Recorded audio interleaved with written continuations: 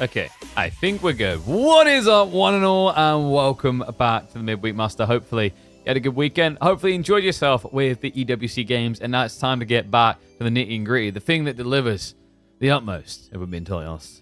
Let's be totally real. I mean, KPM, man. It's just...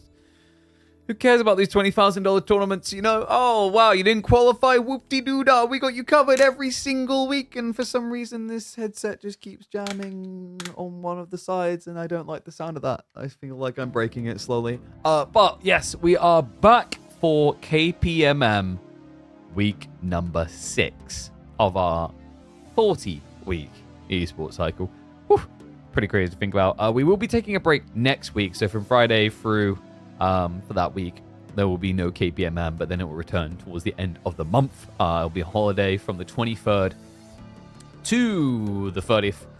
So I'll be able to get back and stream on the 1st. So I'll basically be streaming on a Wednesday. We do also have a pretty cool stream lining up for this Wednesday. It's an interesting thing that's been being worked on the side. I actually still need to bump them about that. Give me a sec. Now that I've remembered, I should probably do that now, considering it's on Wednesday. That's probably a good shout, right?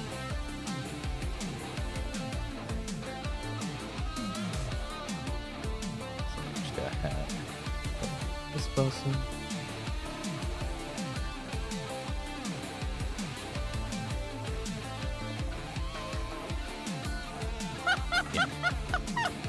Yo! What is up? Cargo, thank you very much. Good morning to you too. Appreciate the sub. Welcome back to the Swarm.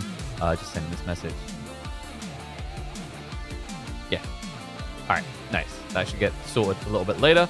But what we got to do is sort you guys a dose of action. We got Lucifron versus Lash as our first series of the day. We should be following up with B versus Starfluck after that. We've also got Core versus Voldemort. We've got a bunch of other things lined up. So don't worry, guys. We are going to be spoiling you. We're always spoiling you. I don't know. Like, I'm wondering what kind of parent I'm going to be as I continue to grow and mature. Probably one that spoils their kids way too much. That's just not true. Simultaneously being a cheapskate is very smart. But anyway, let me load up the game. We'll get ready for the first series of the day. Look at the draft.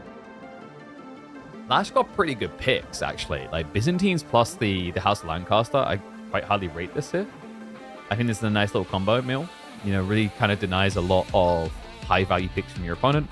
Opening map, remember, is going to be Borderland this week. So that's the only weak point I'd see from Lash's draft. I mean, it feels very predictable. You look Byzantines here. You could technically do Lancaster, but I think you like Lancaster's variants elsewhere. Like, Lancaster can be a flexi pick towards Kalauga, whereas Lucifron, he's got Mali or HRE for opening map on Borderland, and then he's got Japan or HRE for Kalauga, Dry Arabia, Japan, HRE, Mali, Ottomans. Like, these all make sense, right? Like, I think there's a little bit more maybe robustness to it on the opening there. But let me get the games up and we'll get ready for G1. I'm a killer for Giotto. Caw-caw! Damn right. We even got the emotes still, I think. Got some, yeah, the free emotes on Twitch, right?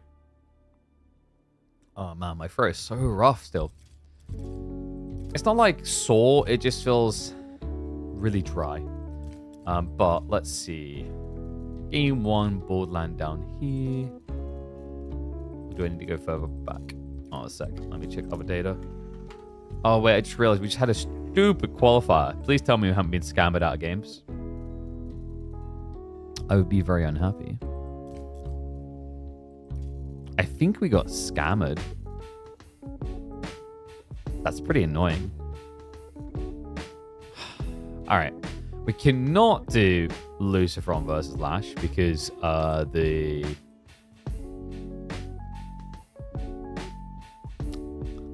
match history tools in AoE4 are bollocks. I'm not even going to be diplomatic about it. It's just straight up bollocks. It's just badly designed to this day, and it is getting increasingly annoying. How badly designed it is to this day. But maybe there is hope for Voldemort versus Core. Otherwise, this is going to make my Monday very sucky. We have got some live series lined up today, so like we'll definitely have content.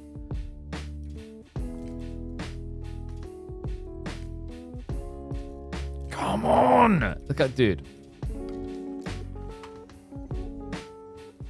I totally forgot about this with the qualifier. I really did. I mean, there'll be some series we'll be fine with. The problem was, right, like Luciferon would have been fine, but Luciferon was also playing in the EWC tournament, right? So this extreme overlap of tournaments was actually very unbeneficial for KPMM. Like, it was just, it was basically griefing in a way. So, do you get an award? No. You only get an award for 69,696. Once you get there, you get an award, okay? So you keep at it, champ. You got this. Not too far away. Just a few thousands. All right, let me pop that out as well. Please let this... Bro. That's 20 years? That was some quick math. I don't see the problem with that. Hey, man. Dude, like, I'm looking for a man with commitment. What can I say? Okay? Like, if you can't deliver that commitment, I'll find it elsewhere. You know. Don't give me that attitude. That sassitude. Anyway. We could probably do, what? Jondo versus Deniska, maybe? Because I don't think Deniska is playing the qualifiers. Handmade badge from the pigeon. Yeah, I basically just take a bunch of like paper and glue and then I give it to you. I'm like, hey, enjoy. I worked very hard on this. Better be grateful. But let's see. Dude. Oh no, Deniska did play on the qualifier. Dude, I'm just screwed everywhere, aren't I?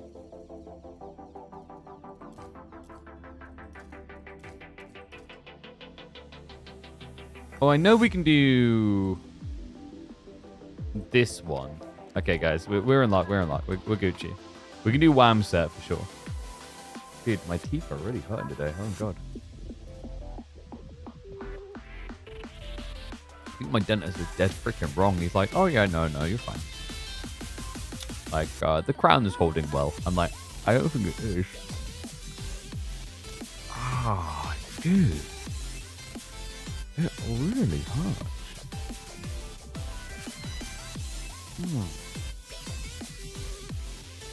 Not a nice feeling. Alright, screw it. We're going straight to Wham. I'm going to do Wham versus Mahodo, guys. I might have to go get some painkillers, though. That is really freaking painful.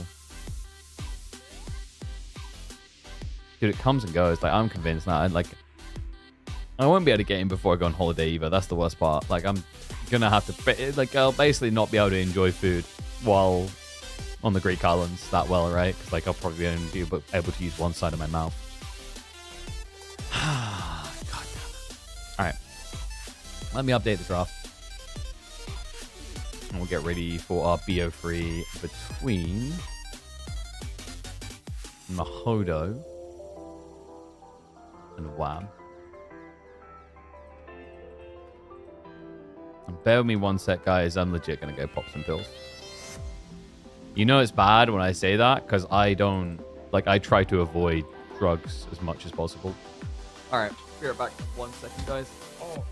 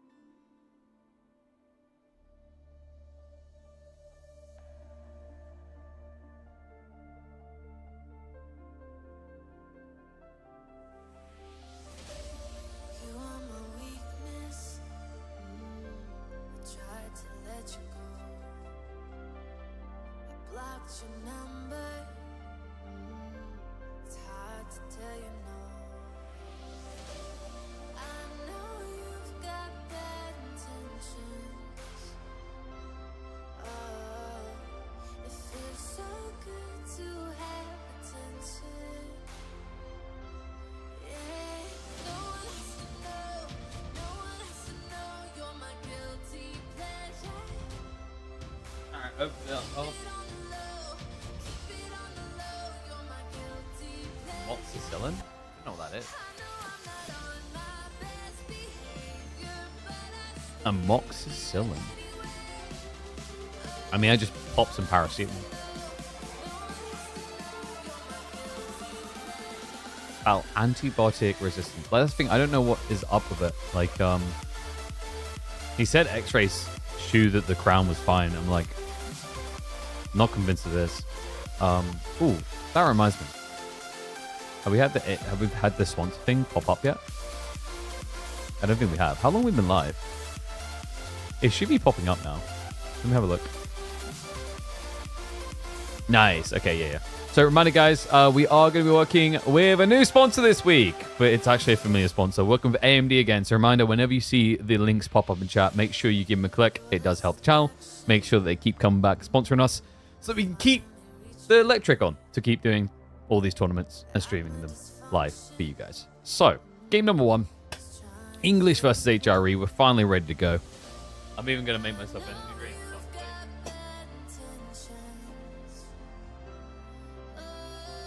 There are many things, the order in which I'm doing them, people are going to be like, KP, you could have done this like first. Could have done this ahead of time. Yeah, that's the thing when you have no downtime to organize stuff that you're meant to organize. It just all kind of clambers together. We were kind of non-stop this weekend, weren't we? Oh. There we go. Some powdery ass energy drink. Ugh. Some out of Red Bull from my suppliers. Let's sleep at the wheel. Alright, but let's get ready to go. Let's hop in for game number 1. English right side, HRE. Alright, fantastic. Yo, what's up, Esquito? Thank you very much for Prime Sub. You're a legend, mate. Appreciate you. Get those Prime Subs in. Be like Esquito, a smart man. But you know what? Things are weird. We are back for the midweek muster in the early rounds, and I don't even know what to make of this. Wham picked English. Like, he actually prioritized it as a draft pick and an opener on Boardland, a Pro Scouts map. What is the Canadian up to? Let's take a look. Let's see if we can figure it out. Welcome back to the channel, folks. Best of threes here in KPMM, week number 6 of our 40-week, $20,000 esports circuit. We're here in the round of 16. Volta Esports Mahodo takes the field with the HRE, a solid pick on a map with so much deer because HRE are a good variant sieve for playing into Pro Scouts. And I just realized using the word variant gets confusing because we have variant sieves. It's variant in the idea of the variable play, right? It doesn't need to be Pro Scouts for HRE to function, but it's also a nice play to have in your pocket. But this, I have not seen in a long time. Is this a new unit? When did you last see these guys? Because I never see this anymore. We've got a Dark Age Men-at-Arms rush from the English. That's right. Wham is cooking up something special for you guys early this week. And it's funny because, like, Wham and Puppy Paw, they are two players that really love playing the English, I feel. Very good at it as well. So it's cool to see them just trying to get it back in its groove. Innovate, discover the new. And I don't think Mahodo was expecting this. The good news, though, is what? Like, with the extra wheelbarrow capacity by default from the push carts, plus the buff he would have had initially, he will get enough gold for a tech. But Pro Scouts is going to be off the menu. Yeah, so this will be a little bit vexing for him, right? Like, he gets enough. He's got 202 gold in total. But, you know, if this is going to be Arkin, it's going to be a little bit of an annoying timing on Arkin because he won't be able to optimize around the gold. So instead, he definitely switches up. I love this. Mind work coming through. This is a great choice when you can't Pro Scouts. Like, I actually think Arkin on this map on a lot of maps at the moment that we've been seeing developed, the newer ones especially, Arkan's kind of been devalued for the initial spawn, so it's actually much better to lean into these aggressive plays with mine work. Especially against English, that historically, you know, they either play two ways, right? They either play the all-in and feudal, or they play for the 2TC build. And the 2TC build is,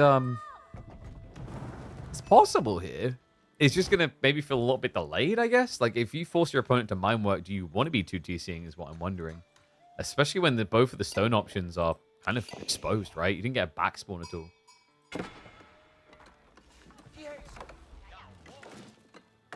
A reminder, by the way, this is Whammo1. He just called himself Whammo2. Vortex is on an absolute bender. We'll be checking in with him a little bit later in the week, but currently he is unstoppable. Yeah, the Mad Lad has won 3 KPMMs in a row. He just won a $3,000 tournament hosted by the CIS org. And honestly, going into the EGC tournament is one of my favorites. So what I need to see is like people like Wham, who actually before I started to switch the Vortex radar on, I was pegging Wham to Frost and S tier trophy. He needs a clean week, right? Like he needs this show of strength going into the main event of the EGC tournament. And it is going to be Abbey of Kings. There's no pull into stone, though. You can see Mahodo, he actually scouts over. Would have seen it coming. And there you go, guys. Reminder, we are working with AMD. Love to always have them back on the channel. So if you'd like seeing them on the channel, if you like seeing sponsors make it possible for us to be a full-time content creator, always click those links when you see them on the videos. Yes, sir. Okay, so Wham. He hasn't moved for stone yet. Like, by now, you want to probably move for stone, right? Especially against HRE. Knowing the opening's likely going to be, what, archers here to try and contest you? Because they can still poke down these men-at-arms, right? You just kite and kill. Like, actually, men-at-arms opening against HRE for feudal is just horrible because the HRE just kites you early on. Until you've got a lot of farms set up, you just can't flood.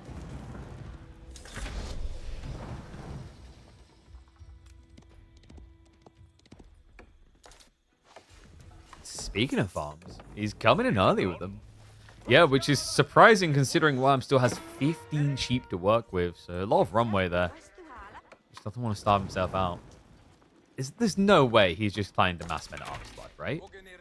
Mass feudal men-at-arms into HRE. I mean, that would be a hell of a statement. Like I said, you know, once you get the farms up, once you start having scale, absolutely powerful, right? But before that point, very, very slow and very interceptable for HRE.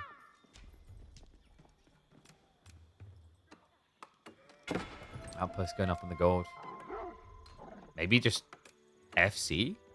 I mean, you forced quite the investment for your opponent, right? You forced him to go archers. He's got horsemen now added in. Rush out into the gold as well. What's the follow-up plan for Mahodo? Maybe he senses something's wrong and turns this into a fast castle of his own. I mean, it's usually your inherent default behavior against English. The thing about English folks that makes them really frustrating is the attack speed aura plus the double shot from the town center makes them the hardest civ, one of the hardest civs easily to dive in the early game. But Wham, he is reinvesting.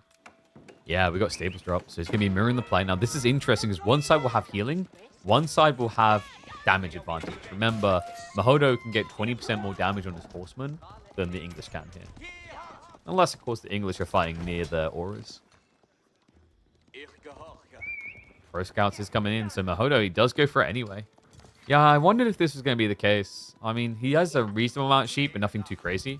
So he's probably paranoid he's going to run out of resources. And this beats the alternative. Like, if your opponent is planning a Abbey of Kings mass horseman build, you're going to get raided to death if you move out your workers. Chase on the men-at-arms. He knows if he doesn't kill them, what's going to happen next. Like, it's actually really frustrating. I like that. Turns around with the full HP men-at-arms.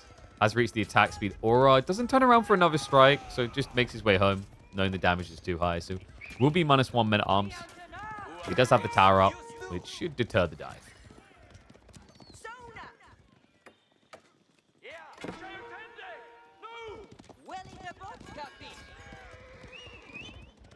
I'm still just being annoying on the other side of the map, though.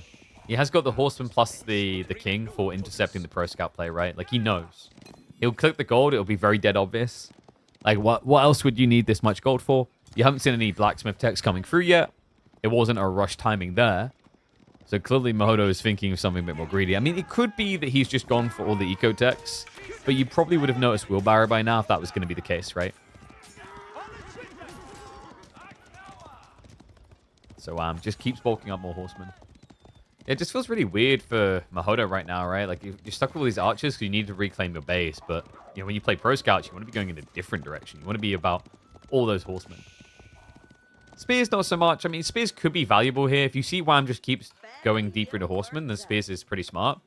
But you never like to rush open Spears against English because of the lombos. Like, it's too risky.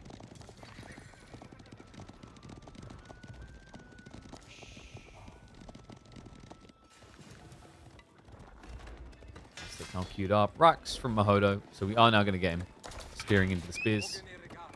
Yeah, but, I mean, if I'm Wham, could I just... I don't think you go archers here, right? But maybe men-at-arms. We talked about this timing, right? Like, once you get the triple farm cluster up, you can afford men-at-arms easily. Looks like instead, though, he's prepping for castle. In fairness to him, he's done quite a lot of damage on the timings for Mahodo, right? This hasn't been the strong, dominant pro scout timing we're used to seeing. You know, he has barely got any deer home. I think he's got 2 here. Remember, there's no arc in play, and that's the other thing that I just don't like about this from Mahodo. I don't like Minework Archon. I don't like Minework Pro Scouts often. I think it's super situational that you can make sense of that. Borderland is a tough map, like we said, to play if you don't have Pro Scout coming, but it just feels like he's quite disadvantaged here, right, with his efficiency. To the point that he hasn't even built a second prelate, even though he's got 34 villages. This is kind of a big no-no. You've got 12 villages here. You're only buffing 9. You could actually stick a prelate here. He'd buff between the tree line and the food gatherers, and he'd be fine. Even for the gold, right? Because now Mahodo, there's going to be a rush to castle. Prelates would be useful, and he finally realizes it. But crazy to think how much more efficient this could have been earlier on. Yeah, I mean, he's not fully to blame for it, right? The problem he had is, like, gold access was kind of waning, right? Wham done a really good job of getting in here with the king just to harass and idle out. So, like, you could just actually give more praise to the English play here than the HRE inefficiency. Well, it's going to get more efficient for Wham. King's Palace now on the way. 10 minutes in. The HRE army nowhere near in position to really do something about it either. Mahodo's not too far away on his own age up, right? So we should be seeing a Regnitz play here. The good news is because he has a bigger army, in theory, at least, he should be able to leverage more control on the map to get the relics back.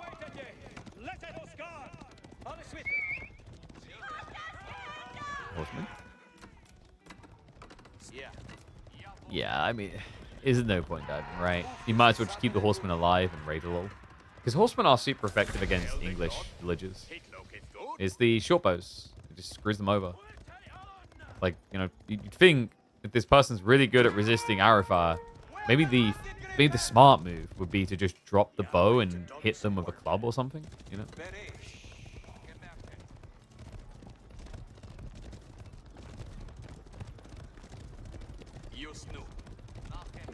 What do you guys reckon? Do you like Mahodo's chances here? What does he need to win this? He could mirror knights. It's actually quite effective for HRE because he's got pro scouts, plus he has the barded armor. So still barding actually makes you a lot better than the English knights, at least away from their base. You don't want to be fighting near these outposts at all. There was a time actually where you could fight knight on knight into the outpost and it didn't matter, but that was back when the English attack speed aura, for whatever reason, didn't work for the knights. Yeah, those days are gone though, right? Wait, are they not? No, dude, come on. I just saw that. I think his aura is just being bugged, though. The horsemen are attacking quicker. Villagers have got the aura. The bell's been ringing. I'll have to keep an eye on that, but I'm pretty sure I saw that the knight attack speed said 1.5, which is what it normally is. Which would mean that Wab isn't receiving the knight buff still. Which I could have sworn they fixed. Am I just going crazy? They definitely fixed that. What?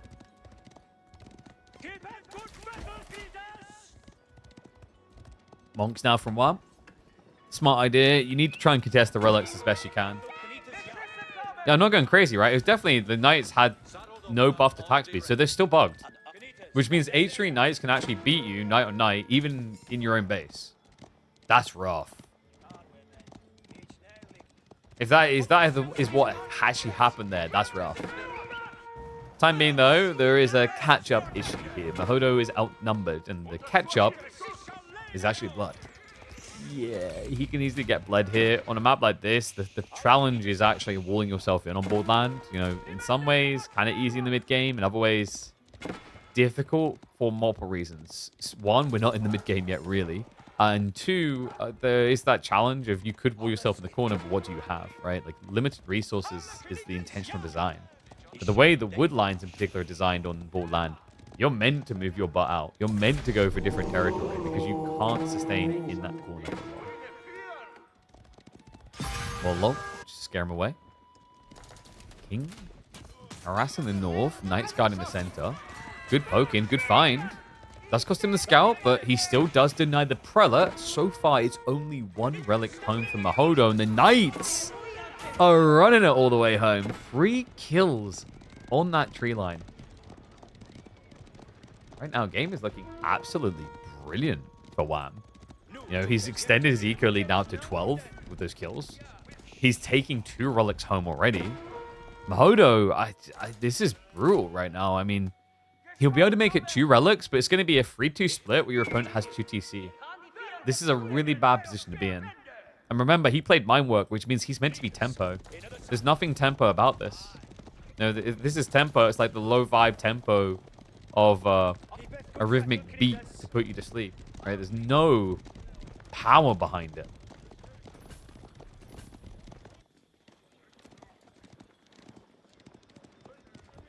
And Wham's already prepping crossbows. So, like, Wham's one weak point here is his opponent has mass archers to deal with the crossbows. But, like, the Knights is just the big win for Wham, right? And do we have attack speed buff? We do. There you go. It's just glitched out a little bit. So, there you go. 1.23. Oh, that's weird. So, it activates when they get in the fight. But when they're not in the fight, even though the aura is still showing, I don't know, it might just be the weird timing on the UI refresh. But yes, you can see they do get their attack speed buffer when they fight.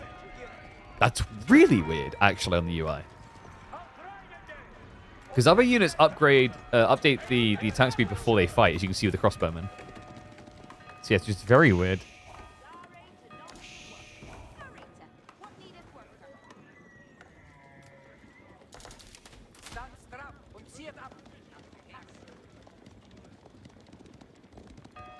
So what is the plan now?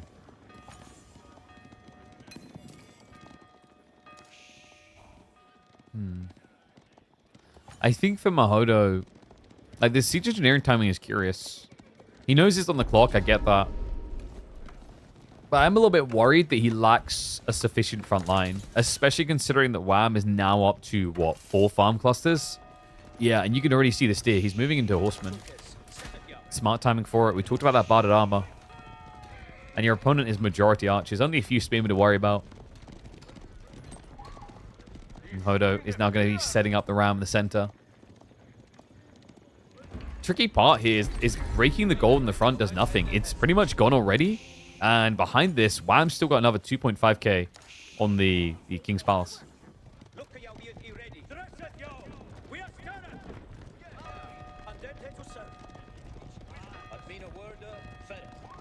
The only thing I can think on why they had this janky issue of trying to fix the attack speed is maybe because the Lance, they didn't want to increase the Lance attack speed. I'm not sure.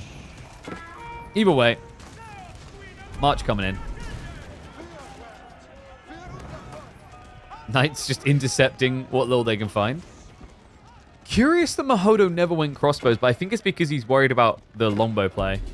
Like, longbows can actually count crossbows really well, whereas H3 archers run longbows down for breakfast, dinner, and lunch.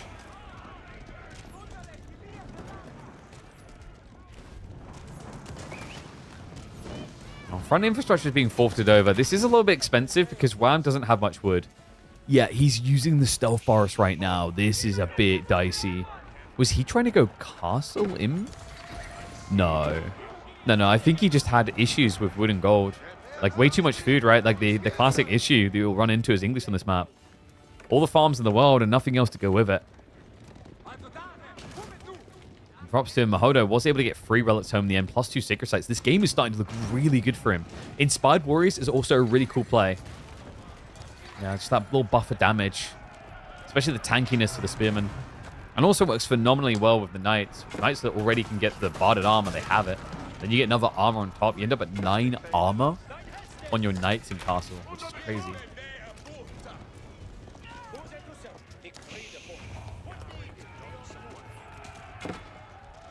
Mahodo gonna step up. Problem here, the one that we've all experienced at some point in our AoE career. You're fighting into English attack speed. It is a bloody nuisance, but the numbers do look good. Mahodo tries to surge in from the north, gets blocked out. TikTok goes the clock because that Horseman longbow mass is building up, and that counters everything that Mahodo is doing right now. Knights to try and buffer that, to give him that layer of protection. Wham. Pushes out that choke point again. It just feels like the archers and Mahodo, they're not trading that well, right? They're spending a lot of time trying to kill a horseman or a knight instead of going for the squishy boys. I mean, it's difficult as well because this longbow play. Crazy as well out of Wham, considering he had so little wood access. It was a bit of a gamble here. But this man, if he's at the table playing craps, you let him roll the dice because it's worked out. It's almost up to 20 longbows now. Mahodo's going to try to anchor on sacred sites, but without castle drops, this is not guaranteed. No, and I mean, how do you gather that stone quick enough now? Gather it and build. And the thing is, right now, Mahodo has the military lead. If he stops off to gather stone, that's not going to be the case anymore. You need 2 castles to be in control here. It just doesn't seem possible. Archer's moving into position, just trying to raid onto the wood line. He has the right idea, Mahodo. If he can just starve out the wood, he can put an end to this Horseman longbow massing. But it's more easily said than done. Clash comes in. Wham does not have the attack speed aura. And the Inspired Warriors buff is starting to be spread out a little bit, but the Knights and the Horsemen are just brute forcing their way in. Archers dive in, looking for the crossbow kills. That's not really going to matter too much. No, there's still enough English Knights to mirror out against the HREs. Right now, if anything, it's kind of overwhelming them. Lombo's just getting the coup de grace to finish off each of them. Military count getting closer and closer. Remember, just 2 minutes ago, Mahodo had about a double lead on military count. Looks to start breaking through. The front line is failing Wham a little bit. More Lombos being queued up, but he needs a front line stat. Crossbows just not able to exist. Mahodo's been doing a great job of his archers just sniping those out as he goes. Longbow's now being used as a pseudo frontline. He's just trading them out so his knights can potentially win against the heavy cav of Mahodo. It looks like it should work here. There's only, what, 3 knights left? The reinforcements are coming in soon, though, from Mahodo.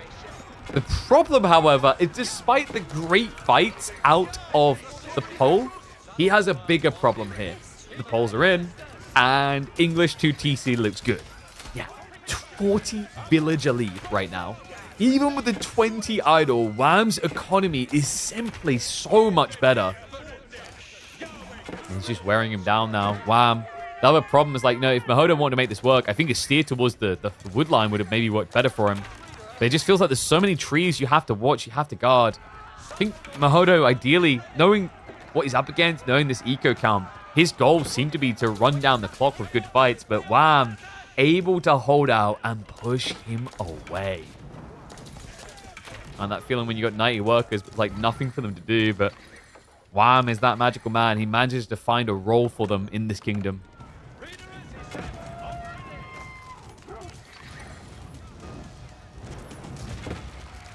English, more horsemen now being queued up. Should just be a flood out from here. Mahodo, he's only got a handful of farms. It's not exactly impressive. No, this man is sitting on what, 8 farms, maybe? 10. Yeah, my maths is that bad. Sacred Site now to be decapped. I mean, a valiant effort at Mahodo. Now with the switch in the men-at-arms, problematic. I mean, you know, Lombos aren't that bad at dealing with small clusters of men-at-arms due to the higher base damage.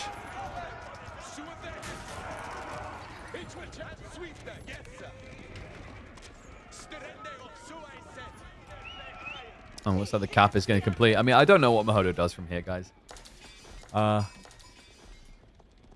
This feels pretty over. It was a good effort, man. I was quite impressed by how close he had that for a second.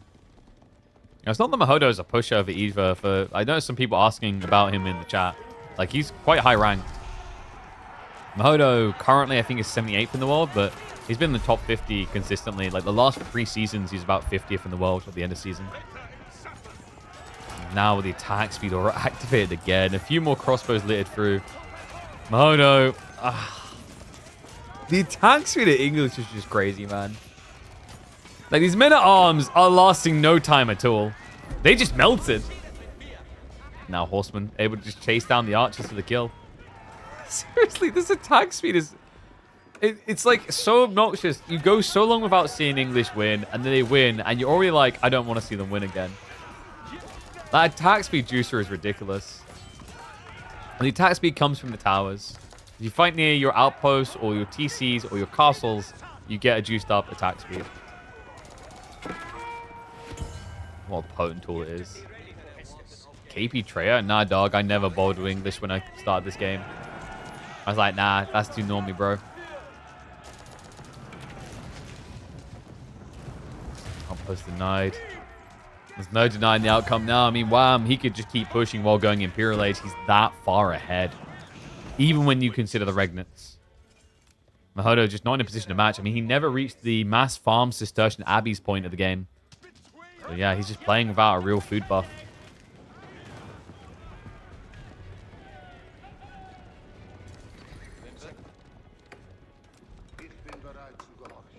Mahodo. What do you do from here? I mean, I think he's just waiting for the kill me moment, you know? You came this deep, you might as well vibe it out for the end. Lombos. Just don't get... Okay, we're just going to stand here. Yep, is that all you got? Great. Well, take more arrows. Always remember Agincourt. I know you're not French, but we don't care. So it looks like game 1 is going to be a sick play. Wham able to get a win with the English. And he didn't need any cheesy element about it. No. Just a well and elegantly executed English build. Alright, guys. By the way, reminder that we are working with AMD this week. You guys saw it pop up in the chat, which means you need to click the link. It does help us out immensely as we look to work with them and get sponsored by them more and more in the future. So let me go ahead and we'll talk a little bit about this. So, you guys haven't seen these cards? These CPUs. So I run a more powerful CPU, but like this one is more designed towards people that are a little bit more budgeted. It's an 8-core CPU from AMD. If you do have the budget, I'll always swear by and recommend the 9800 X3D. But I know for a lot of people, money's running a little bit tight. You got all these DLCs to buy for all these games. You've got all these games to buy. You've got all these kids to pay for. You've got all these subscriptions to give me. In which case, the 9700X is more than proficient for your average game experience. Especially if you're playing at 1080p, even 1440p, you can deliver what you need. So if you guys are in the market for a CPU, highly recommend checking it out. I believe I started my AMD journey with a 700 series. I think it might have been the first generation 1700 that I went with. And at the time, great bang for buck CPU. Since then, I've gone up on like core counts because I can. But I know for a lot of people, like if you're a gamer in particular, 8 cores is more than enough. So really, it just comes down to whether you've got the extra money to flex the 9800 X3D. If you haven't, the 9700X I highly recommend. So big shout out to AMD for sponsoring the channel. Always love to be working with them time and time again. But let's get back to the game. Wait, is the music still on that scene? Oh, dude, I need to... So at the start of the game, it's probably playing music, right? Ugh, it's going to be annoying. That might be a problem in the edit. We'll see. But what we'll do, we'll get game number 2 ready. So we're going to Dry Arabia next after the Borderland experience. And I quickly need to go. Like, I'm going to do anything. I'm going to go rub some toothpaste on my tooth. Just see if it makes it better. It just feels so bad right now. Still. Like, I'm basically just casting in pain at this stage. So what I'll do is I'll put Rus, Mali, Dry Arabia. I will be right back in 1 second, guys. Sorry about this. It's just, yeah, it feels really rough today. Rubbing toothpaste not going to help? I mean, the dentist reckoned it would, because the whole idea is like when you use the Sensodyne one or whatever, like it adds calcium deposits or some crap. I don't even know what an Advil is. Oh, ibuprofen. Yeah, dude, I already popped. I literally just popped 2 like painkillers. I had a bunch of paracetamol like a few minutes ago. So be right back 1 sec, guys. I'll leave the music on. 1 sec.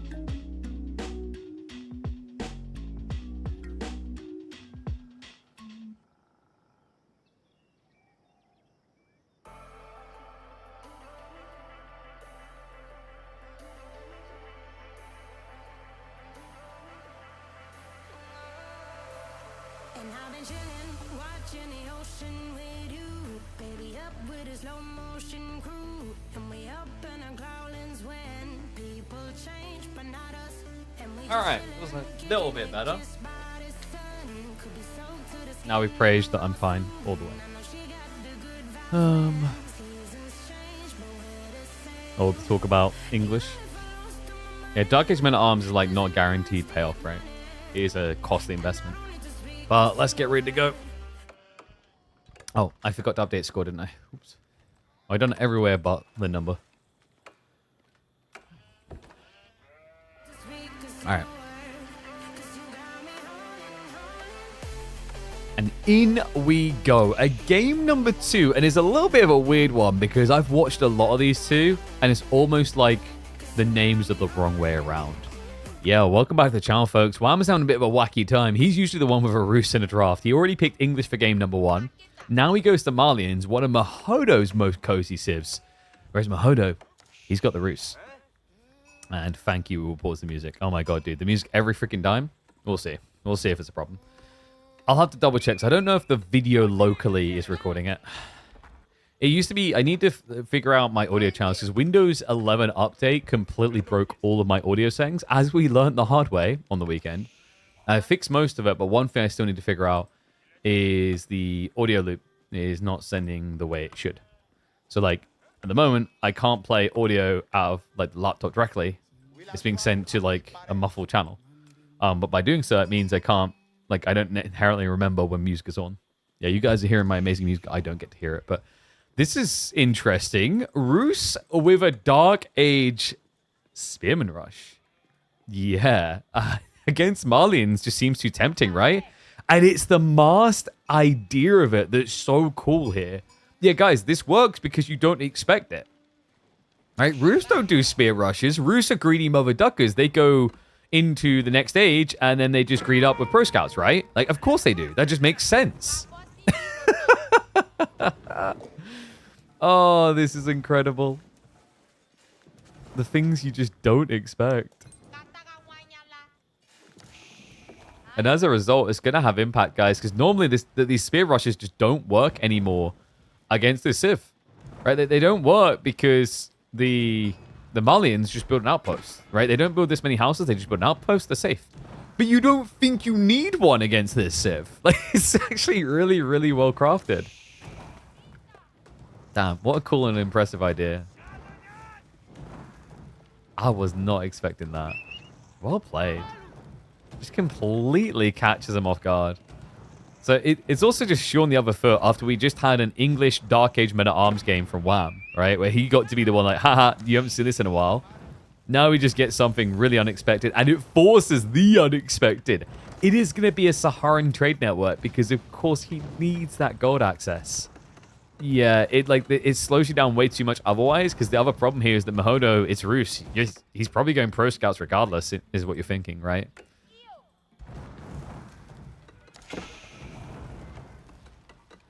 And no, not every Civ starts with 200 wood. There's actually a lot of variance in the game in terms of starting resources per Civ, because it's asymmetrical balancing, right? So, like, for example, God, I'm trying to remember the numbers. There was certain Civs that had less gold. So I think HRE... Wait, didn't they fix it a while ago where HRE does start with gold? I'm trying to remember now. There was a time definitely where they didn't have gold. And I remember there was a time where they had 150 wood, I want to say, or 100 wood, and they increased it by 50. Yes, HRE still starts with 0 gold. That's right, yeah. HRE starts with 0 gold, whereas most Civs start with 100.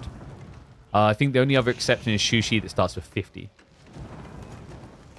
But then you've got Abbasids that start with 200 food, 200 wood, 100 gold. I think they have the highest amount of starting resources of any Civ in the game alongside Iovids. As most Civs are like 200, 150, 100. Except Ottomans. Ottomans are also 200, 200, 150. So yeah, actually, sorry, Ottomans. Ottomans have the most resource alongside Biz. But Biz is like weird. Biz has the... I think they have more stone. But they also start with 100 olive oil, which I always found a little bit funky, right? Yeah, so the most resources at the start would be, in order, would be Byzantine and then Ottomans.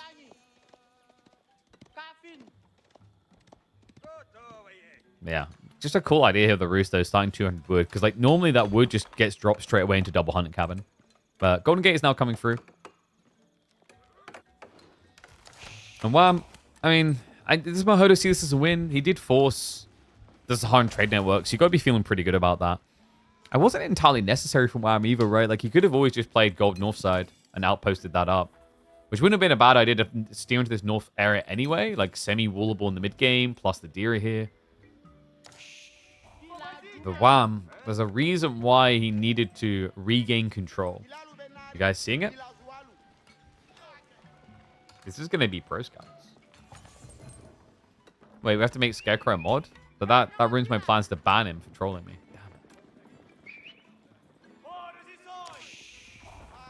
Yeah, so pro scouts this fast. I mean, it's pretty crafty, right? Like, Mahodo is a sick play, but the reality of what he done here is he only built one hunting cabin. So his pro scout timing is going to be delayed unless he rushes gold. He's only got the one ticket. He's at 84 gold. Like, he's actually going to have a really bad timing. But no, wow. Okay, it's not pro scouts at all. It's just going to be cow. Now that is interesting. Yeah, I thought he'd just take this opportunity to snatch away. But I guess maybe because the Spearman detail is a little bit paranoid, so instead it's just going to be a bulk up.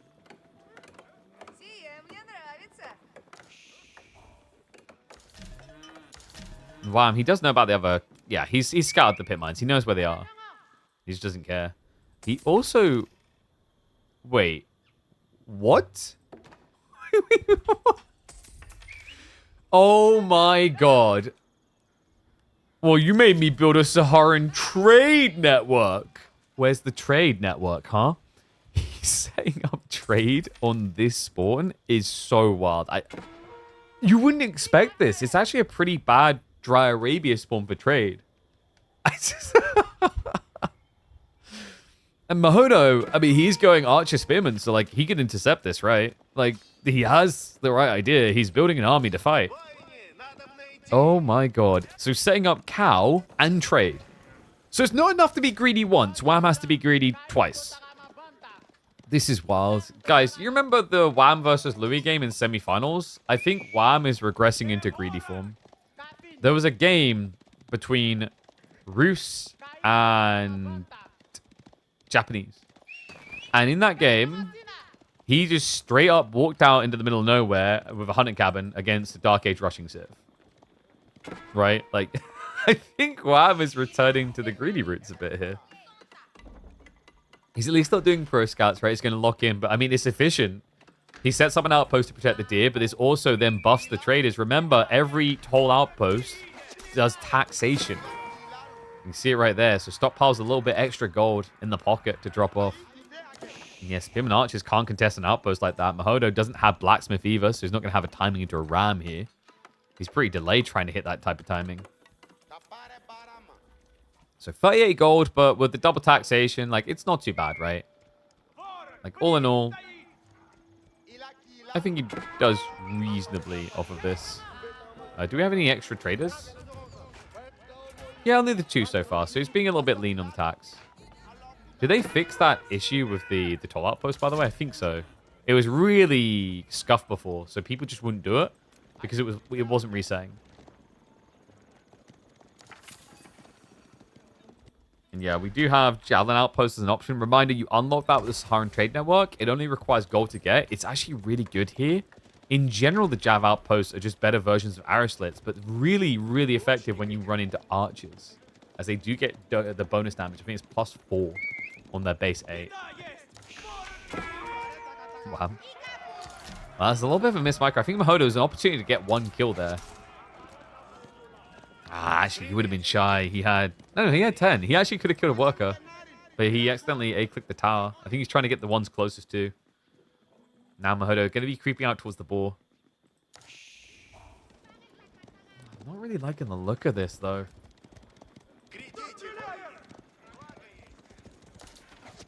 Yeah, I mean, the ball play is cool. He's got a lot of value over here. Double deer. Like, this is a crazy area to play into.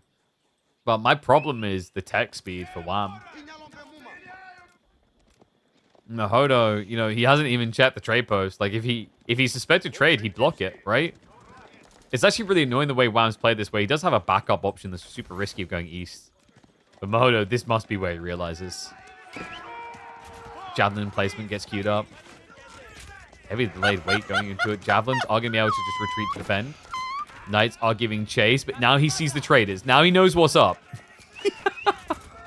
Archers are going to start target firing down. But the Javelin placements are going to be kicking in soon. The Steady tries to go for the worker kills, which should be a lot more easy to achieve.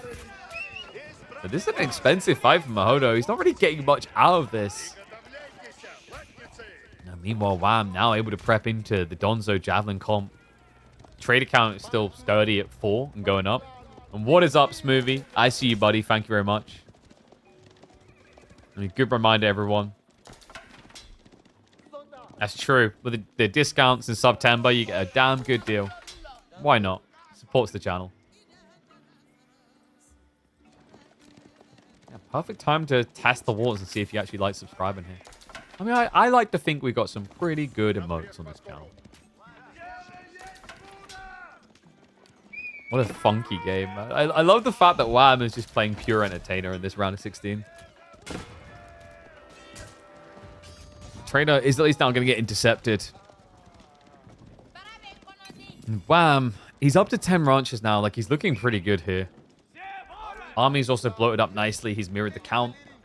You know, and well, Wham's actually ahead on military value. Remember, it's majority javelins versus archers.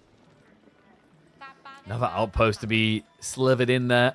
Yeah, because it's not going to overextend the aura, right? So it's just going to get the third layer to the cake. And fourth coming in as well. So Toll Outpost is going to start booting in a lot of extra cash here. That's nicely played.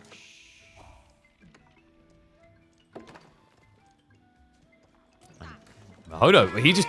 Wait, what? Okay, wow. No wheelbarrow after that last raid is crazy. -5. Great strike by Mahodo. Still Knights creeping north, but Donzos are guarding there. I think Mahodo's broken up the army in a very predictable way here. It's a great read by Mahodo. Wham, brother. Not quite able to get the kills, but the javelins are recharging, so if he just keeps chasing, he actually will have the hull to kill.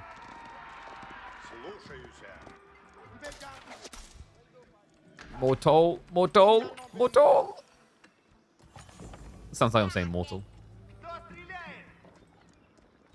Why does the UI show 0 food and... There we go. So yeah, it's 2 food, 3 gold per tower. So that's actually not too bad. Per trader, like, so with 4 of them set up, that means you're going to be getting... You should be getting... Does it tick in? There you go, yeah. So you per trader, you get an extra 20 resources every trade route. So this is not 38 resources. This is actually... wait, is that 20? Sorry, 16. But he'll have room for another outpost, maybe? 1, 2... There's room here. He can set up another one here, which would give him 20 more resources per trader, meaning it's 58 resource each way. It's pretty good.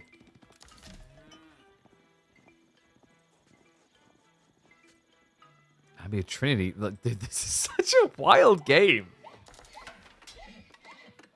We have Saharan Trade Network mass trade into Fulani versus Abbey of Trinity no pro scouts. These boys are cooking. This is a very rarely seen landmark. Reminder, Abbey of Trinity, it makes all your warrior monks cheaper, but also contains unique techs to enable those warrior monks further. Techs that you very rarely see, as High Trade House has just been accepted widely as the far, far better landmark.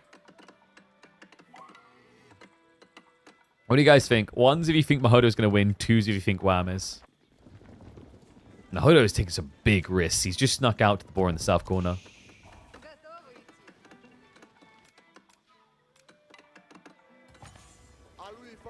Wow, a sizable force here.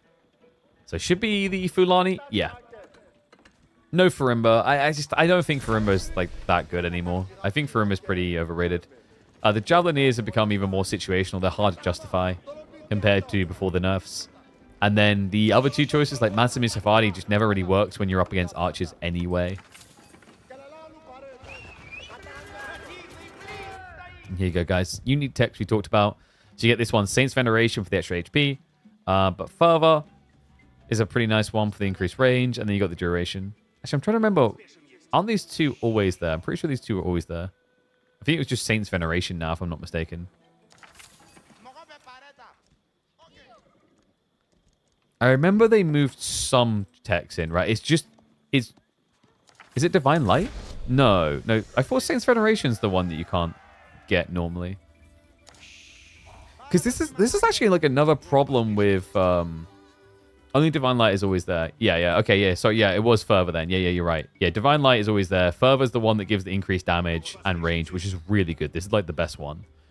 But the problem is, I think a long time ago, Divine Light might have also been exclusive to this landmark.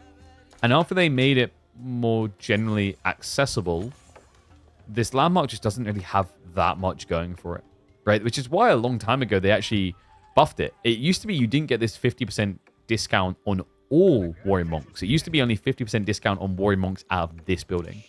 Whereas they changed it so that all monasteries were cheaper.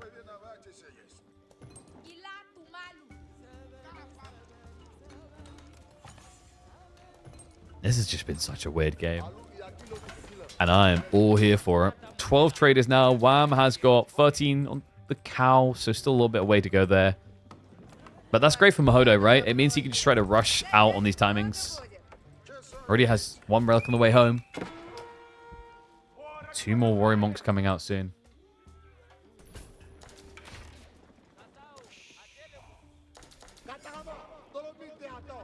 What a wild game.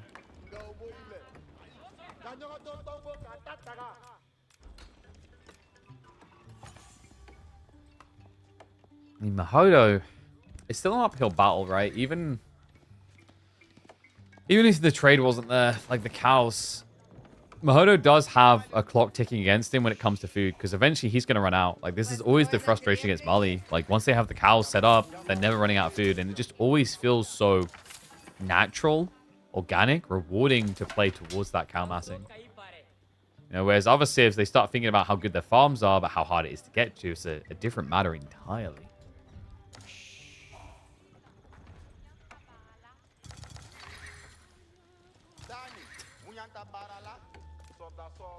Man, life is good on this trade line. Did he set up an extra outpost in the end? I don't think he did. Yes, he neglected himself a little bit, because there is like a giant gap here that he can use.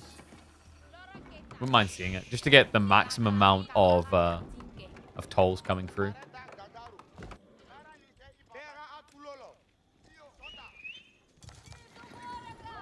No, main armies squaring up. Javelin count is decent. The archer count is kind of wild. Mahodo is playing just mass archers with the warrior monks.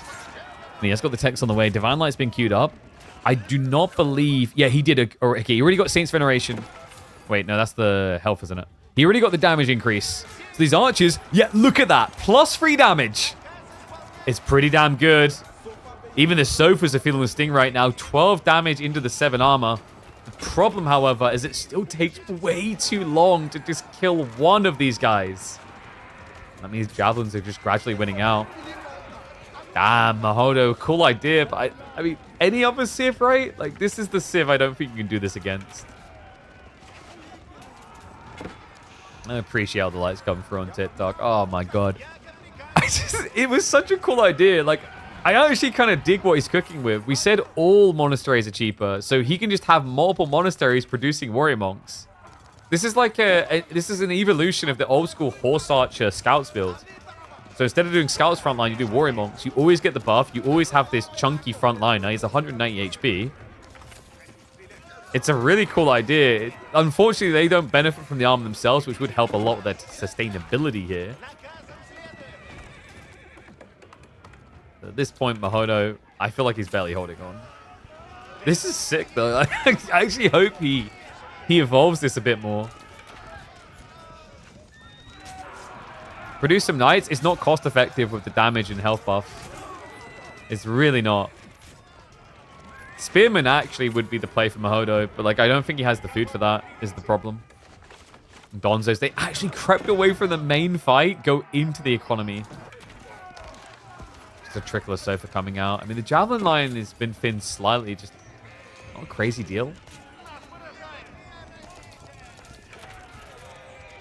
Yeah, and we also have an archer switch now. Like, this is the problem. Having this extra armor is pretty sick. However, it means the poison damage is kind of more relevant for WAB. Yeah, Mahodo, despite this cool innovation, it is not going to lead to a game free. No, it looks like his journey is going to end here. Poor Mahodo. I mean, someone has to be sacrificed to WAM, you know. But he at least made this interesting. Like, game 1, I think he actually like had some timings there that he looked pretty strong against the English 2TC. But even in this one, although this looked a lot more rough, the concept that he was cooking with, I do enjoy greatly. Yeah, at this point, it's just going through the motions. I don't know, like, this game was kind of like one way, but this is the thing. Like, what do people want to watch on YouTube? Do they want to watch different, or do they want to watch back and forth? You know what I mean? Like, this game was absurdly different. Completely different to what you normally see. But it was also very one-sided. Yeah, like Mahodo, I mean, he had that one early raid, but like ultimately, this is just a mass trade Mali into a death bush.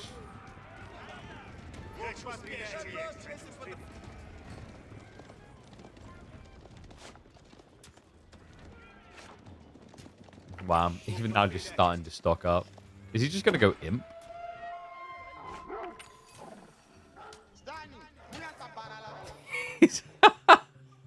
Setting up a backup outpost option. Oh my god, by the way.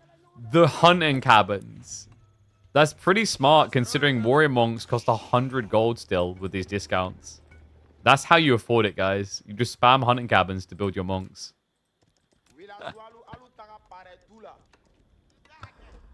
Oh. It's so unnecessary to trade like this, but there's a reason. Because he's going to make it good soon. He's setting up in the corner.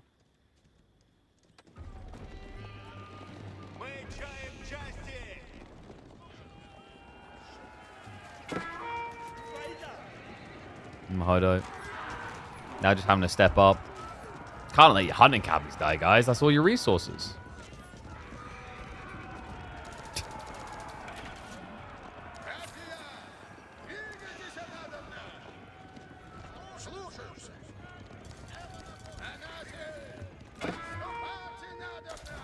Mahodo, he has got boot camp, not boot camp, sorry, military academy on the way. I'm impressed by the fact he got up to this archer count again, but like this time it's 23 so far. Outcome seems pretty predictable here.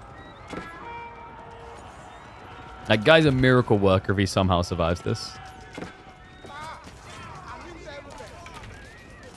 But he's got the buff! Oh my god!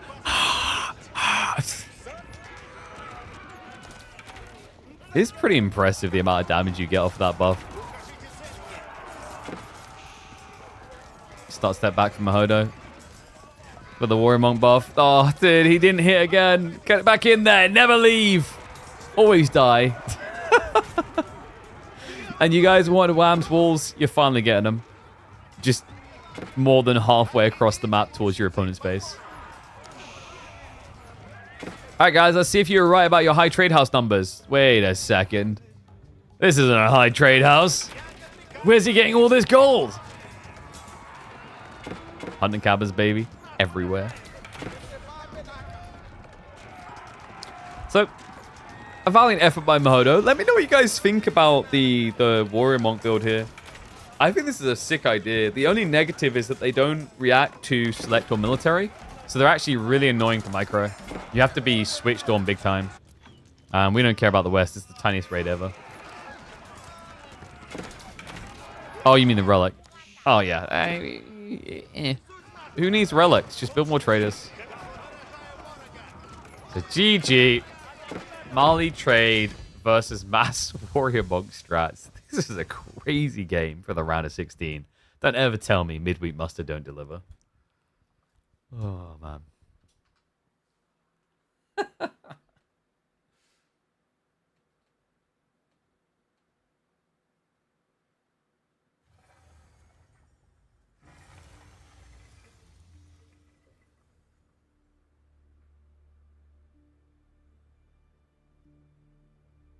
Well, I don't know what to call that one. Maybe it's about the warrior monks or the trade. I don't know.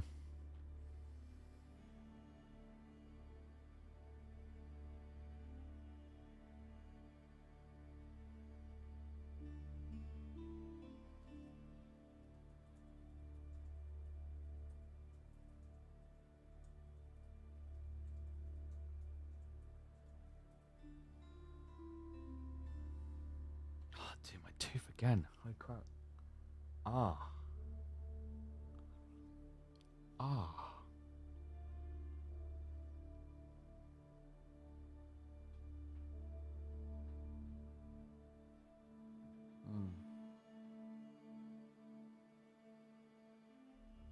It's really bad. Like, it's actually hard to focus. Guys, we have got a series coming up in a few minutes, by the way.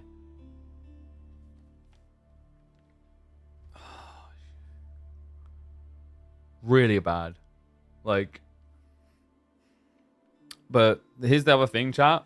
Like, dentistry in the UK sucks. So if I phone up and say I've got like an aching tooth that I freaking told them about before and they said not to worry about, they'll probably book me in for several weeks from now. Which means your only option is an emergency dentist. And I do not want to do an emergency dentist because emergency dentists charge you a lot. So, yay me. But They've got B versus Starflot coming up in a few minutes.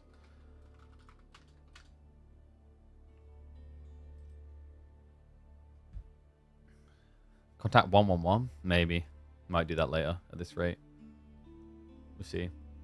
What's going on with you, Tooth? I had a root canal. I think it's just the crown is gone, right? So the crown, so here's the thing, like the crown isn't, you know how when they put a crown in, the crown is like right up against your gum.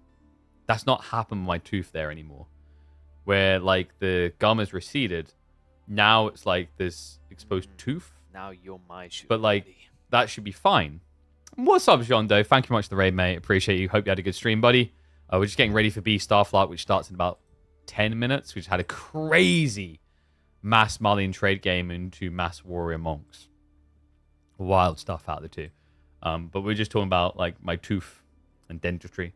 So yeah, like basically, like apparently that's a common thing when you have like the, you know, crowns or whatever, your gum line can recede.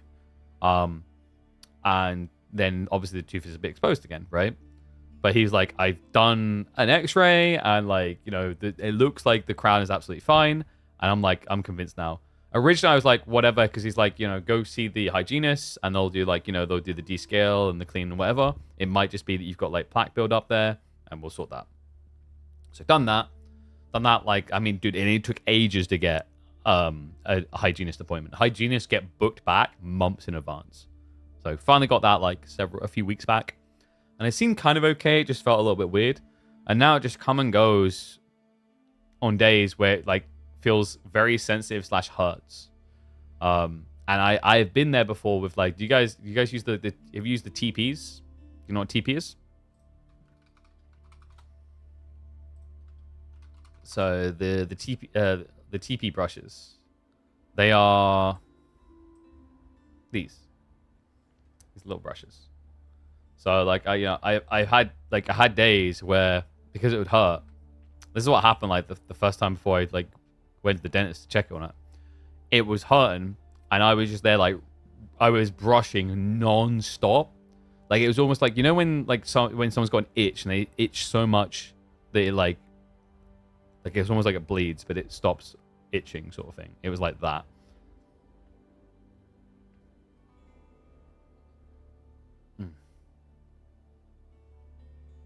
But like, let me check. I don't know. Maybe my dentist. Because we've got a few minutes, so I can quickly. I'm gonna check if they've got any appointments. They charge you for the goddamn like even there's the checkup, even though the checkup is going to be of the same thing.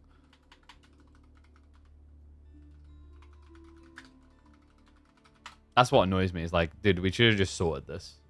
Why didn't we not just sort this?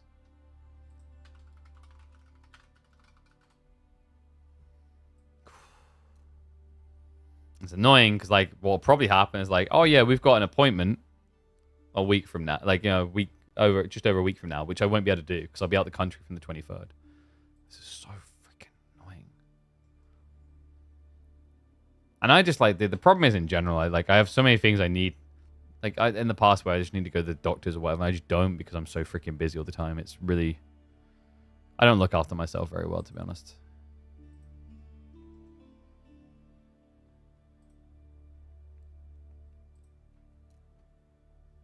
All right, guys. So we got about 5 minutes until the B Starflot series.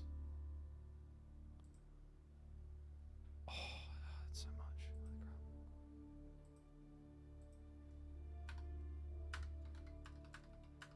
I'm gonna check my dentist while we got a sec. You got great hair. Thank you. It's all my own. Believe it or not, I grew it myself. It's pretty impressive. Need to actually have a haircut before I'm gonna be doing one of those tomorrow. Yeah, I've switched hairdresser as well because the place I was going to was charging me like almost £30 for a haircut, which is freaking wild.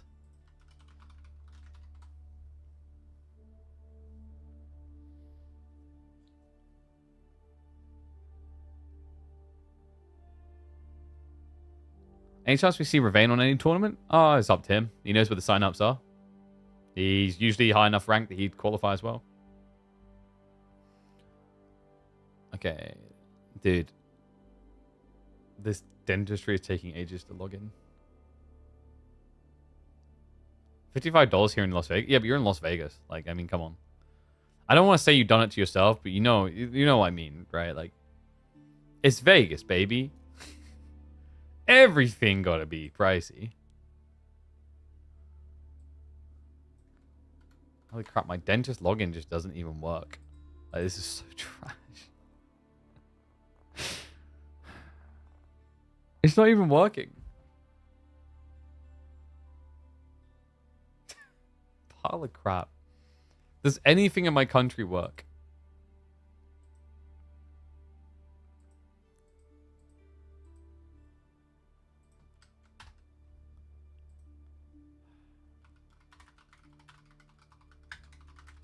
Pick up the phone, make a call. It's gonna have to be tomorrow, dude. I'm not gonna like go make calls now. You might as well just phone tomorrow now.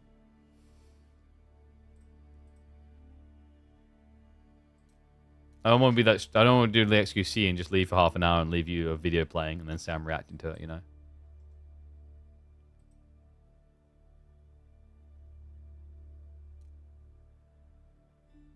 Someone speak and let us listen. That's creepy. That's parasocial relationships gone too far. Dude, it's just being really freaking weird.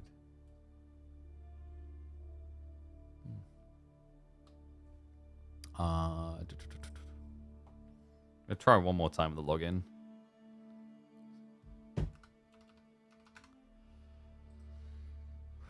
Oh, music is not on. Give you guys some good vibes, shall I?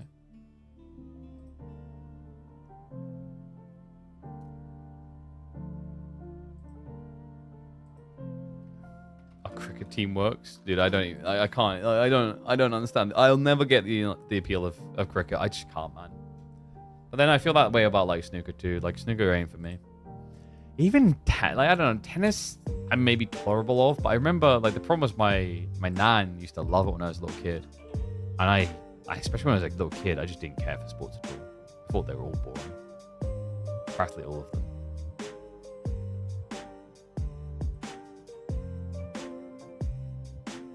Have a release date for the new variants? I believe they said, was it November 4th or something like that? Yeah, dude, this crappy dentist system isn't even working. GG. Alright,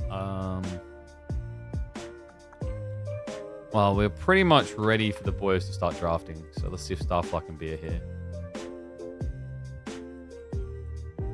No, they still need a minute. But outside that, by the way, guys, things we got lined up. So we might go and look back at the Ansan Jondo games. Starflight versus B. We should be able to check in, I think, maybe on Vortex GF. We'll double check that, though.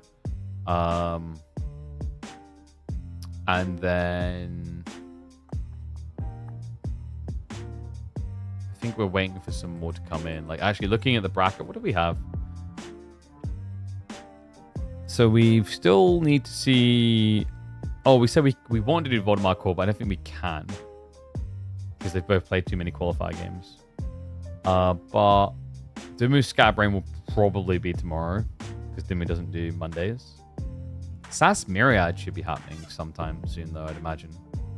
That has not been scheduled yet. Oh, sorry, my bad. I just realized Myriad and Lemonos hadn't played yet. So that actually might be Lemonos.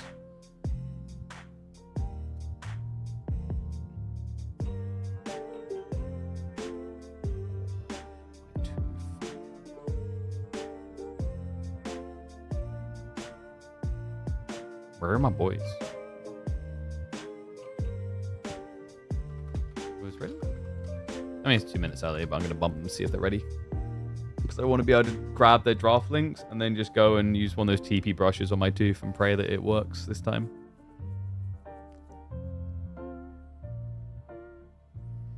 London protests are against immigration and injured 26 officers. What? Dude, like... What is the problem with immigration? Like, what? The problem I have is most of the people that like protest and have issues with like immigration don't even know what the hell immigration really is. But I know what good savings is. Exclamation mark AMD. There it is. Look at that beautiful CPU. Go get your hands on it today, guys. Click on the link. Remember, click on that. Does support the channel. Yeah. Oh, dude, you know what the annoying thing about like toothaches and stuff is, right?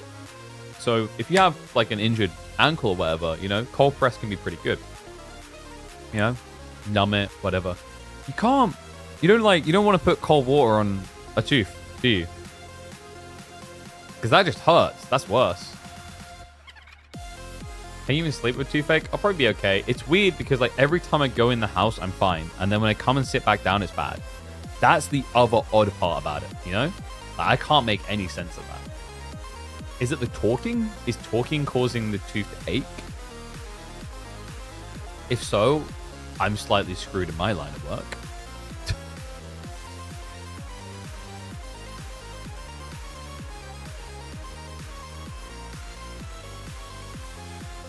Bro, where are my boys?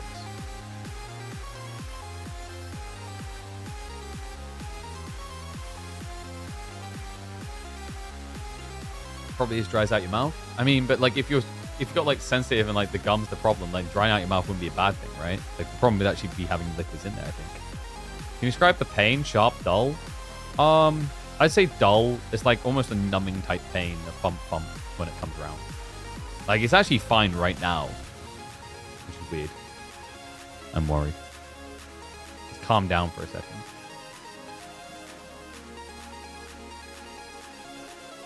But like earlier on, the numbing, thumping pain was getting so bad that I thought my front teeth were hurting as well. Cold, sweet, or spontaneously? The moment it's happening spontaneously, but usually it had been cold in the past, but we started to deal with that. That was like the sensitivity, and like we figured that was probably some like fat build up. But now it's like, oh dude, look down. Every part of my body's breaking. Now today it's just coming and going. Really randomly. And like, oh god, I don't know how much people want to hear at this point. It's like, I'm using those TPs, and on one side, like, it always bleeds. Which, those don't know, like, the whole idea is you're meant to use TPs, and eventually it stops bleeding. It's like, it's basically where you, like, go up, back, and whatever, and it goes. A gum pocket? What's a gum pocket? I don't think I've heard of a gum pocket before. Spawns between the tooth and the gum tissue due to inflammation. Oh, one of those. Like, yeah, at this point, I don't think it's that. It shouldn't be that anymore. I think.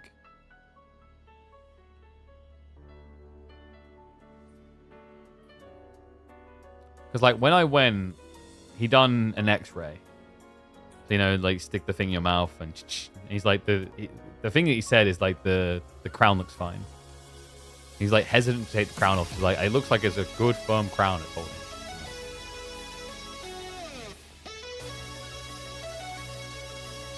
Bro, where are my two players?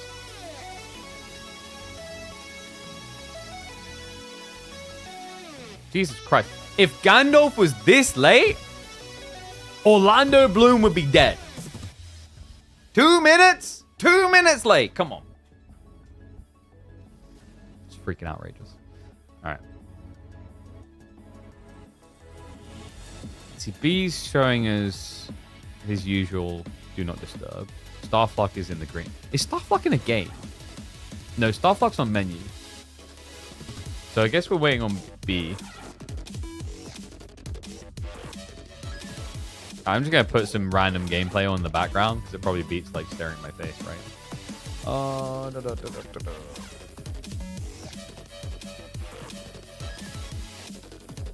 The cement underneath the gum could have gotten exposed. Try using higher concentrated chloride paste.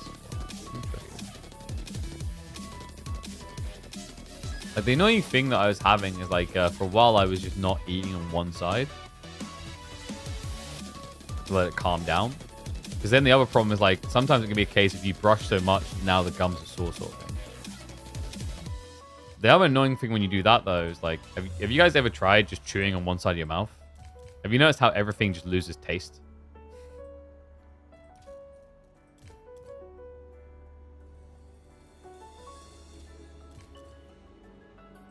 I'm just going to open a random... Oh, wait, no, dude, we got a draft. As soon as I go looking for a game to watch, we get a draft. But we have drafts, so let's not complain. Let's take that as the W. That's the big W. So let me get that map draft in. Sorry it took this long, guys. It's been a weird one, a very rare weird one. Like, so because we had the EGC qualifier, but we also had the EWC event, you had this unusual situation where everyone's match history was fudged. So it was very hard for us to get some of our series that we wanted to cast today. Because in the past, it'd be fine because you'd have that littering of like the people who already auto-qualify for the big event. Their data will still show it. And then you just obviously miss out on the others. But like, we just had a very unfortunate situation where like everything was, haha, it doesn't exist. But live series. What's your top 4 prediction for the upcoming S tier? Vortex, Marine Lord. Actually, Vortex, Wham, Marine Lord, Louis. How about that? In that order.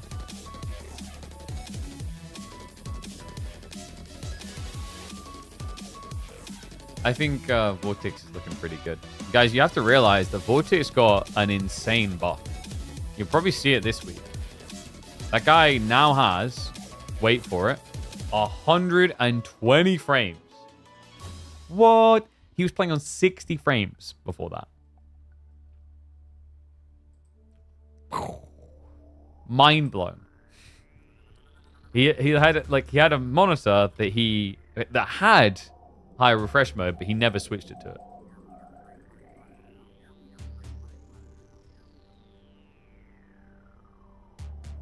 How to do Marlian? I mean, Marlian's like, I don't want to say completely dented, but like it's a fairly linear civ to understand at the core. You know, the goal is to set up your first pit mine. When you open the game, decide whether you're against the Dark Age rushing civ, and if people Dark Age rush at your level. If they do, make sure you keep enough wood to set up an outpost and set up a mill near your pit mine around about a minute and a half. And then you just gradually want to build into Fulani Cow. It's the safest way. And then once you've done that, you get into Sofa Flood. If you need javelins, scale them in the Feudal Age. Otherwise, try and lean archers where you can. Oh, the Mastery Challenge. Haven't tried that in a while, so I'm not sure. How many frames does AoE4 run at? I mean, my PC is probably easily 120, 140, whatever. So, wait, Starflight? Dude, he got China. Really? Bro, how do you get China like this? It's kind of crazy when people are letting China through like this. This feels very unusual, doesn't it?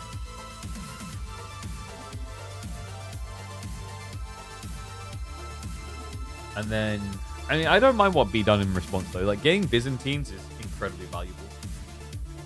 I think Byzantines, once China gets nerfed, I think Byzantines actually might become the pro ban.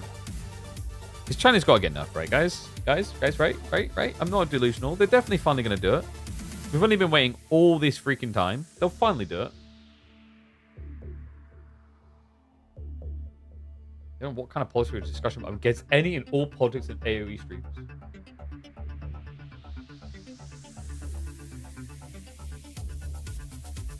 Okay, well, I mean, good for you.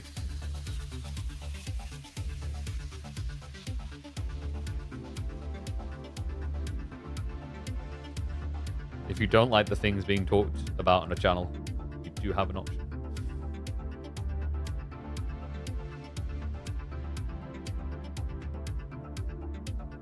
China KT trades depending on the map pool. I think China in this map pool, though, like, it's Borderland, right? Borderland's the default map. In terms of the map draft, what was it? Dry Arabia, and then let me double check. Yeah, it's just such a random, like, objection, though. I don't know. Anyway, it was, yeah, Front Range and Dry Arabia. Yeah, so China's not very good on Front Range, I don't think. I mean, it's hard to say. We haven't actually seen it played there, but in theory, it shouldn't be that good. But China on Dry Arabia or Borderland, like, it's a pretty good pick. I think Starflog's happy and fine with the draft.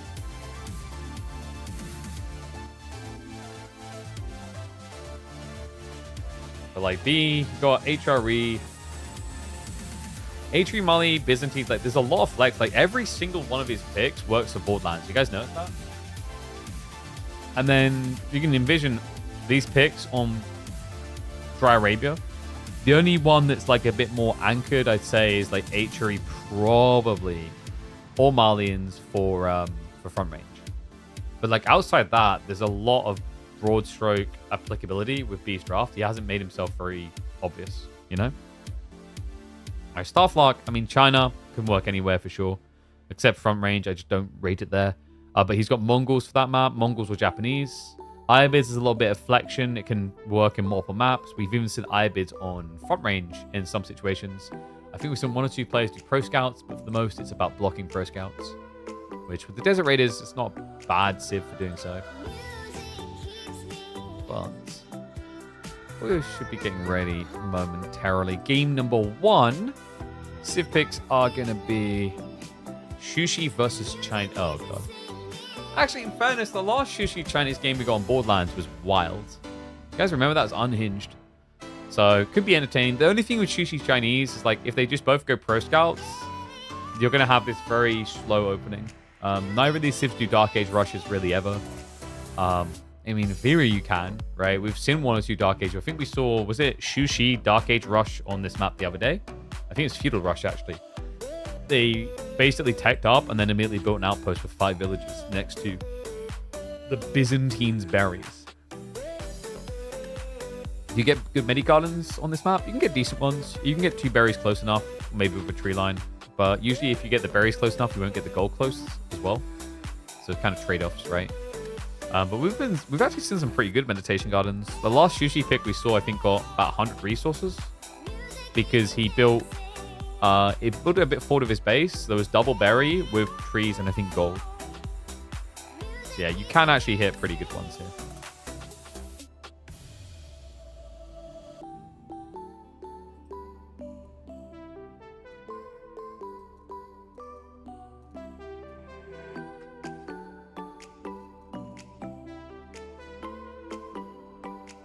So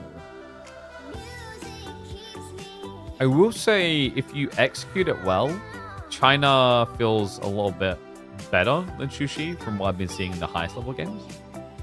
I'm wondering if there's a world in which B just does Chugani Rush though. Like, he's been on one at the moment. He's really obsessed with just not using Pro Scouts as much as possible.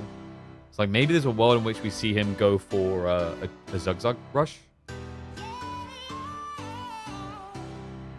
The problem with doing so though is, like, if you don't pin your opponent in his base, he's definitely going to get a lot of deer home because of the spread of the deer, right? Like, Pro Scouts on this map is like deer far north, deer far south.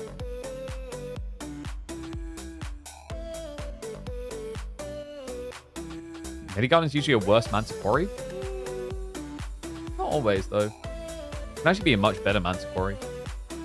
Depends what you need, also. Alright, boys are hopping into the game. Oh, that took a while. Watch Marinello's Marlin guide. He's covered all matchups. I think, has Wham done a Marlin one yet as well? Wham's been working pretty hard on that content too.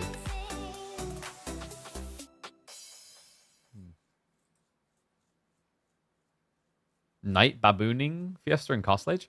Quite often. It's weird though, because like for China, you know, you can actually keep up, but it's sometimes more beneficial to pull away and just switch into an infantry comp.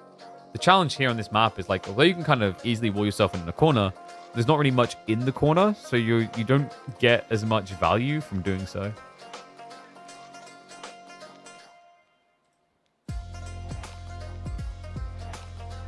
one sec, I'm getting pinged in the background. I like a cajillion things.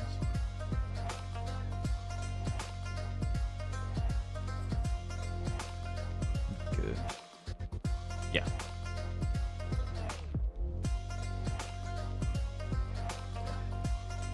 So, you know, when, like, my mental state right now is like I barely want to move because I don't want my tooth. I don't want to do anything. Can we just sit here? Is that allowable?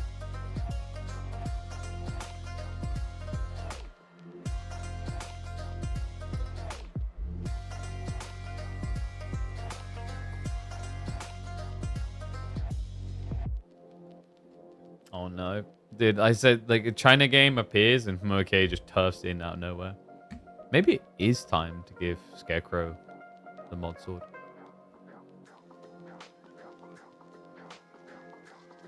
Why do you think AOE4 player base is growing while esports viewership is getting smaller? I think there's a few things. I think a lot, like there's an argument for summer, people going out, not sitting at home watching. I think also there needs to be more evolutionary content in the community. It's all just been focused on 1v1s and esports.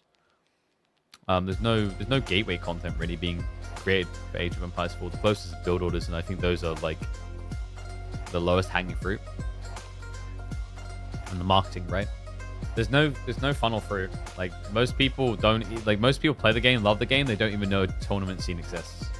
So that's your biggest challenge, is like, how do people know, right? And this is what games like Dota 2 do so well, is like you've got the built-in spectator functionality, Dota TV, you know when a tournament's going on. If you never heard V Sports before, discover it. Yeah, if you're casual, you know what TI is, because like, oh wow, like what's this thing happening? There's none of that type of stuff with Age of Empires. I think it's a big problem.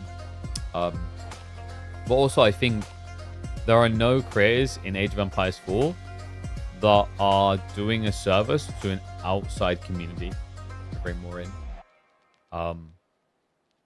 Maybe I'm like a fault there as well. I personally don't feel like I have the platform size for it. We have a few that probably could.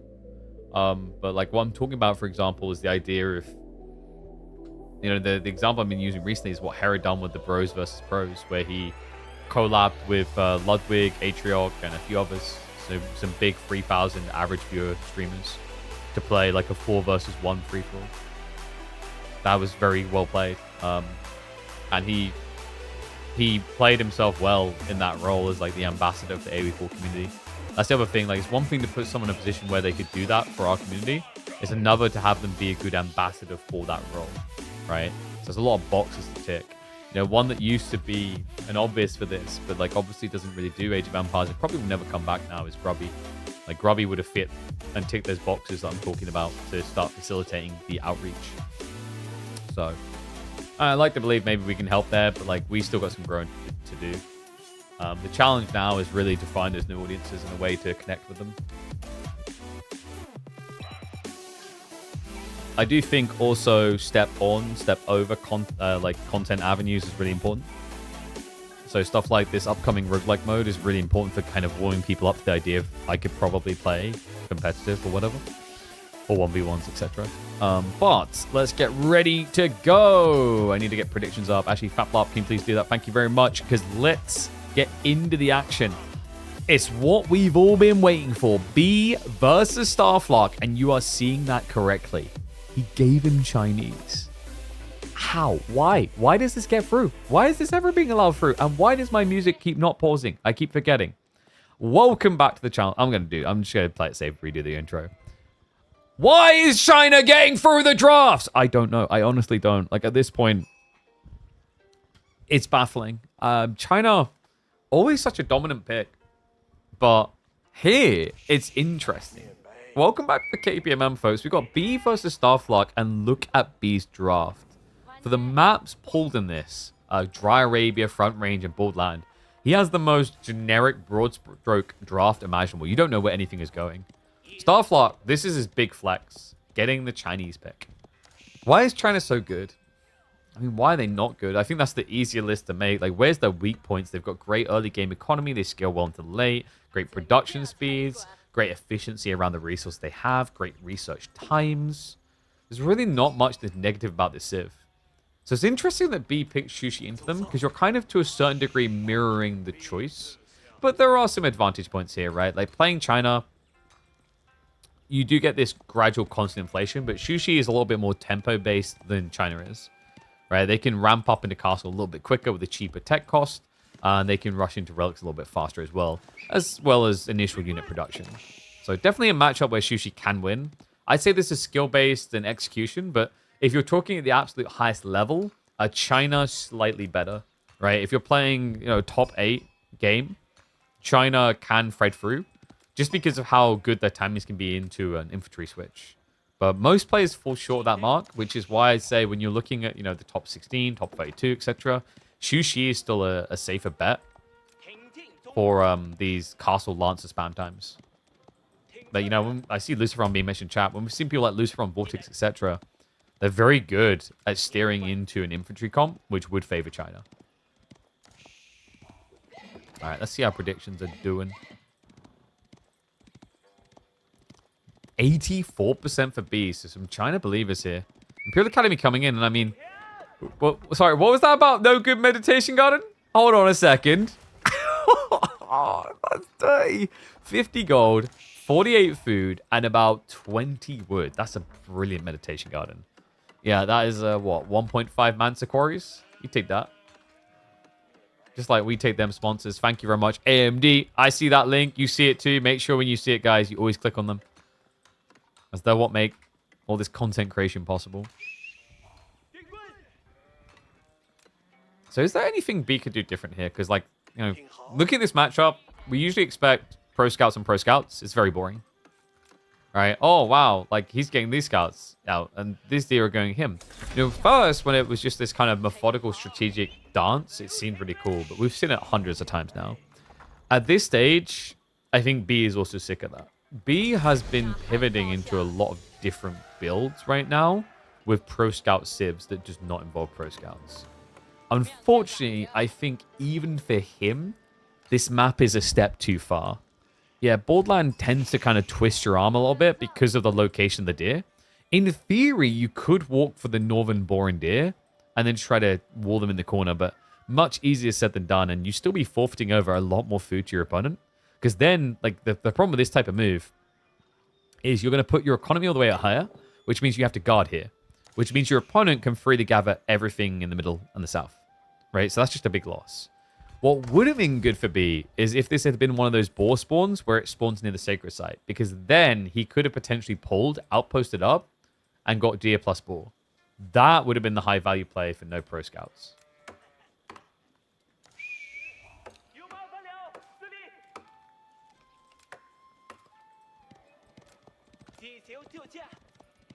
Oh no. Freya, what do you want?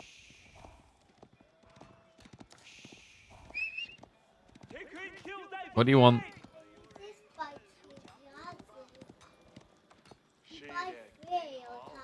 Yeah?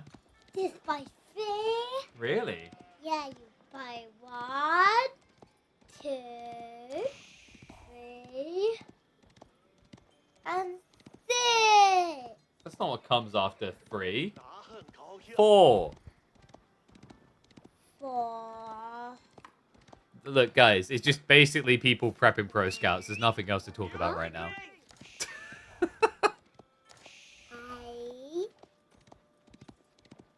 9. Freya, do you want to go play outside? I'm dying here. You can't play in here. There's nothing to play with. I can go on my bike. Yeah, your bike's outside. I can go on my bike. All right, chat. One sec. I've got to get her bike outside. But yeah, it just looks like it's going to be pro scout and pro scout. So race is underway.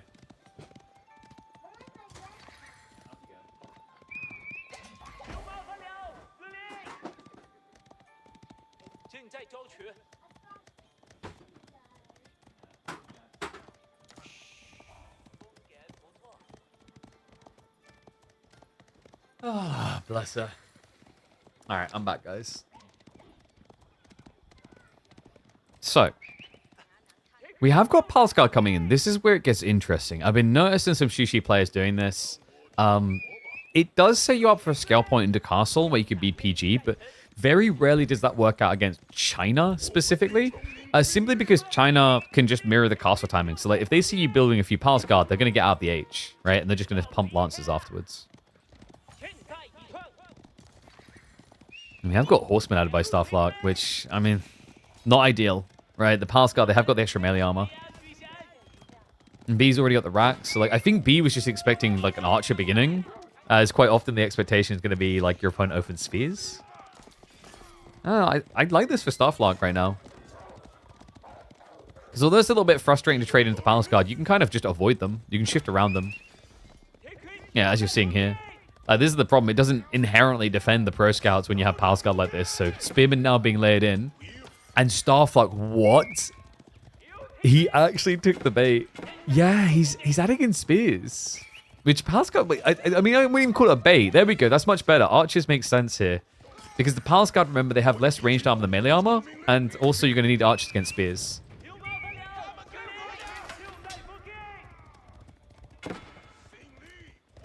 Pro Scout's the only thing holding total boomy players at check. I mean, we just need more resource options on the map. I think Point of Interest is actually a good direction. And I'm really hoping in the upcoming DLC, the devs have added in additional points of interest. We even recommended one to them the other day, which was the idea of a neutral pasture where there would be a certain number of sheep inside that pasture. And when you had a scout near it, it would essentially allocate sheep to you every X seconds. So like, you know, let's say it's like a sacred site type thing. You stood on it, and then after 10 seconds, your scout would retrieve a sheep, right? And every 10 seconds, that's the case. Because that fixes like sheep RNG, and it also creates another interesting element to interact with on the map. I really hope we get more things like that. B. Well, he wants his castle age, yeah. He's forcing a lot of investment out of Starflock, who right now is just stuck in his base defending. Yeah, Palace Guard timing really working out, and it's going to be even better, guys, because we talked about how when you mass Palace Guard, it can be bad because China just goes castle. Look at the macro. Starflock, you know, he's got the gold necessary, but you know, it wouldn't be able to afford much upon age up. Right, so getting harassed off the fort goal is a really big problem, which is why you're seeing him reinvest in more archers here. What's wrong with both sides booming? Don't get me started, mate. If all we're going to do is spend 15 minutes building up our economy, why don't we just remove that stage of the game and just by default give you that economy? Oh, yeah, that's right. Because when we done it for you boomers, you still hated it. It was called Empire Wars, and you spat in his face.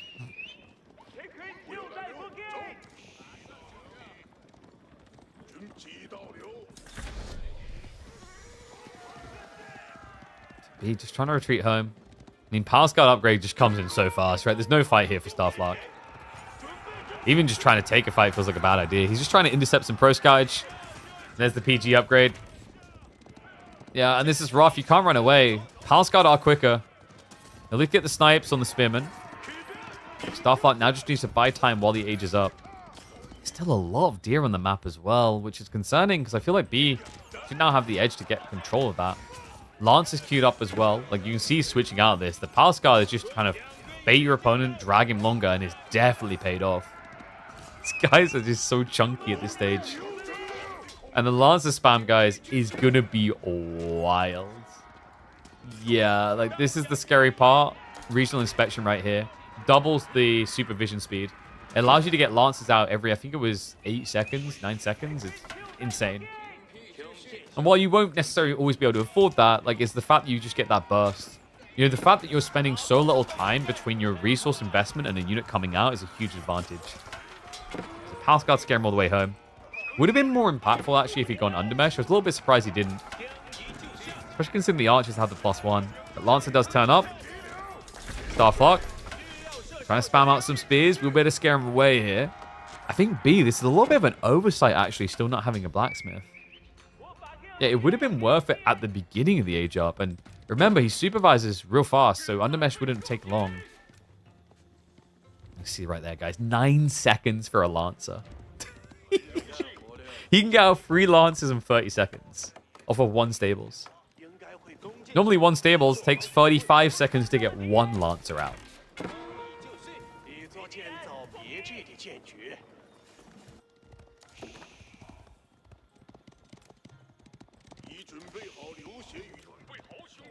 B. Is this fun? Yeah, this is definitely fun. I, for one, like that each individual unit can matter. Back when we had the 2TC meta, that was not the case. That was just a race to 200 pop. I think Age of Empires 4 decreases in quality the moment you reach 200 population. I wonder if I'm in the minority with that. Like, you can talk about the epic thought of like this big clash and armies just eviscerating each other, but like ultimately actually what happens once you reach 200 pop is units kind of just don't matter anymore. The big number at the top of the screen just is king. At this stage, you know, when exposed eco exists and you've got like these small increments of troops, there's opportunities that have to be sought.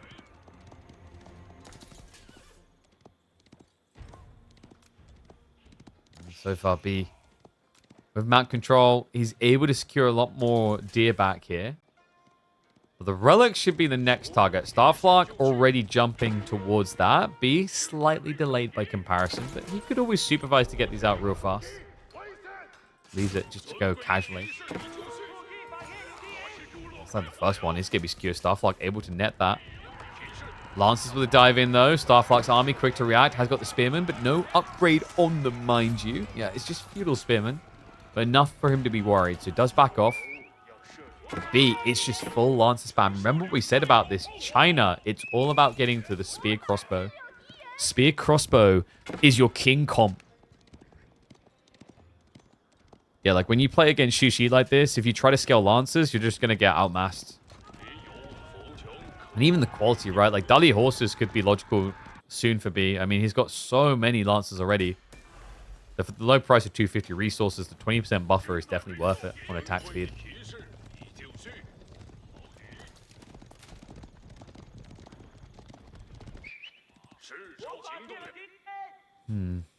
I do like this choice to go Imperial Pass, by the way. Like, he anticipated it was going to be Lancers, so Nested Bees isn't very valuable. It's also just, it means that you can't be raided. Like, the reason that's important is we talked about how this map, you kind of need to wall yourself in the corner to feel good about Spear Crossbow comp. This is a middle ground solution. It's like, you can see where your opponent's at. You can know what he's up to.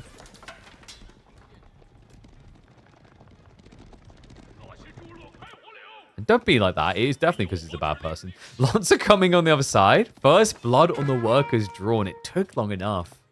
Starflark's the one to get it. Yeah, not many Lancers from him, but you see he's taking more of a raid focus. Chuginu now queued up by B is a big deal here. If you can start to bulk this comp, it actually is the answer to spear crossbows. Normally the problem for Shushi is finding the timing into it. That's the way I've noticed they've fallen short before.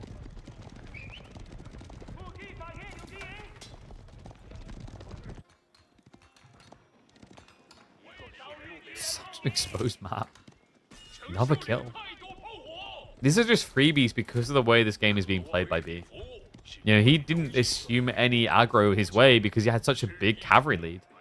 But I actually rate highly what Starflark's done here, just littering in a few to scatter them across the map.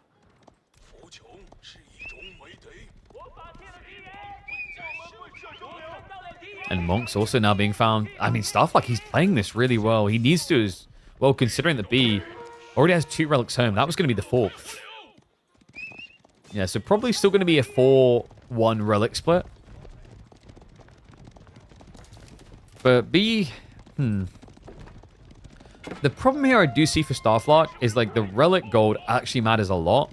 Normally, you kind of devalue a bit and it's like, okay, yeah, he can build more lancers, but he can't build more archers, right? But you have to remember, Chuk do cost gold. So every single one of these relics is absolutely critical to inflating the B comp quicker.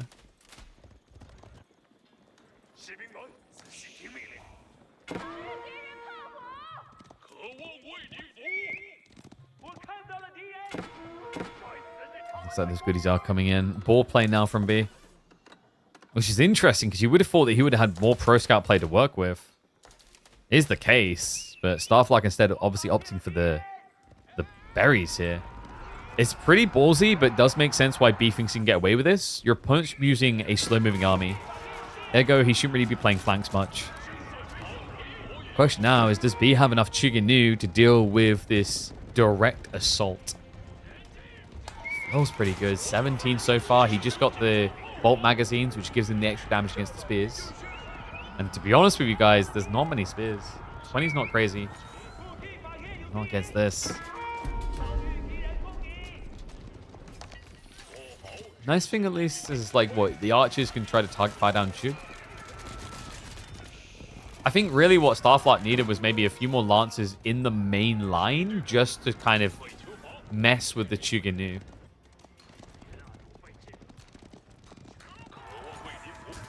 That's the raids.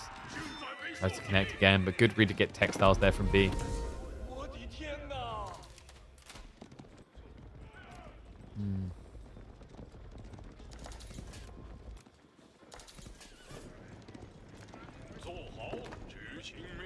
Starflight just has so much gold. Now, like, in theory, could be a good time for Nest of Bees, maybe? Like, your opponent has got a lot of repeated crossbows. I guess my only chief concern there is, do you not just get broken by lances quicker? Now, wall's going up. Starflock. He's beginning the dangerous point of the game. The risky one. It is going to be the play now into the granaries.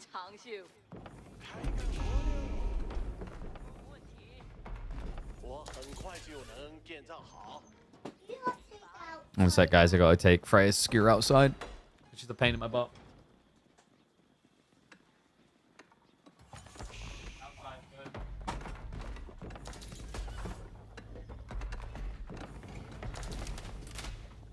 Alright. Wall's going up for Starflock. I wonder if this could be the point where you consider those Nest of Bees.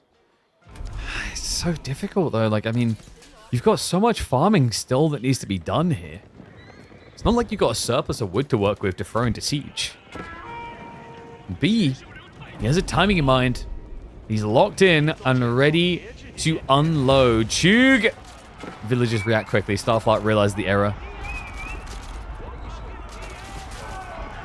Lancers just going to step back here. The Spinners start to expose themselves. B will target fire them down. Really want to be microing two different groups. Instead, it's just going to be an A-click extravaganza.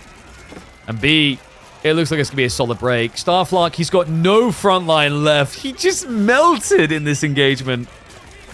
Yeah, this looks pretty over. The crossbows, in theory, should be dealing with the Lancers, but it's just the Zug-Zugs. Repeated crossbows are simply too damn good. Absolutely eviscerated. Yeah, even just vacates the main base to try and find a way out, but there is no way out anymore. B, you just see the flood behind this. He's still maintaining over 50 military units, while Starflock is down to single digits. So game number 1 to B. China versus Sushi, not working out well for China. And B, he had a solid plan here. I think like the problem for Starflock, maybe like he had this right idea with the Lancer raiding, but it never ramped up. Whereas B had this all-in timing designed to kill the game. All right, game number 1 to the Buzzard.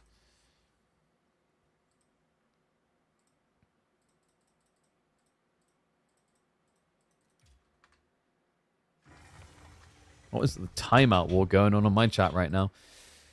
Oof. Oh. Game 2. Where are the boyos going to take us? It looks like it's going to be front range time, and it's going to be the Byzantines from B. I haven't been entirely convinced by Byzantines here. Based on, like, quality of player, you should definitely say, like, yeah, B, right? It makes sense. But on front range, like, I think he had better picks, right? Like, he had Mali or HRE. I think HRE especially could have been pretty good here. But let me mark this in. If we added front range, I can't see it in the UI sleeve. Am I blind? It's not there again. Weird. What does the TC and Bazaar do? Nothing. It's just thematic. It's pretty weird though, because if you go over with villagers, I don't know if you noticed like the Easter egg of the design. But if you go with villagers and you burn it and then you click it again, you'll repair it.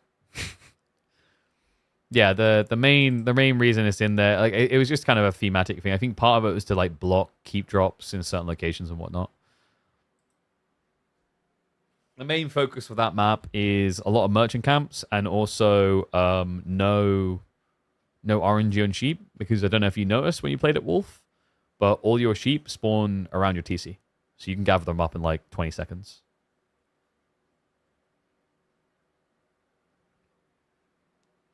Did we burn it with spears? Yeah, it doesn't do anything. Would be nice if we were able to add some sort of mechanic like that. Where's my mod? Do your timeouts. It needs timing out. Siren, Shivaki needs timing out. Nika needs timing out. Yeah, like that's the reason why I chose that map. I didn't really care about the TC. It's like whatever. It's just I think it's just like it's just nice aesthetic, right? The reason why I put that map in is I think, especially with the amount of complaints about sheep at the moment, it's a really cool design. And then also, it was nice to see something else being done with points of interest, because we had a lot of hype around points of interest when they were first released, and then nothing. He played Hull? Oh, no. Yeah, that's pretty rip. GLHF. Except you can't because House of Lancaster's in the game. XD.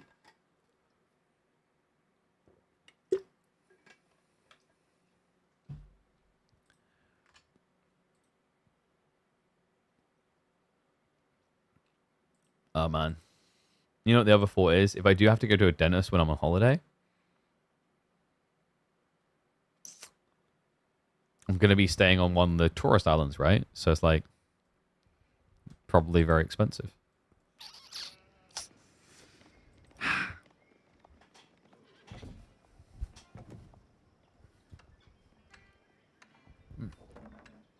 All right, here we go.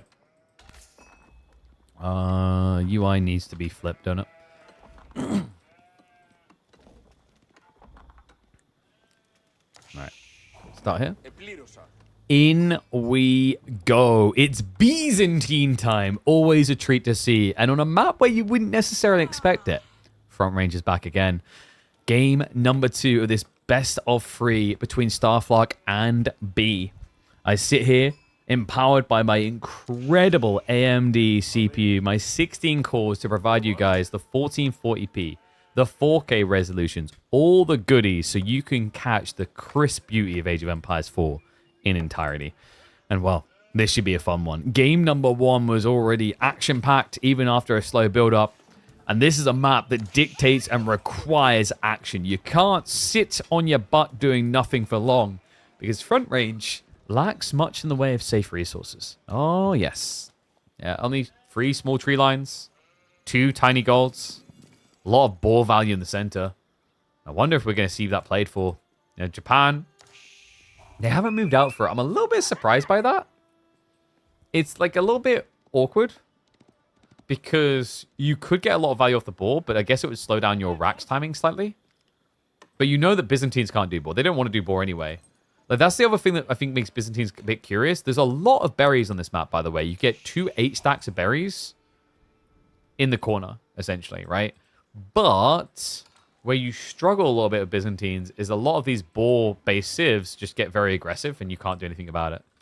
In general, Dark Age civs love facing off against Byzantines as well because they have to rush those berries, which B has done. So we'll be seeing a Hippodrome game here. Yeah, I wonder if that's the real reason why Starflark just won't go boar now, is like understanding Hippodrome is a threat to him. Gold's going to get harassed. B, just gathering a little bit extra here. What was he after? 18, 21, 27. Is that enough for... I think he's just shy of what he needs for veterancy. There you go, he got it. Okay. Yeah, so not veterancy. Hardened for Spearman is going to be available. Starflark Tower? I don't think you necessarily need to tower here. My concern wouldn't be gold with this comp.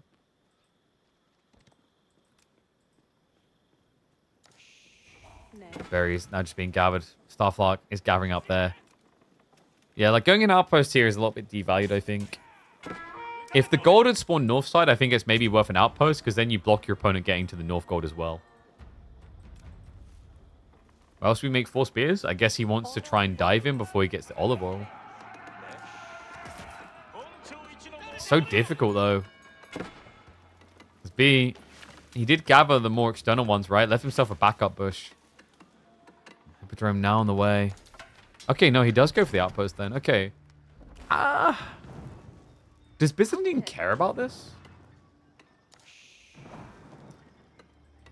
I mean, you can stop him getting Steel Iron under mesh, right? So maybe the idea for Starflark is... You could do Spear Yumi. Spear Yumi's not a bad idea. Counts the Horseman. And then guarantees you, like, what? Trade outs against the limited Lombo with someone to dive. You could even maybe just do Spear Horseman, actually, yourself. The cool thing about Horsemen for Japan, they actually can beat Byzantines' ponies. Remember, Byzantines will temporarily get +4 damage, but for the Japanese, they get an extra melee tech, and they get 15% on top. So they actually get an extra 2.5 damage. So that offsets a lot of the Triumph value because yours is permanent, while Triumph is temporary.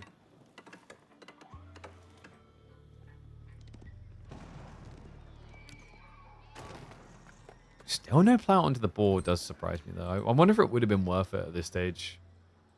It's tricky because Hippodrome's coming in, but like you already have a Rax, right? A reminder, B has limited food. He's only got 7 sheep, so whatever he's doing has to work fast. That's cool. He goes for the full deer shove. Don't often see this ever since it got nerfed into the ground, but gets them nice and close to the TC. Yeah, he's going to get them right underneath the TC, in fact. That was a smart little play. Remember, there's not much else for your scout to do on this map. Sheep only spawn on the southeastern side, and there's only 9 per player. So, you know, usually all sheep have been gathered up by about like 3 minutes maximum. So at that point, you're either scanning what your opponent is doing or something like this. Deer gets shoved all the way in. Starflock, Crystal House now being rushed up. And a lot of woodworkers. I feel like we're probably going to be seeing Yumi. Yumi plus spear? I mean, it's not much gold working, right? I don't know. I want to say you just go straight up Horseman opening. But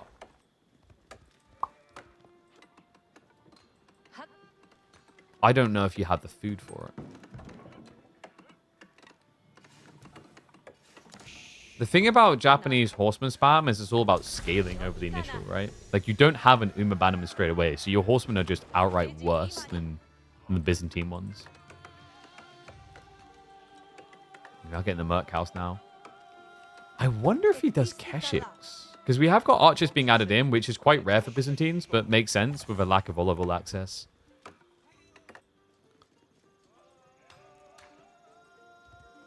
More spear spam. And okay, it is going to be full melee. Yeah, so I don't know. I like the idea of just small creeping groups of Japanese Yumi, but I guess it's just difficult because it's not like B is rushing out of his base. So there's not many raid opportunities. So you want someone that can A, raid, but also B, take a direct fight. So mass spear, mass horseman. Just melee blob full. And it is going to be Western contract. Okay, so no raiding Keshiks. Seems like B's goal here is just to kind of hunker down. Sounds very weird to say when you're playing Hippodrome. But still, like, you know, defensive... Wait. Okay, now we're cooking. Yeah, it was a misclick. He's gone Eastern. So he will be raiding. I mean, we did highlight the problem here for Starflock, right? Is like, you know, he needs map control because food will run out fast. Storehouse can only do so much for you in a game where he's already tapping through the berries. He's only got 6 sheep in total. You want the first banner for your Yumi? Not here, right? Because like I was saying, like I'd love to see Yumi, but it's so hard against Horsemen.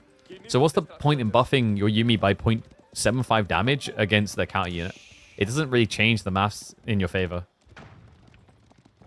The only issue I do see here for Starflock is like this pony count isn't really going up quick.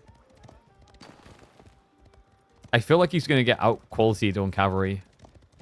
I mean, he has spearmen, which is good. But you can already see B just prepping that archer answer.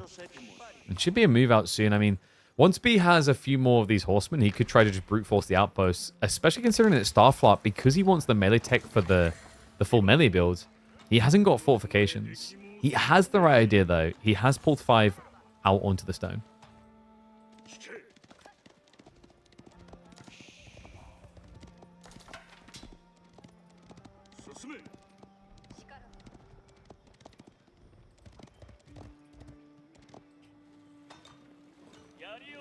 And there's the Yumi. Okay, but now it just gets a bit weird, right? So are you going to... Are you doing this because you need it against the archers for trade? Or are you doing this because you think there's Limitane? I almost feel like he thinks there's going to be Limitane. Then now the reveal comes through, right? It's Archer plus Keshik with the Horseman. B is going to lose 2 archers, though. Yeah, you want to keep them in range to deal with the Spearmen, so we'll be able to clear that up. Re-access onto the gold is a big deal here. Remember, B, he doesn't have blacksmith techs, and that's the crazy thing, right? With the way that Starflock has played this, he never got a timing into blacksmith techs to leverage. Yeah, Yumi don't really play well from behind on techs. Set up on the gold. Siston, I believe, doesn't reach, but he can afford to go for an extra Siston anyway, so probably going to be seeing that enhance this area. Yep, there you go. Even connected to the berries, man. This is a great timing for B. Do you see how he shrugs the outpost rush off? Did it hurt his timings a little bit? Sure, but like, did he do anything unnecessary, anything risky that put him in a compromised position? Not at all. He understood his timing perfectly here. And now just getting access to this abundancy of bounty. The berries, the deer, the gold. Fully unshackled Byzantines is scary for the best of civs. Starflark's going to have to be on his best performance here. Army, to be honest with you, is just not looking that scary right now. You know, Yumi makes sense when your opponent has the Spearman, because although they have this flimsy low damage base, they do double damage against the spears, right? So actually it makes them a pretty good exchanger. Here into Archimass, like very, very difficult unless you have an overwhelming lead, which is most definitely not the case. It also just feels weird to do this into Hippodrome, considering just how buffed up the Horsemen are going to get. B now just prepping for the castle. Like, this is always the thing you're looking for. Once you have level 5 Siston as Byzantines, Golden Horn Tower becomes so optimal, it's crazy. Producing a mercenary group every 1.5 minutes is wild when your economy is still small. Especially also on top of the fact that, like, in the early mid-game, you don't have that much olive oil to lean back on, right? It's a finite resource. You'll eventually burn yourself out. But when you get mercs every 1.5 minutes, it feels like it's the easiest thing in the world to bulk, you know, 30, 40, 50 Lombos or whatever unit you go for.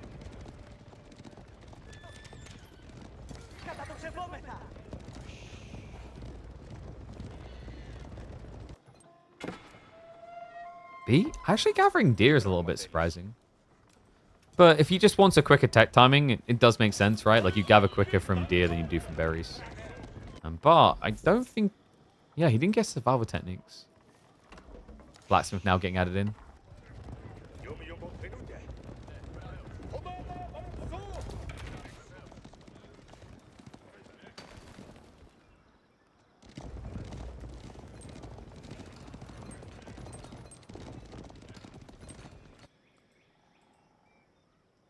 Oddly peaceful.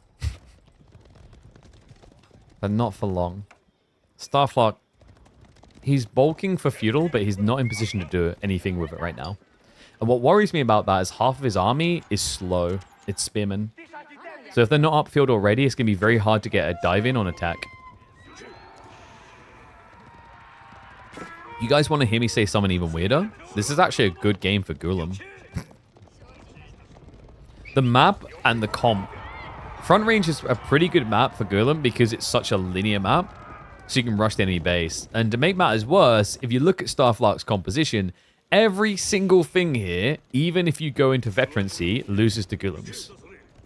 So this is one of those games where rolling the heavily armored men-at-arms boys from the Saracens isn't a big L for the Eastern Contract.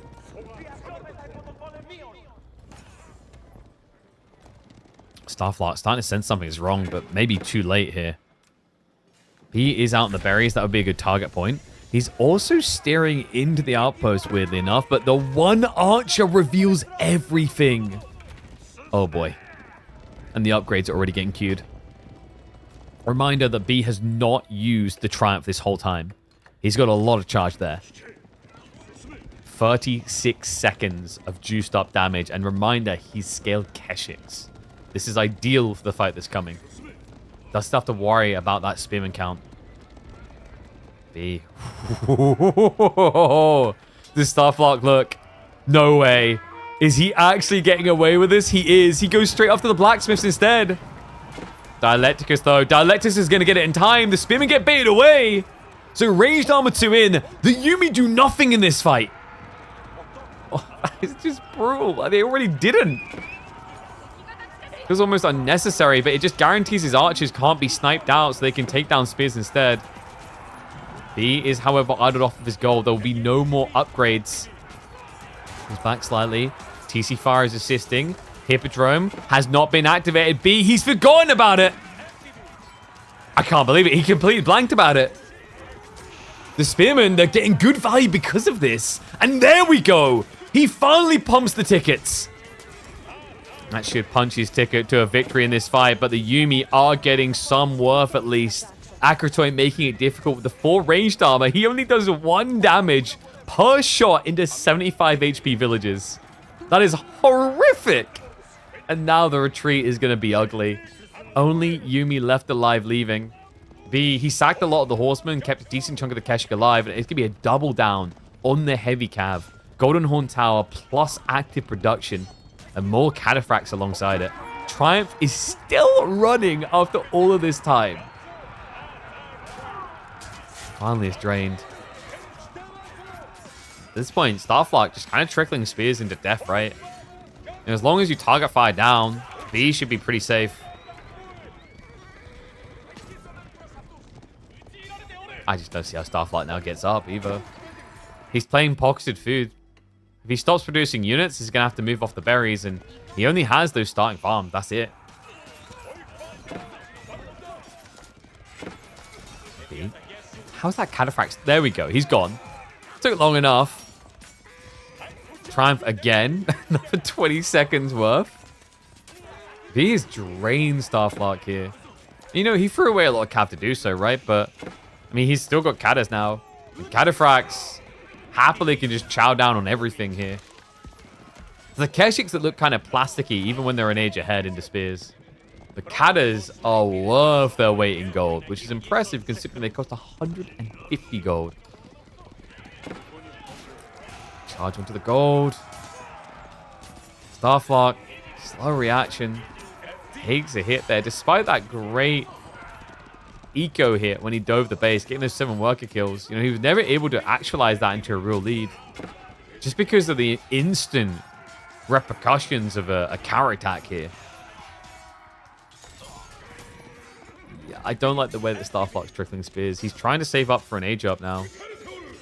He has snuck to the deer, but like what he actually needs is gold, guys. Like this is the only gold, right? No, he's got one up here. That doesn't feel much safer though. It feels silly to say, oh wow, like 4 Cataphracts is going to just decide this game, but it kind of is in that game state. Starflock has done a good job of finding this deer burst, but now he's just like stuck in a really awkward position where you can either choose to build a lot of spears or you can choose a castle. You can't really choose to do both. And to make matters worse, the thing that B was missing throughout all of this was veterancy on archers. That's now in, meaning he melts these spearmen. He does 16 damage per strike into a 90 HP unit.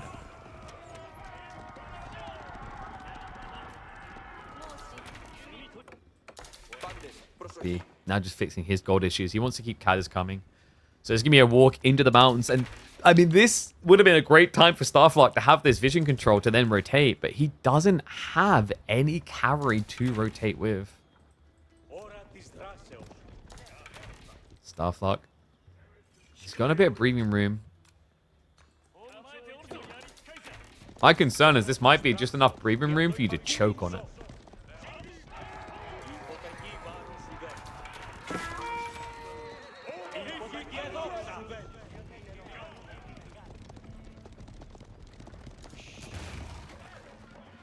Oh no, the berry's getting forced off of.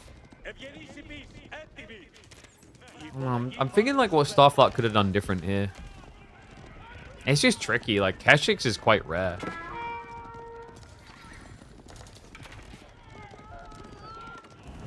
I think you kind of have to resist Yumi. The Yumi were irrelevant here, right? Like, even now, what do they do? It's just the problem is, like, if you ask most players, they don't like just being melee. For a direct engagement, being just melee feels really stupid, right? Because, like, you're not... You can just get kited and cheesed, is what it feels like. Sometimes you just have to accept it's not the time for it. And Yumi is situational, really. Like, you know, we've hyped it up. A lot of people believe in the power of Yumi, but it's not made for every single circumstance. It requires a counter play, right? It requires spearmen, crossbowmen, something that it can beat. Even just archers, but like, you know, the problem of seeing your enemy has archers and building them, we saw Undermesh came through so quick, and then of course there was just the Horseman factor already being in existence.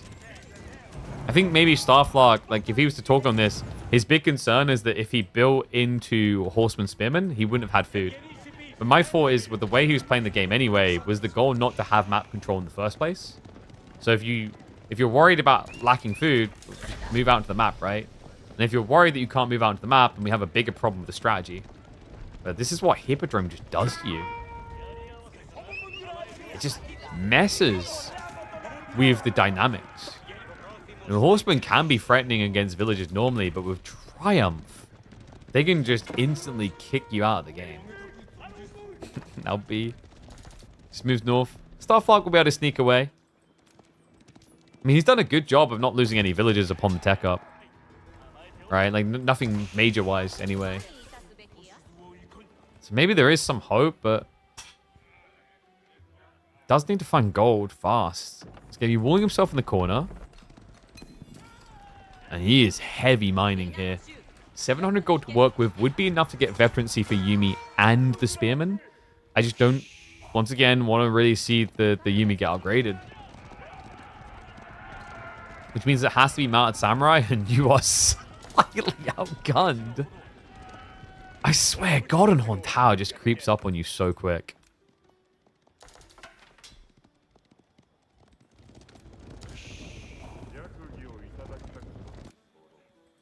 And look at the time, B. He senses an urgency to move north. He knows the gold is being tapped dry soon. B marches in. Starflark, forced to fight now. But there's really not that many spears, and the Triumph is just going to be brutal. 45 seconds of blood spilling ahead. And he just hasn't got that time left. GG. B, a 2-0 victory to book himself a day up against Lucifron in the quarterfinals. G to the G, lads. Yes, we wanted to do the Lucifron Lash games, but we can't. Because reminder, like, too many games were played. Speaking of which, spoiler, no, it's not a spoiler. We can't, we legitimately can't. Oh my god, dude, chill. You guys in your timeouts. Yeah, unfortunately, because of the combination of the EGC qualifiers and then also the EWC, most of the players have played too many games. So, like, normally with qualifier going on, we'd be fine to watch, like, Lucifron, right? We can't. Oh, guys, AMD, it just popped up. Reminder, that link right there, it just came up in chat. Click on the link. It does support the channel. It's free to do. We're doing an awareness campaign with AMD. If you guys are not aware, AMD changed my life, okay? Once upon a time, I was like Vortex, a small 60-frame boy. I didn't have a CPU good enough to get more frames than that. All of a sudden, I transcended to godlyhood. 144 frames. I was able to kill Huskers in a battle royale. I was able to beat a top Dota 2 pro by stomping him from the offlane. I was even able to beat Lacoste, who is a TI caster, because I had 144 frames. And then I come through into Age of Empires 4, and I'm able to dumpster Fablop, and wait, was Fablop? No, it wasn't you, was it? Everyone I ran into basically on the launch of the Samurai DLC, I was able to beat, and it was all because I had a CPU good enough to get my frames. So go check them out. Highly recommend the 9700X if you are on a budget, but you still want top tier performance.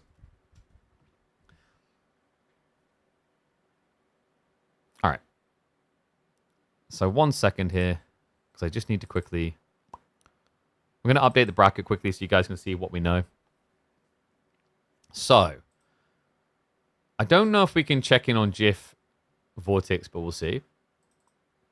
We have confirmation in it as Mirade versus SAS. We just saw B2O Starflark, so let me update that. Maybe we're able to get Lucifron and B today. That'd be pretty cool, but we'll see.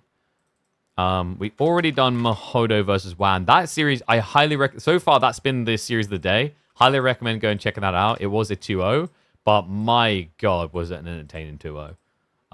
The builds, like both games builds, you just would not have predicted, to be honest with you guys. Everyone in chat can attest to that. And then I think Jondo versus Deniska. Did that just happen? We can maybe have a look at that. Oh, sorry, no, Jondo versus Anatand. Yeah, because we said we couldn't look at the replay anyway. So we could check in on Anno versus Jondo. And then I'm trying to see if Voldemort Core is viewable, but we might not be able to.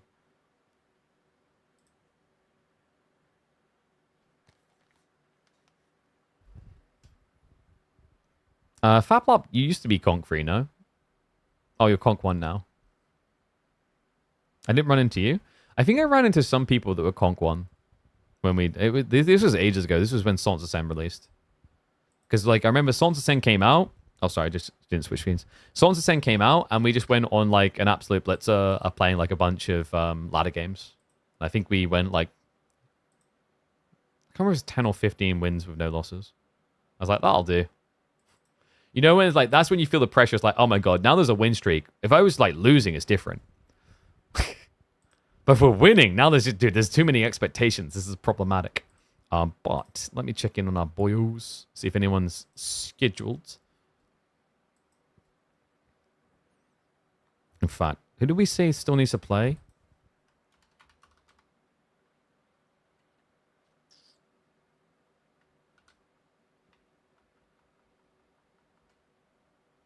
I don't think Dimu Scatterbrained have put a time in yet.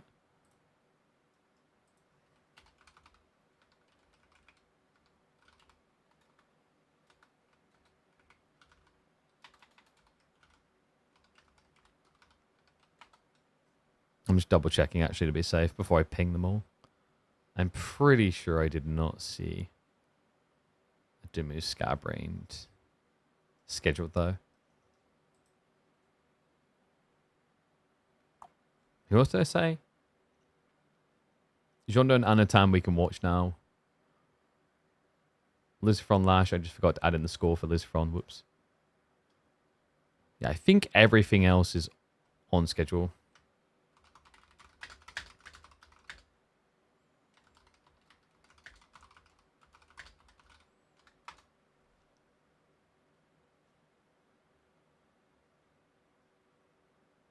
I mean, I don't mind if they drag behind a little bit this week, because like this week we are going to be live on Wednesday as well. I'm hoping to have more details on why we're going to be live on Wednesday by the end of today, so I can share it with you guys tomorrow. Because we have got a cool sponsor stream coming in on Wednesday. Bonus sponsors, dude. AMD plus something else. Ooh. Alright, so. Next up, though. We're going to switch over to Anatand versus Jondu. Oh my god, dude. My daughter closed the door and it's actually so hot in here now. Ree.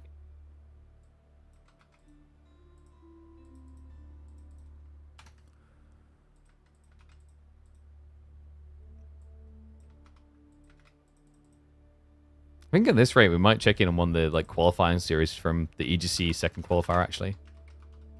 If we run a little bit light on content, that'll be nice.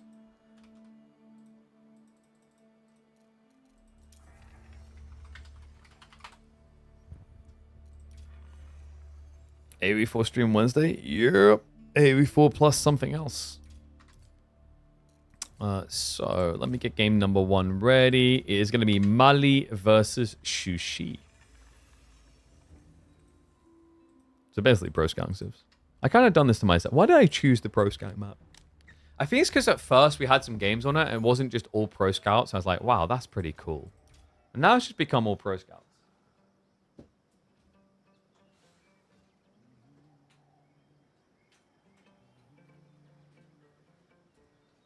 Oh, so nice and windy outside. I'm hoping that wind comes in. But you know what? Let's get into it, folks. So this will be an interesting one because the other day, Anatan was having a go at being a caster and John Doe was having a go at being a player. So let's have them have a go at each other, both as players. Welcome back to KPMM, folks. We're here in week number 6 in the round of 16. John Doe with the Shushi pick in the red going up against Anatand on the Malians over here in the yellow. Gonna be a fun one actually to see how this plays out because Mali, what the... Guys, is that the most berries you've seen in a corner on Borderland? I think that is. John Doe should be frothing at the mouth right now. I would be so mad that this was not my spawn if I picked Shushi. Like, you could have, what, got 48... So you got 96 food plus, like, 20 wood? I would be outraged right now, because he got nothing.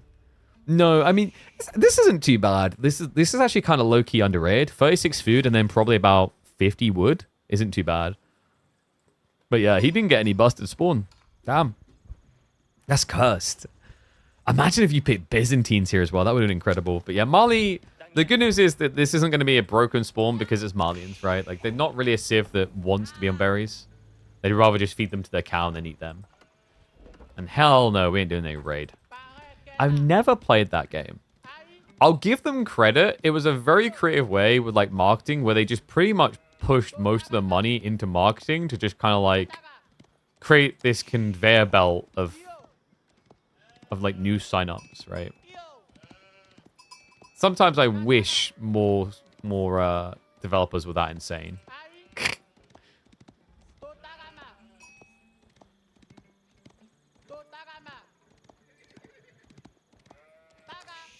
Okay, so I'm wondering actually if we do get Pro Scouts. I'm kind of hoping we don't. Like, it's an Anatan game, so there's actually a good chance we don't. Anatan and B have been kind of exploring. B more so, but I think Anno's also been interested in finding ways to play other than Pro Scouts. Time for the meditation garden. Jean Do is gonna... Oh, okay. I mean, it's not great. It's okay. It's not great, though. It's 36 food, 25 gold, and probably actually about, like, 25 wood. So, decent, but like I said, there's no jackpot here. Unless, see, this is where, if I ever do my road to conk, I will fix everything wrong with these games, chat. Because Jean Do has scoured that backside.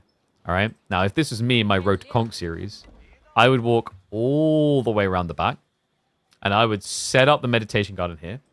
I'd set up double outposts. I'd build Raxes, archery ranges, and I'd fight him. I'd do it. I'd do it for you guys, okay? The content is more important than the win. Okay, in fairness, though, the win does get you money in these tournaments.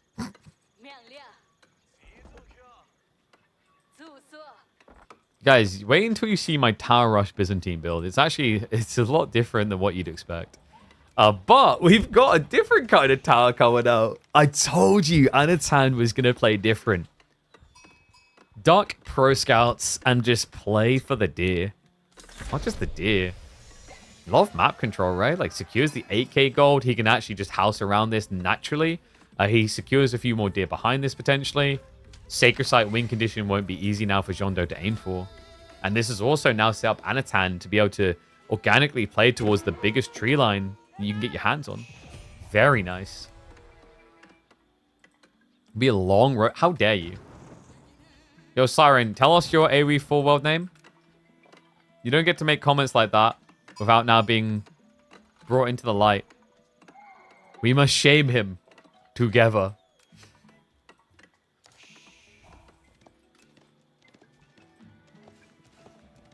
Didn't we try this build on the ladder yesterday with Jav tiles all around the map? Yeah, like it's surprisingly effective. So the interesting thing about the Javelin placements, they only cost gold because of this landmark. And also they have 8 tile range, which is pretty crazy for an outpost. On top of that, you also get bonus damage against range units, right? Your base damage is really good at 8. And then it's 8 normally, Saharan's higher at 12. But then you also get 4 against ranged. I don't think that's what Anatan is up to, though. I think instead this is just going to be a hunker down. Yeah, wait, that's curious. Okay, we have a stables placement here. I guess just Warrior Scouts to intercept your opponent's play, but Jean Do is not looking for Warrior Scouts. No, we've got an aggro build.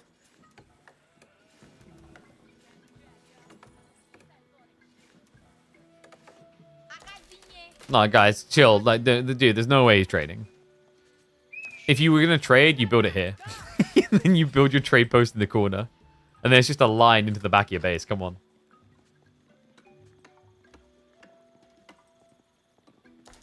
Why is the Malian one the only 3x landmark in the game? Because it's a tower, dude. It's a tower. I love the optimization of just shooting with the deer as well. No wasted time for the villagers. Deer gathering looking good. Didn't rush survival techniques, but housing now coming in. And the range on this thing, reminder, 8 tower range. It protects pretty much the entire pit mine. Bad news for Mr. Chuganu.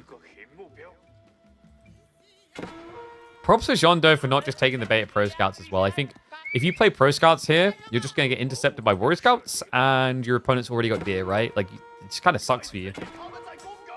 Speaking of those Warrior Scouts, they're already intercepting. John Deere will now steer into spears. Remember, Anatan, all damage done to him can heal. All damage done here most definitely does not. Pulls away at the perfect moment before it becomes a problem.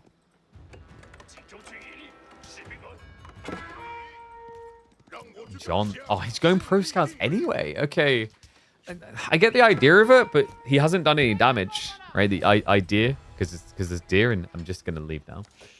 The problem with this play is, like, ultimately he hasn't achieved anything yet. If the worry was that you couldn't Pro Scouts because your opponent was going to Warrior Scout, could he not have just speared instead? Maybe he was worried that if he spears his opponent archers, so like instead he goes Chug opening so that his opponent can't go archers, gets forced javelins.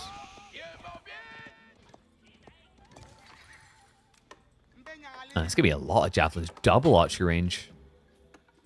A lot of gold as well. Like, this is the cool thing. If you think about what's happened here from Anatan, normally the Manta gives you 75 gold a minute. A standard pit mine is going to give you, what, 99 gold? But when you fully surround the pit mine here, you end up getting, 117. It's got room for another house. So you can go up to about, like, 125. Now, that's interesting, isn't it? Because it means you're almost getting half of what you get out of a Mansa by going for the big pit mine secure, compared to what you normally have on small double pit mine.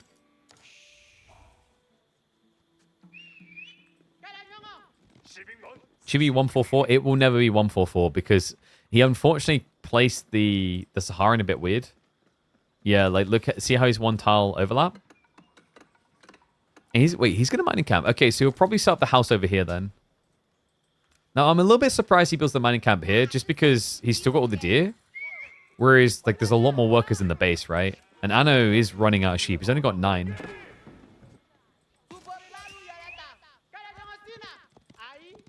Yeah, but I'm saying, even though it's 144 without the Saharan, it should be, like, 136 or whatever with this type of formatting, right? And I'm assuming you're doing 144 when you build a mining camp. Because I think it's higher without a mining camp, right?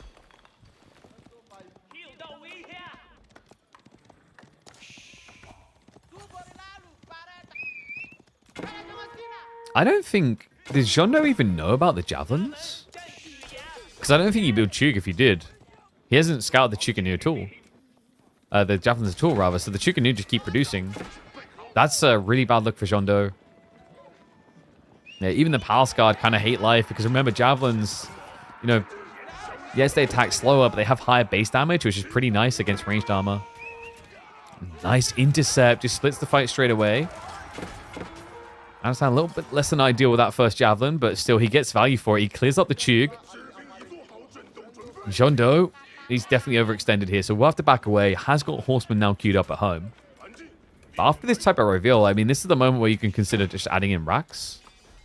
The weird part, though, is Anno isn't, which suggests that we are going to be seeing Farimba Javelineer. I mean, why else would you build like this, right? If you could get it quick enough, that build is still toxic. And not just because you throw toxin javelins. Like, it is very, very good. It's just interesting to see into Palace Guard who can technically gap close you, but they're not going to be impactful enough stuck in the edge like this. And remember, Jondo, like, he's a delayed pro scout, so he hasn't seen that food burst as quickly. It's now starting to come online, but a delay is definitely hurt. Well, Anatan just had free access to it. A little bit surprised that he didn't go survival techniques, though, because that's definitely hurt him on the timing here. This is just going to be so for Javelineer. Yeah, because like the weird thing is, like, Jondo's answer is actually Spearman to everything, right? Like, Spearman solves the Warrior Scout issue. Spearman actually really good at absorbing against javelins. Your opponent doesn't really want to build archers against Spearman because of the Chuk. So, like, actually, for Anno, it is just so for Javelineers to tick all the boxes. Imagine if you just switch as Freeborn now for no good reason. I mean, you could Mansa Musafadi so far, but I think that's like...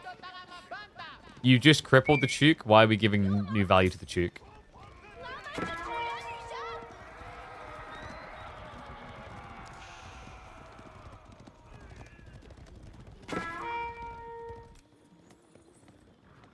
They're gradually getting the deer home. He doesn't seem to be aware at all.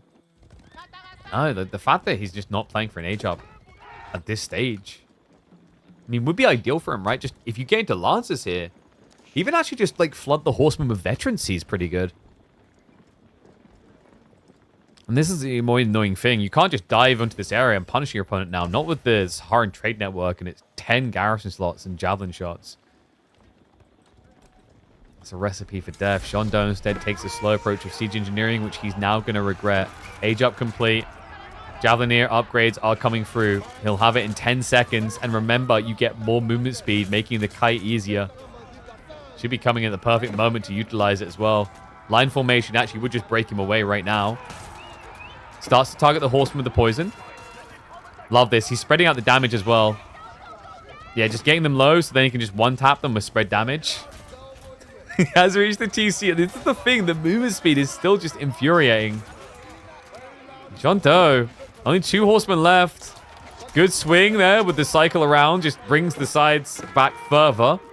And now you're diving a town center with early palace guard. This is horrific to have to do. John has at least got Chuk coming in, but they didn't catch the workers. Horseman just too burnt down on the poison. He's going to die off. I think John, the problem here now, what is he left with? Right? Like, had the right idea of trying to punish, but is left with the worst unit possible. Chuk into mass javelins. Everything else has been drained.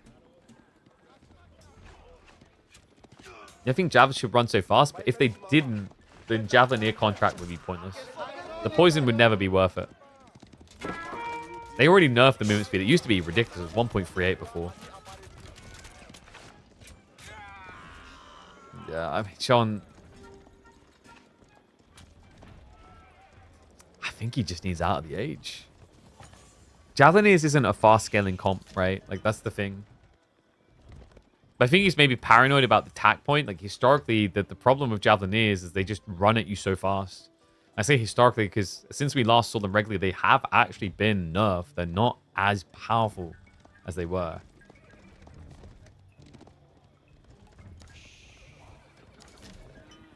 No way he held that. I think you put too much faith into Palace Guard from Feudal Age diving a TC. It's not that good of a unit.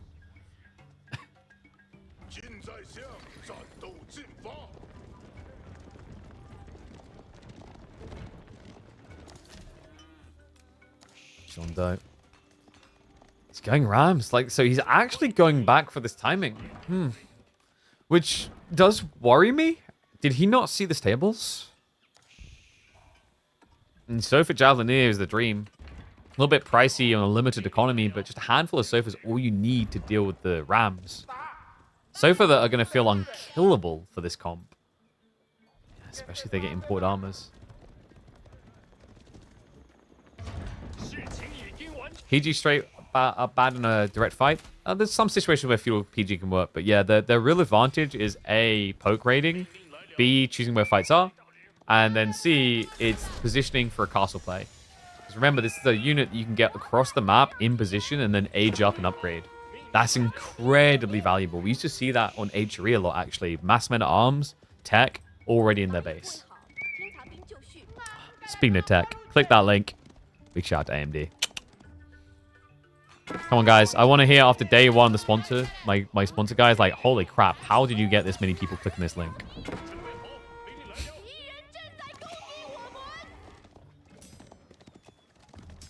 I think the sofa's unanswered now for Jean. He's still not building spears. It's a little bit surprising, actually. Like, spears can kind of contest. Just more horsemen instead. Like, he's fully committed to this timing. He has got the age up, right? He's got veterancy coming through, so in theory, horsemen are now good against these Javelineers. Dive towards the Saharan trade network. This feels a bit dicey. A 5,000 HP structure had been targeted. Javelins with the poke. Being ignored now will be turned on to. That pulls horsemen away. That limits the burn damage and the kill point. Sofa are starting to come out. The Chuk take ages to kill one, though. Sofa are now rallying across. The horsemen are already getting cut down. They just can't get on top of the javelins quick enough. Also, the A-click there, really subpar from John Doe. Wasted way too much time on the veteran Sofa. Yeah, and just tries to retarget now, but Ano's doing a good job of just hugging the sofa to minimize the losses and guarantee the kills. Saharan. No, he bailed on it! He didn't commit to the dive. The Chuk weren't there to deny, so the villagers able to repair. Saharan Trade Network is going to survive. More sofa now starting to come out. We've even got the scout with the deer on the front line. He has cleared the first wave of sofa, folks, but a second wave should be coming through soon. Where is it, actually? He's holding it in reserve somewhere. Yeah, they're going across. They're going to try to help, but the Saharan Trade Network now down. John Doe, every worker kill counts here. Remember, this is not Fulani, so getting these kills is huge. Is he doing it? Is he breaking him? Ano, he lost all Javelineers. It is just Sofa now. So there you go. Jondo knows the switch is Spearman. This is his golden solution.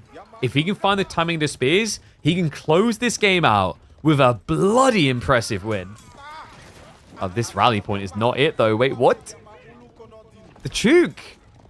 I don't know where they were going. I think that might have been select all army behavior from Jondo. Cost him several of the Chuk. Oh, double-digit Sofa. We have got Lancers coming out as an answer. I'm starting to believe a little here, actually. Jean, he's got a slight worker lead. It's only 5 Cal, not Fulani. Maybe Scrappy, but there's still potential. The problem is, can he get Spearman out fast enough here? I don't think he's supervising the racks. Okay, he is now. Yeah, he switched over. Previously, I believe it was the Chuk. I mean, I know we need a big hit with this raid. It's just so difficult. Look at the vision. Jondo sees him coming a mile off. Does he? Hasn't actually reacted yet. Axeman's going to get found. Spearman getting cut down one by one. John.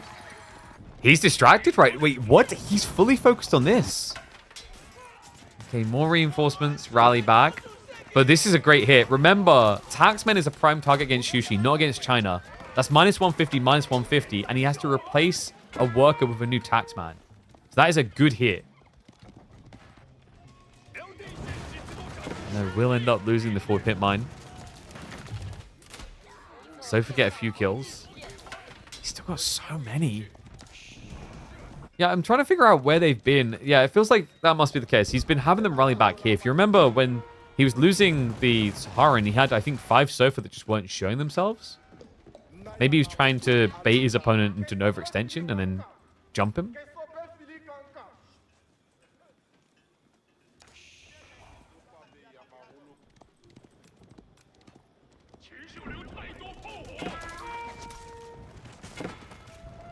And where the hell did this javelin count come from? Back up to 13 already. I mean, the javelin shouldn't be that concerning because I don't really think you want Chuk anymore. In fact, I'm kind of wondering why we still have so many repeater crossbows. Maybe they just didn't die, but you would have expected more Lancer play here.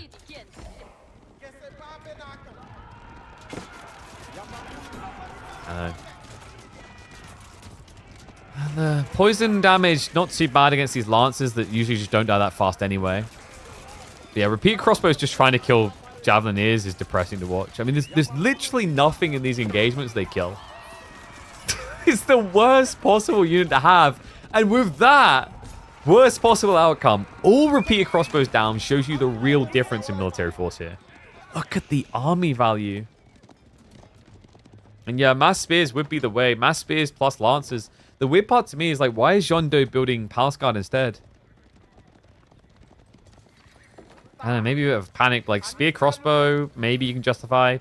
Spearman's just your best friend. I have seen Sofa beating Lancer a lot recently because of the count. John, I mean, he's almost out of deer. I don't know why these guys aren't moving. Yeah, get your asses moving. Last 2, right? And there's still something to bring home, but easier said than done. Javelineers continue the pressure. John, he's revealed the weakness. Anatan, he sensed it. He goes for the die. That's mass Sofa flood, and there's nothing left to defend with. No, this sprinkling of everything is going to get Jondo a loss and a loss only. Port armor is just too damn strong this dive. So game 1 will go to Anno. No pro scouts required. We won't talk about how dicey this all looked. Win's a win, baby. Okay, so G1 to Anno.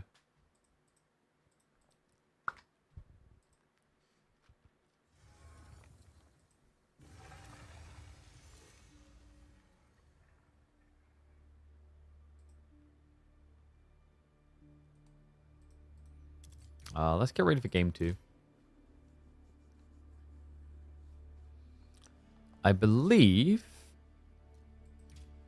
Are they going to front range? Oh, no, it's Altai. Otto versus Japan.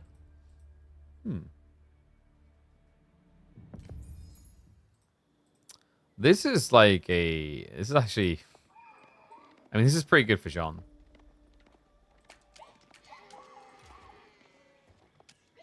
Yeah, so this is actually a really, really bad matchup for Japanese. It kind of always has been. Curious to see what Jondo can do then, if we can maybe get a game number 3 here. Because right now, he's behind. Yeah, 1 game down against Anachad. Japan for Altai. An immediate deer player is pretty cool to see here. And Jean, oh, he's going for the slow scale into military schools. Now, Ottomans, they have a lot of upsides against Japan, guys.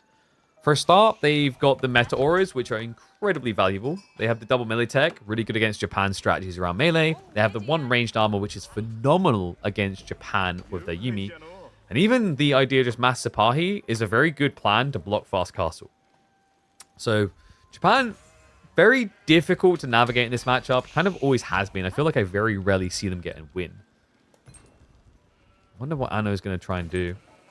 I thought maybe he'd try for like a Dark Age Spear Pope. But you don't really want to do that against Ottomans. The thought is like it might have been worth it to access the Forgotten Runes. It's kind of tough for John Doe though, right? Like he goes melee school first. I'm assuming he's going to send these spears into the corner. Because remember, Altai does feature Forgotten Runes. AKA get passive stone per minute. It's really nice here actually. Just for Ottomans to get the extra military schools online in prep for mid-feudal castle. You think he's going to go Mass Samurai? I think Sipahi kind of do well with Mass Samurai, though. Like, again, the problem here is, like, the Mass Samurai strat, unless you're talking about Fast Castle Samurai, if you're talking Feudal Samurai, like, it's just, I mean, Feudal Samurai kind of sucky anyway. But against Sipahi with meta, you just don't register. You get kited a lot. It's pretty brutal. I think the biggest challenge with Japan is, like, especially with the optimization around Imam points these days, is you have to find a way of solving for healing in long feudal.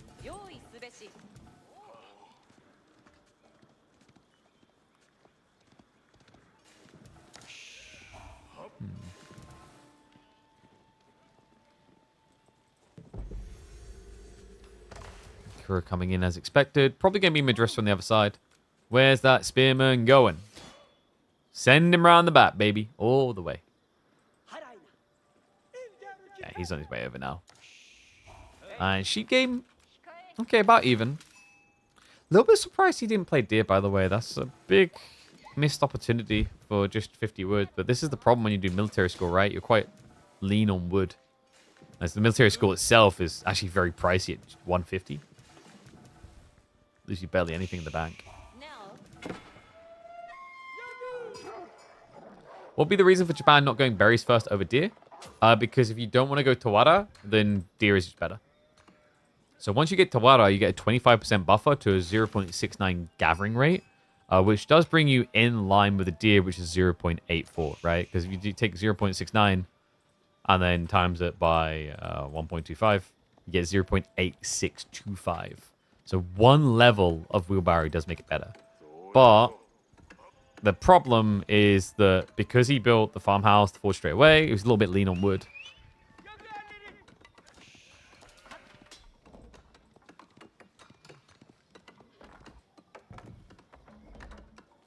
Yeah, once I got double deer, that is kind of weird. Yeah, because Jondo's got pushed to the other side for some weird reason. 1, 2, 1, 2. Like, I mean, in fairness, he might not have it on the inside, but like... Actually, no, dude, his are up here. Is Caillou here? This is a really weird spawn of Altai. That's not a balanced deer spawn at all. Actually, 1, 2... No, he's just missing one, right? No, we're good, we're good. Chill, chill, chill.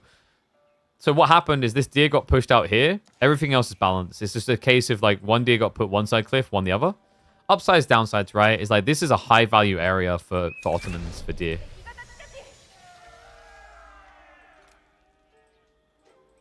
I like this timing, by the way. Ant's hand, he's getting into level 2 wheelbarrow, which is when he can just shift across onto berries. Like, you deserve a heart attack. You put way too many small deers in here. It's confusing. I'm getting old, okay? Gotta keep it simple. Yes! Yo, he went Sultani and he's actively trading. We never see this out of Ottomans. They always just sit them inside. That is so cool. So reminder, when you put traders in the trade network, each of them generate 24 gold a minute. Alternatively, you can active trade with them. We never see the active trade, but if there was a spawn for it, this is the one. Yeah, look, he got the cut through. Easy access. Sheep game as well. 12 sheep in total, 15 on this side for Anno. I think Anno's seeing this though, you just rush castle. Like this is not auto pressure like we're expecting, right? I think the thought process for Jean is like, hey, if I have trade, he'll have to come out and react to me. That is a wild reaction though. Hold on. Guys, are you seeing what I'm seeing? Woman in the military, and Japan done it centuries before the rest of us. Hell yes. Onu Bugeisha. This is very double-edged though, because if you don't use it quickly and a meta comes out, -2 damage pretty much kills this unit's tempo. Yeah, he's going to be hiding it further back. Yumi's a weird switch up though. Like, I don't know, do you really need Yumi here? I guess for the imams, right, is his worry. But the weird thing is, like, Yumi doesn't solve either of these units. Well, okay, it does, but hear me out. If you just go Bugeisha, they solve Spearman and Sapai. You don't need Yumi to solve the Spearman. Because Onu Bugeisha does it already.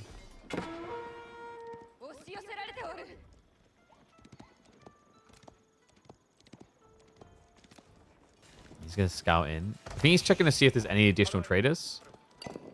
Which will tell him if this is like a long feudal or just a greed boom. We can see it's a greed boom. Jondo just looking for castle.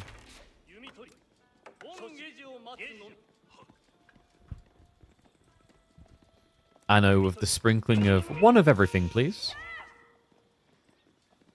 It is a little bit littered, isn't it?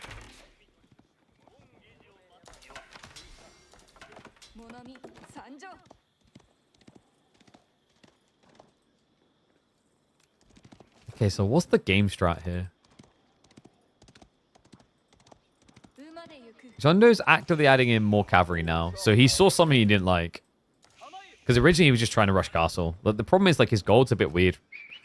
You know, he's not actively gathering the back gold, so he's relying on just trade gold. Oh, he put them back in. Yeah, dude, it was a bait. It was a full bait. So he brings... That is sick. So he puts the Sultani trade traders onto the neutral post, brings them back once, and then garrisons them, knowing his opponent's going to have to react. But the weird part to me is, like, Jondo is now bulking into feudal when he was so close to castle. In fairness, though, Anno, he's built a lot of Yumi. Which we did say seemed weird after the Geisha beginning. I think what was going on here is maybe Anno was trying to bait a reaction to Geisha. But I don't know how that benefits you, because the only logical reaction to Geisha is normally going to be, what, archers? And Ottoman archers can beat Yumi archers.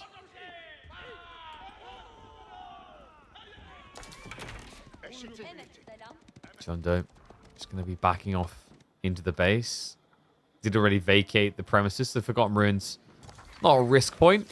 Did get an extra military school out of it. In fact, you can just walk out once, gather the stone necessary. It's going to be prepping for the extra military campus. I know. Now with no entry point, forcing a reinvestment. Staying feudal is bad, right? Like, you don't want to be stuck to this age much longer. Now that you've seen Sapai here starting to come out, like, Yumi are not safe. You could technically just add in a bunch of spears, but it just enables archers too much. Like, you start to reach a point there as Anno where your whole army gets countered by Ottoman archers. Not great. Instead, he is starting to think about castle.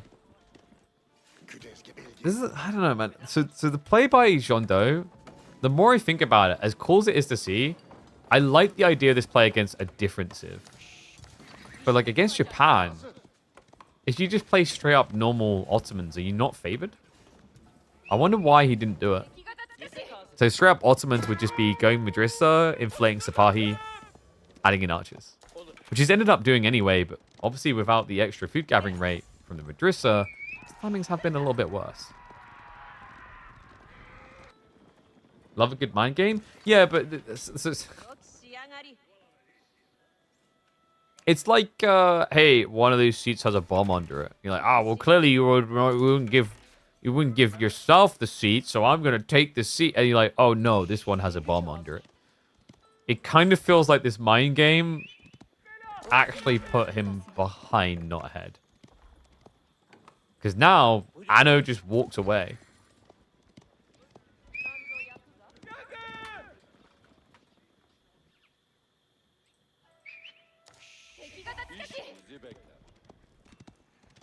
Sometimes you cook too much. Trust me, I know. I spent a lot of hours playing Payday 2.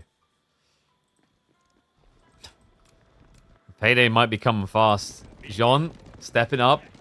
Now, we did talk about this timing you can have with Sipahi for a dive. Could he find it here? Has been scouted by the Bagesha.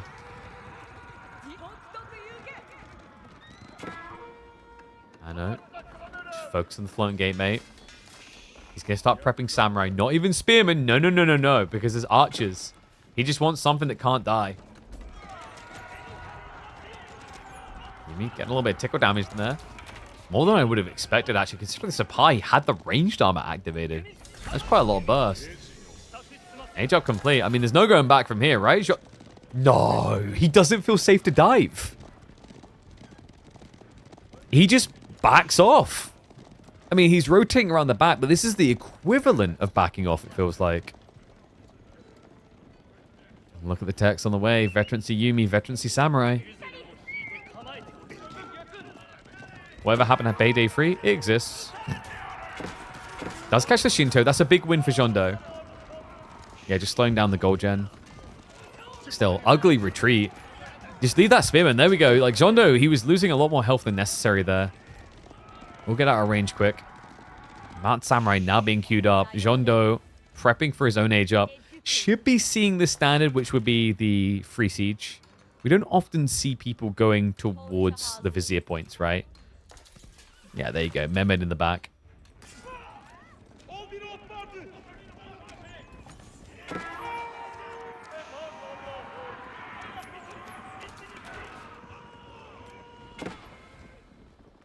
I know. And he's already in the base with upgraded samurai and Yumi. Oh no. John. Not like this. He does it all the way at the back, but it's already been scoured. He knows exactly where to go. And the Sipahi, they're waiting inside that TC. This is meant to be a trap. Is it going to be an effective one? Here we go. He looks to spring up, but the Yumi, he waited too long. The A-click just dragged him onto the samurai. It's all gone wrong. Jean, not like this. The A-click maneuver wasted all of his efforts. Oh my god, that almost looked like a succinct plan. Just a few Yumi now chasing the workers away. No complete on the tech up. Yumi now steering towards the worker mass to find those valuable kills. Sipahi not activating the fortitude. I don't know, man. I think the idea from Jondo was cool, but somewhere along there an A-click happened that probably shouldn't have. Yumi just getting more value than they ever should have. Now just sniping down what little remains of the light cav. Villagers are going to make their way back over without wheelbarrow, which could easily buy enough time now for Anno. Anno, who now has mounted samurai, he catches the active trade coming out again. Oh my god, the idea was so cool from Jondo. Garrisoning the TC with not villagers, but the Sipahi.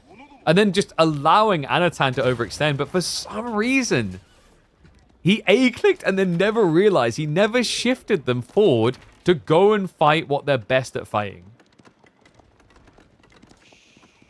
Age up, make me complete. But Jean Doe's economy is in shambles. He can't afford anything. At this point, he probably can't even afford to sub to my channel. GG comes out. A 2-0 victory for Anno and a rare win for Japan over the Ottomans. Too many mind games, I think. By the way, I just noticed the link came up. Reminder, working with AMD on the Ryzen CPUs. Awareness campaign. Link el clico, por favor.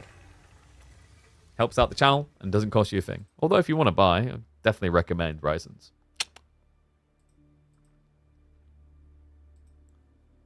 Okay, so another series done.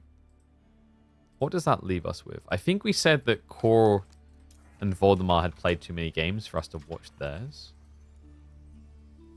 I have confirmation. We do have Voldemar versus Wham for 7 p.m. CEST. I know I just said, like, I'm trying to find Core and Voldemar, but we already checked. We sadly can't do Core and Voldemar.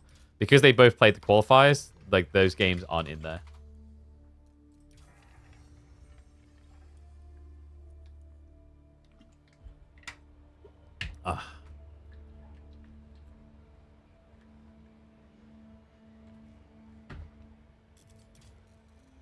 Yeah, kind of unfortunate, actually.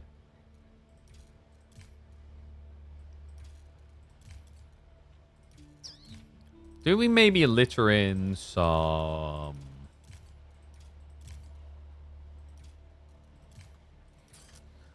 I'm tempted to litter in some EGC games from the qualies. So I'm trying to think what else we have now. Maybe Vortex versus GIF?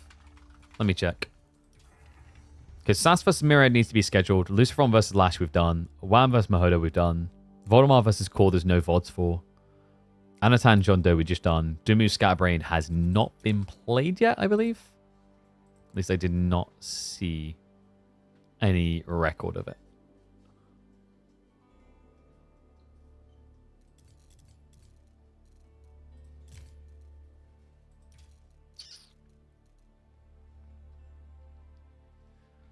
Yeah, I think...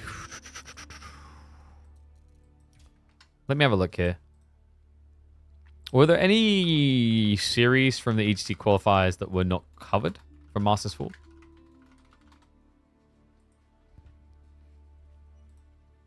Qualifier number 2. Of the qualifying round, because you had Myriad versus Recon, Mia Micah versus SAS, Scarlet Devil versus Core, and was Voldemar versus Mr. not covered? Really? I'm kind of surprised if that's the case.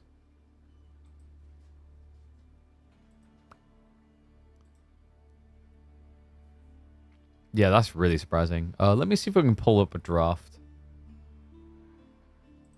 Because the Liquipedia did not have one. That might be a good way to spend some time. So let me update tile as well.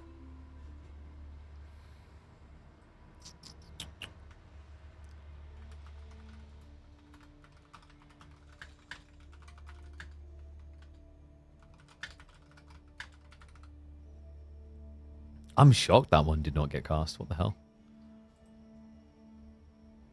Okay.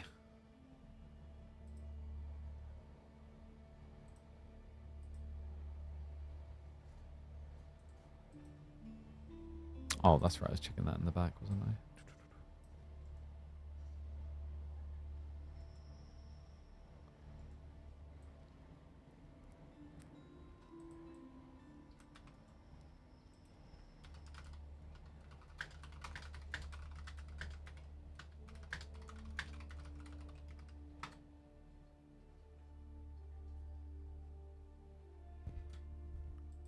I'm just checking if I can get my hands on the draft for the series. Where's the draft for... Actually, let's just check Voldemar. Yo, you got your draft. I missed that. Hopefully he's there. Let me wipe the slate clean. So, guys, we're going to take a detour across the ET Masters full.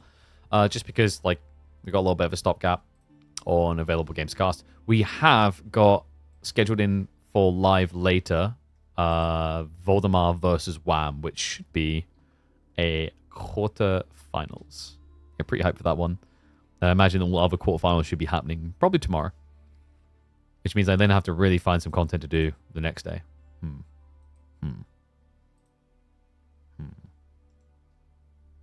I'll think on that one. All right.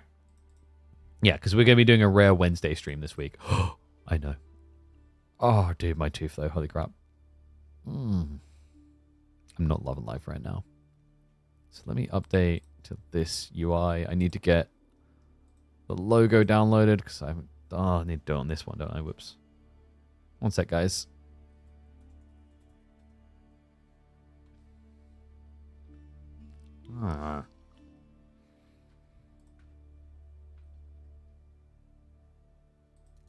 Then I'll get game 1 ready.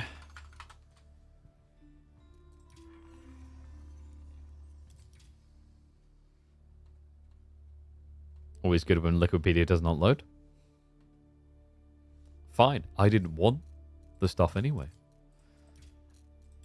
I actually do, please. Thank you. Okay, so game 1's going to be Mongols versus Chinese. Dude, how does he get China? Why is that happening? It should not be.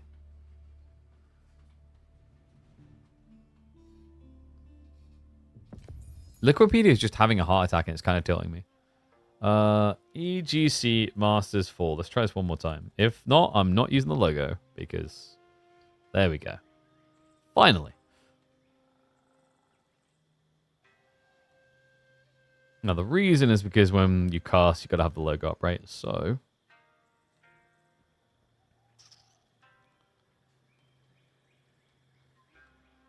let me go ahead and we'll switch over casting 20 scene and we'll switch the 20 logo.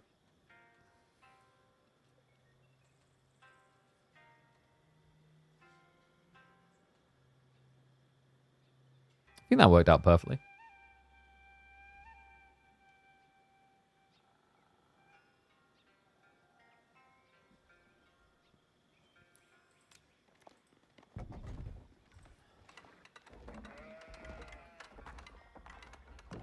The legendary Lord of Mythology is back to Age of Empires 4. That's right. It's Mister. He's returned to us here in our realm of glory, but he faces off against the kiddo, Voldemar, who's been having a phenomenal month. This is a semi-finals qualification slot for the EGC Masters Full. A best of 5 between them, and Voldemar is already whipping out the best civ in the game, while Mister goes for something cozy, familiar, and of old. Welcome back. Game number 1. We are going to be on Dry Arabia to open this bad boy up. And let me just mark that up. It is indeed going to be a best of 5. So, Mister, it's been a while, man. We actually managed to cast 1 or 2 of the games on the weekend on EGC's channel. And we saw the evolution. We saw him just trying to return to these wacky strategies. I think we cast him trying to do a Hobbler rush build that didn't quite pay off. Question mark. Has Mister had enough time to get used to the game again? Or is a more warmed up, more on the rise player like Voldemar going to be favored? I mean, thinking from a draft perspective, just having China into Mongols already is just a dream come true, right? Like, I think China has for a very, very long time felt great against Mongols. There was a time where the outpost rushes were pretty effective, but then we saw China players just adapt and they started rushing Spearmen into it. We are back at a time where you don't want to rush spears anymore. Nowadays, you just want to rush feudal because you don't want to build a taxman. The problem with that is Mister, it would have been difficult to get the spears in quick enough to stop the gold gather for an Imperial official. He would have at least been able to stop pro scouts, though. That's the part that surprises me, is that he didn't want to hinder it at all. Instead, he just plays for the greed. Yeah, tech up targeting. But, I mean, you're not faster on a tech up. Remember, use all your initial wood to set up the Uvu anyway. I think he's going double villager production. Yeah, it's that Mister again. We saw him do this against Lash on Excavation, a map where it makes a lot more sense.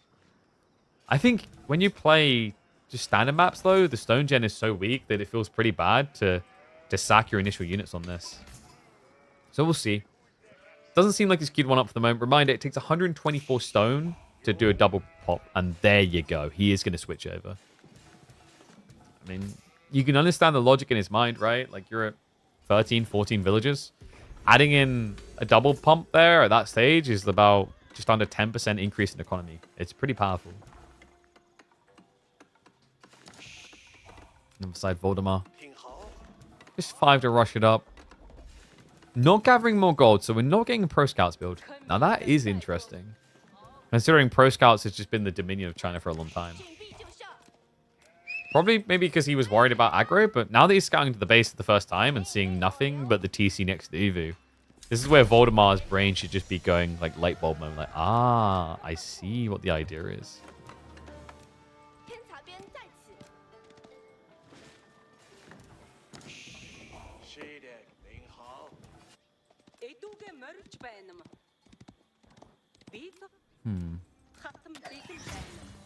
What is Mister's concept here? Like, what is he looking for? Because one thing to double produce the villages, sure, I get that, but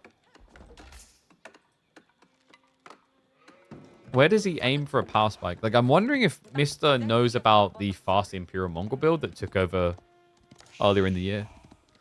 It's not as common at the moment because players notice that if you actually focus on all-inning to counter it, you can actually stop it.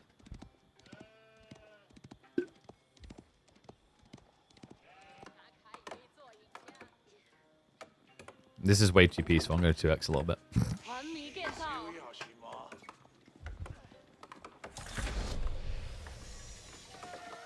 If Voldemar's not going to pro scout, he will have to think about moving out the base.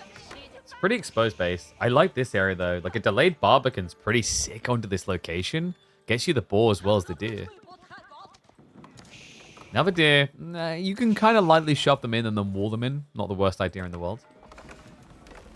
Archer beginning, and it is going to be Magadai on the other side. So Mister just switching into those frustratingly aggressive units. I like this though for Voldemar. I think his read is correct. Archers will be a good counterplay. He's also got the stable, so it is going to be delayed pro scouts, but guaranteed now. Yeah, it's just a matter of waiting it out a little bit. Remember, the taxation does get you there pretty quickly. Able to generate gold off of the villages. Well as the units you produce. Quite a lot as well. Like 8 gold per unit produced. That's a 10% discount on your units, and you're getting towards gold without exposing yourself to the Magadai play.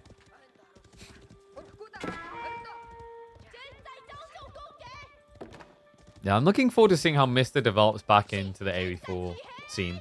I think at the moment, like I remember watching one or two of his games, and it had the Mio Micah feel. And what I mean by that is it almost felt cheesy to watch. I think the difference with Mio Micah is we talked about he likes to lean on a tactic.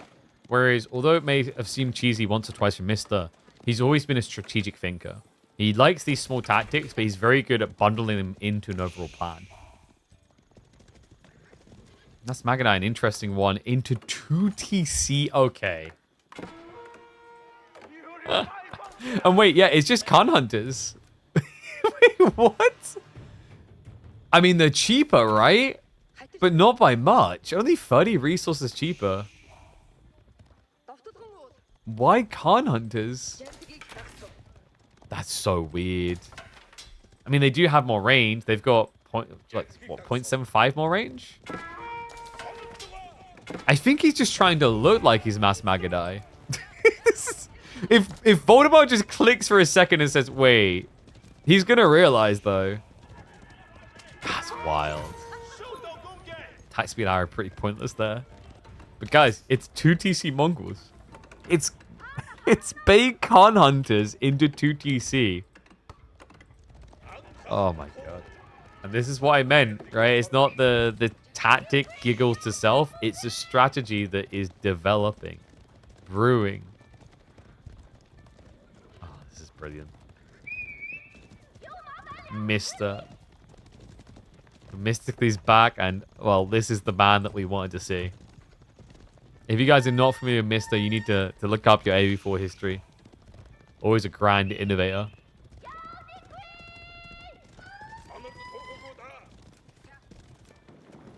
Voldemort has at least got some of the deer home. Now playing to the west side. A little bit of poke coming in here. Khan Hunters. There's some tricky things here, right? Like, and he even tugs the Magadai. So the Magadai, you know, tend to be a little bit better at gunning down units with the quicker attack speed, right? I think he doesn't care because he just wants to move in, poke, and that extra tar range is pretty big. Almost a full extra tar range of a Magadai, and we're talking about when Magadai have the aura. So it does give you an easier time just reaching over. So I like what he's thinking about here. Is like a lot of people play Magadai to move onto the tree line and snipe workers. Very difficult to do with limited range. But the Khan Hunters offset that problem. They've got so much range.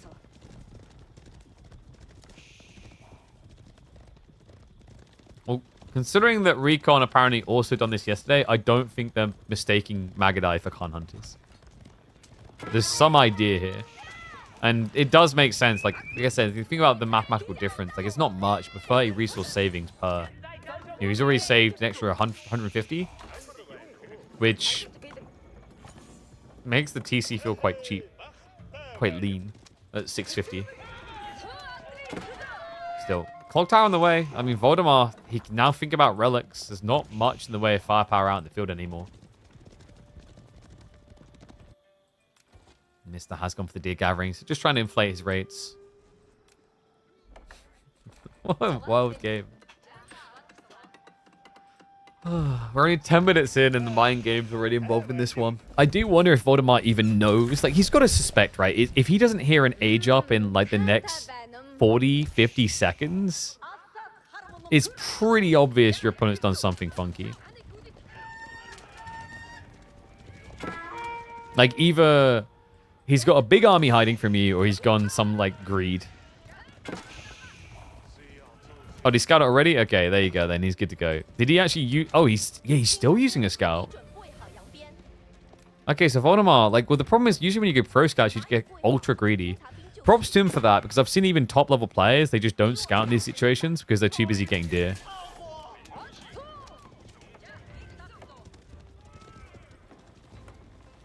Mr. Still just being a pain in the ass for this.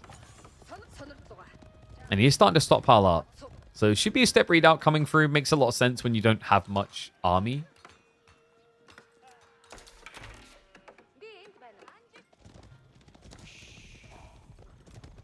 Is there anything else you could do instead?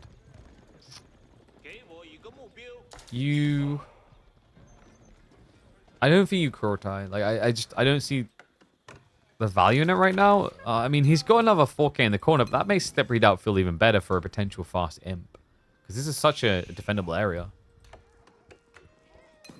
Because the problem with Kurotai, I mean, in fairness, with 2TC, you have a lot of villagers that probably need healing when you get dove, but with only 4 of these boys, only 4 Khan Hunters, you just don't have anything to actually buff. Right? Which means if Voldemort moves across for a dive, he should just get maximum pain. The weird thing, though, is it just feels like Voldemort has been boxed in so long dealing with these Khan Hunters.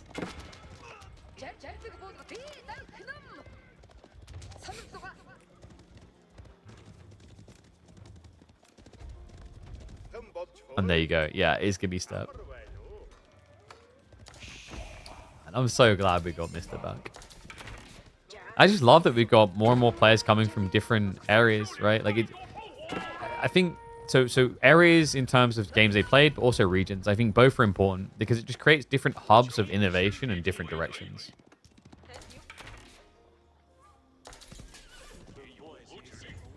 It's worth building a tower there? What, here? Oh, maybe. I mean, he had another tree line anyway.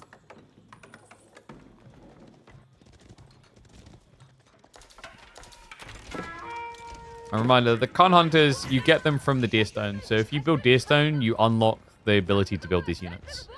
They're not really meant to be an attacking unit themselves. They are an aura buffing unit. They enable range masses. See here, actually. Khan Hunter's range, so gives 0.5, 0.75, and 1 tar range increase. Even more if it's a Cav Archer, an extra plus 0.5 default. That's what makes him so good with Magadai. It turns them into actually viable units in the early game. Whereas before, we always just called them Meme Gadai for a good reason. maybe a little bit too much emphasis on the word die in their names, as it seemed to be all that they ever do. They're still hunting. And Kanan's this reminder, like, they do get upgraded quite nicely, an extra 1 damage there. Considering there's no textiles, actually can make the difference, as he's going to find the wall worker. Finally, a worker goes down in this game. Still the one to strike. Voldemar, though, looking for a counter-offensive, moving in now with the Lancers. Double outpost set up. We've only got Arislets there, right? No spring on placements to defend with.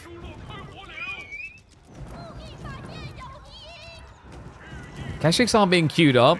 There are some spears, but they're getting distracted right now, so an opportunity arises. Mister with the back to work. Big mistake there. Ends up losing 2. Behind this Voldemar, it's going to be a 5-relic game for China. He's got them all coming home. Oh, you are just loving life right now. Mister, you know, the goal here is to get to Imperial Age. You're tapping the resources fast, baby. This is almost as fast as an 8-core CPU from AMD. The 50% extra, which feels like the type of frame increase you get with those bad boys. He's only got 1 vein left, but this is essentially 6,000 gold sitting there for him.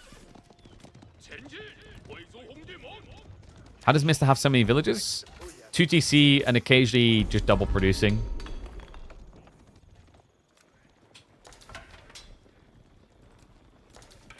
I expect nothing else from Poseidon main. Oh my god, he's just so annoying with this. Doesn't read more about the CPUs. Well, if you put exclamation mark AMD, you can find out more about our wonderful sponsor. Wow. That's helpful.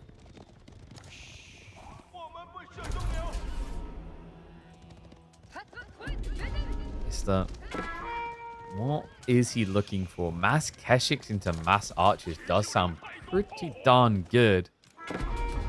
Why has Voldemar not transitioned into more Lancers? He's only got 11 so far. I mean, I say only. It's pretty good. A little raid in there. Looks like he did find a worker kill.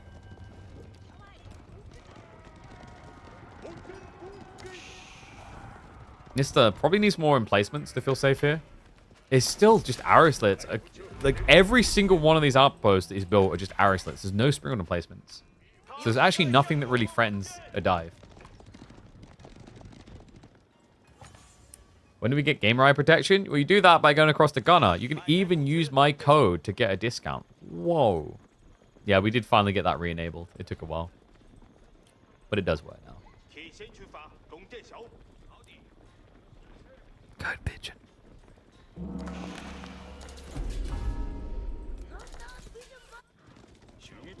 Voldemar. Another thing that's nice about Archer is just great at fishing for worker kills. Moves in. It's going to be a scramble. Has got the Yam to run away, but he's got too many workers for the garrison spots, right? He's got, what, 23 on the TC, and then he's got another 20 from outposts. So he can house 43 villagers. That means he's got 22 extra that just would potentially die in the middle of the attack. It's pretty much the entire eco lead. That's brutal. Triple Sacred Site now on lock for Voldemar. Tick-tock on the clock. Archers with the diving. Lancers are going to be bringing out the torches on the TC. The Keshik line is pretty big for Mister. Yeah, Voldemar, like, why archers and not crossbow, I wonder? I mean, crossbows move a bit slow, sure, but did you just think archers were good enough against heavy cav? I mean, it is flimsy Keshik after all, but not so flimsy when you activate that. Melee armor, ranged armor activated. Able to chase this away. Voldemar with start step, just trying to target down the injured knights one by one. Lance is now going to spread out. Good target fire. Voldemar, it's a firm hold. Yeah, more Keshiks are queued up from Mister, though. However, he needs to retreat. Yam will get him out fast.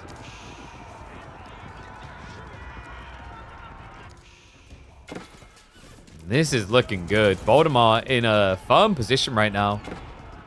You know, I think his goal here is to not worry about a farm transition. He's still got balls he could play for on the flank. He's still got berries on the east side, which he's now leaning to. These don't even get found would be big. Actually does deploy.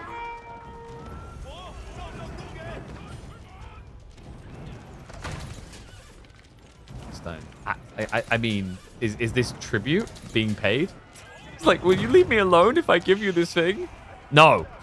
Okay, I'll give it to you anyway. Dive now coming in for the Keshix again. Mister, he has got that Yam to engage.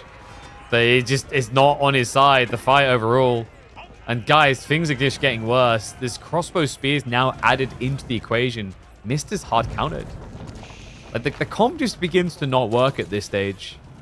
And Waldemar also begins to rear his ugly face.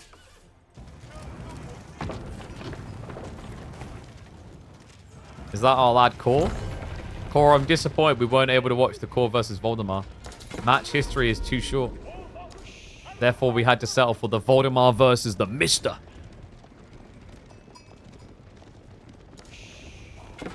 Yeah, I figured it'd be a good one. I was disappointed we couldn't cast it. I really wish there was more than 10 in match history.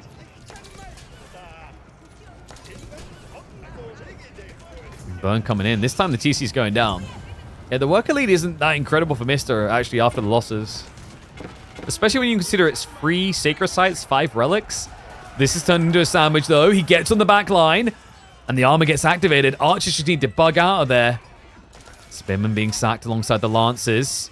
But the numbers are just so good for Voldemar still. I mean, it's a good maneuver. Mister is just one of those astounding players at getting those type of surrounds.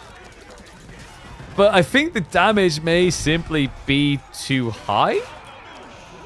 He'll at least be able to scare this away because there's mostly archers left. But is Mister not out of gold? No, by some miracle. He's still got 1.2k left in that corner. I do not know why we've got Nesta. I think Voldemar thought there had to be a transition coming. There's no reason to have Nesta Bees here. It's just, he's trying to be logical about this. No way would this guy just keep building heavy cav the entire game, right? That's a little bit crazy. Apparently not.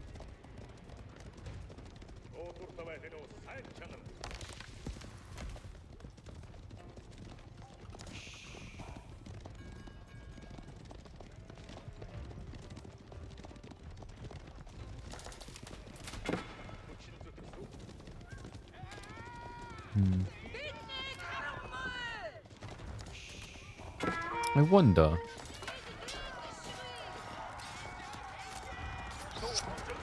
Is there a way that Mister can make this work? I mean, he got the decap. Sacred Sight's gone now. This is the weakest point in the game for Voldemar. The problem is he's just so far ahead on military still that he doesn't feel weak. And now, on Mister, it's a good thing he does break out of the base. He's out of gold. And he's still spamming the crap out of Keshix. Keshix fall off hard in castle? Yeah, I mean, crossbows just clear them so fast, right? Like 23 damage into a flimsy 175 HP. Like, this is the brutal reality of Keshix, is you actually get less health than a feudal age knight. That doesn't sound like a good deal. What's Voldemar doing? Voldemar is just prepping for late game because he just keeps headbutting this base. Like, you have to think about this in Voldy's perspective of like, dude, I just wiped your Keshix again. Why do you have 20 more Keshix? So he's just playing it safe and prepping for a long game because he realizes there's been 2 TC for a while. There must be pastures. He doesn't know exactly when the gold's running out.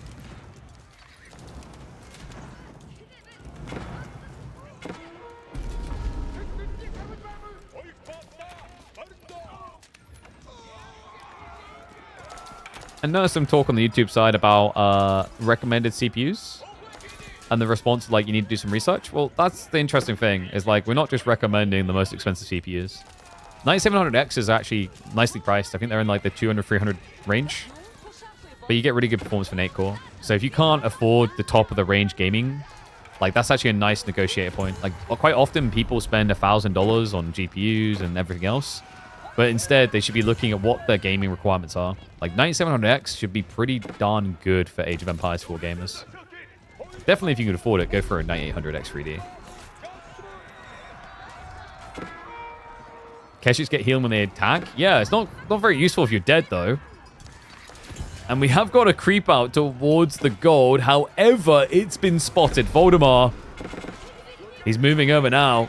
And this is problematic. The Nest of Bees in the end might get some value as long as they survive long enough, considering the Mister did scale into archers. Horsemen not able to get the kill on the chunky clock tower Nest of Bees. Villagers... Wait, no, come on. The step readout. It took so long to set up. Oh, God. And on the knobs, they'll be able to wipe out the archers. Mister, able to snipe one of them down. But this is getting far too expensive, surely. I mean, his food income is pretty crazy. The gold has been the issue. He is going to be able to get out there. But remember, Voldemar, he's just been scaling the granaries behind this, so his food income is going to catch up. He's Song 2, so he will catch up with workers.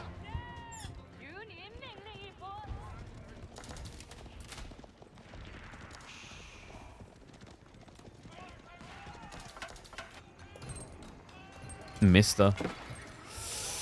Has he got enough here? Switching Archer Horseman.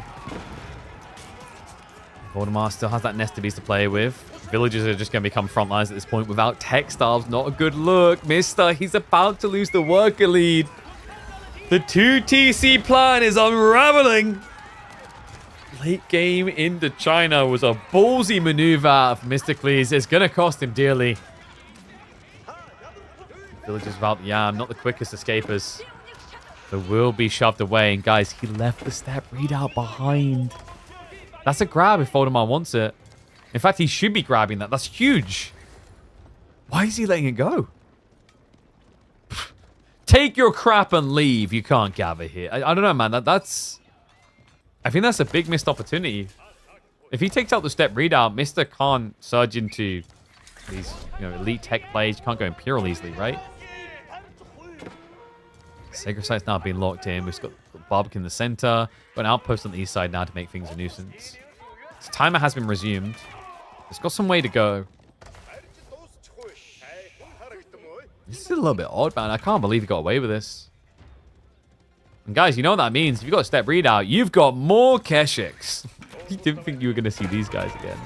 You probably shouldn't see these guys. There's 31 crossbowmen now for Voldemar. Or to say it another way, melt mode for the poor little Keshiks.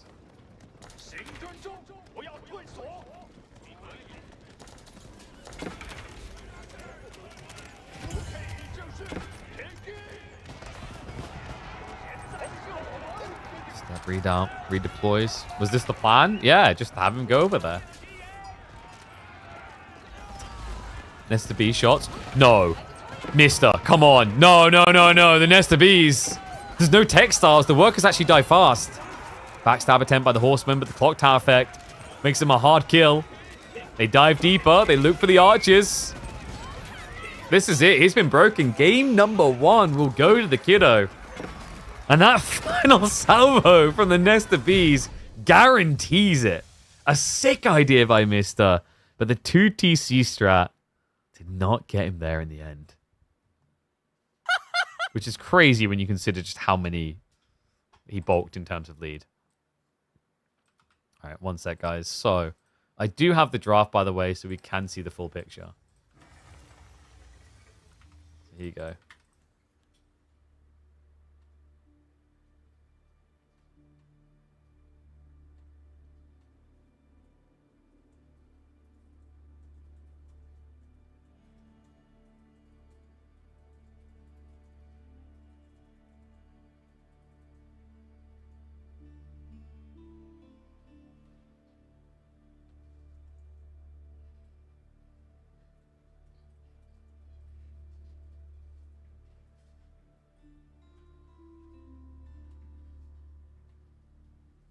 Oh, wait. Oh, a sec. Yeah, sorry. I put them the wrong way around, didn't I?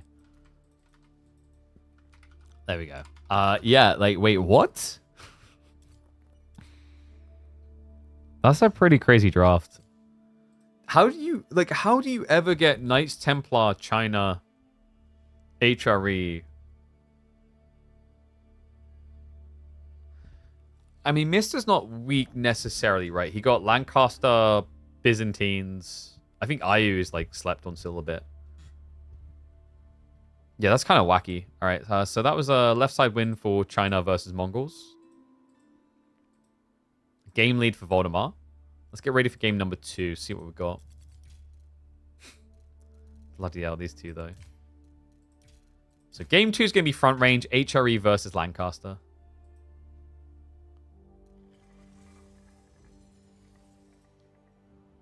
I think this is execution based, right? Both sides actually have upsides.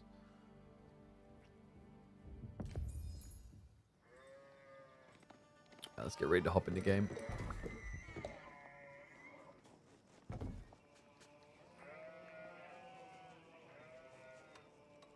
Yeah, reminder, like I said, go check out the AMD models. You see what I mean? Like, for a lot of you, you should be looking at like what you want to do with it. You know, don't be that person that's like, I'm going to buy a $2,000 GPU. It's like, but why? What are you doing with that $2,000 GPU? Do you need it? Right? Like, for example, I said, I love the amount of power, like the 16 cores I've got on my like CPU. But like, you know, for a lot of you guys, you won't need that many CPUs, which is why 8 core is like a nice place to be right now. So yeah, definitely like look into it a bit. Let me know if you guys ever have any questions about tech. I'm a nerd for it, so I love talking about it. But let's get ready to roll. The first game already delivered mind games of unrivaled proportions for the qualifier of this S-tier tournament.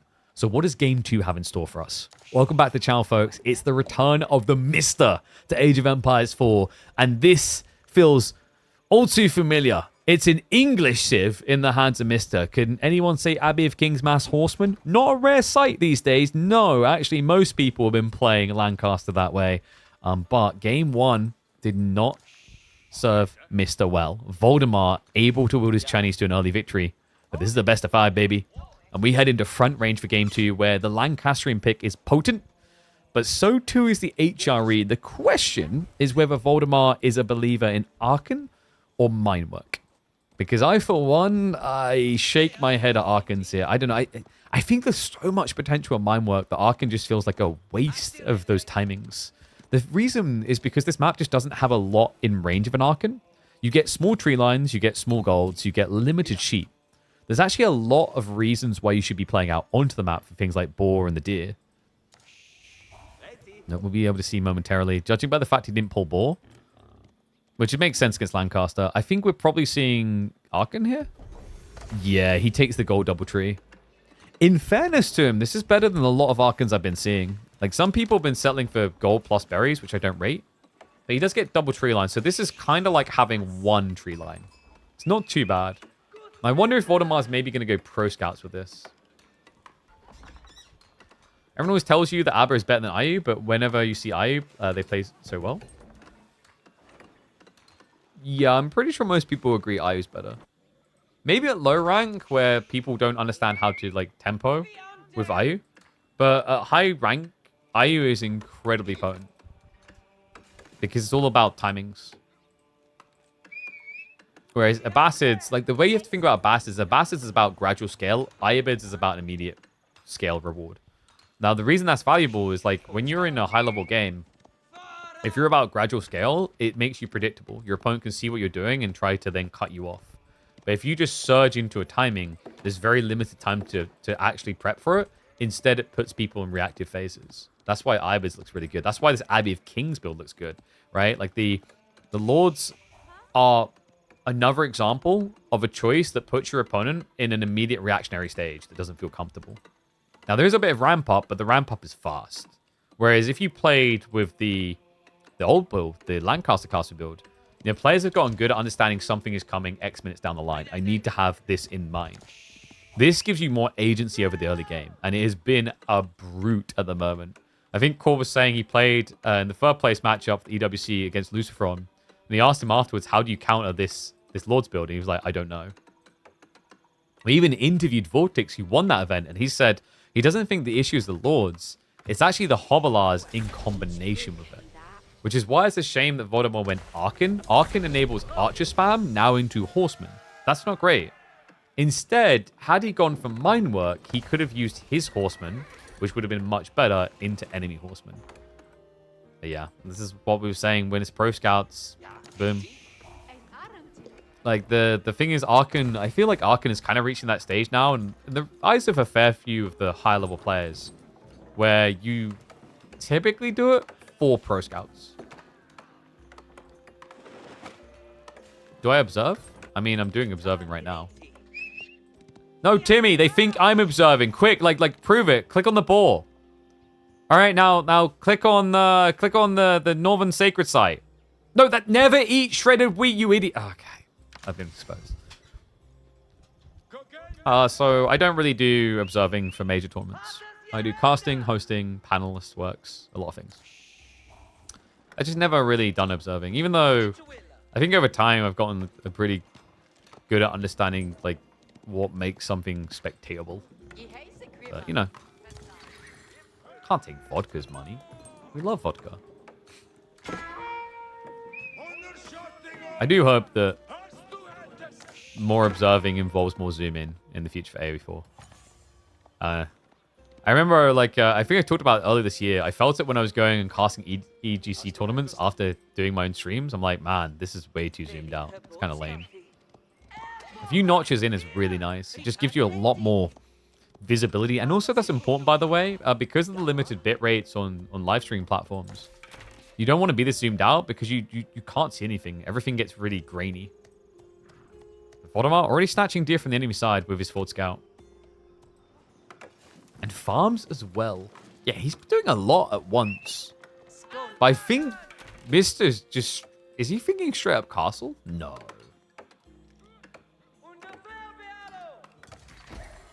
Come to appreciate the little animations, right? Because like you're not going to see it in a pro player stream because they're smashing around the screen at 1,000,000 miles an hour doing things, right? And you're not going to see it on a lot of the other tournament streams because they're just like, they maximize zoom out. There is an argument for it, and here's the argument. So, MOBA's proved this. Like, you want to have an anchored perspective that is familiar to the player. So, like, in MOBAs, you know, you always have the zoom out. You don't really, like, go down to the first-person view, even though games like Dota 2 have it. Because it's confusing to players. And games like Overwatch truly prove this. Like, you know, Overwatch failed from an esports perspective, first and foremost, because you just couldn't watch it. You couldn't follow things. Regardless of the other issues that you feel there was, that was the number one.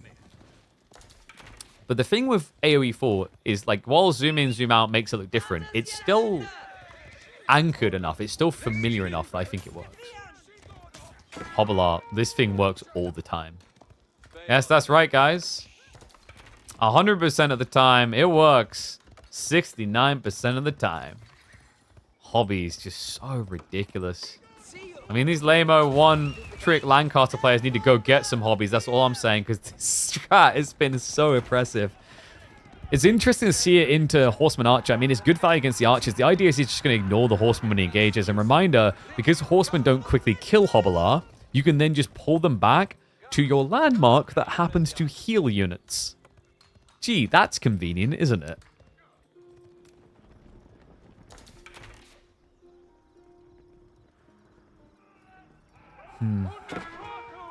I like this, just blocking the deer play. But this is the nice thing about Pro Scouts in theory, is that you have the backup deer. There's always a safe deer to the north. It's very difficult for someone to block you away from that deer in the first 10 minutes.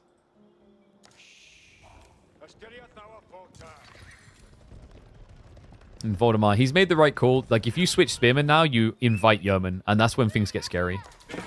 Because remember, like, Hobbler Yeoman is very complementary because of the cost. You save so much on Hobbler, it makes Yeoman affordable, where Yeoman usually isn't affordable in Feudal Age. It's a weird dynamic, actually. You know, most civs, if they think about Horsemen, they can never think about this unit that almost costs 100 resource for ranged. You know, you've seen how much, like, English struggle with the idea of Horseman Longbow. You know, if they had a little bit better economy, they'd go for it every day of the week. It's the reason why you see Byzantines do it. And the only reason Byzantines can afford it is because they use Oliver.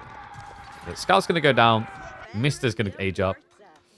Voldemar's army isn't insanely big, right? Like, is there a world in which he just King's Colleges here? It's not your normal. You usually see White Tower builds here, just so that you're protected, so you can just keep focusing on raids. If he does get King's College, the Hobbler charge damage is kind of nuts. Okay, he plays it safe. Love this, though. Look at the position. This is huge. Yeah, this is so much better than King's College because he's getting both ball. So that forces Voldemar deeper into an eventual farm transition. That delays your requirements. And also just enables a lot of map control.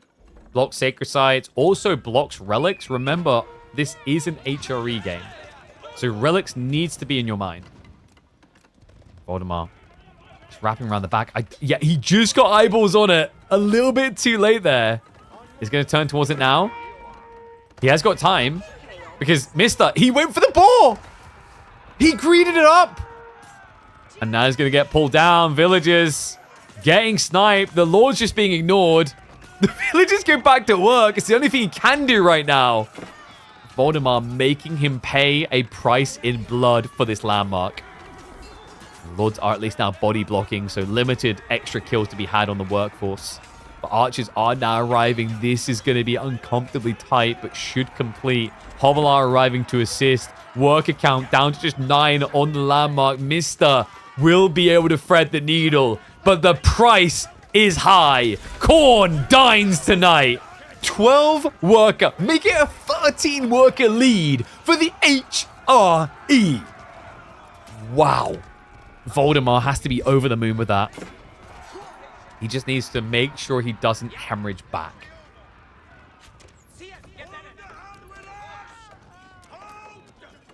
That was an incredible hit. Just gluttonous from Mister. I mean, he's going to know that that mill being built, I mean, it cost him probably an extra 2 free workers otherwise. Voldemort, the amount of farms he's getting at this stage, he's happy. Adds in another 5. Mister starts to queue up the knights with what limited economy he has. But guys, do remember, this is House of Lancaster. We don't need villages. That's pointless. Who needs villages? Why not just build this? This is, I can't explain the economics of this to you. So the mana generates resources because...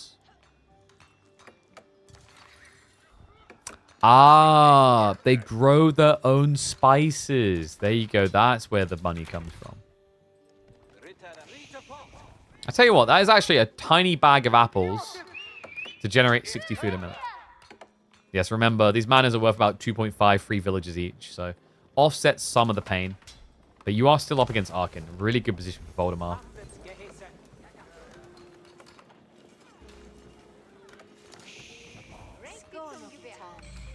Last big thing we need is to turn up the game volume and add ducking from the casters' voices.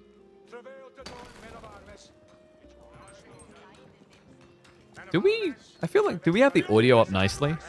Or is ours low? I feel like ours is a reasonable volume.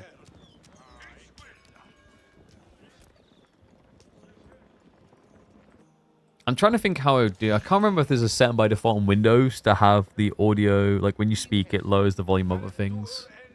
There's a way to have you receive that. I remember that. That's why on some productions it's easy, because if you have a production guy, he can just have it set so the audio ducts when he receives audio from the casters. But I can't remember if you can do it yourself, your own setup. So little horseman raids are going to get shut down. The most important thing here, though, Mister, like, he's not dead. Think about the relic game. Voldemort, at this rate, should probably end up with only 1. Yeah, Mister's already snatching 1 from the north. There's still 1 up for contest here. Voldemort needs to be fast. Like, this was a Regnitz build. Less than 2 and you are not happy.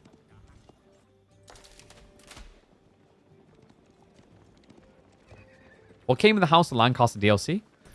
So you got 2 civs, which are variant, but they are essentially new civs if you think about it. And the other thing you got that people quite often forget, a lot of new maps, but there's also the missions. 1 or 2 of those missions are quite replayable. And no, I wouldn't be able to do the audio ducking OBS, because reminder, we use a 2 PC setup with capture card. So what's essentially happening is all the audio is getting pushed through on 1 channel via the capture card. So we'd have to have some sort of audio ducking solution on the primary PC. I mean, if we have an audio technician who wants to explore it with me, I don't mind. I've said before that, like, actually the audio... I think that a lot of the audio effects in AoE 4 aren't loud enough. It's like, actually, Red Bull is really good for this. Red Bull intentionally increases the bass on a lot of units in AoE 2. So you can hear them.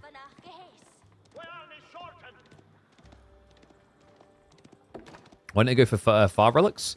Because Mister needed the extra eco. He lost way too much already, right? So this needed to inflate him, and it's doing a great job of that. He's up to 10 of these Earl's Guard already.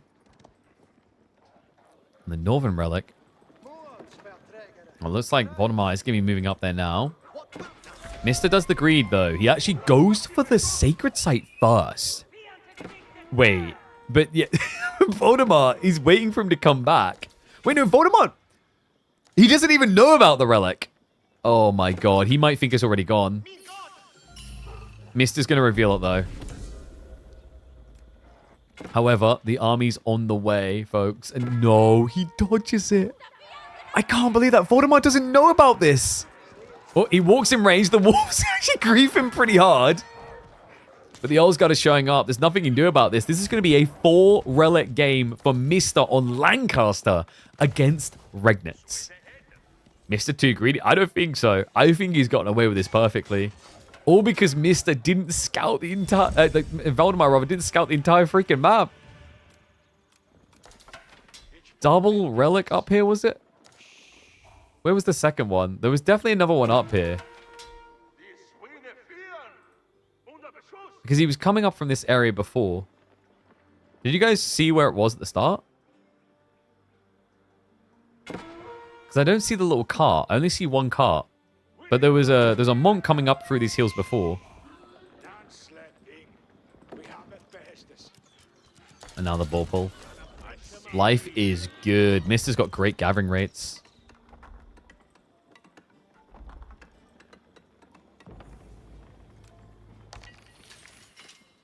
Oh, is it here? Oh, it's here. Yeah, it's very subtle. That's very subtle, actually. So this is where one of them was. Damn, great grab, Mister. Now a big advantage on this map. Gold is very limited on front range. You move small vein to small vein to small vein throughout the mountains. So between that and the eventual manas into Scootage, which gives gold gen, he's sitting cozy.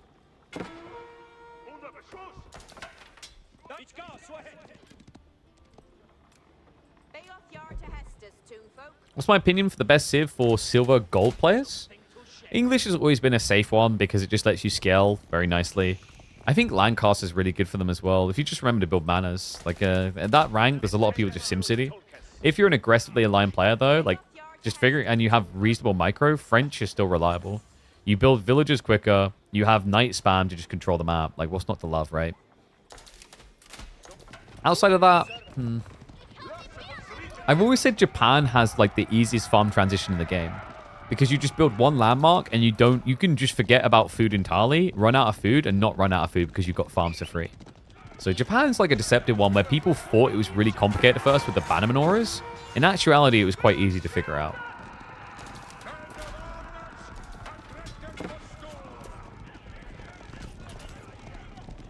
No, it's not able to get in for Voldemort. Yeah, I'm a bit worried that Voldemort has gone for this raiding comp, but he's not going to get in with it, which means you're just heavily disadvantaged in the main engagement. Mass Earl's Guard and crossbows. In low leagues, early aggression is usually an auto-win. Yeah, because people don't know how to deal with it. But like, if you're a boomy boy instead, like the civs I mentioned are good for booming, right? But like in general, French is just nice for bullying your way up the ladder. Jean as well. Like, I mean, my advice would be instead of thinking like, oh, what's the best civ to crap on silver gold players? Think, okay, what is the civ I'm interested in? And then use your time on that civ to learn the fundamentals of the game. Cheesing a civ will not help you get better. What will end up happening is you will cheese up the ranks because let's say you pick Jean and low rank players don't like dealing with Jean and whatever. Now you're an inflated rank and you're not having fun because you don't know how to deal with someone who is of plat rank, right? So it's much better to just decide on a civ you like playing, learn the ins and outs of that civ, because also once you've learned the ins and outs of that civ, you start to understand the macroeconomics of the game in general, you start to understand the generic details between civs, and you also start to understand all the matchups better. Whereas if you're constantly in flux, changing civ, changing civ, changing civ, or you're just going for a cheesy civ, it gives you very disingenuous answers. Like, the difference of what I'm coaching on here with that statement is, and pause that, we'll talk about it in a second, we've got a big fight coming in. I didn't think he tried it. He wants the 5th relic. What? Oh my god, that's so greedy. But it's so many Earl's Guard. And a lack of front line for Voldemar here at home. No, he's diving into the base looking for targets. We'll find a few of the woodworkers, but he might be paying a higher price at home. He went into trebuchets to deal with the White Tower at the worst possible time. The Lords still haven't been sniped yet. Remember the Guard, they were getting the health they get in Imperial Age because of that aura from the Lords. Made them last so much longer here, able to just break the back of the formation. Now means that Mr. has double the crossbowman of Voldemar in his own base. Absolutely freaking wild. And he's still not lost all the Guard. This is just wave number 1. He's got more where that came from. He won't be able to get the outpost, but he sicks it onto the Archon. Slows things down. Now, there have been worker kills for this. There's been prices paid, right? More is lost at home. I don't know if I'd say Mr. came out better for that. You know, he won the main fight, but kind of lost the war because of these raiders. Yeah, I don't know. There wasn't any follow-up, right? Like, there was no siege switch, no hit into the base, no 5th relic. And yeah, so what we were saying before, like what we're trying to coach you on there is advice that will help you improve as a player overall, instead of tips and tricks that get you to gold or, you know, plat or whatever. And thank you, Twitch chat. So free workers extra go down, but it's also the idle time, right? Like, there's been a lot of time spent running around for him. Mr. does have an absurd amount of wood.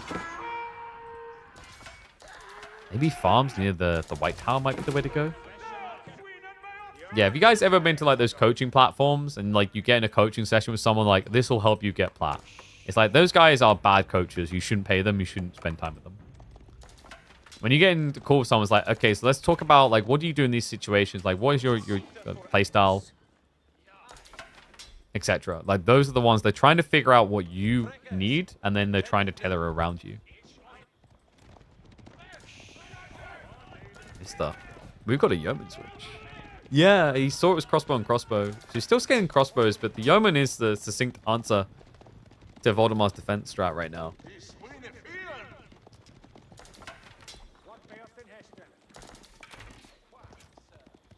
Talking about my own coaching style? No, I'm talking about the coaching style that you would get from any actual, like, competent coach and qualified coach.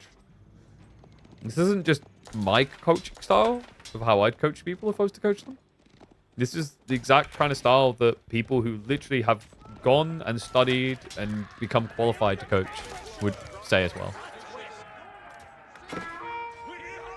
Really, you either want to get good at, like, you actually want to get good at the game, or you just want to stomp someone once off, you know?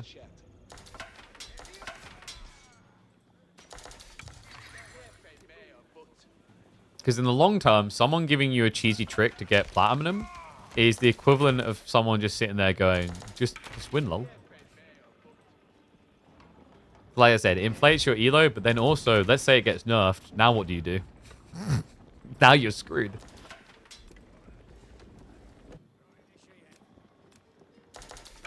Is Voldemort screwed here? He should just be able to capture the sacred site to the north. He just doesn't know it. Like, for all he knows, there could be a keep dropped up there. Mister. And he's going full bulk. One thing I dislike about this, though, do you guys see what Mister's missing? It's actually a big problem. He has no lords. So he's missing out on 20% HP on 100 military. That's pretty insane. It's just so easy to forget, though, because like when you select your buildings with F1, like it doesn't come up, right? So unless you set up a control group with it, like, or say your Raxes, you're going to have to go to, what is it, F4? And then you're going to have to cycle through. Or you're going to have to manually just queue these up. It's easy to forget that. It's the same idea behind like why we often don't see people prepping monasteries with monks for, you know, HRE, or warrior monks, another example, because like you'd have to go to a separate group. If you're an F1 gamer, you kind of just hate the way that the Abbey of Kings functions. Not sure if Mr. is an F1 gamer. I'd kind of be surprised. But he might have his military productions set up on a button. And it really is a big deal at this stage. Remember, Guard, they essentially get the Imperial Age tech health by just having lords nearby. Yeoman as well. Just Yeoman becomes so difficult to kill. Almost 100 HP on an archer is wild. That's another crazy thing about Lords is like they're inflating health on things that you just don't get to inflate health on, right? Like there isn't elite army tactics for Yeoman. They get incendiary to increase their damage, not health. Mango strap from Voldemar though. I mean, it would be good if he could stand his ground, but this army is just so big. Mango's turn for the shot. They overkill. That wasn't the best of trades for that many Mango hits. And now Sink Shot comes in. A little bit wasteful, but at least gets a sprint kill. He's starting to break through. The crossbows can't stand their ground against this. Mangoes need to retreat. And that, folks, should be a solid Lancastrian victory. And what an absurd way to do it. Mr. lost, was it 16 villages? Felt like that to build that white tower. He lost so much to get that landmark up. The game looked like it should have been over. But he found the tempo. He found the control. And something manners pretty good. What is it with ridiculously death throwy white towers recently and somehow still turning up with victories? Damn. Crazy one.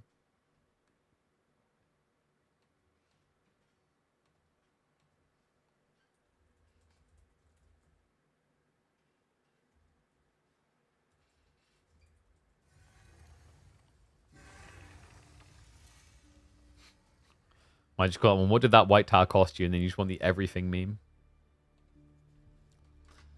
It's a great turnaround there from an awkward position for Mister. Means we are 1-1 apiece. Oh my god, are we going to have time for this at this rate? I think food is probably in like half an hour or so, so maybe we have to come back. A reminder, we have got a live series for KPMM at 6, which I'm sure you guys want me to prioritize, right? Right?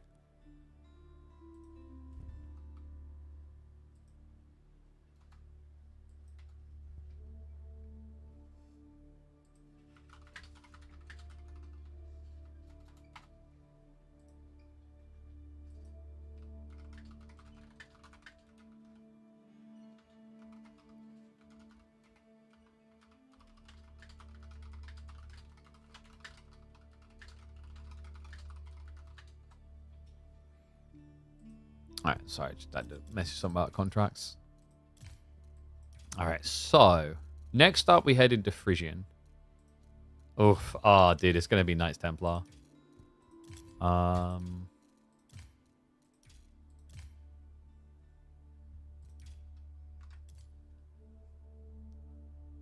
if you agree with this, KP. Also, what the hell happened to the camera? It's gonna... Yo, how about you agree with this? AMD, click the link, baby. All right, now I'll answer your question, but make sure you click that link.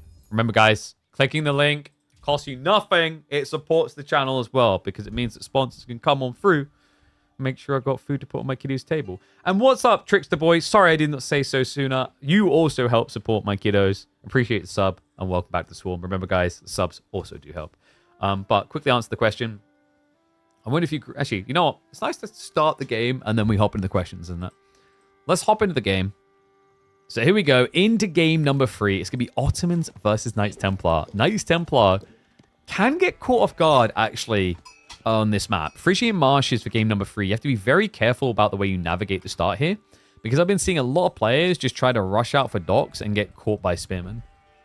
Curious to see if he's going to fall for the trap, because Mister has got Ottomans, a civ that could spear. He's not going to be aggroing them, though. It's only going to be a military school build. All right, into the questions from chat. I always love the conversation. I actually prefer to have a conversation. Gets lonely on this microphone. I wonder if you agree with this, KP. Some landmarks like the Abbey of Kings should get the upscale, visually make them bigger. The White Town, the Berkshire got. Does it upscale? Oh, sorry, wrong scene as well. Whoops, there we go. Does it upscale? I'm trying to remember now. I don't think so.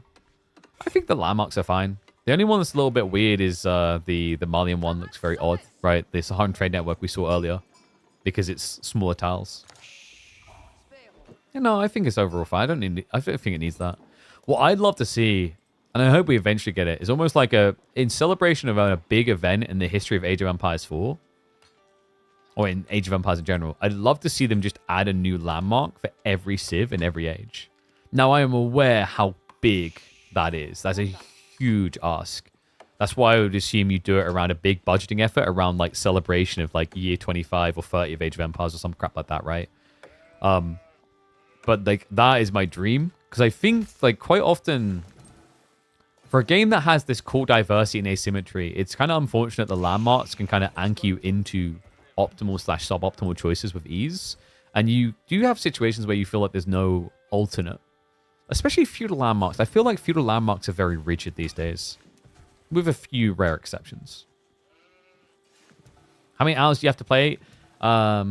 Microing your production workers won't be the main focus, and you can enjoy the gameplay.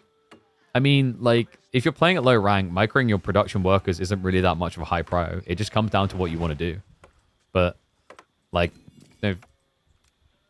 if you're trying to focus on that and get that right, that's probably going to be like maybe, I don't know, 100 hours in, it might just become more muscle memory. Like, you know, Q villages now sort of thing.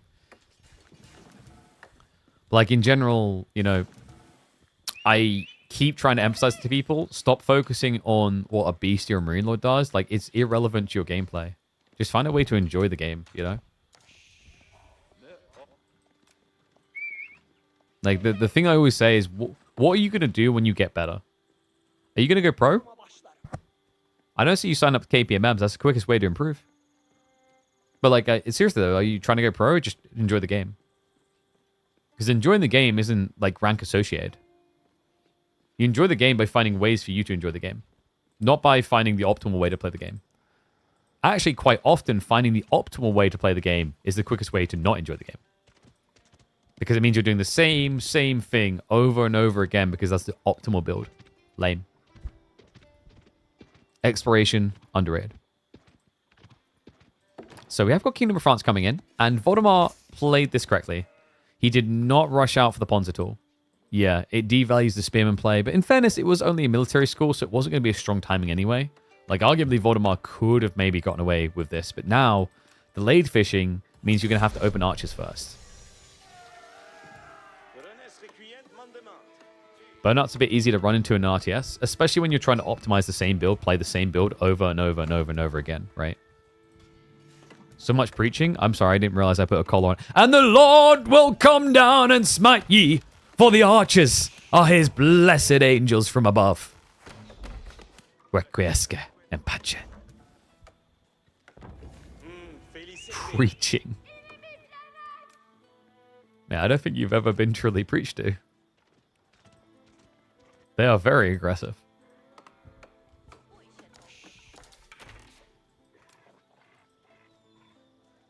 Some Italians? Oh, mate. I would love to see some Italians. Venetians? Milan would be pretty cool, actually. Maybe it's... do we get another religious one? Is it time for the Papal State? You cast a game as a preacher next. I think I would. But today, if this 2 Fate comes back again, like, it's when I'm casting, it's mentally like distracting me so much. All right, Doc coming up now. Minimum address on the other side for Mister. I mean, Sapai opening makes a lot of sense here, especially now your opponent's going archers. But I do wonder if Voldemar just goes archer spears now.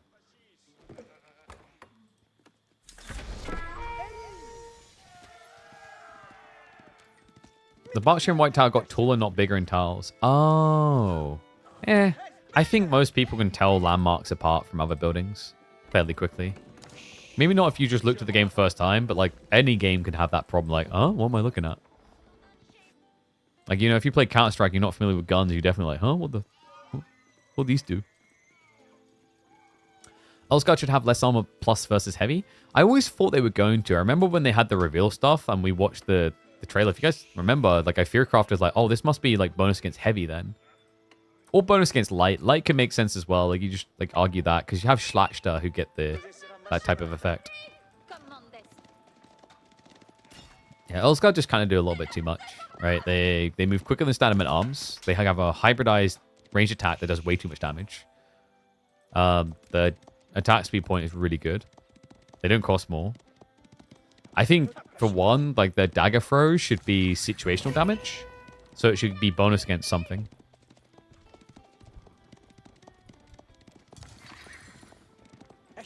Alright, so supply spam on the way. And we are getting the spear archer play. But Mister, did he see it early? He's already prepping archers. So he knows something is up.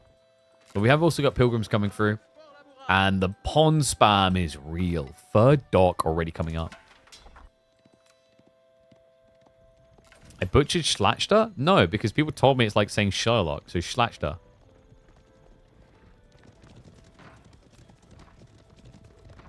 Unless you're saying it's Schlatter. Schlatter? That sounds wrong. Schlatter?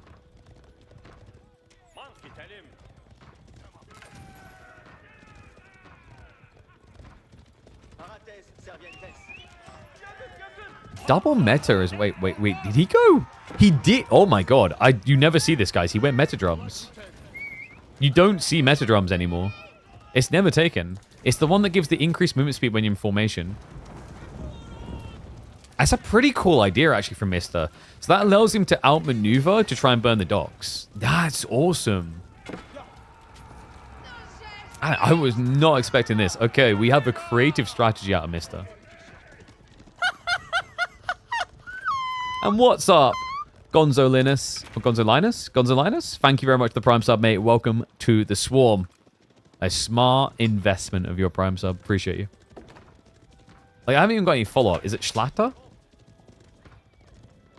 Ch is read the same as in German. So, Schlatter. Schlatter. Is that correct? Because in German, for example, it's Aachen. Right? So Schlatter.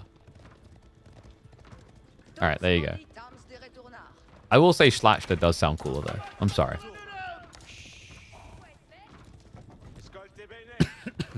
Because now that's great. Because, guys, you know what that means?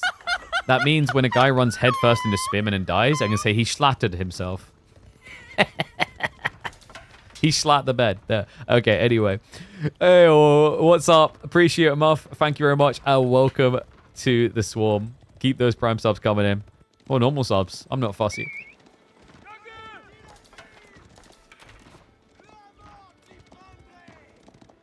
Problem here, though, is, like, Mister, he needs to get the archers up. The idea around the meta is pretty cool. He's just not finding entry without the arrival of archers. I think he's trying to trick, though. Yeah, he's just going to hold archers at home and then try to force a bigger investment of spears. Is dinner ready now? Yeah. Okay, Daddy be there soon. Thank you. Alright, guys. I'm going to eat after this one, and then we can come back to this series afterwards, okay? But we'll finish this game first.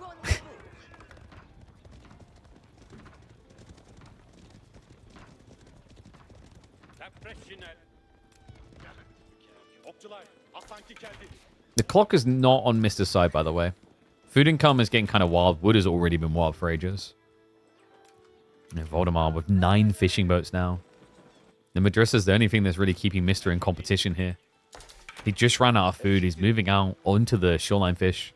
This version of Frisian doesn't have as much sheep as the old versions.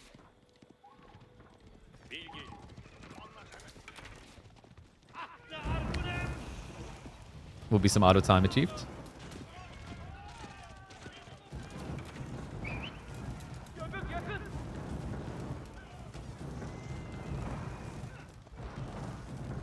Oh, Mister now looking to force the main fight, but guys, near a dock is dangerous. Yeah, you have to be worried about demo ship plays, archer ship plays. Voldemort, there it is. He queues it up. It's been a long wait as well. I don't know if it's apparently obvious. Yeah, Freya, Daddy's come for dinner. Go. Daddy will be there soon.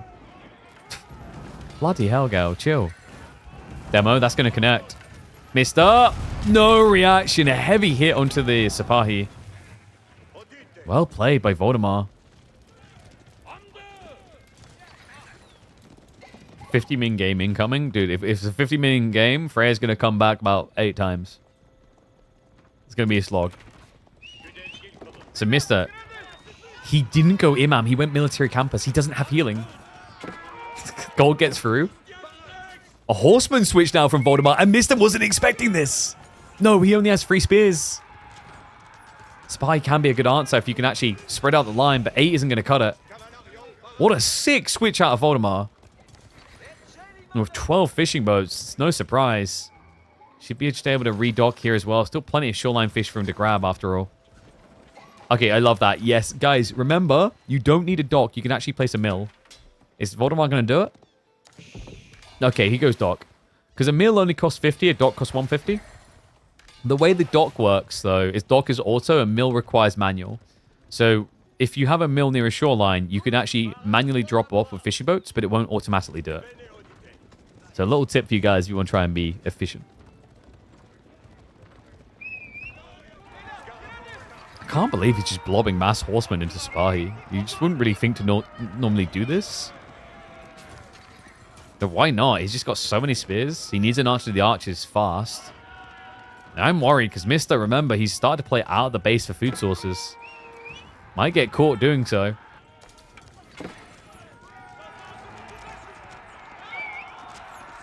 Archers. Maybe a slight overextension here. Voldemort.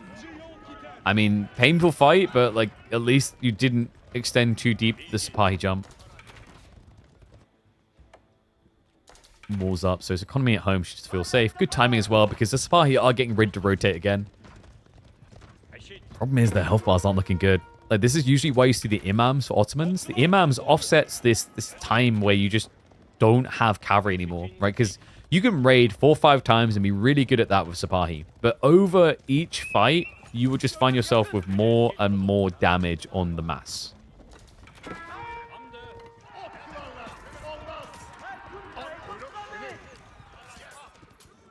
Spahi. Nice hit there. Gets several worker kills.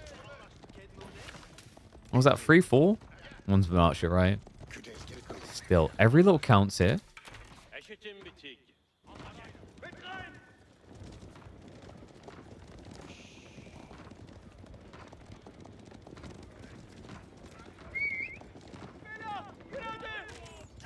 Mister just firmly parked. It's a big archer ball, actually. Like, I mean, Voldemort... The horsemen are floating quite high on count. They're blobbing up nicely. But they aren't here. No, they go for the counter-offensive. They catch the workers. Mister with his classic, if they're walking, they ain't working. Well, they're walking now, son. Several workers going down. A great raid out the horsemen. He gets 5 eco kills. But now, he's weak on the defense. Missing half his horsemen. Instead, they're going to dive into the base. They're not done. They go deeper for the workers. Voldemort. His defensive skills are going to get tested here. The Spahi biding no time for the dive. Spinman count at 16. And what's up? Say no to ducks. Thank you very much for the sub. Big fight coming in. But the spearmen are not getting cleared quickly. No, the Spahi a bit overzealous to commit. Mister, I think this may have been the wrong time. Horsemen now jump in. They're absorbing a lot of the arrow fire. There's still a few spearmen left over. The Spahi, they're just not lasting long enough, even with the ranged armor. No, they're gone. All light cavalry dead. Voldemort now with the archer lead. There's nothing left of the Greek. The Dane is done with him. We'll be just able to sweep through and clean up what little remains of this force. As Voldemort now moves up towards match point. Alrighty. But I'll have to return to this after a break.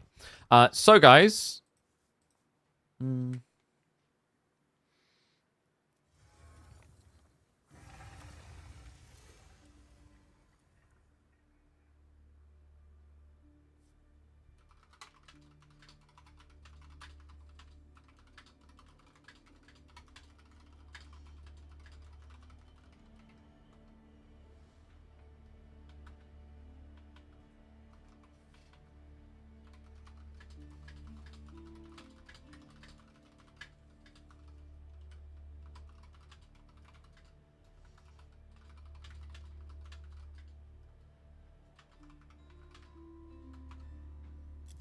Alright, guys.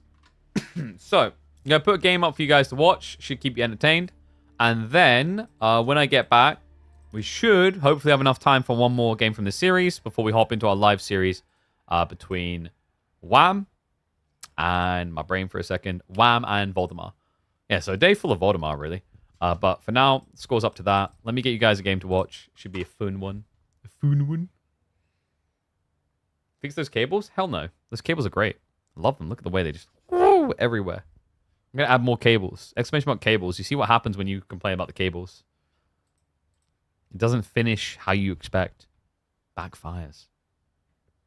All right, give me a sec, guys. What game should we put up? What's a good one?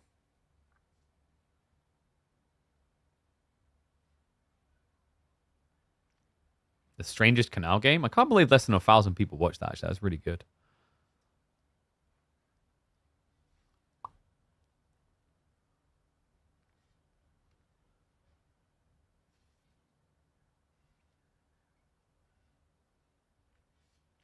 Yeah, let's go with the Strangest Canal game. This one was pretty good. All right, guys. Enjoy the game. This is a banger. You're absolutely going to adore this one. Anatan versus Dumu. One that definitely delivered. I'll update title to say up next so people don't get confused. Yeah, have fun with this one. It was a really good game. We had in 1 week, we had multiple ridiculous canal games, like legendary canal games, and this was one of them. So have fun with it, and I'll be back shortly after I've consumed my food. Hello? What? I'm ever in KPMM. We have a third place match, and it looks grim, guys. Like right now, Dumu, he's 2-0 down, but it's the Demon Civ for paddling in a pool. Welcome back to the channel for what might be Dumu's final game in the first week midweek master in the third place match. He's picked Knights Templar on Canal. This is meant to be a jackpot. Fish is involved in the equation, which means Knights Templar are happy. Anno, however, presumably assuming that this was going to come, has prepped the Shushi. Shushi. An interesting pick on Canal. Not one that I would have naturally thought of here, actually. I think there's a lot of other maps, like, you know, Shushi would normally have applied to. In this week, though, I'd say Shushi with our map pool is a little bit weaker. It's not that it's a bad pick, but it doesn't have any map that screams you must use it here. But this is interesting. Anno, he's going to go for an aggro dock. Yeah. And then, oh, we're getting a rush on the age up. So, guys, last time we stored this matchup regularly in KPMM, it was in Season 1 when we had Kawasan in rotation. Kawasan was one of the most popular maps for these two civs because both of them used the ponds really well. And then Shushi's Edge actually was a meditation garden in the center of the map that generated about 120 resources per minute at 4 minutes in, which is nuts. But you don't have that option here. So instead of going for a fast feudal, Anno is simply going to prep his dock and age up. He must be aging up. I kind of like this, though. You might be wondering, why not just wait to pull the villager so you don't get exposed or revealed? The problem with that is, like, you're going to have to pull the villager at one point or the other anyway. Is it not better to pull the villager now, just get him in position, get the dock in position as best it can? And then it also means you're gathering a good food gathering rate now. Whereas if you delay, like, sure, that this villager would have been gathering food back at home, but at a worse rate. I guess with sheep, it's more comparative, though. Because 20% on the 0.75 puts a 0.9. But this shoreline's still better for this one villager. But yeah, the logic here is that because he goes earlier in the game to do this, he won't have to leave sooner. Does that make sense? Right? Like, if he waits until both of them are going feudal age, this villager's going to come out, build the dock, and have to leave within 10 seconds. But this way, he gets to stay here and eat for like 2 minutes or so. And maybe build more if necessary. Meditation Garden is on the way, though, and this one is not too bad. Yeah, he gets these 36 food, 25 stone, 25 gold. Like, actually, a pretty decent one for a map like Canal. Canal's not very good for Meditation Garden placements, usually.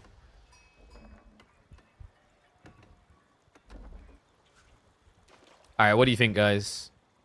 Are we going to be getting Hospitalaire? French? Or dare I say Antioch? Don't say Antioch. I mean, Hospitalaire feels really good on this map, I think. Especially the flexi on where your Sacred Site can go. French into Shushi. I've always felt a little bit like two-sided about that. The Chevalier are definitely valuable, but there's some argument that the Chuganu do better against them than they should.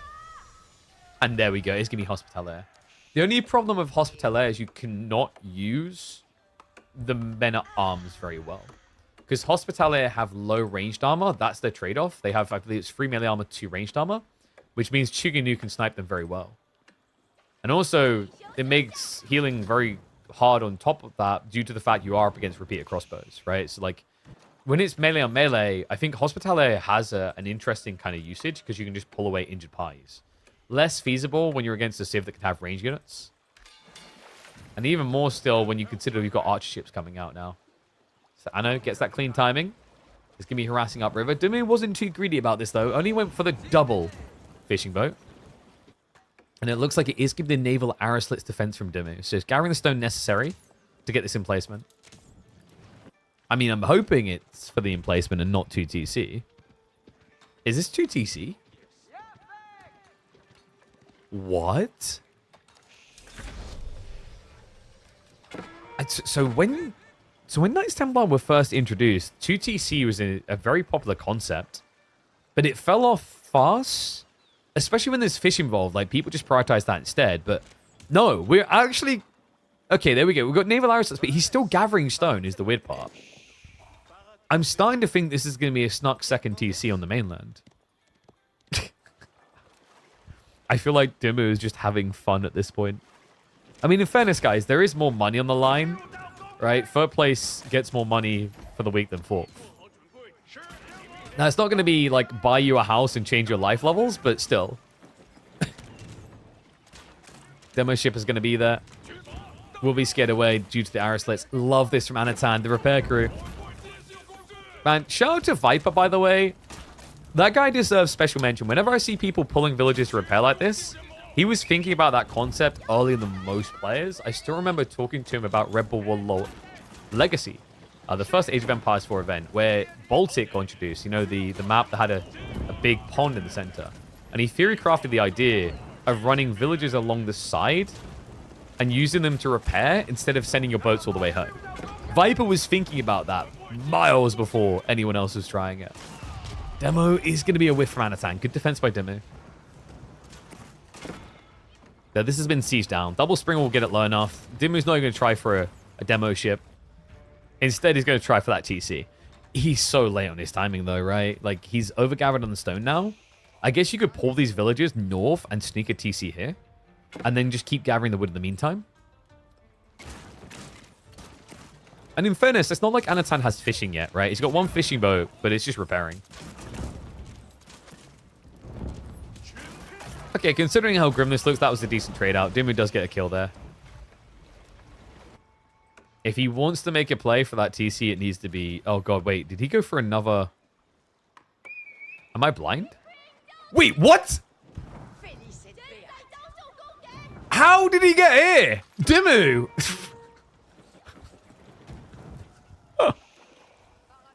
I was not expecting this. Unbelievable. Dimu snaked it to the enemy side and built on their fishing. The stone is weird, man. Like, he's got arrow slits in both. I think maybe he was considering 2TC, but he was one stone short and then was whoopsied away from it. At that stage, like, oh, I can't go back now that double spring was there. Either that or we're going to get another dot drop here to mirror. But this is just weird, man. This is so weird. Is someone betting Dimu stuff when he was playing this live to do weird things? I'm just trying to figure out why.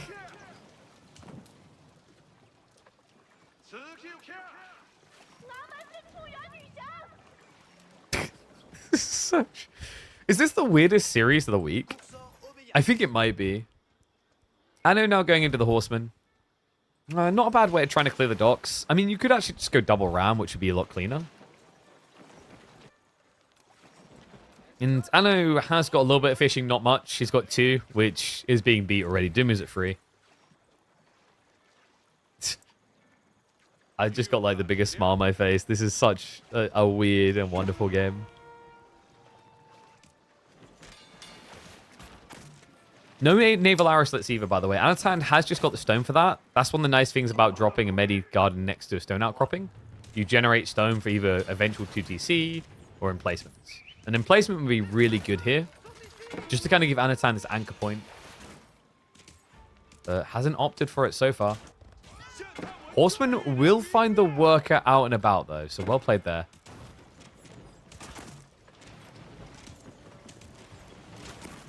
Double archer ship's going to be hard to dive with this demo.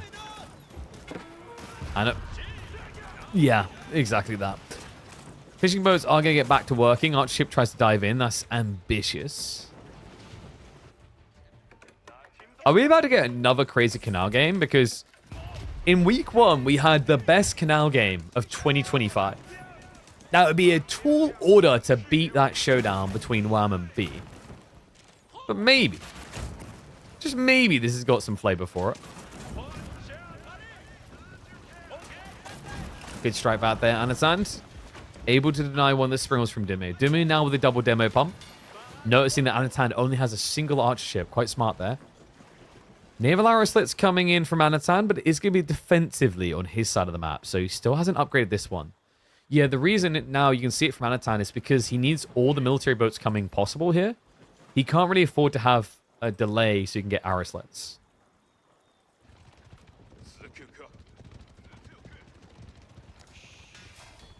Racks now. So Dimmu is going to be racked into Horseman, but Anatan's starting to stockpile a little.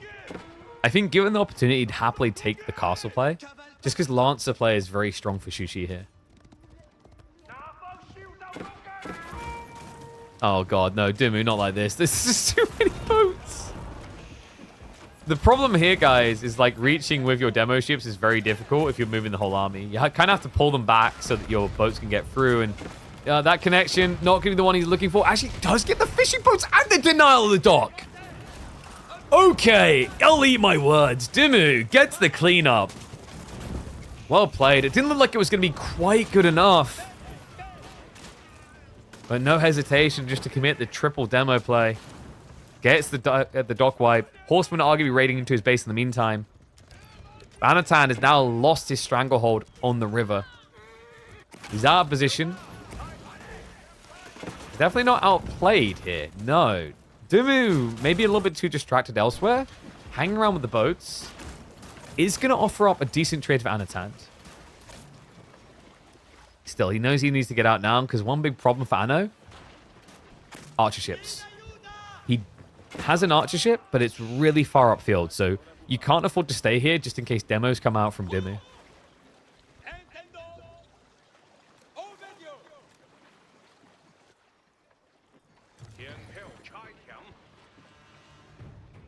And this game just keeps getting weirder and weirder. You guys see that, right? We've got Pro Scouts. Anatan just went Pro Scouts on Canal. An interesting play. This map doesn't have that much deer, right? Like, it has 14 deer. What? I'm trying to think if I've seen anyone do Pro Scouts on Canal. I don't think I have. This is a first. And Springolds are at least going to be able to trade out a bit here. But Dimmu will get the wipe in the end. I'm sorry, I'm still trying to process this. Because, you know, you can't even just blame Dimmu for the weirdness. This is Anatan as well.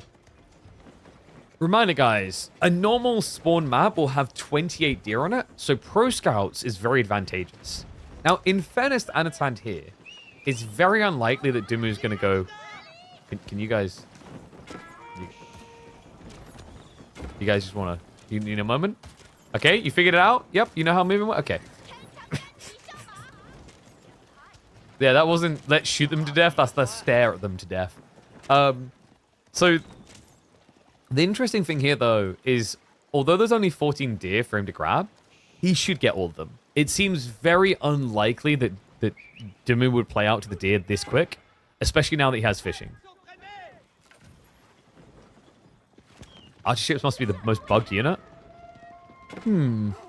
Yeah, no, I'm trying to think if there is a more ridiculous one, but like between the behavior and how they shoot at ships, and how easy they are to dodge, when they just pause. Like, there's a lot of clunkiness. 9 scouts is a little bit wild. I thought Anathan could have done this with like 5 or 6, but I think it's because he's actually just simply out of food. We have got a battering ram coming in. Dumu already with a spear defense, though.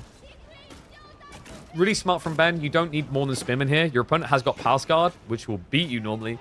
The problem is these Palace Guard don't really want to fight against Sprinkle Chips.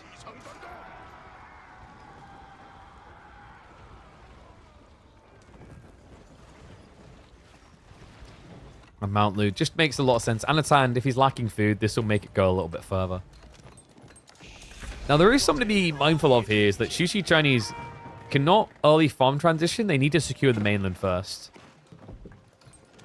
So while he's done a good job of delaying that problem, inevitably, we will reach that point where Anatan has to vacate the starting island. For now, Pro Scouts will keep him safe there. Dimu, now with a wall up. Yeah, he's worried about those horsemen that were coming before, and even more so now because Anatan had Palace Guard out in the field. And Lancer spam is feasible for Shushi in a lot of situations. True. Tower of the Sultan's pretty clunky. Wait, is Siege Tower very buggy? I don't know, because we never get to see them. They never get built.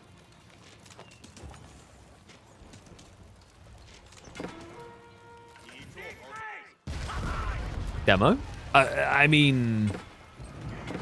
kind of worth?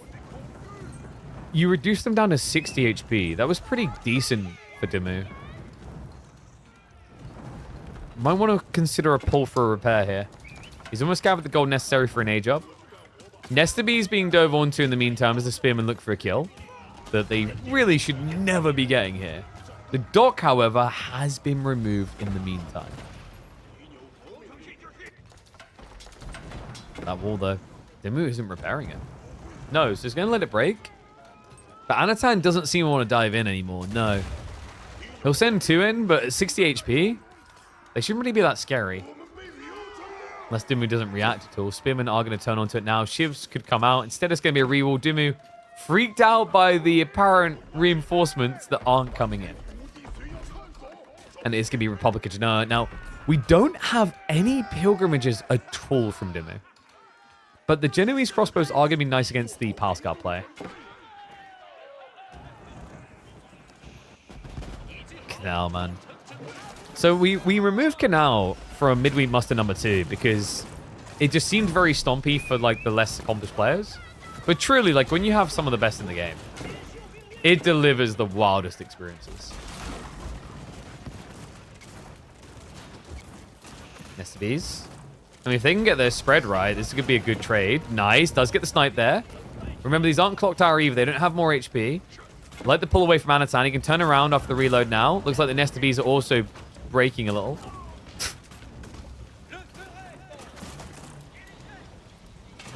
The docks, they are getting the armored hulls upgrade here. So Dimu wants to continue the commitment onto the water side.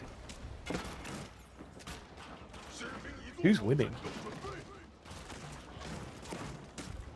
I think Anatan has the potential to rush relics here in a way that Dimu currently can't. In fact, we're already seeing that as Anatan does have the first relic coming home. And then he's got access to all the others, really. Final Deer also being picked up. Nesta B shots. It's going to scare him away. And the Nesta Bees can just finish off the docks. Be another one going down. And we have the first fortress coming in from Dimu. And this is what we talked about as like a cool idea of Knights Templars. This map, very unique. It has got 4 sacred sites. So a lot of versatility on where you can send your pilgrims. Pilgrims that he still has not unlocked yet. That's now coming, though. I know. Looking to get back on water at a key point.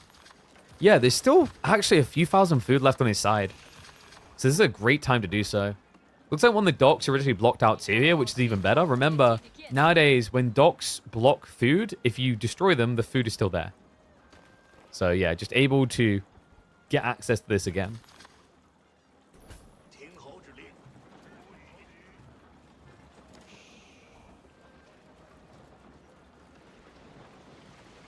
And if I remember correctly, if you don't have the Pilgrim tech and you build a fortress, you don't get them. So I'm pretty sure level 1 says specifically that it unlocks Pilgrimage.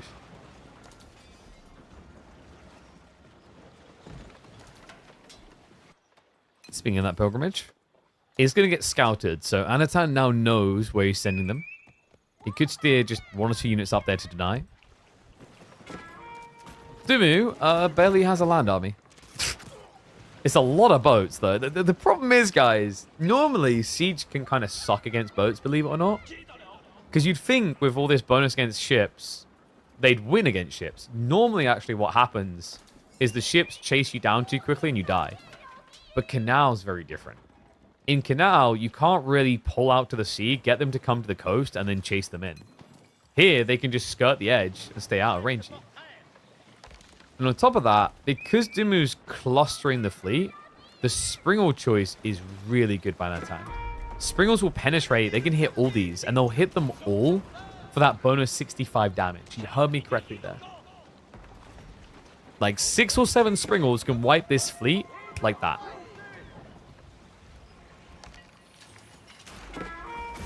Needs to be Springle shots. He's going to try and trade with it. Dumu is a bit ambitious, though. Tries to snipe out the Springles, but the Nest to be spread damage doing just as much work here. That was not a favorable exchange for purple. No, definitely not. Even without the fishing boat kills. Anatan was already ahead on that trade. Springles are really cheap compared to these boats. Nest bees, they're not done yet. They're going to continue firing in. He's close to reaching the fishing. Fishing, it does have somewhere to retreat to. Might want to do so fast. Demo connection comes out! And Dumu gets a big hit! Crossbows go down! Oh my god. Dumu, what a swing there. Nesta bees, though, they are trading out well against these fishing boats. The dock is almost dead. Will be a dodge and a wasted detonation. Dumu's first demo, probably the best one he was ever going to get. Nesta bees, just cheeky micro. Anatan just pulling away the injured party, slowly winning the war. As the attrition adds up here. Dumu with just 6 fishing boats left. 1 dock down. Thank goodness for that crossbow hit. Taking 8 or 9 out of that army. If it wasn't for that, I imagine Anatan would just continue to dive upriver. He will do so, but a bit more tempered in his approach. Pilgrim spam is on the way. But there's a Lancer waiting to receive all. Unfortunate for Dumu. Even with the extra health. Mate, no. Guys, when you hit them, they run faster. That was possibly the worst way that could have began for Anatan. Clubbing each of them once to speed them up. We'll deny 2, though. Dumu still gets a little bit of gold. Nowhere near as much as he was hoping for. We do have the monasteries on the front side. Now, this is very greedy by Dumu. Yeah, because he's planning to go for treasure towers. Treasure towers gives 20% more gold from the sacred site, from the pilgrimages, and also from the relics in range of the fortress. A little bit shocked he didn't just build it at home, though, where he also built a fortress. Nesta be still a nuisance. And another... Was another. Yeah, no, one of the fortress is coming down, so it's not going to be 5 pilgrims for long.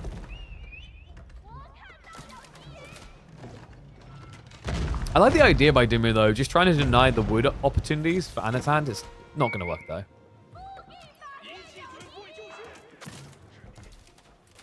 Oh, my goodness. There's not really much room left for Dumu to safely fish here. Mr. Bees. We'll just keep on shooting. If Dumu just target fires, there we go. The village is being hit now.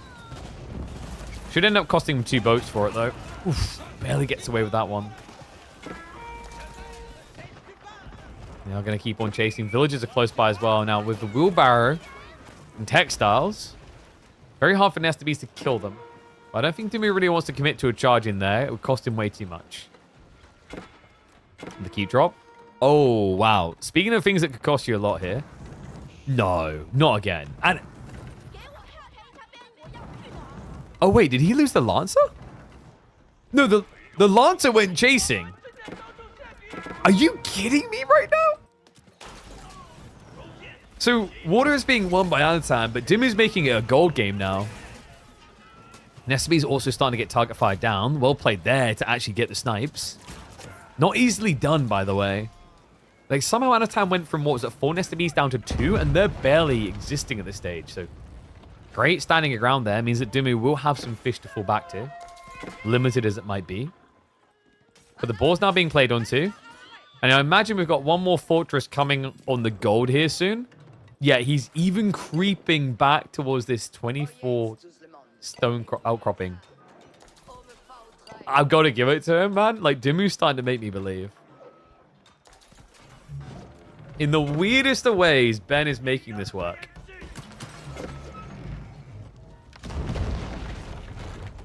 Still Anatan with the trebuchets. I mean, he's answering keep. So it's keeping the count down, which of course slows Dimu's escalation economically. We talked about Anatan needing to find some way to make a farm transition. That has now happened. Down in the open. Yeah, he's just walked out straight next to the 8k gold. And he's setting up the farms now. Man, I love this map. Seriously, we don't get to see enough of this map. It is pure entertainment.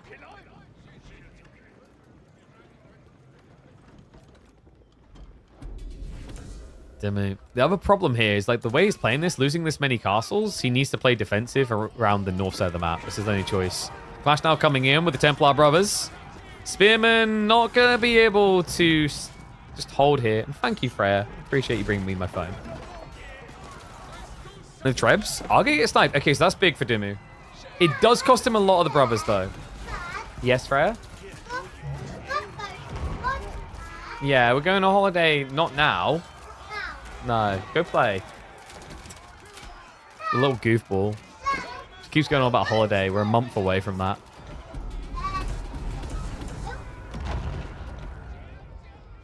Okay, so he does get most of the trebs, so it costs him all the knights. What, Freya?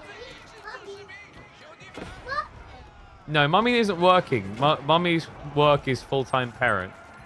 Go give her a full-time job. Oh my god. Sure, leave me alone. Fortress being built up. Nest of bees? It's only one. No, this keeps gonna go up.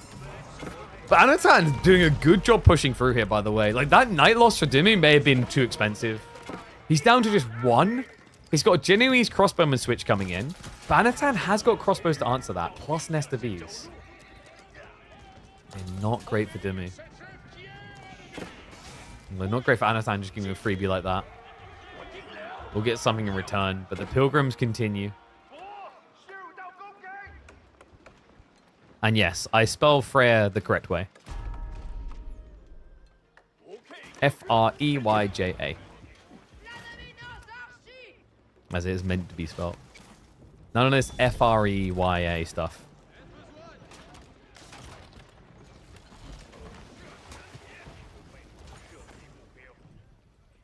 So things have calmed down for a moment, but who's benefiting more now? Dimu, he's lost a lot. Anatan also still has a decent amount of fishing left. He's also been denying this fishing area. And then there's the farms. Like, there's no denying that Anatan, like, in terms of ability to blob right now, is better off. Dimu's trying to play a gold mass game, which is great once you're an Imperial, because you can get things like, for example, the Condottiero that only cost gold. But we're not there yet. Crossbow's also just getting some good trade outs here. With the Nestabee's assistance, they will deny the Hulks. Fishing has to move away. Dimu now needs to figure out how the hell he's going to get into farms. Yeah, because the food's not going to last much longer. And there's only so much food buying you can do here before it becomes incredibly inefficient. Wait, is another one? Oh my god, he actually gets it up with 2 workers. That's ridiculous. It also feels ridiculously wasteful. Dimu, this castle, like, what is it meant to do? I don't know. I think at this point, Dimu's just happy to be along for the ride. You know? Like... Oh god, he needs to stop making me laugh. I've still got a really bad cough. How many of these type of castles are we going to get from Dimmu? I guess it does draw attention away from his main castles and the pilgrimage. But still, this is ridiculous. And really expensive. But hey guys, you know how it is with Knights Templar. Each of those castles is also a landmark, so they can't kill you if they can't kill all your castles. And props to him, Dimmu still does have 4. Anatan has 4 in age. Shushi Library now on the way. Oh, and it's a full Chug switch. What? Dimmu actually has a good answer to this, though, with the Templar brothers. I just don't think he can afford it long term. We talked about the food, and we still don't have a single farm coming through. No. I mean, I'm shocked he hasn't had to resort to them yet. At this point, his only food income is the boar.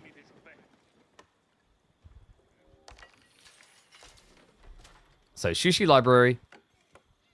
And we have got the big boys on the way. Yeah, it's the first of the Baochuans. Yeah, a little bit surprised, actually, he went Shushi Library if he just wanted straight up Baochuan. Because if you go for the Temple of Sun, you can get the +1 range. Which just makes your Baochuans even more broken. But in fairness, like, it shouldn't matter. The extra range shouldn't be crucial. What is going on over here? The weird relic exchanges. Anatan. No, he's going to take the 5th. Doesn't even need to plead it. And the Baochuan has now arrived, so army can't dive in anymore. I know we'll need to get another monk out here to grab the goodies.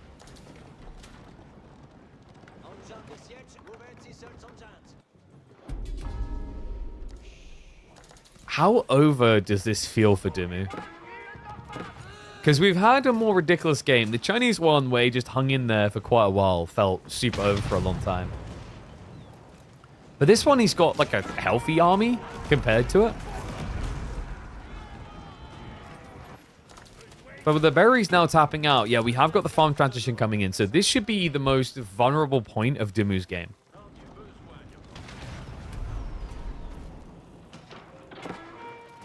Baochuans will just trade out nicely here.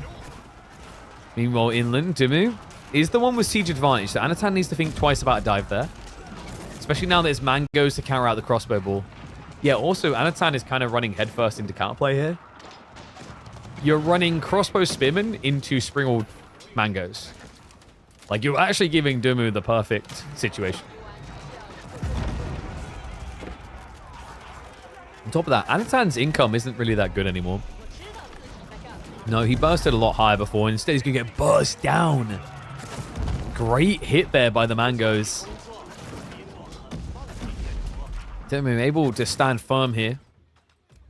And I think the problem why Anatan's food income hasn't been going up, he hasn't really been escalating the farm transition further. No, these are the farms he built at the start. He hasn't gone beyond 23. Which might become a problem soon, as the shoreline fish is running a little bit thin on his side. So he even needs to secure this area reliably. Or, well, okay, let's... Oh, my dick. Yeah, he secured this area. What? What? Why do these need Nesta bees? In what world, what reasonable world do these ever need Nesta bees? I'm sorry, but just no. And to make matters worse, guys, if he just sits here, like, actually, he doesn't need to go near the fortress. If he just waits here, the pilgrims can't get through. Because the Nesta bees will shoot out to, like, here. And the villagers, like, the pilgrims, rather, will run this way. This is ridiculous. He might just dive upriver now, because the fortress isn't garrisoned. If it isn't garrisoned, it's not going to kill that quickly. Yeah, he's like, bye. Don't mind me. Just coming on by.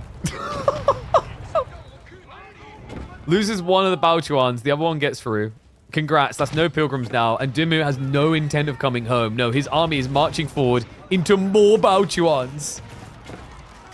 Crossbows trading out against his springs. The Baochuan being ignored right now.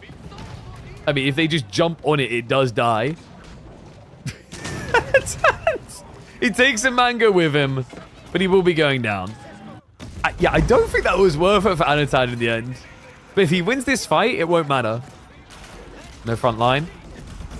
The Baochuan isn't enjoying fighting Eva. It stopped, and it is going to be a massacre. Anatan gets bodied on the approach. Dimu still looking competitive in this game. It's the deceptive nature of economy. We have to remember that Dimu is getting a substantial boost to his eco via the Pilgrims. 130 each. Actually, more than that.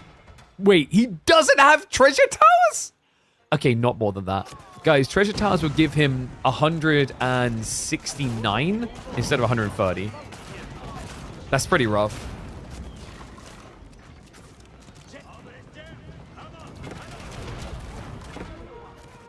I can't believe he doesn't have that. That's ridiculous. Like, if you think about the way he was building earlier, Dimu, he set up a monastery on a fortress, right? He captured sacred sites with fortresses on them. He intentionally designed his base layout around treasure towers and then completely forgot to get it. Doesn't have Boiling Oil too. I think Boiling Oil is more forgivable than treasure towers because, like, you aren't expected to get dove that much. Like, actually, like, Boiling Oil isn't as important because you died to trebuchets mostly. But treasure towers is crazy. What a game. What a weird and wonderful game. We still don't have a single tech out of Sushi Library, by the way. This is a classic example of a why did you build it type game. Like, it's obvious what Anatan wanted to do around 10,000 volts because he was prepping Chugin as he was aging up. But this is the dangerous tale of Age of Empires 4. There's what you envision you're going to be able to do, and there's what you can do. And, like, there is an argument that he would have been better served having Temple of the Sun and then scale towards this later.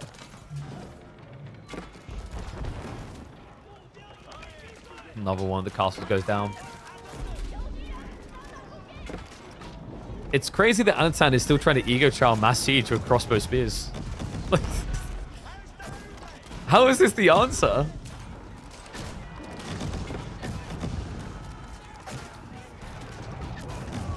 Our spearmen are just going to dive in all willy-nilly. I mean, he has got bombards now, right? So bombards will be the answer that we've been waiting for. Because otherwise it would have had to have been horsemen. Horsemen, by the way, would have been great here. I'm a little bit shocked he didn't try for it. And as soon as I say that, it is on the way. Yeah, I think he was waiting for the next farm cluster before doing it. So now that he's got double farm cluster, almost 2k food income, he's confident. And also another cool thing here, guys, he used the Mountain Academy. He got the tech to get the extra 2 taxmen, which means he can actually afford to, if necessary, supervise, which he's doing here. That's giving him a lot more food income. That's why he's able to afford this.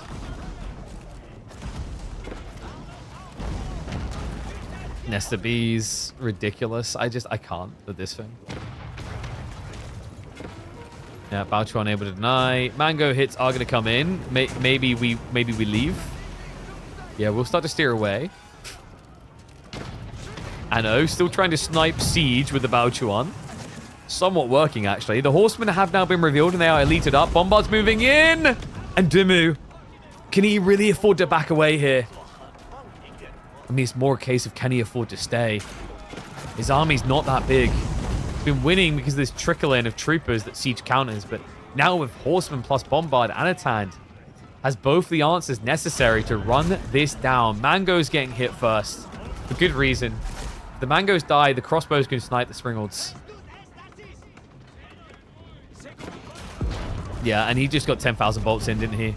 So he's got the double strike. Heavy hit for that trade, but I think he knows at this stage, Dimu just doesn't have the economy to match this, right? If he did, he would have went Imperial by now. Instead, Dimu has been stuck castle this entire time. And it looks like he's going to be stuck at 0 wins. Anatan on point to become your 3rd place in KPMM Season 2, Week 1. And with this break of the Siege Ball, there can be no doubt anymore. Yeah, up to this point, like, props to Dimu for at least trying to hold on. I mean, he was giving us some good fights off the back of the Siege War. But at this stage, it's just turning into a raw eco game. Like, Anatan has been scaling nicely this entire time. Dimu is not. It's just been getting worse and worse. We've even got a situation where the fishing can be accessed by Anatan if he needed that extra inflate. Not that he really looks like he needs it. 10,000 bolts, man. You just see how good it is at trading out against these Springolds. A castle drop in his base. Oh my god. Well, the trebuchets are dealing with this from the north side. But there's a bombard out to deal with the castle here from Knights Templar. So all of a sudden, he's going to start losing this pilgrim inflation. He's also just not going to be able to protect the width of the map anymore. Villagers are not going to be able to do anything either. There's simply nothing left of him. Well, we had the best game of Canal this week. I think we may have just had the weirdest game. And we are back. Did I tell you guys that game was wild or what? Freaking delivers. Yeah, Dumu and his wacky old games. The crazy old man. All right, guys. So, we have choices. We can either do the live series between Vlad and Wham by Voldemar and Wham, or we continue the Voldemar Mister. Because I don't think we have time for both. Depends how long the last two Voldemar Mister games are, but like, I mean, the Voldemar and Wham series starts in 15 minutes. I don't think that'll be long enough for another Voldemar Mister game. But what we can do is we can revisit these tomorrow. If not, we can like probably start the day off, finishing off Mr. Voldemar, and then go from there. Yeah? Up to you. Should I do it? Let's do a poll. We'll do like a minute-long poll. You guys can decide.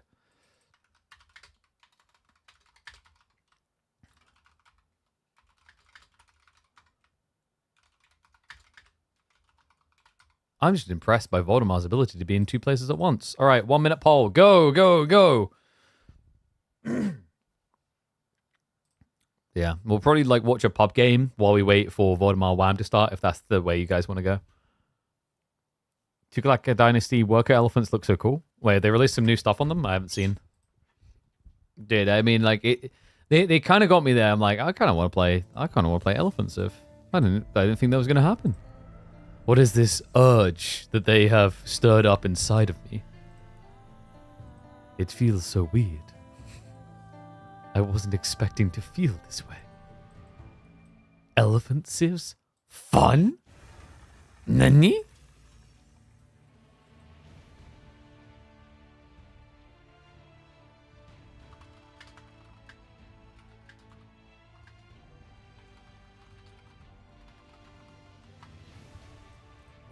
Alright. Let's see how you guys voted. Actually, Voldemar missed a winning. Right, you guys sure? Only 5. Yeah, why was there only 5 votes? There's a lot of people in there. Alright, dude, I'm going to do one more. I'm going to make it a 2-minute. I know sometimes which series to watch. I know sometimes, like, Twitch polls just don't show correctly when they're too short.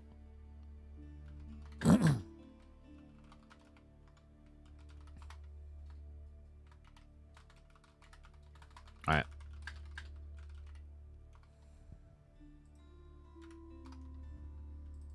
Alright, guys. Whichever wins, wins. You got 2 minutes.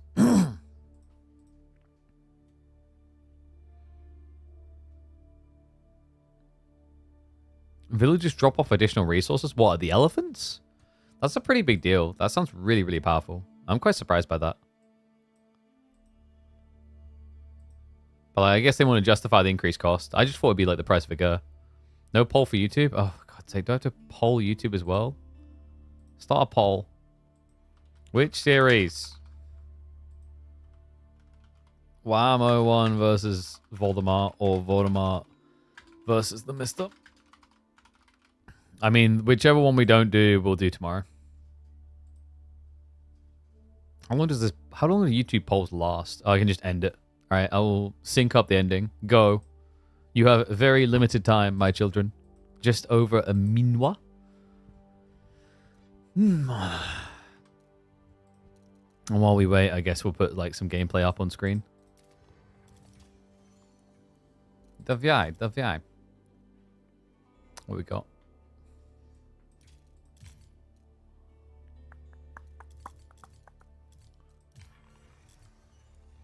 Who is DSFS? I swear I've seen that somewhere.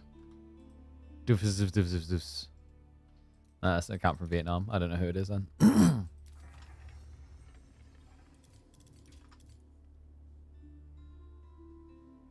So, polls are saying Wham versus Voldemar by quite a bit.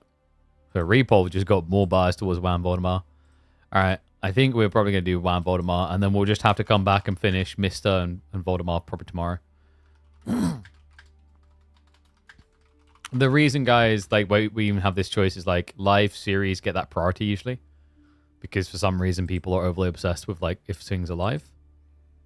And, like, the YouTube vote is, like, very tight. It's 57 to 43%. Whereas the Twitch one was 14 votes and 79% for Wham Voldemar. So I think we will be going Wham Voldy. But don't worry, guys. I'll aim to squeeze in Voldemar versus Mr. tomorrow. We might even start the day with it. Because... yeah, we've got more padding, more room to work with, because obviously I'm going to go live on Wednesday this week as well. Okay. So, in that case, we've got a few minutes until they're ready. My tooth is still not fun. It just feels so sore. I guess we'll watch a Numu versus Ravane. Probably on 2x speed. Yes, Wednesday stream. We've got a sponsor stream coming up. I'll probably be dropping deets either tomorrow or later today on that one. I'm just waiting for confirmation of a little summon.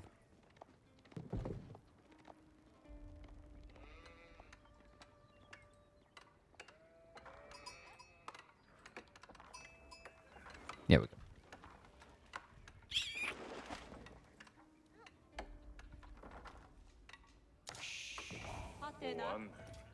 Alright.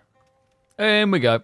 So this is just a pub game we're checking in on because we have got Wham versus Voldemar coming up momentarily. The boys should be drafting in about the next few minutes. And that is going to be a best of 5, right?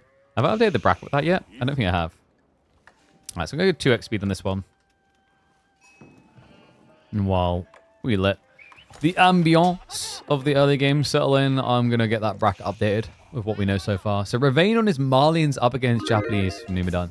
Ravane's a bit of a monster of Marlians, actually. I mean, this guy loves these kind of flood-based strategies around lots of units, lots of crap really fast. And I mean, that is basically the MO of Mali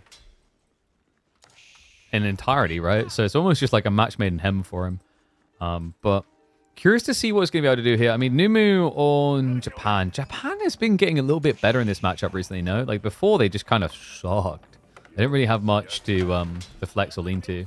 But I think their chances, their odds have been improving gradually in this particular matchup. Yes, the variants of play, there's a lot more strategies that are available to them now than they used to actually have. So it has started to at least pay off. Saharan Trade Network coming in. Yeah, answer to the Spearman. We've been seeing a little bit more of this, actually. Is there a world in which he trades? I mean, it's a pretty good spawn for trading, guys. Yeah, look at this. The amount of trees on this side of the map is actually crazy. That's like one of the best sheltered spawns I've seen in a while. The only negative is you can't eat raw, but everything else about this is glorious. Twitch favored? What do you mean Twitch favored? You on YouTube, your vote was literally neck and neck, which means there was like 2 votes difference. Whereas on Twitch, there was an extra 9 or 10 people voting for Wham versus Voldemar. Don't you try to reverse, like, Remy? Oh, we need a recount. Why? Because 5 of us, like, didn't get to vote. Well, you had time. You had time. Don't judge me with this crap. I'll checkmate you on it. And what is up, Black Hole? Thank you very much for the sub. A tier 2 sub 6 months in advance. Dude, you're a legend. Thank you very much. I might have to find some extra things to add in at the higher tier subs. I really need to figure out some things in there. Because mainly the only thing that Twitch really allows you to do is extra emotes, right? Maybe that'll be enough. I'll have to figure it out. Yeah, Kirk coming through. We're just going to stick on the 2x speed. Reminder, we have got Wham versus Voldemar in probably like 10-15 minutes-ish. We don't want to miss it.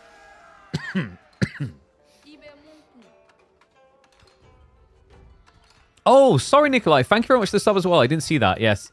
Good guy, Faplop. Hope you're still here, Nikolai. I appreciate you, mate. Absolute legend. Welcome back to Swarm also. Appreciate everyone who's getting those subs in. Does support us. Taking the family on holiday soon. It's not cheap. Nah, not with Freya. She eats so much. I mean, it says it's an all-inclusive one, but like I still don't trust that. She'll find a way. Either that or I'll have to go to an emergency dentist and that'll be my fault. So we're not getting trade. No, this is not like the WAM game. I am sad. Nimu, on the other hand, has gone out to berries. I like this. Much better gathering rate. He's already got the Tawara into Takazaiku, which means a 50% increase on this resource. So it's gathering basically like boar gathering rates. Actually a little bit better. Yeah, because berries is 0.69 by default. So you're getting 0.34 extra. So you're actually at 1.03 food by that point compared to boar, which is 0.9. It's pretty damn good. And the follow-up is going to be Yumi. Yeah, he already baited him to go into Donzo's. This is looking pretty good for Numu. I've seen some of these Yumi strats. They look very weird to be doing into a Javelin Sieve, but multiple reasons, right? One is you don't begin Yumi, so you give your opponent a bad trade out. And then the other thing is that even if they now counter with the Javelins, they're going to overkill a lot. Yeah, like going into Javs here doesn't feel great because although you will beat the Yumi, you'll just waste a lot of your DPS. Because they just fall over rather so easily.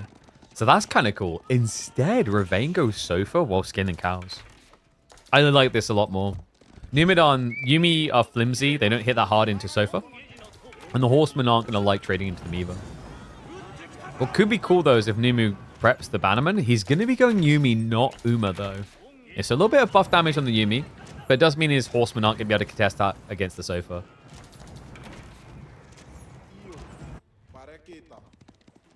Ravane. Blacksmith play now coming through. So we'll be looking for the undermesh. High value here up against Yumi spam. Especially now that Bannerman is on the way. Oh, and a bit of a weird rally there from Numu. Oh, he did get poked on the backside. So one worker goes down. Nice little raid from the Sofa. More are coming from Ravane. Yeah, so he's forcing a retreat. Outpost being rushed up by Numu. The Sofa don't go for kills, though. Yo, what is up? Black Hole subbed again? Dude, wait, what? You switched to a tier 3 sub. Good lord. Thank you very much, mate. That's crazy. That's like almost like 25 bucks a month. Dude, you're awesome. Thank you, thank you. I'm definitely gonna have to figure out something. More money? I don't know what I'm gonna put up there, because I think with tier subs, the only real thing they allow you to do is you can add extra emotes in, but I think there's also you get a special effect on emotes, if I'm not mistaken. I'm sure Black Hole can test for you now. You should have the Chinese. Flunk out on the way though, Numu. Has the right idea. He just baited Ravane into investing pretty heavily. It did slow down his timing into Fulani. Now Numu able to come over the top with Mounted Samurai ahead of time, which is interesting, guys, because in this matchup, like if you just straight up rush towards Castle, Malians are pretty damn strong. The Sofa flood into Mounted Samurai can actually win out because of the extra economy. And pray do tell, are we getting the Euroshire drop in TC? It would make sense. I'm trying to think if there's anything else you'd rather upgrade. Like maybe you just want to get archers and then go into Onimusha. Wouldn't be a bad idea. Berryhookers out on the flank are going to be safe. Already has the outpost up. Good split. Sends the Horsemen to chase after the Sofa that haven't been upgraded yet, so they're not that threatening. And the timing here, Numu, if he just jumped straight in with no delay, oh my gosh, the damage he could have done. Ravane will be able to get the age up. Nice snipe on the worker. I really like Numu's position in this game right now. Look at the Mounted Samurai count compared to the Sofa. Like, the Sofa are not in control whatsoever. Imported armors is on the way. Even when you have that, though, like, Numu's about to have access to an Uma Bannerman at this pacing. He's as comfortable can be. Numu. I guess we slow down a little bit now as we're getting to the aggro points. And the Voldemar versus Mr. series, we did not complete. We're going to complete it tomorrow because the democracy voted and people chose Voldemar versus Wham Life. So We'll probably open up tomorrow with the rest of the Mr. Voldemar set. It's a little bit weird, a little bit unorthodox, but... You know, live series KPMM are meant to take priority anyway, right?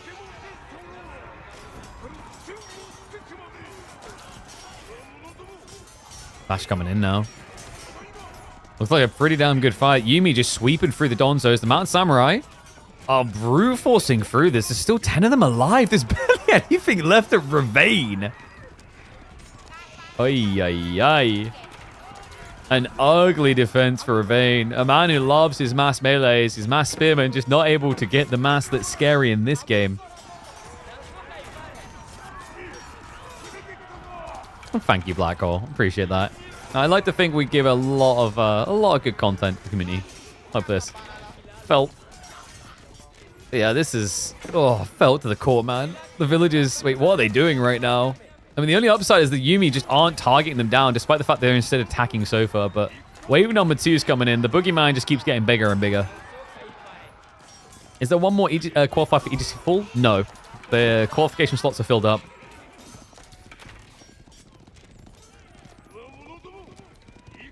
Now, this filled up ranch might be in trouble.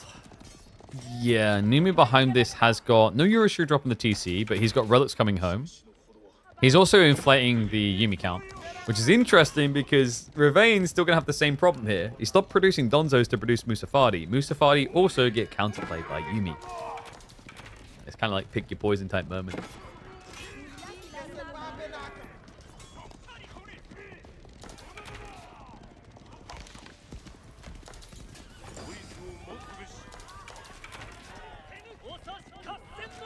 Llama Camp Euroshiro? I think TC Euroshiro. You want to start inflating your economy now. Like, you're ahead by 10, but you can just gradually get ahead quite comfortably. Villages. Oh, no. Oh, no, no, no. That's the grab. That right there is the money shot. Give it to Papa. I don't even know why it isn't GG yet. Like, Ravane, what miracle are you imagining, mate? I know you started stream recently. He's like, oh, well, if I just, like, maybe, like this, I mean, I'm probably lost, but, an uploadable video if I come back. Doubtful, though. Just great target by Numa with the Yumi. 30 workers to 60, basically. Nah, this is chalk.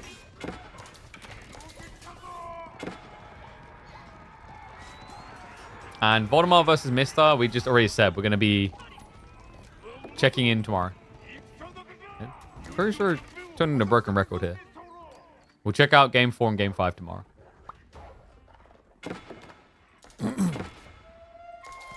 When we left off, Voldemar was 2-1 up.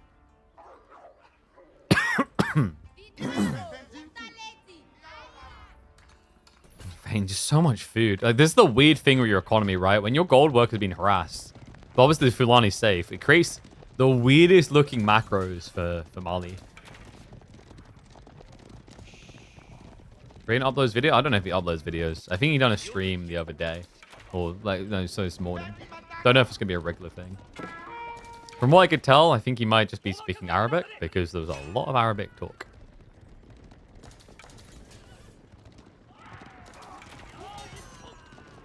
Good catch with Yumi.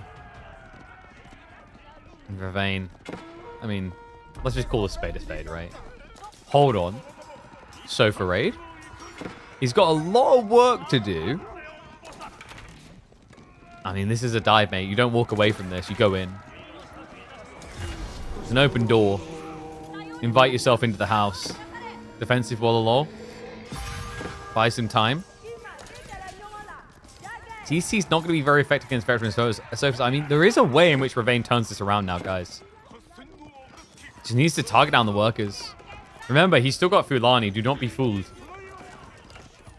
Ridiculous landmark when it comes to just keeping you in games that should just be over.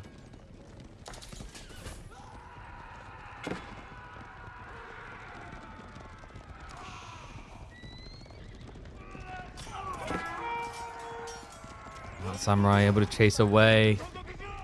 There's still just such a big army in his doorstep. God damn it, my tooth again.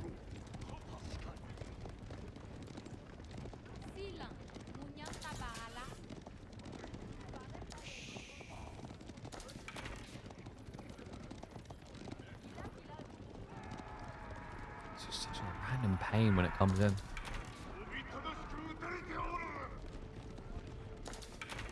Like, how would Ravane get back into this? He could go raid. But Numu is inflating his Mount Samurai count, so at this rate, if you go to raid, if you wait too long, he's just going to all in and burn the cows, which is the only reason Ravane isn't dead right now.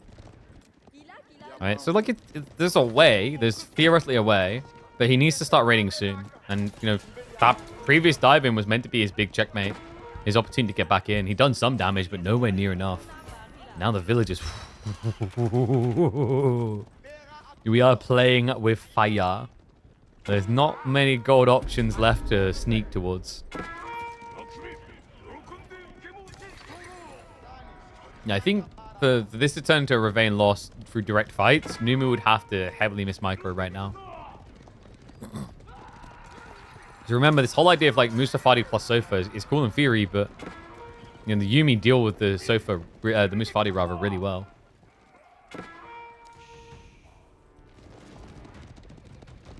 Samurai are just starting to kind of spread out the flanks. We are going to see Ravane now thinking about that flank raid we talked about. Let's shift around the back. Actually gets dragged back towards Crafty by Numu, but good reactions out of Ravane.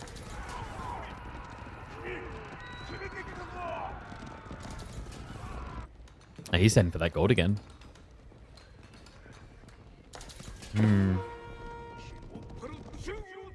Not even attacking right now. Numu's got other things on his mind. Shifts the villagers away. But still, it's going to be a dive in. Some worker kills found. We'll shift away for the Mustafadi to get a good play. And Mount Samurai mirror the play. Yeah, this is a bad fight. It's 15 Mount Samurai. It's more Mount Samurai than Sofa, and they have Uma Bannerman. You never win that fight. Like, at that point, Numadan can just get up, stand on his table making monkey noises while he's just already A-clicked. He doesn't need to think about the engagement. And this, oh boy. Does Ravane know? He's not maneuvering like he knows. He's about to find out, though. Smash straight into the main army. Great grab by Numu. Yumi able to help secure a few more. Block out on the gold on the side. Dude, this is, at this point, stop it. He's dead. This is just becoming a little bit unfair to watch, really. Yeah, there's not much left of him at this stage. I mean, a valiant effort, but with the Sofa count going down like that, definitely feels like we are on the verge of the defeat. Being cool. But then again, Ravane didn't give up before. So activate anime music and da-na-na-na, da-na-na, da-na-na-da. Nah, it's the laughing. This is just making his life. He's like, okay, yeah, oh wow, let's just shoot over there. Yeah, well, wow, look, all the Mustafadi go that way. Ravane, some of the cows have been let loose. Be free, little beef. Be free. Free beef or Wololo. There's no Wololos around here, so it's a free-range cattle play. GG. Yumi. Cleanly done. Japan beating Mali. Yeah, I don't feel like that happens too often. Draft has just started, by the way, so we are ready and primed to get underway with our final set of the day. So we're having Wham versus Voldemar. This is a best of 5, by the way. Let me also just switch back. And then tomorrow, like I said, we'll probably kick off, unless there's an immediate live series, we'll kick off finishing off Voldemar versus Mister from the EGC Masters Full. And then we'll get into the other quarterfinals. Oh my god, sorry. I am dying.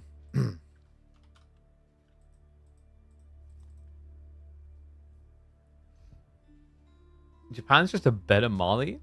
Nani? Not usually. But, you know, if you leverage an advantage, sure.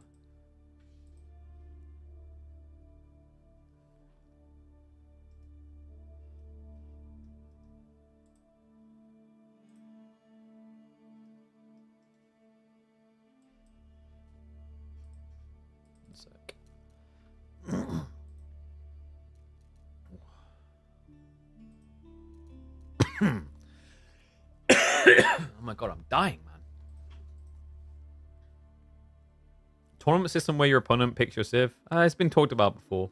It doesn't really fit with what KPMM's about, hence why KPMM wouldn't be the place for it. But it could be interesting. Like, I still want to do draft mode at some point, where you would buy your picks in a series, but it would use up a limited budget. So you had to basically think like macro, like high level about your strategy for the whole tournament. You couldn't just think about, hey, I'm gonna get this series. Like if you want China, you can have it, but it's gonna cost you a lot, you know. I still want to do that, but it would require a lot of math being done at the end of each day, and budgeting and so on and so forth. Blah blah blah blah blah blah blah. A lot of things that have to go into tournaments, you know. And check out the EGC groups. Have they posted them? I haven't checked out the EGC groups because we won't want to spoil the outcome of the series we were just casting earlier. Let me have a look though.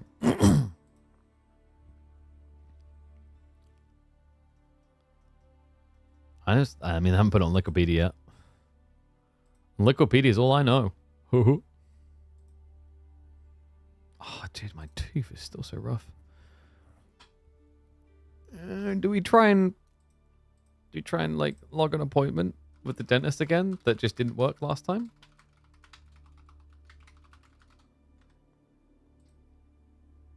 On the EGC Discord? I'll look later. I can't be asked to look now. There's going to be, like, I mean, the way it usually works out is, like, there's a deaf group, and then there's, like, an easy cruise group, you know? And it often plays out that way as well.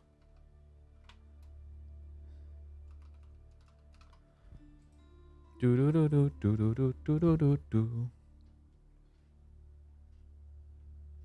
the third time of trying to log in and book an appointment for the dentist, we take to the sky.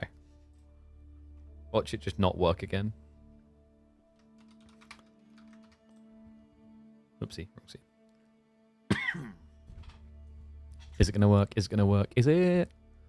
It's not. It's amazing just how many medical like services have the worst possible tech imaginable. You know, websites, the hardware. We don't have that hardware problem though. No, because we are powered by AMD. Exclamation mark AMD. That one was smooth. Alrighty then. Draft. Voldemort has got his OP deli. It's happening. Wham's gonna fall victim to him too, just like Marine Lord. I just remembered I left my water inside. Be right back 1 second.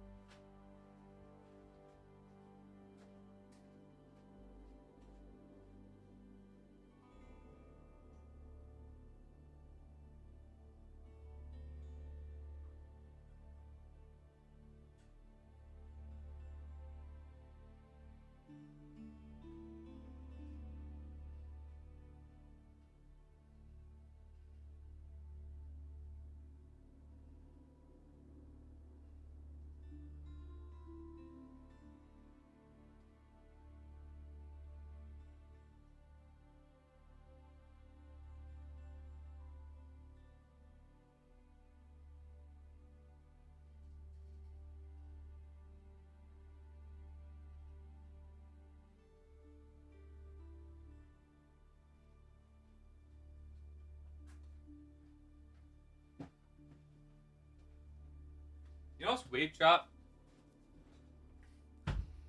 I had a 3-hour bouldering session. A 3-hour bouldering session on Friday. And somehow it broke me less than the 2-hour bouldering session the previous week. I just heard that BC will not come to EGC. I don't think that's new news, right? I'm pretty sure you said that like a few days back at least.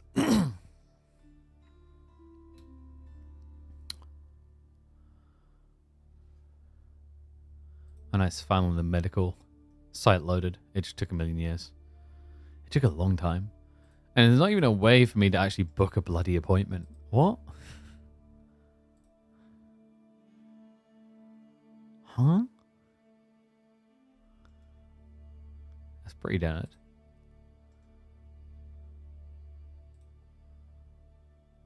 It's like it just has next appointment, that's it.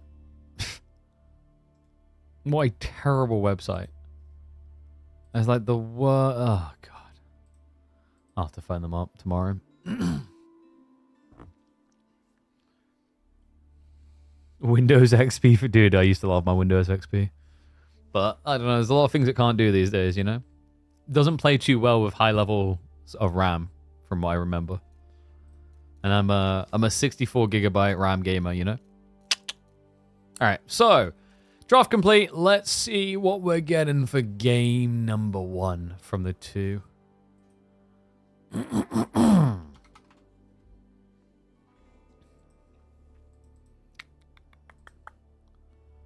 Okay, well that's the most useless draft ever. It's just, I mean, I assume there's going to be a remake of the draft because we can't accept random Byzantines versus Byzantines. That's not quite allowed. I just opened that, I was like, huh? What? When was the last time you guys saw a Byzantine mirror? That's been a while. Dude, they haven't even made a new Civ picker. What's going on? Rogan? Well, I'm about to get DQ'd. He's like, well, I've got 6 picks, random. Oh no, okay, we're gonna have to redraw. My random isn't selectable. Alright, go again. Random. Now you want to see a Biz mirror? You don't. It's been a while for us, but like usually when we watch them, it just becomes like, instead of you getting the diversity you think you're going to get, the fact that the other opponent can do a certain thing makes you play a certain way, if that makes sense. So I think, if I remember correctly, it's been a while, but I think last time when we saw it, it used to just be lots of javelins. It had to be javelins. Because it wasn't, if you went Lombo, your opponent like got javelins, right? Okay, so groups for ETC Masters have been posted. Marine Lord B, Kiliadi, and Myriad in the same group. Vortex, Puppy Paw, Dimu, and Core. Wham, Anatan, Numidon, and Scatterbrained. And then Louis MT, CSO, Lucifron, and Miomika.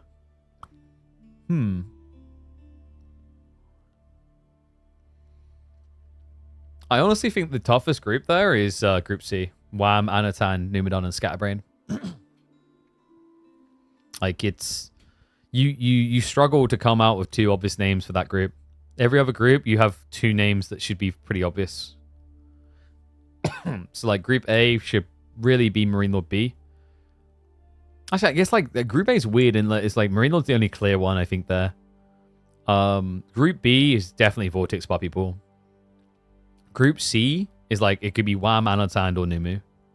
Scatterbrain, maybe, like, I didn't catch his games in the qualifier, but he's definitely, like, the dark horse there, right? And then Group D should just be Louis Lucifron. I'm not sure about CSO's current form. But, like, Group D is going to be Mimafon because you've got CSO and Miomika in the same group, which is just a big Keck W.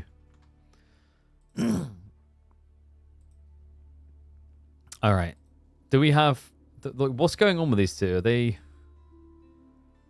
Are we starting? Like, they haven't picked civs. We're getting memed. They've done draft already, but like they haven't done a new civ picker, so they're showing up as picking Byzantines twice, but they're in lobby. So I don't know. I guess it's a surprise, guys. What are we getting on Borderlands for game 1? Well, actually, like, it's a problem, isn't it? Because if... no, dude, this is actually a bigger problem, isn't it?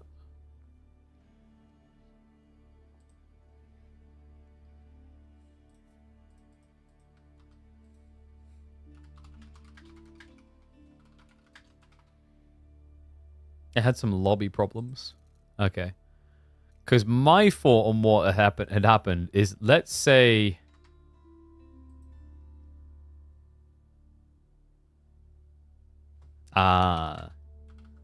Yeah, there we go. I was about to say. That makes sense. Because the thing is mods are bugging. Oh, okay. Looks like Wham's got too many maps, so we should get it sorted in a sec. So basically what happened is Wham didn't select pick, and yeah, they made the correct call. In the event that your opponent randoms a civ that can't be picked, it is unfair for Voldemar to then have to redraft because his pick has been revealed, right? So what's happened is he gets to pick the Civ for his opponent, and he chose Rus. So it's going to be Byzantines versus Rus for Borderlands. And that's fair, by the way. Like, it's not Voldemar's fault his opponent didn't pick his Civ. He shouldn't be punished for having to reveal his Civ. Interesting that he picked Rus, though, over... Like, what could... You could have made your opponent pick English. Maybe Ayu? Giving him Rus is a little bit better, no? I mean, this used to be that the Byzantines took a giant crap on Rus because they just fast castled and got killed, right? But I've seen a lot of Rus games where they're coming out ahead by playing long feudal. English is too strong. I mean, dude, Wham has already won with it once. So, on this map this week. So, I'm not going to 100% agree with you, but I'm not going to 100% disagree with you, you know? There's some details to consider there. It may be good.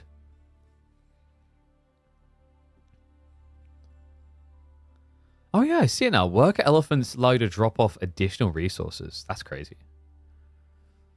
So they must be like 150 or 200 resources, because you can't make them 100 resources the same price as a Gur and give them additional resources. That's pretty dumb, right? I would feel really silly. So I'm guessing worker elephants are probably 150 or 200 resources to balance them out. And probably, I guess, not accessible until feudal. I guess you could let them have it. I mean, you let taxmen exist in Dark Age, right? Alright, I need to double check. Well, I got a sec. So we should be getting underway in a second. Take this opportunity to read what they've sent to my guy.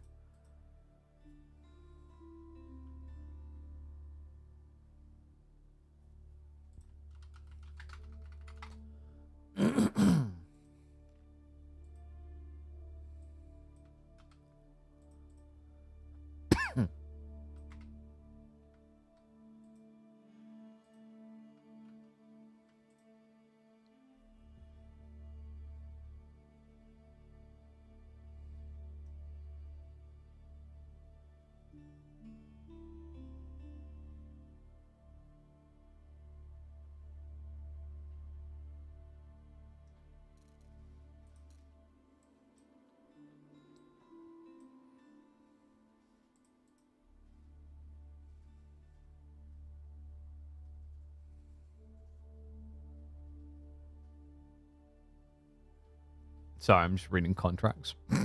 Very boring stuff.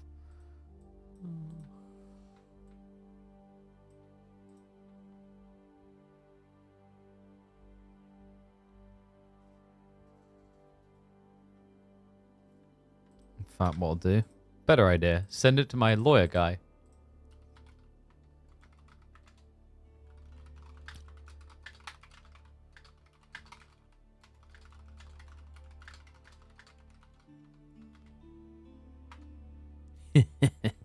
Make it his problem.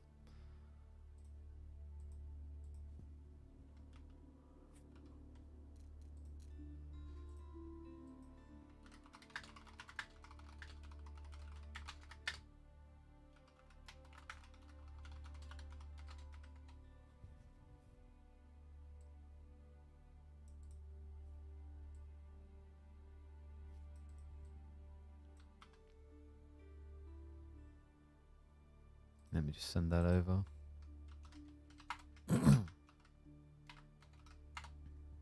Right. Fantastic. Boys are getting in the lobby now. We should be on this way in a sec. Sorry about that, guys. Oh, it's because it's a Monday. I get sent loads of crap. And I was like, I didn't want to end the stream too quickly. I want to be like ride or die, mother dockers. So I'm giving you guys one more series. And then tomorrow we can do Sas Myriad. Dumu Scatterbrained.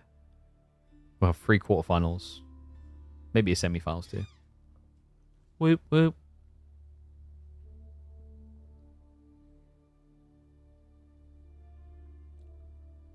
Is this live? Nah, dude. This is... I'm a sentient robot that's figured out time travel. Bracket is wrong? Yeah, I know. I saw Luciferon doesn't have a score. You're really picky. I have Corvus as well. Wait, do I have Corvus? Wait, what? Oh, whoops. Is it? Really? Did I? Oh, you're right. Nice, good catch. Why did I have core in there? Lamau.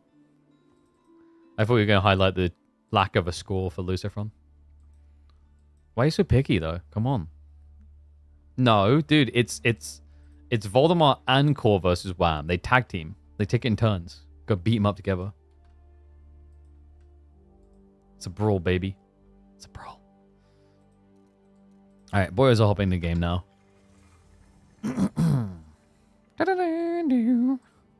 Bruce Byzantines.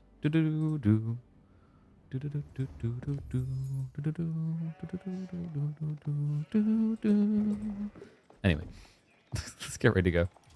Let's get predictions up.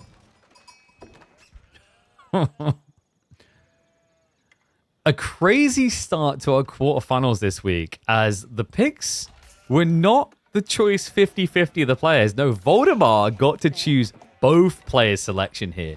He rolled Byzantines. Wham didn't pick in time. He got auto-rolled Byzantines. We don't allow mirrors. Therefore, Voldemar was allowed to choose the Civ for his opponent. He had all these, and he chose Rus, despite having Byzantines himself. That's crazy, because actually in more recent times, we've been seeing a lot of Byzantine wins over Rus. But even more recently, Rus have started to be able to strike back. Welcome back to the channel, folks. Borderland as the opening game, the quarterfinals here for week number 6 of season 2 of the Midweek Muster. Wham, playing as the Rus, unwillingly. He is going to be going for the extra scouts. And oh my god, dude, you gotta be kidding me. You get Rus and you get this. That's a really good spawn. This tree line is really far forward. Not a fan of that, but that initial hunting cabin is a jackpot. 20 gold there. Probably going to be like, what, another 16 over here? So 36 gold a minute by default before having bounty tier 1 is pretty nice. And then Voldemar on the other side doing standard Byzantine things. He also got a god spawn. Please tell me he sees that. Voldemar. He's kind of infamous in the games we've seen so far for not scouting his own corner. Right, we actually had a game, I think it was in the... Was it EWC? It was either EWC or it was the EDC qualifiers, where he just never scouted his back gold and berries, so he just played forward under resources instead. Hopefully he sees it. I mean, it's such a jackpot. The timing might not align, though. I feel like the scout's going to arrive just a little bit too late before he'll see this, because that's double Grand Winery berries, guys. I mean, it's out of the base a little bit, but you're against Rus, and you don't really expect Rus to attack you. Normally, they're thinking about pro scouts.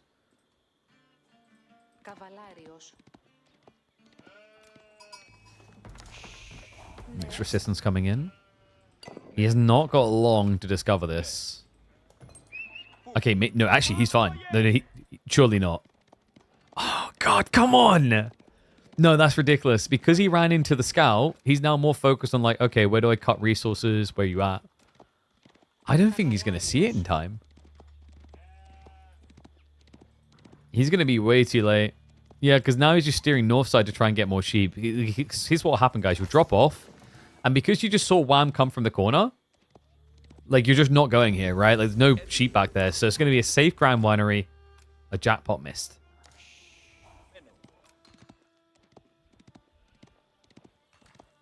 Do the Biz trade post? Nah, dude. We're not seeing Sipahi this game. It's not like it's an incredible Sipahi game. Royal Knights, Horse Archers, Sipahi, Arbitrary. Pretty nice, but unlikely to be seen. I mean, Arbitrary in the late game could be pretty sick here. Not bad unit to scale into. Especially when you've got infinite olive oil, right? Well, I think we say we're like 30 seconds out from live. Let's speed up to live.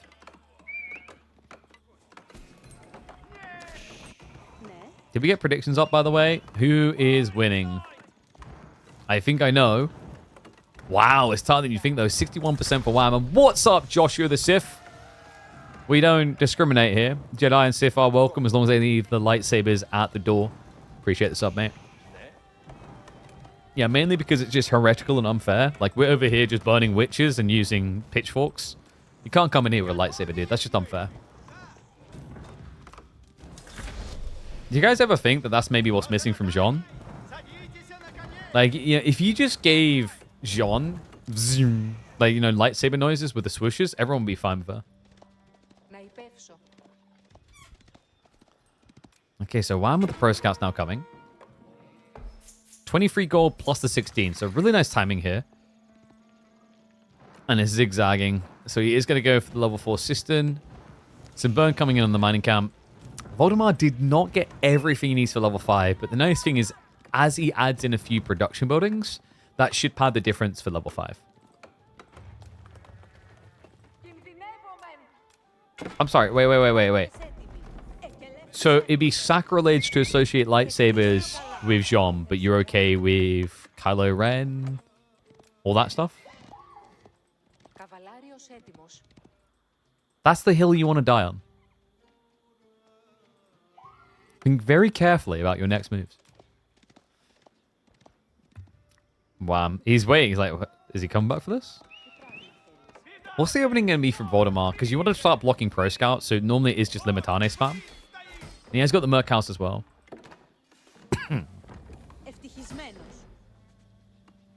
Do you go longbows or javs? Normally in the Roost matchup, javelins is quite popular, but we are going to be seeing longbow play, which suggests that Voldemar on a delay will be going into horseman as well.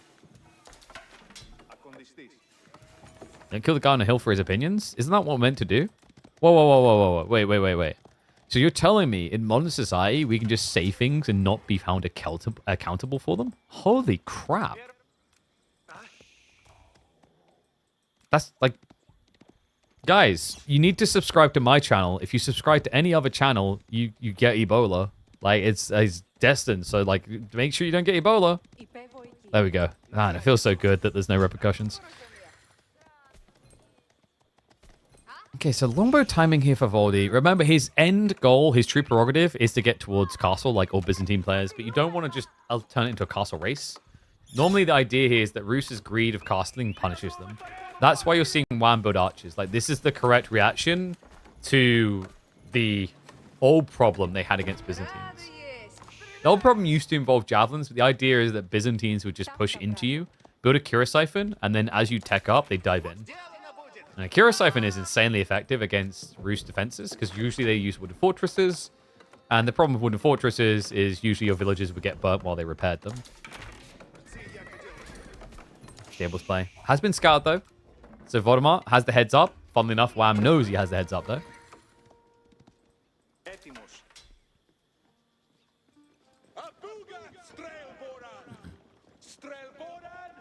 How would you approach this now? I think for Wham, just spamming archers does make a lot of sense. Like, if your opponent's rushing upfield, he can't have many lombos. Even if he was able to gather the berries quick enough, the problem is lombos don't come through quickly. They're the slowest moving unit in this game right now, militarily.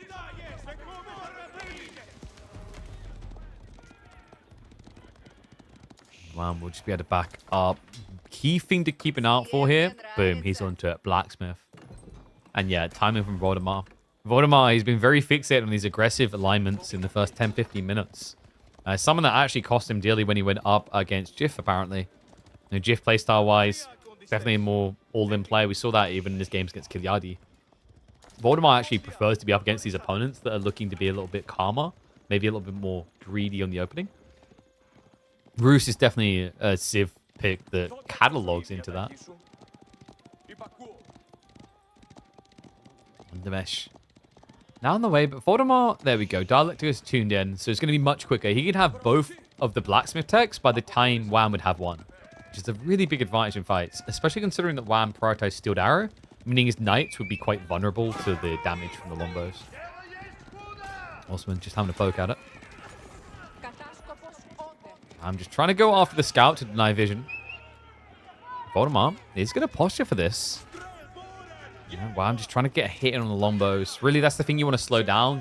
He knows that Voldemar can build a cajillion Limitane, but he can't build infinite lombos. Not until we reach Olive Grove Point, which we're pretty far away from.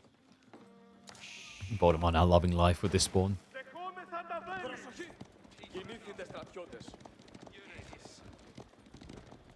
Is it a trick to drop the food with Pro Scouts without having to choose a place? I mean, you can just manually do it, right? I don't know why you would. Most people won't. Fort Hunting Cabin is going to be a freebie. I mean, it's a little bit annoying, but you've got most of the value you want out of it. What's more important is making sure that your tree lines are secure. I am really worried for him on the follow-up spawn. Like we said, his spawn start was nice, but when you're pressured, like where are you getting wood here? You've got this one tree line, and then it's very difficult to actually reach out. More Voldemar will be looking to reach up. Yeah, it's pretty obvious what Byzantines want here. The same thing they want every goddamn game. Castle Age. Castle's king, folks. It's just too good. I do wonder if they'll rework Goldenhorn Tower in some way. I don't know, it's like... in some ways, it's a pretty cool landmark that fits because mercenary focused. But at the same time, like, Sippy Cups just almost feel like a meme now. And with the new level 5 system build, Goldenhorn Tower is so easily rushed and so effective.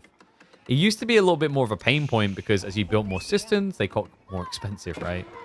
But if anything, I think it just gave this consistent scaling that maybe wasn't there before. And yeah, you did sacrifice a little, right? Your early opening timings got worse. That was the nerf. But I think although Byzantine's 6-7 minute timing got hit, the 8-9 minute timing just got so much better. And let's not get started on the 10 when you managed to attack.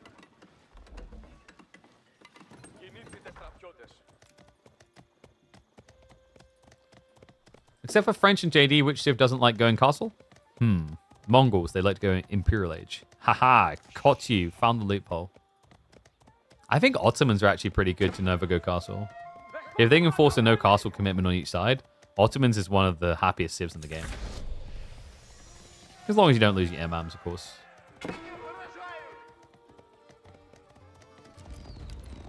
Pressure coming in. Voldemar just teched up, but look at the speed of the veterancy. It's already in. So contract upgrade is there. Knights are going to forward. Limitane look to intercept. We'll be able to scare away the Knights. But now it's looking like an overcommitment. Wham. He's underneath the tower. This is costing him way too much. Horseman now moving in. The problem here is even if you cleared the Limitane, the Lombos will just eat you for breakfast. Remember, he's just got so much damage now. He's already got Skilled Arrow 2. He hits for 10 damage into a unit that can only offset 4. This will be a wipe of the main bulk of the army. Knights charging again. So just that was not intentional. I think Wham, yeah, just calls it GG. Not able to put a dent in the kid. Game number 1 to the Dane. So Voldemar off to a very quick start. Game 1 to the kiddos. And wait a second, like, wasn't there some stuff about solid start for Wham? Voldemar is in trouble. I did read that in chat, right? Oh, and now the backpedal. They should just start batting business instead of China. No, guys, don't reply to that comment. Reply to the other one. Egg on the face. Why was he in trouble? Damn. I'm a bit worried for Wham because Voldemar still has that Delhi pick. Mali and French going to be the variant element of like, okay, how does this play out? Map pool wise, Shushi's okay. Like, not completely busted. Game number 2. Let's see where Wham's going to be taking us. Because he has map selection. I believe Front Range got picked and didn't get banned. Whether it's going to come out now. I mean, he's got English. Might be a little bit early for Front Range. Might be worth finning your opponent's draft a bit more first. Oh, sorry, it's Altai. So we've got Altai, Dry Arabia, Cliffside, and yeah, Front Range. Maybe you Altai, you play, what, Lancaster, you force likely the French pick? Or would your opponent maybe go Mali? Is Mali really that good on... I guess you could actually trade on Altai, so there is that. But it's English Malian. This could be Front Range or Altai.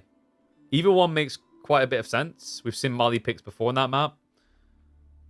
I'm kind of leaning Front Range because of the Malian pick, but like English is applicable to either Altai or Front Range. So let me list that in. So English pick and the Mali pick.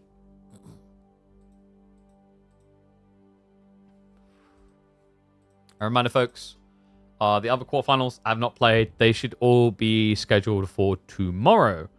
So we'll probably be able to open the day with the remainder of the Mr. versus Voldemar series. And then we'll check in on SAS versus Myriad. And then we should have a healthy dose of live quarterfinals. I know Dumu and Scatterbrained also hasn't played from the earlier round. That will play tomorrow because Dumu does not do Mondays. Is English good versus Mali? I think it depends on the map a little bit. Maybe with like very limited food, you could argue English on front range can make sense because they can pull ball and you can't as Mali, and that gives a lot of tempo. Like historically, Malians has been very good into English, right? It's just in more recent times, we noticed that like the 2TC builds for the English was really good. And then even more so than that, like I think there's a play on the ball if this is front range that makes Malian's life pretty hard. Because like the idea is if you go 2TC English, you just basically build spears. Now what we haven't really seen, because we don't really see English Malian anymore, is just a Malian player just building the archers instead. That's actually a really good idea because if you scale archers, it sets you up to go castle with an optimal comp.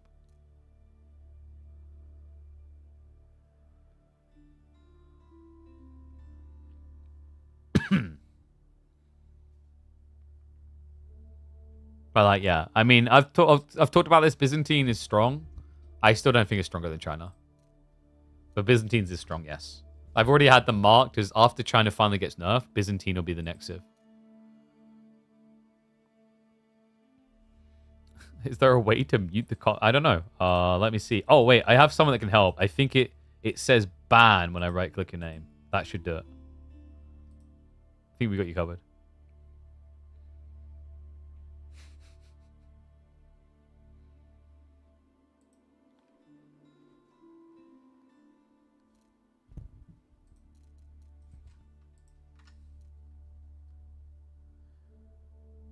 If First Scout gets nerfed again, would Shushi overtake China? No. Shushi, I think, would be relegated more than China would. Shushi should be hurt more by Pro Scout nerfs than China should in general. It might be that you get some like variant play into Chuganu, but even then, I actually prefer the Imperial Academy Archer build over Chuk.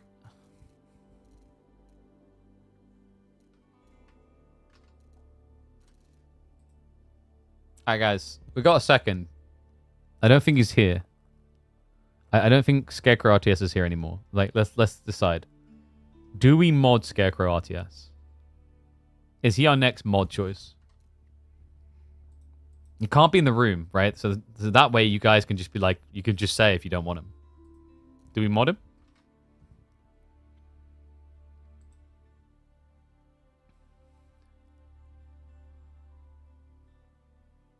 That's ones. Yes, yes. But give him power to Scarecrow? Dude, you'll be careful. Last time that guy was given power, he put spook gas all over Gotham. 1 month trial period. His job is easy. Next week I go on holiday. Alright, wait. Let's see. Is he here? I bet he's like been here and he's just like, he's been just being quiet the whole time. Alright, probation period. Fat Blop, he's your responsibility. You can deal with him. Let me find him. It's always safer to just right-click someone's name and then do it, rather than slash mod, you know what I mean? Invite? Wait, there we go. Alright, it's done. It's done. Scarecrow has power. Corvinson will never be here again. Who are we dealing with? Oh, we've maybe added a new moderator. We got some Scarecrow in. Because Faplop's been like doing all on his own. Because all my other mods just don't turn up. Time to leave. Of course, like, Jesus, there's a Scarecrow here. Ba-dum-ts. Yeah, apparently he told you that joke and you didn't get it, Corv.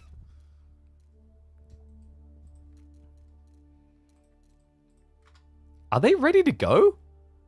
Are we like crap or get off the pot?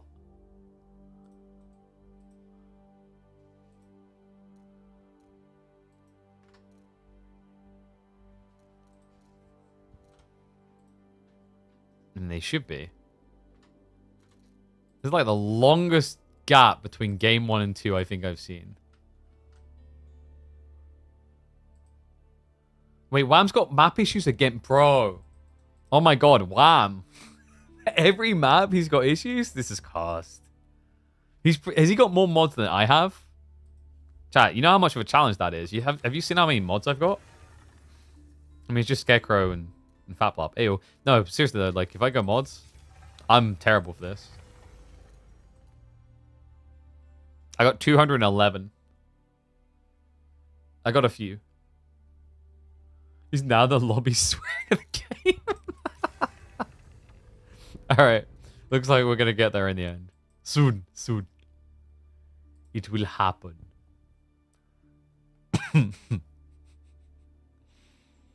Oh, that's brilliant.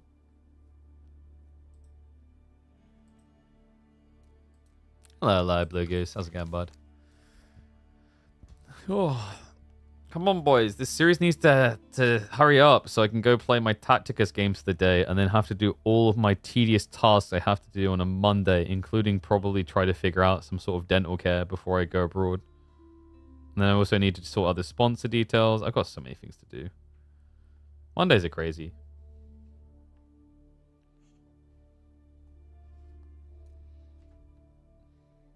I like him, okay, like, it's always the gym. He just mentioned, it's almost like we're not convinced he does it yet. It's like, yeah, I got to do the gym. Can I check DMs? Oh my god, Corv, why are you sending dick pic? No, I'm kidding. Oh, that's a little bit kooky. Interesting. Yeah, I'd be curious to see how that one works out. That reminds me of something I talked about before.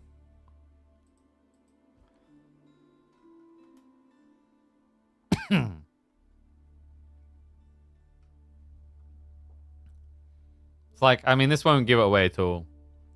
It's just something about this map that reminded me. Is I remember a long time ago I said it'd be really cool to have like something that has the dynamics of Canal, but like it's not just linear. You know what I mean? I actually kind of like, I don't know. I totally forgot to talk to Kai about that. Like, I mentioned it ages ago. Like, imagine if Canal and Kawasan had a baby sort of thing. The dynamics are like, you have two split rivers. You know what I mean? You just kind of like arch out. I guess the only problem there is like, it's like, you maybe 50-50 flip. Your strategy is to block and you guess wrong, you lose. But like, I think Kawasan can, like, I don't know. Kawasan in recent times has become really crappy. But like, conceptually, originally, it was pretty cool for the idea of like, you get a pond each sort of thing. The problem was Kawasan was designed back before certain civs got added to the game that I think broke the Kawasan design. So I think Shushi and Knights Templar, for example, Ibids as well, they all break the design of it. All right. Has he figured out how, like, why maps? Why KT? What? Because of, like, the early tempo timing on ponds. Like, I mean, it's fishing for KT, right? I'd say, like, the big culprits are definitely Shushi and Ibids, but maybe Knights Templar a bit as well. But, like, Shushi most definitely. And then Ibids had the 2 ponds, 4-minute strat, right? Which was really, really, really good.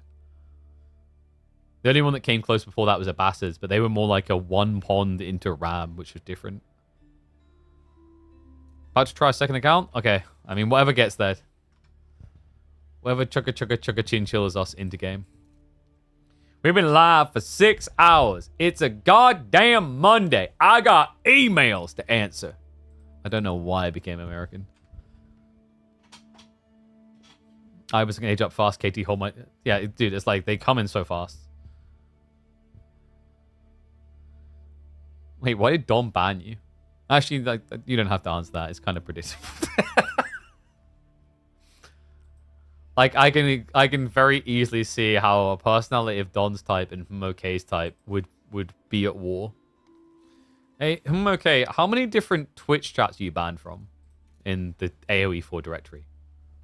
I didn't want to complicate it. I want to keep it simple. Let's try and keep the number in single digits.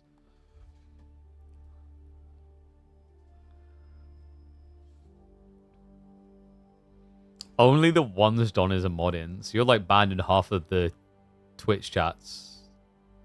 Wait, do we have Don as a mod? I could have sworn we have Don as a mod on here. Maybe it's VIP. Don's a VIP. Yes. I was about to say, it's like, I know Don's on that list. Like, oh, he's a VIP. What did you do to Don?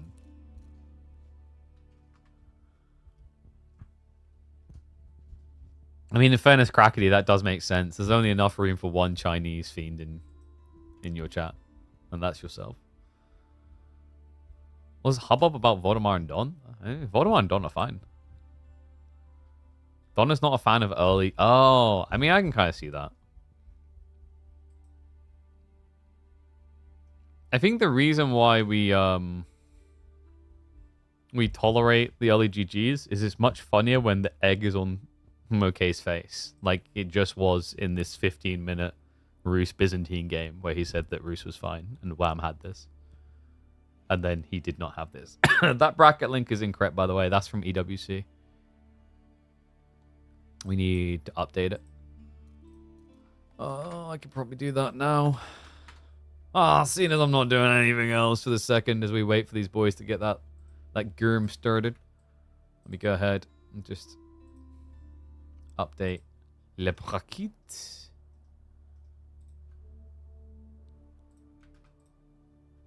Oh my god. I did not select. Weird. There, it's updated. Wow. You know what else you should exclamation mark? AMD, and then click the link of our sponsor. Boom. Shakalaka. Dude. Guys, we need to make me rich so that I can move house, because I'm getting really sick of living next to a goddamn train line. Holy crap. I don't know how my kids sleep. Not good luck for Scarecrow to get mod and be nowhere to... Dude, he was here earlier. Chill. He's fine. He's here a lot. I'm pretty sure Scarecrow's here more than you. Okay. I don't know. Did the watch time thing still work? I don't know. Is it watch time? Ah, I have to remember. There's like a command. Yeah. Like, I mean, now that you heard it, you never unhear it. Like, it's literally just like... So, because my studio is a garage that's been converted. So you've got, like, the road, then you've got a garage, and then just behind that, you got the train track. All right, watch time doesn't work. I don't know what the command was. Followage?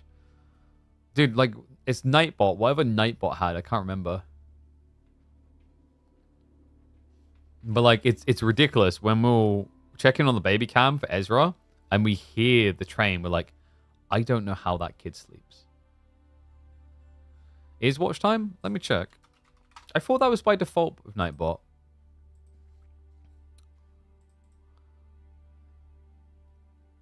It's not in the defaults, no. Does someone have the code for it? Because usually those ones are set up with code by default. And I can't see one, so I can't just slap that bad boy in there. Nightbot, watch time, command. Stream element spot? I think you can do it with Nightbot as well. I don't really use stream elements.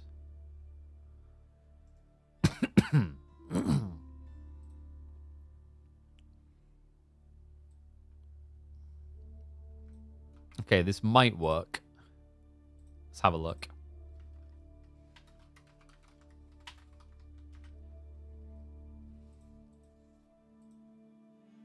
All right, let's have a look.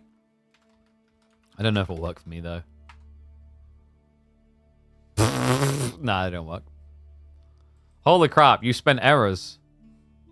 In fairness, that was from like 2 years ago. I'm kind of not surprised it doesn't work now.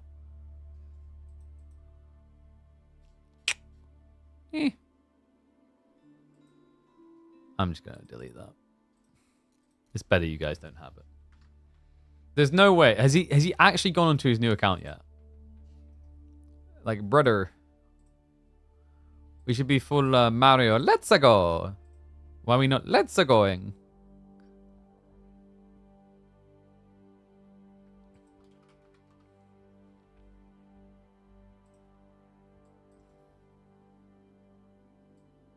Doesn't seem like his...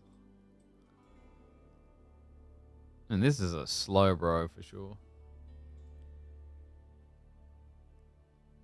So he's gonna chop wood for like 5 minutes to cool off. I've seen Wham's physique. That sounds like lingo for something. Sorry, Wham. I mean, in fairness, he'll admit he's not built like a truck. Who's the most swole person in Age of Empires 4? Like, who is the beefy boss? Like, who's the most giga-stacked, muscly mother ducker in Age of Empires 4? It would worry me if I'm in top 10. But I think I might be. And that's worrisome.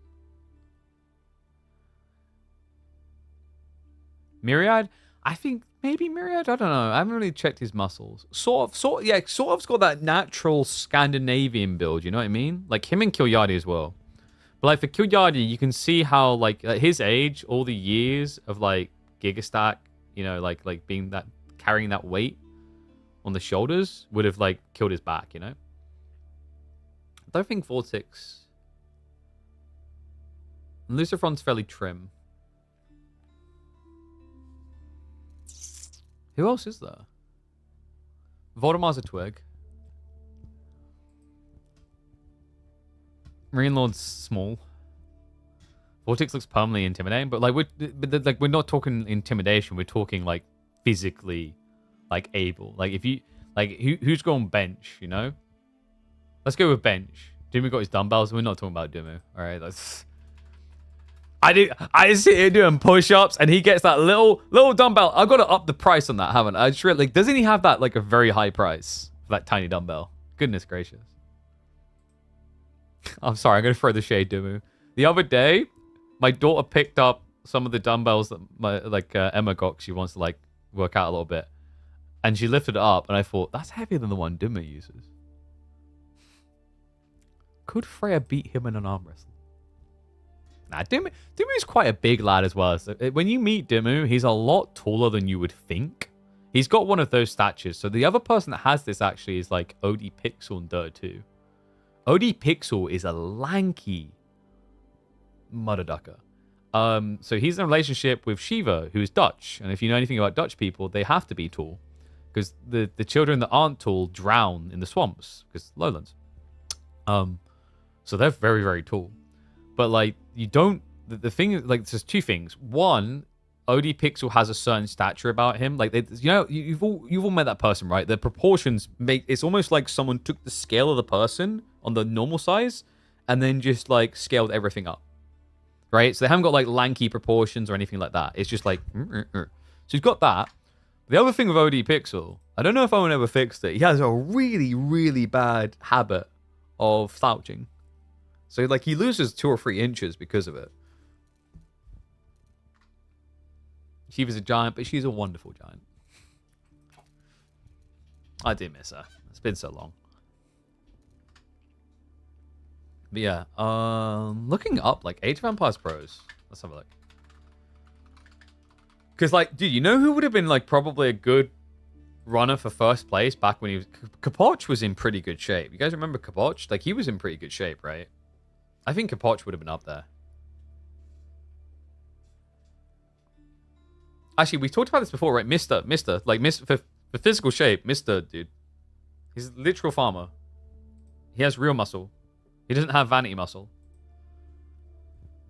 That's the goal, by the way, guys. I'm going to do loads of climbing, and then I will have real muscle, not vanity muscle. And yeah, Kapoch is the Argentinian, the bald guy. Spelt with a C, not a K. But, like, also, we used to have Kelliger, right? I don't know if... Was Kelliger Bolt? I don't know. Mr. Secret's the fan placement. That's the thing, dude. Like, he's got Fists of Fire, so he has to keep them cool.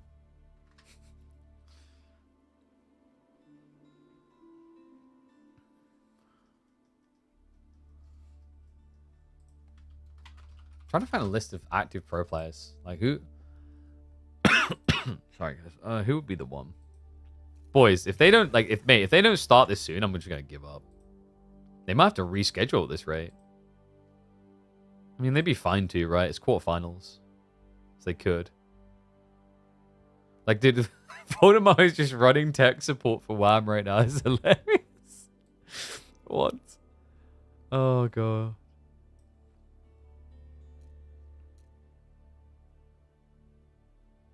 Coins beneath the monitor. Dude, I got coins. I like my coins. My military coins. So... I don't know, what do you guys think? We've seen Anatan, like, on the land. He's tall. I don't know if I've... Like, I don't know. Did Anno have... He's tall. Kind of... Like, I don't know if Anno has the muscle, though. Anno's skinny, right? I think he's quite... He's tall, but he's skinny. Yeah, so Mister's still going to beat him in a fist fight. We've agreed on that. Who else could take him on? B seems very lean as well. Baltun's... I think... I'm trying to remember. Baltun has, like, a decent physique, but he's not, like, very endearing. He's not like a big freaking towering guy. Nimidon? Yeah. BC was talking about his new gym routine. Give him a couple months. I mean, but that's like a cop out. Like, oh yeah, soon he'll be. Like that's be it. Like that's me saying like, dude, like yeah, I'm number one because I'm doing back to climb regularly. You watch. Whoop whoop. Like we're talking now. Fight starts tomorrow. Who's winning? Right? Who you cowering behind saying protect me? Who you tier 3 subbing to because without them you're dead?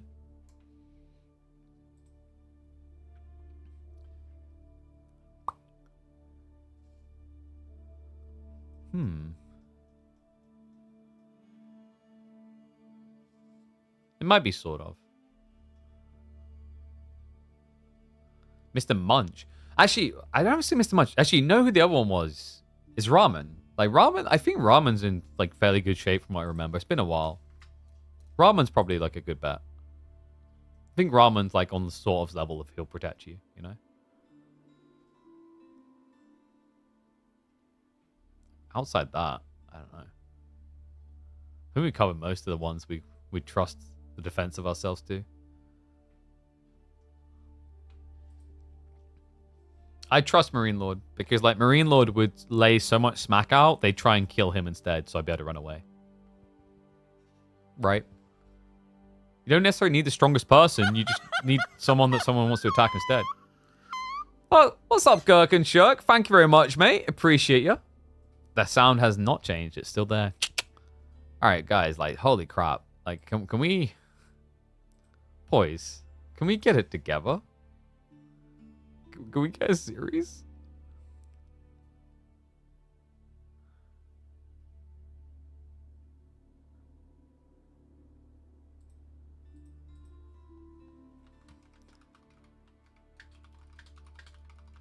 I think they're remaking Lobby, so we might be in luck.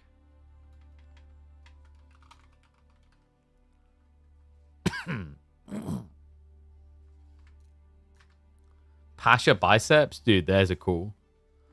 You should see some of the Dota 2 players. Like, some of them in such insane shape.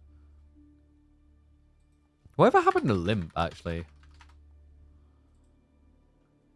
Limp just kind of disappeared eventually. It's kind of crazy. He had Goon Squad after Alliance in 2022 and then just nothing. It's crazy. Lim was interesting because, like, he didn't really have any, like, he had decent muscle. I remember before he went for the bald look. And then he went the bald look and then he just got the most giga-stacked arms. It's crazy. There's always an interesting parallel because his brother, Chessie, bless him, was usually very kind of just slim by comparison from what I remember. And I miss those guys. Alright, Wham's in lobby. Please. Please. Please bless us with the game. The game, please. It has to be.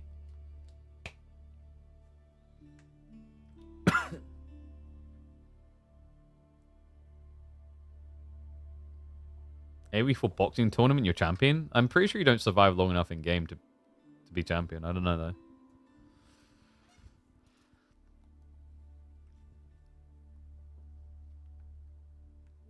If it's lighting, but your keyboard is hella shiny.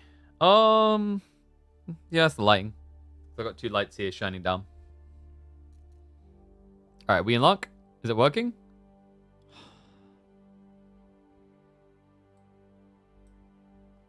Do we need to reschedule?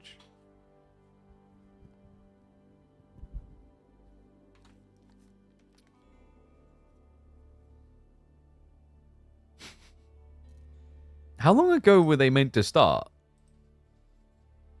Didn't they schedule to start an hour ago? No way we've been here an hour. Has it been an hour? No. Maybe 40 minutes? Even then, 40 minutes. That's crazy. Yo, chill. Get into the push-ups. Dude, if you guys redeem too many, I'm just not doing it, and I'm just like taking all your points. Chill. You gotta be reasonable. This isn't reasonable. This is douchebaggery. Someone time him out now. Stop him. He's gonna ruin the whole stream. He's gonna... If he redeems one more chat, he's getting it increased to 10,000. Don't let him get away with this. All right. Push-ups. Oh, dude, no. Like, I haven't got socks on today. It's going to be freaks unleashed. Oh. All right. 1, 2, 3, 4, 5, 6, 7, 8, 9, 10, 11, 12, 13, 14, 15. Oh, sorry. Just realized.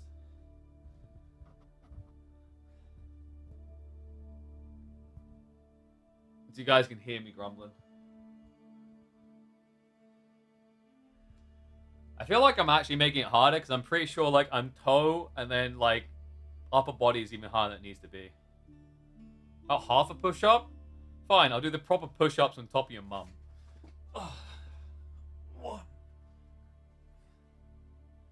18, 19, 20, 21.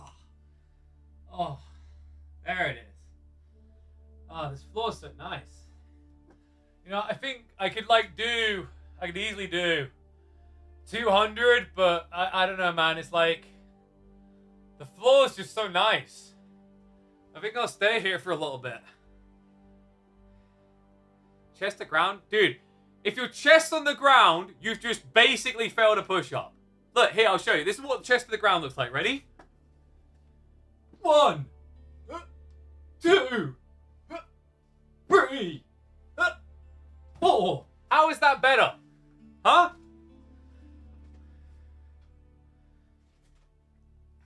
You need 50 in a row, and now you stop at 20? Bella, you probably weigh shitloads less than me. Am I really getting shamed like this? What the hell?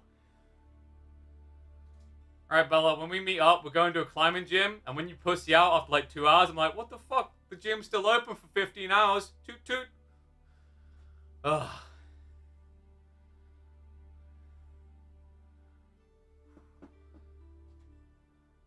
Not in the top 10 for strength in AV4?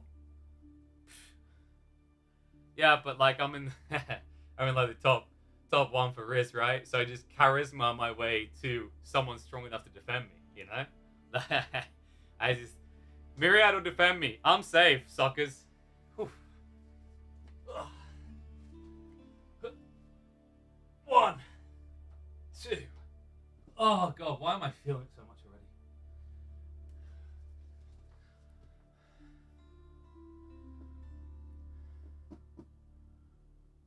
Gotta go lower? Dude. My hands are way too far up. Are they? Does that make it harder or easier? If you say it makes it harder, then I'll move them. But otherwise, I'm happy where they are. Guys, stop looking at my feet. What the bro, more tier 3 subs. A 45-ish. Does that make it easier or harder, though? You haven't answered that piece. That's the only piece I care about right now. Oh. Like, is this going to make my life easier or harder? A 45-ish angle. It's like... Oh. Here, hide my feet. So, like... It should be here? And I'm like, what, here? So you're saying it should be here? Okay, like here. It's also awkward because, like, the fridge keeps getting in the way. I haven't got good room here. I need everything cleared out. Because, like... So I just realized, like, the camera's just aiming at my crotch now. We're just talking to my crotch. I'd have an under-table camera. That's what enough subs per month unlocks. We have to maintain 500 subs. So, quick sub. All right. What do you mean you don't want to know? Also, notice how Bella just turned up in chat the moment it was time to frickin' fitness shame me. Oh. What's the crotch cam for? After dark. Oh. Dude, my arms already feel... I don't like the idea of even trying to put them further in. So, like, what? Here? That just feels weird. Is it meant to be, like that? It's meant to be like that. Is that what you're saying? So you're... For push-ups like that.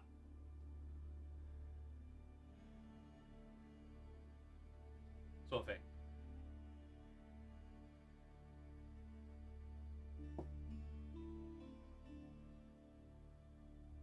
Hands at kind of chest. But then your hands are sideways, right? Instead of out forward.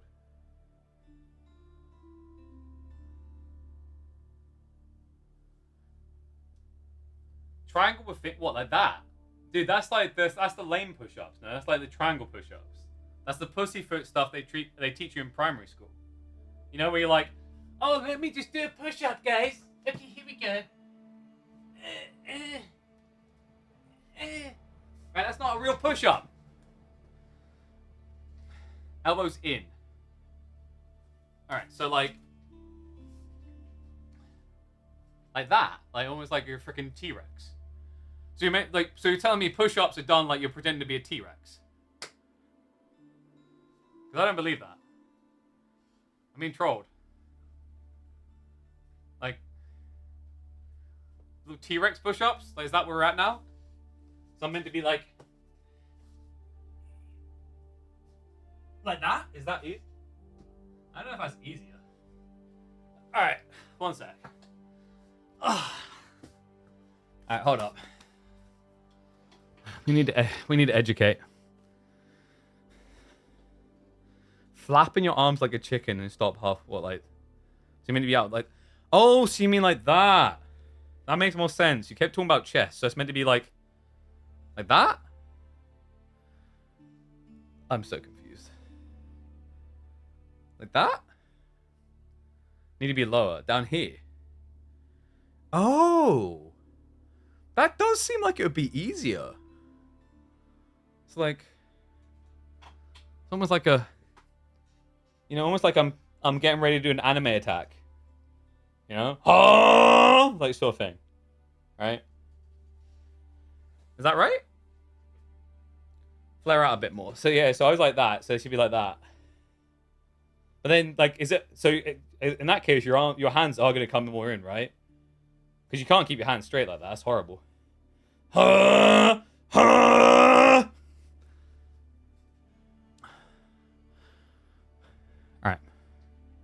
Let's, hands further from each other. Wait, what? Hold on a sec. Pervert, stop looking at my feet. It's like that.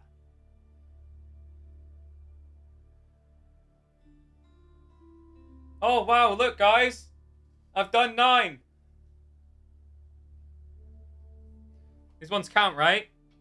I didn't specify whether they were air push-ups or not. Alright, so. Dude, I haven't got enough room. Like that. 2, 3. I think I screwed my arms already in the earlier ones. 4, 5, 6. Is that better form or worse? Much better? Alright, we'll revisit this shortly. Oh, dude. You know what it was, guys? It was the badly done ones. How many push-ups did we do in total? We done like 20 of the chalked ones. Another 6, or was it 9 of the... What are we at? 3 out of 40? Get out of here. None? I'm 4 is more of a priest. Alright, I hate myself. Wait, is Wham actually ready? Holy crap. Bro, I was getting ready to go off.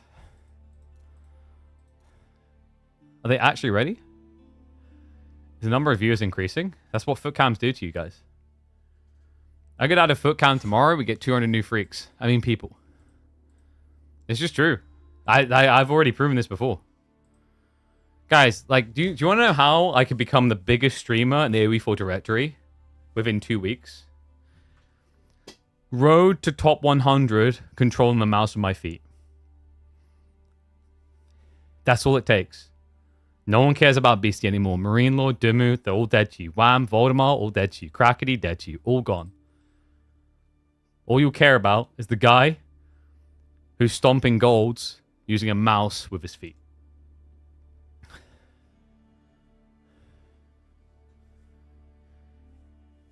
Gave up around 32. Yeah, it's like, the problem is, like, I mean, I kind of needed it. It kind of, like, is pumping up the arms a bit because, like I said, I'd done that climb on Friday, and I actually didn't feel that bad the next 2 days. So, like, you know when you don't feel bad, you're like, this is sus. This is sus. That's the worst one. We're like, nah, we should be feeling a lot badder right now. So bad. Top 100 with feet would be insane, right? Like, even top 500 with feet would be insane. All right. Oh my god, it's finally time. This took so long, an hour to get into it, to game 2. Over half an hour of that was tech issues. This better be worth our time. We're in, and Voldemort is leading. That ain't a tech issue. That's the correct score. He's 1 up, and now it's going to be Marlians up against Wham's English on front range. Now, you're all sitting there going, ha ha ha, English just get trashed. Mali got this, but folks, hold on. Hold the phone. Calm down. Front range is built diff. That's right. This map, we've got the ball plays. Ball plays that are phenomenal for English, and Marlians themselves cannot do. Can give edges to English. So let's see if it works out for him here. Shiv's coming out. Scout tries to be a nuisance. The best thing he could have done there, actually, he realized it as well. He switches over to the Scout, but he switched over a little bit late there. So, Wham, we'll better pull the Scout away. The short bow's out. Will be enough to scare her off the threat. This is a really powerful spike in food income. Wants to be very careful. You don't want to lose that sheep. That one sheep there, right there. Those 2 sheep, that would have been 10% of the sheep on this map. I'm not even kidding. And that's actually crazy because if Voldemort had just ran past that Scout, he could have snatched Wham's starting sheep, which would have been huge. No, dude, don't do this to me. If this is like... If this game is over in... like 5 minutes. Oh my god, there's a fast forward button. No, no. No, I'm kidding. We're live. We're just a few seconds behind. So prediction, how are we looking? Is there a lot of love coming in for... There is for Wham. Nobody backing Voldemort, despite the fact you just saw him thrash Wham in 15 minutes. Really? Okay. I mean, you guys haven't been watching Voldemort recently. He's a bit of a mixed bag, but that mixed bag has featured wins over players like Marine Lord.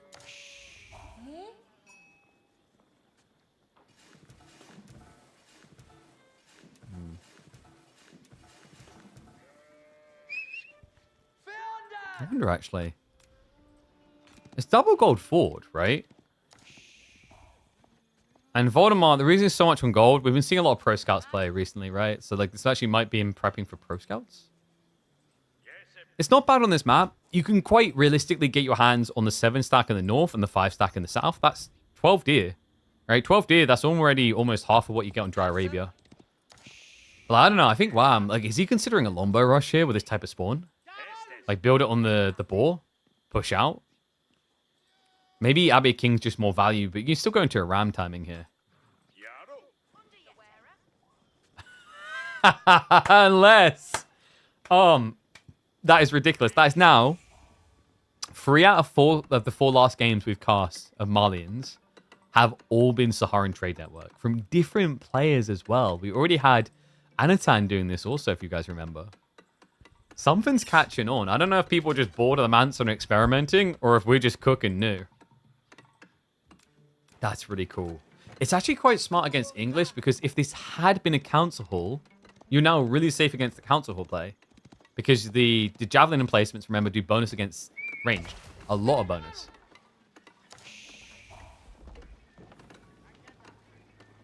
Okay. Well, I don't think that came in quick enough for people to gamble on Voldemar. Let me check. 11%. All right, someone's like, I just hit the jackpot.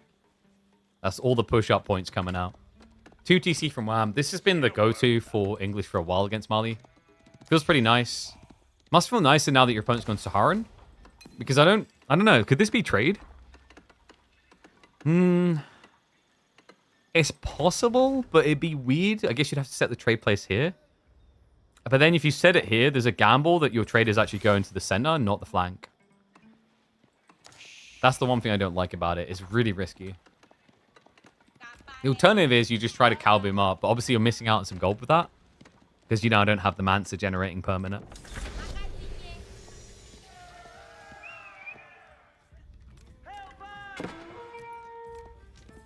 Wham. Alright, that was fortunate.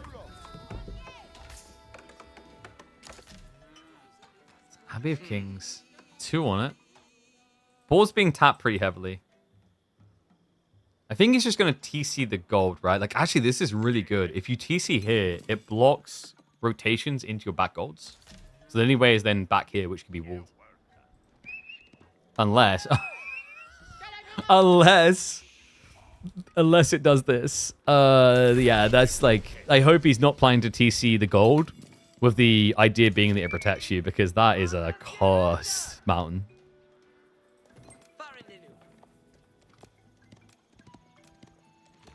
And Wham's doing the right thing. There's barely any sheep on this map, so at this stage, the only thing your scout really needs to do is just scout what your opponent's up to.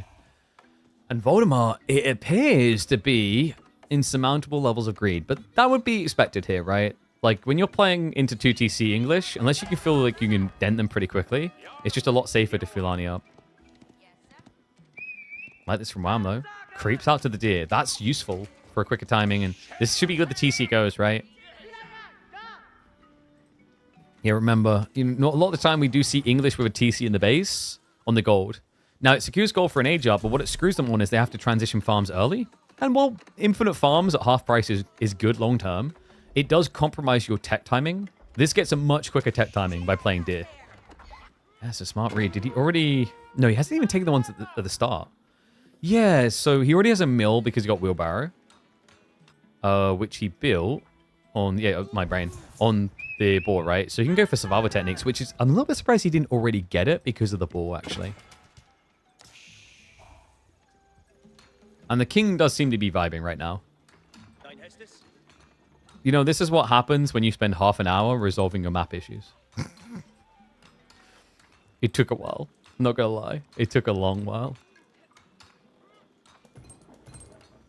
Yes, yes, it seems like you're all working very hard today. Well done. Carry on. I can't leave the premises, you see. Wifey won't allow it. It is the Abbey of Kings, after all.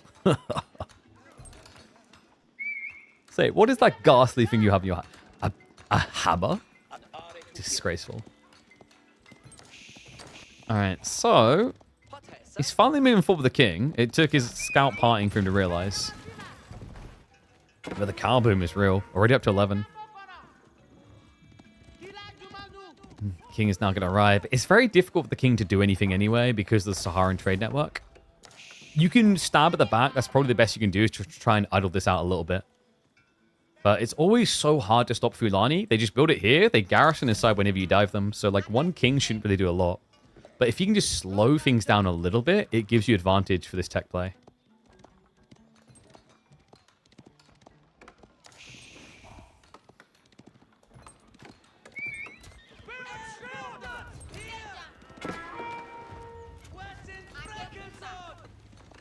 Wait, you don't like Voldemar's pit mines? How about the fact he's got double mining? Ugh.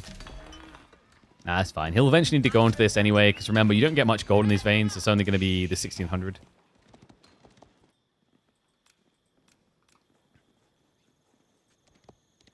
I wonder... Is he going to do... Could you ever... Nah, you wouldn't just King's Palace here, right? Like, it has to be White Tower. There's no threat right now, but they will be coming in quick is the concern. King's Palace would be insane. And yeah, he agrees. White Tower coming in. That's going to secure the deer. Boar is also pullable to about here, so close to range.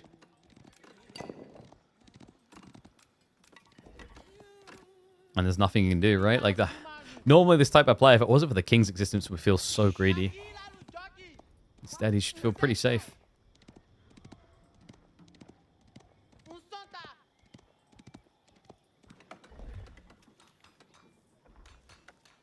And not the first time we've seen this as well. Lancaster does this a lot. It just cuts the map. Remember, the thing about front range is it's all about this forward aggression into each other. Very linear, actually, with the kind of tug-of-war motion, especially with the feudal build-up. So this just puts a full dampener on the mood. Means that Voldemar is going to have a much harder time rotating in. We'd love to see Wham actually just going for some Wham's walls over here so that he guarantees that you have to push through the White Tower. Because otherwise, a few Sofa could always slip into the back, and you're obviously not secure up in the north. Take up complete on one side. Voldemar now to follow suit.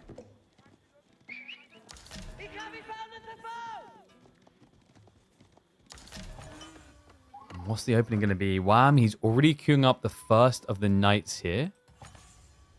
I thought he was gathering stone for a second there. Okay, that makes more sense. Yeah, I was like, why would you want stone that early? Wham.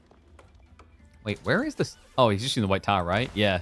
So, pretty underrated, and I feel like a lot of players forget it. Love to see he's remembered. Remember, you produce quicker out of this. It takes 20 seconds to pump a knight. That's a damn good deal. It used to be too good, in fact. If you guys remember, they nerfed it by 50% on its production rate. Knight. It's going to just shuffle in. A lot of wasted value there, diving the Saharan, though. Doesn't find the gold workers. Knight under 110 HP. TC fire could just kill you on a dive. Not that dive is going to be quick enough. Wham. He looks at it, but doesn't see an opening. So tech up will complete. Voldemar almost completely full on the ranch as well. Just too shy of the total. Pretty good position. Let's get Rack's opening. So Donzo as well, Sofa coming. Still, I like Wham's leverage on the map. Like, this deer is high value. I'm hoping he's going to try and just shift the board to the edge of range. Like, it's not going to guard you 100%, but it makes it feel quite safe.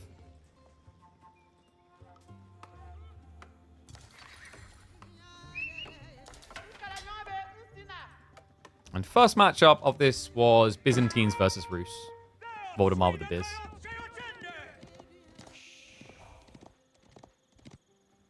I wouldn't say that the no farms is that crazy from English, though.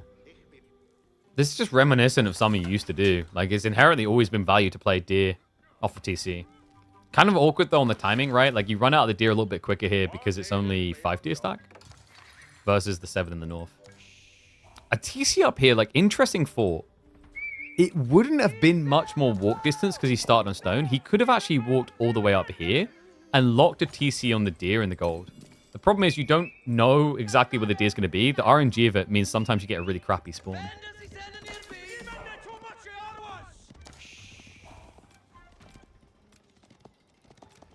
He's just hunting around. He's waiting for that moment. Voldemar tries for something greedy. Now, Wham is one of those believers in fast imp. I don't think you do it here. But possibly in about, what, 3-4 minutes when you've got a 20 worker lead and your first few farms coming in, it is feasible. He's already moving north to secure the gold. Has got the priest coming up, which is something that Voldemar's mirroring. So yeah, so far, 1-1 relic split. But guys, this is looking like a 4 relic game for the English. The other 2 are in his purview. And this is really good timing. I mean, Voldemar is moving north now, which has been seen. And it is a warrior scout. So if he sees the monk, this man's a dead man. I wonder if Wham just sends one knight up because he did scout this. Maybe being a little bit distracted and not actually realize. So far are starting to creep in. I wonder if Wham just builds the farms down here. This is like a really good area to just build farms in. Easily wallable, right? You can even just get a little bit of stone and funnel it. Also like the idea of just turning this villager force into double farm cluster after you're done with the limited food. And the scout does find him. He's going to get a decent way home, though, before dying. Warlord's going to come out just to make sure Voldemar's paying attention. That does allow the 2 Sofa to come up north now as well, though. So Monk definitely going to be going down. But like I said, the rest is secure for WAM, right? So it's just a case where we get a 3-2 or a 4-1.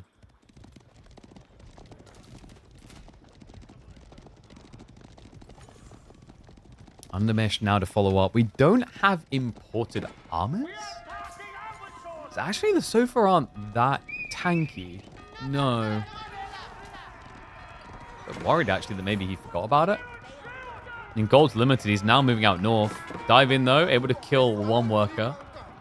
Doesn't take any real damage, but elsewhere, Sofas are starting to flop dead. On top of that, you've been seen. Wham, got the info for free. This is a power play on this map. These abandoned outposts are just free information, so always keep them in mind when you're exiting the early game. Because it's inevitable. There isn't really any Civ that wouldn't eventually have to move into these mountains. Spotting that is a huge edge.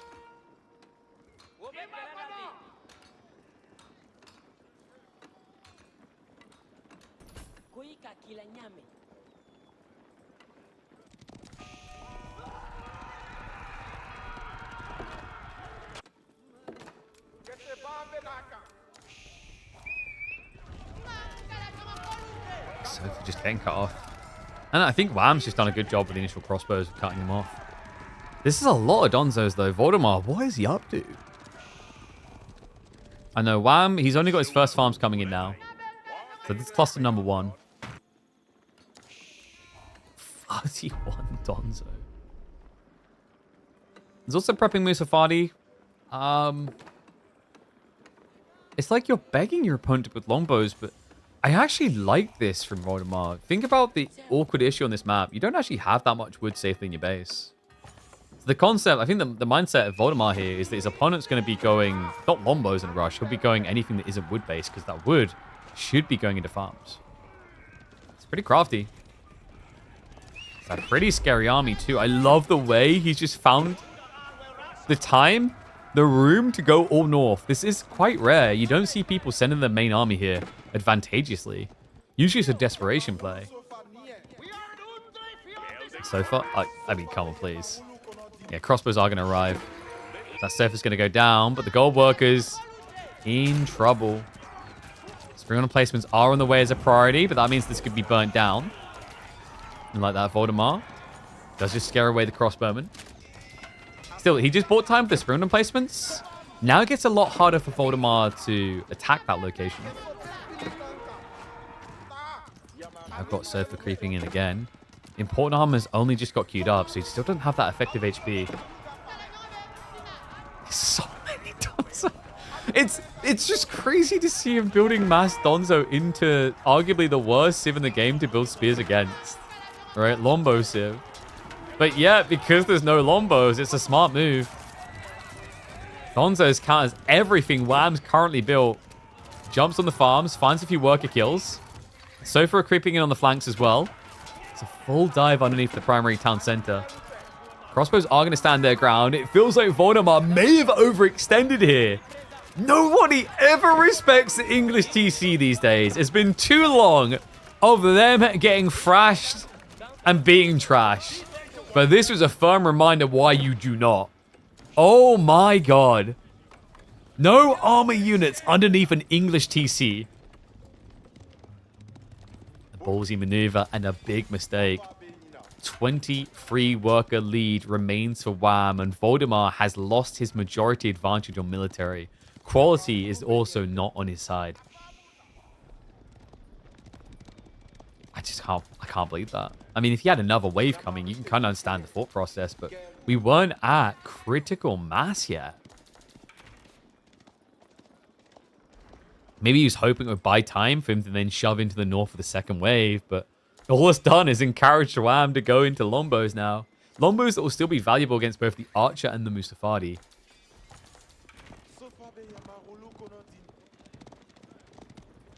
What a weird game. Definitely not your usual. So what does Voldemar now do? Like, he's got to be feeling the pain of 2TC versus 1 eventually, right? Like, he could go 2TC now, but I think after losing an army that big, it's not feasible without costing you dearly. Like, if you did 2TC, it would have been before that dive, and then you just kind of idle your opponent. And Stonewall's coming up. Wham's Wall's on the way. Army posturing to buy some time. Knights will pull back. Crossbows. Have to leave as well. So not a full wall in, but a start. Something to work from. Wow. The only thing he's really missing here is the extension of the aura. That's got a close by, mind you. And now we'll fix that. Here we go. Yeah, so Wham. Able to consolidate power in this area now. The relic game, by the way, did pull back for Voldemar a little. He managed to get that Northern relic in the end. 3-2 split there. Some stone also being gathered up by him. Why? Maybe a keep drop? I don't think stone walling works for him right now, but I can understand the thought of it. If you're going to stone wall, you would have been stone walling already. Voldemar. Now trying to brute force it, but it's into that English attack speed. Not a good look for him. King is at least going to go down. Just so much range power. I mean, the approach is just so difficult for Voldemar. Wow, now with a network of citadels on the way, this is a big deal. Lombo is about to turn into Gatling guns. Goes to the wall while they're fighting. That's kind of wild, but okay. It's a choke point hold with the attack speed buffer, which just got increased further. Lombo's attacking every 1.33 seconds. Voldemar, it's not working. It's just mass melee into a dead choke point. That one knight just dragging a lot of the Donzos away. Wham, now with the military lead. Voldemar has to tuck tail and run. Once these walls go up, folks, that's when Wham can just play for Imperial. Might be a little bit worried about the central area. But I think he's got the economy for it now. That was crazy. Yeah, I mean, like, the Voldemar... It really did look pretty good for him up until that spear dive. I understand the urgency against 2TC, but what felt crazy about it is, you know, if he just starves out the gold on the north side, kind of, you know, Weldon's in the palm of his hands. But the fortifications, the Sparrow placements, he just didn't like the look of it. No Fort Siege Workshop, no time for that. Could have maybe went Rams? Either way, no doubt about it. Wow, I'm heavily advantaged now.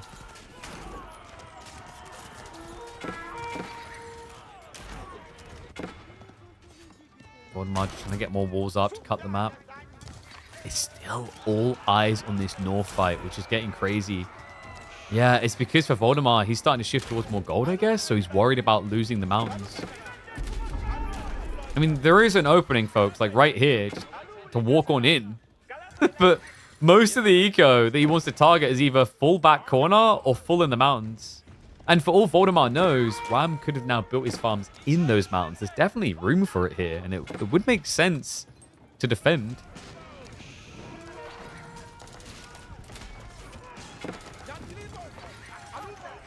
I think Voldemar's biggest issue is he needs these crossbows gone. If he cannot get rid of these crossbows, the sofas never thrive.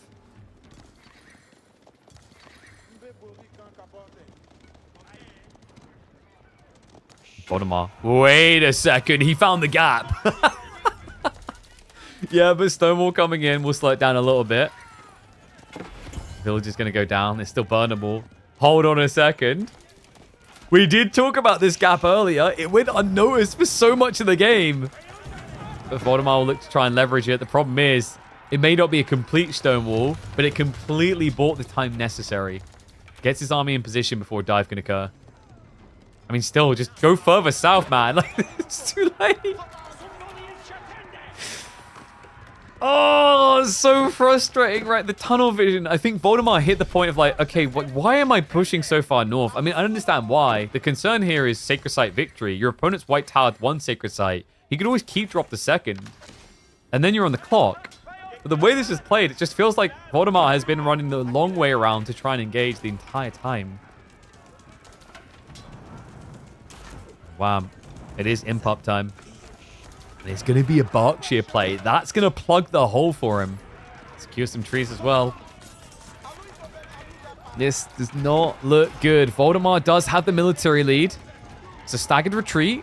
Wham, greedy with only, what, 9? He's going to pull additional, 17 workers in total. However, Voldemar, he does now see the landmark. This should be go time. There's no waiting around. If the Berkshire goes up, doom and gloom. Starts to press in. Archers, they're in the way. Horsemen get bogged down. Wham, reallocates to the west side, but it's already a break-in. Archers target firing onto the workers. More so for also arriving, but now it feels like Voldemar is sacking his own troops. The horsemen are on top of him. They're chowing down fast. Wham! Takes a hit to the worker count. 6 left standing. But even if it costs him all of them, the military advantage is what seals the deal. Yeah, Voldemar, he's got nothing left. Whole army picked dry to try and stop a landmark. The little workers that could. There's only 3 of them left. But 3 will be good enough. 2 TC, 24 minutes in. You can afford those losses. What Voldemar cannot afford to do is remass and age up simultaneously.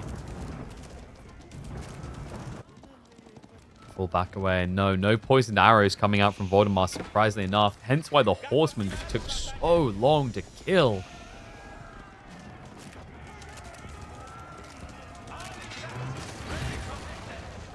Should be no doubt about it at this stage. The elite upgrade's on the way. It feels like Voldemar's got a minute left to make his peace. He's trying to save up for his own age up. Have to be for the Huntress, but like, where do you place it? Maybe at the primary TC? Just to protect the cow. Just so many techs. The game changing in a map like this. Like, you know, you've got the enclosures coming in, a really big deal. Crossbow mass worth upgrading, and hold on. He goes Griobara. Wait, Voldemar doesn't have that many farms. He's got 5 farms. And you don't have the income to use the production rate, right? I don't see how this solves any problems, man. I mean, he's already so deep in the hole. It's kind of a Leshrag, right? I don't think a Fort the Huntress would have got him back in the game. It would have bought some time. Oh, that's true. Griobara does affect the cows, right? Maybe? But you don't want to use it at the start. Like, that's a bad idea, right? You've got all these techs to get. Techs that your opponent already has. Okay, maybe we should. There's not going to be many archers left at this rate. There you go. Elite gets queued up. And he does. Okay, Food Festival. Good call out from Crackety. So food income now up to 136 per ranch. Doesn't obviously affect the Grand Fulani numbers. Those are static. But it is going to be an inflate. So he needs now to protect the cow. It might become difficult, though, considering the wave of horsemen now on the way. Starts to burn the pit mines. Might consider just diving deeper faster here. And yeah, that's going to be it. GG gets called the moment he saw the horsemen. A weird game here. I mean, I'd have to know what the thought was. I think Voldemar wanted to starve out the gold on the north side, but that long route combat, it just never felt it. So game 2. Let's strike back out of Wham. Finally. And now, hopefully, he has no more map issues. Because then, this would become longer than a best of 11. It's already feeling pretty long.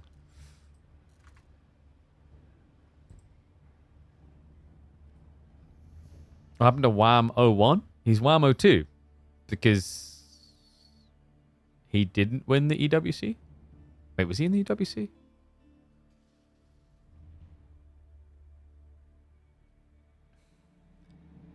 Who won Voldemar vs. Mister? We didn't finish that series. We prioritized the live series.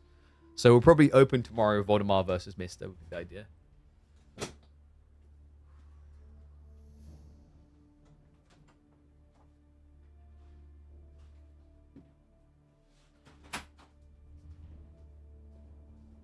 Oh, dude, my stomach's killing me. What the hell?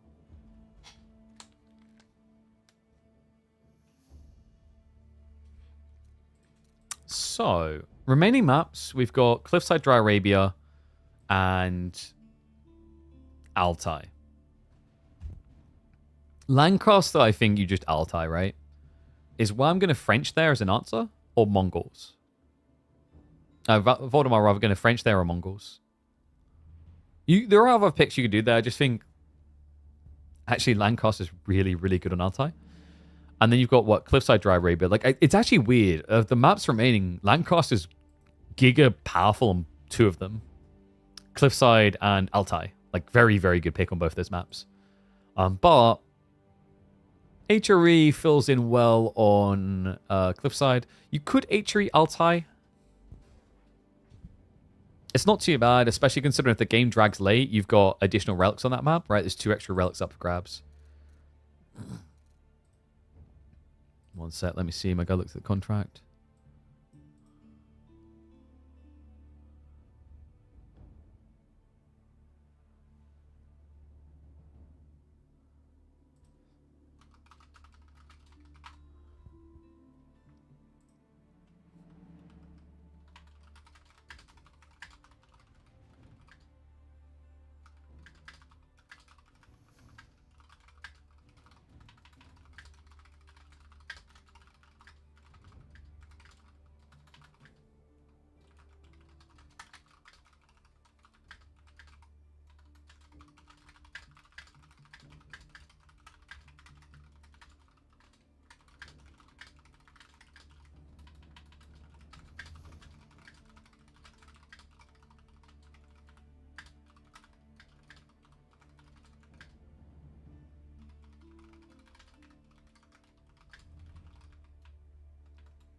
All right, there we go. So I just had to type something out to one of my creators. Next game is going to be Dry Arabia. It's going to be French versus China. Dude, my tooth still. Huh.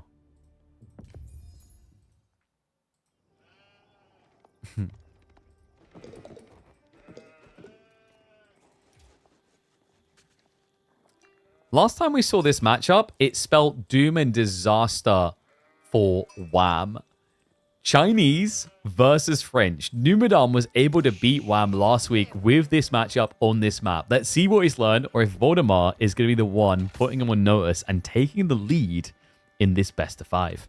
Welcome back to the channel, folks. Voldemar with the French in yellow is only drawing against Wham, which, considering his recent rise to power, his dominance, and his almost defeat of Marine Lord, may seem like a small, irrelevant accomplishment. But make no mistake about it, Wham is still a brute when it comes to the midweek musters. It feels like for a lot of players, he's the final boss before the final boss before the final boss. Yet he remains boss enough to contest even the best players we've got here. And getting China is ridiculous. Like, China is the Civ. It almost feels like a default win when you just get your hands on it. So, a little bit of a tough situation here for Voldemar. I do think the French has been somewhat slept on, and we've been seeing a rise of popularity for it recently. I do wonder, though, do you skip Pro Scouts? It's a pretty good spawn for it. The deer's forward, but it's close to your gold. Second deer is close by, so you could kind of just outpost and guard this. And that would give you a leveraged push timing into China. Not a bad idea. I think the biggest problem that China versus French brings for French these days is that French players tend to play very slow with Pro Scouts. And the issue with that is it opens the door for fast castle China off of Pro Scouts. That's bad. You don't want to let China do that. Like, your advantage as French here is keeping them in feudal forever. Because if you mass in feudal, they go archer spearmen or Chuganu spearmen. You go knights and archers. And that is always going to favor knight archer. Because only one unit in that whole engagement can heal.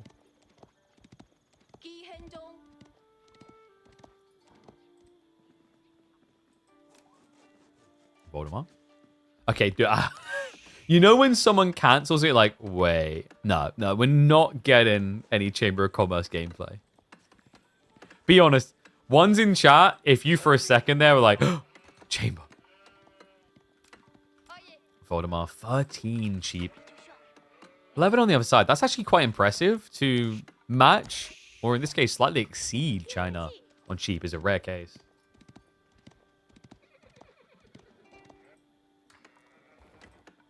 getting the rest of the spawn. Double gold back.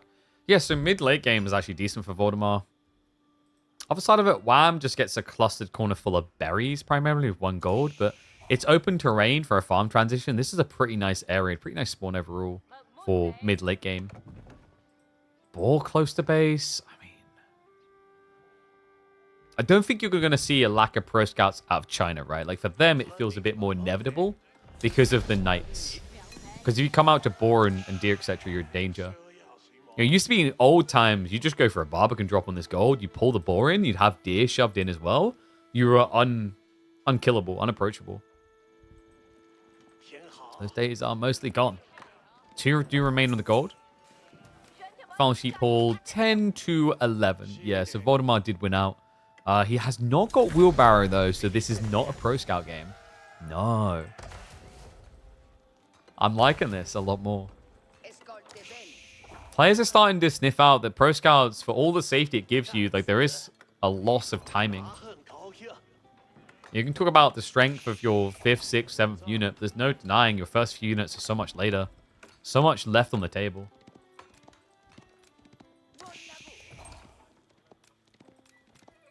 Wow, I'm just checking in. Problem here is the berries on the back, so it should take him a little bit of time to confirm that it's no pro scout. Because seeing 1 knight isn't really a giveaway. Like, quite often you'll see French players open 1 knight, then go pro scouts. So he just needs to confirm that by checking for the mill. Either way, his opening reaction should be racks. This is the other reason why you have 2 on gold instead of usually 3 we see a lot of the time for China. You don't need pro scouts as quickly because you know you have to go spin them first. Regardless of whether it's pro scouts or full knights, all in. All right, predictions. Who do you guys pray to? Wow, 50-50? I wasn't expecting China to get it that tight, but I mean, we did kind of lay the foundation by highlighting that Numidan has beaten Wham in this matchup in late game. Speranza Gloria. Si, comprendo. Si, ocest. Cavallo. So if it's not pro scout, surely he has to play for deer quickly here. I'm kind of surprised he hasn't already. I mean, he's got sheep, sure, I get it, but this is a better gathering rate. And if you get rid of it now, it screws up your opponent's pro scout timing without you having a pro scout as well. I guess the tricky part is, like, he doesn't have wheelbarrow yet, right? So it'd make you very slow to move for that.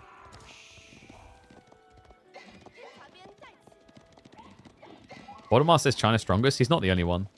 Most people are of the opinion China is the strongest. There's some players have been experimenting with allowing it through, prioritizing other things. I think Byzantine has been climbing up the rankings instead of in terms of ban-worthy.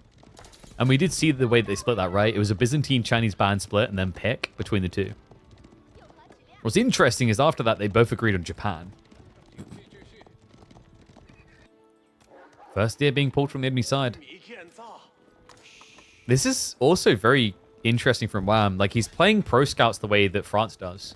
France usually goes free, maximum 4 scouts. The whole idea is you blow army while gradually getting the deer back. It's a confidence play because the logic is you have map control, so you should win the pro scout game. It's weird to see China doing it. And there we go. He's making up for it with more scouts, especially after an abysmal fight like that. The Knights just get a jackpot fight. Spinmen just keep attacking.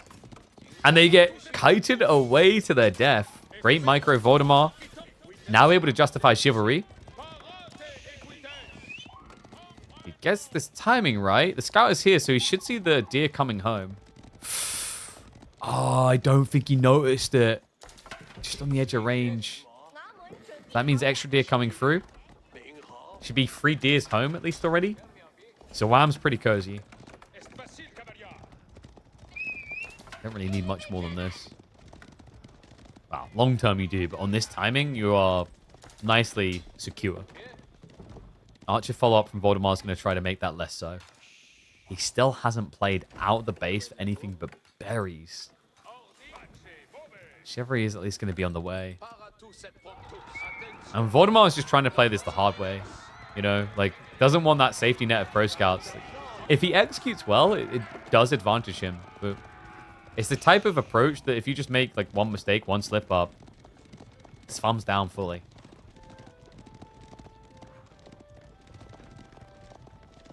Don't let the berries play. I think his issue is he forgot wheelbarrow.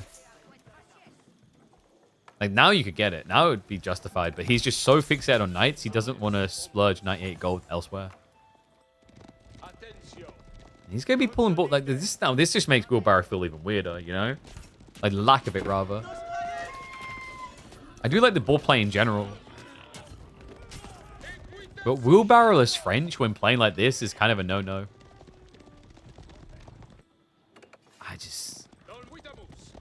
Did he forget? It's just, it's weird because a lot of the time we just see mill before feudal these days. Like, wheelbarrow is, when you do wheelbarrow builds with French, which is most games, you usually do it before you complete tech up. Like, it will complete after you usually tech, but you'll have the tech primed as you're aging up. So it almost feels like maybe it was forgotten. Especially as French is just so cheap. It's half of a knight.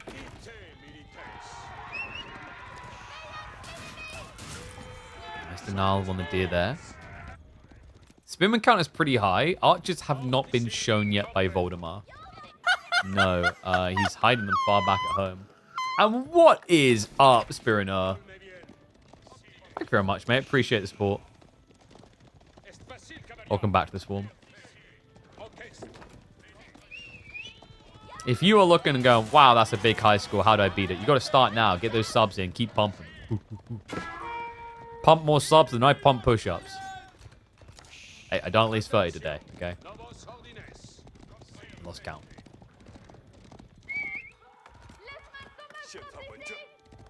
Does anyone experiment much with doing wheelbarrow immediately when the game starts with French? Yes. So, like, there's an argument on doing it at the start or doing it as you're aging up, but hold the phone. The spearman spam. Stops him getting the outpost up. And now the delayed wheelbarrow is going to be kind of frustrating. Could end up being -1 worker. The knights are on the way with the archers. We'll scare Wham out. Wham. He sees that ball play, and he shows you how to build a defensive building. Yep. The Barbican is here. Also securing the starting gold.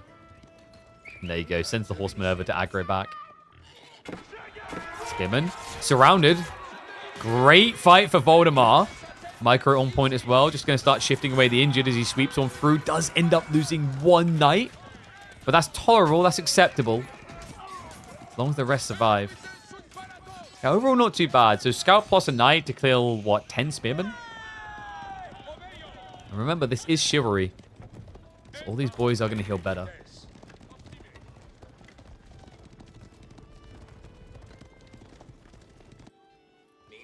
Wow. Blowing Horseman. He's not just hard committing to an age up right now. It's a smart read. He's definitely going to need this comp. So he's pretty much going to sack the Horseman for the archer kills. And then it's a big question mark on what you do about the spears. You know, we saw spears get munched down there, but archers had free reign to assist. And also, your knights didn't have to worry about these hand cannon slits. Hand cannon slits are problematic.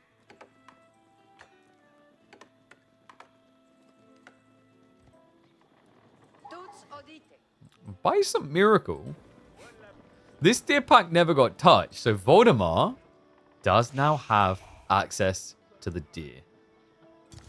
He's still blocking Wham. Like, if we actually math this out, Wham's only got half the deer on the map, guys. He's pro-scouted for 50%. So if Voldemar can now just snatch away his own deer, like, it's not a terrible position to be in. It's still rough because of the 20% increase. But it's palatable. He's going to be sneaking back over that ball, but it's double outpost this time. A reminder, French do not get their advantage of TC being faster because Wham did get Song quite quickly. Guildhall going to be on the way, though, as the horsemen start to dive towards the main. He crept up in the back. A little bit out of time being forced on the deer. Wham, adding an additional scout. So he sees this. Okay, that is actually quite a comical reaction. Sees the deer being gathered, like, hey, wait a second. Queues up 3 more scouts, like that's going to be allowed.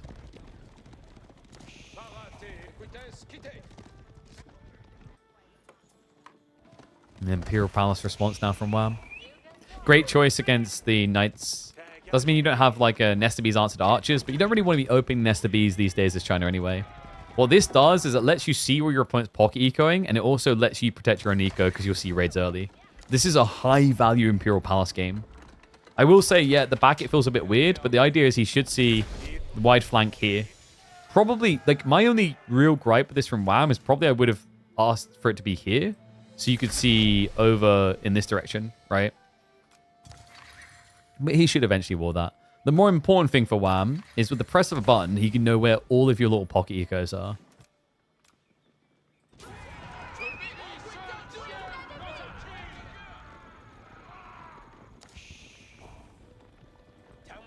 WAM with the spearman build up. Veterancy now on the way. And Voldemar will be the first to look towards monks.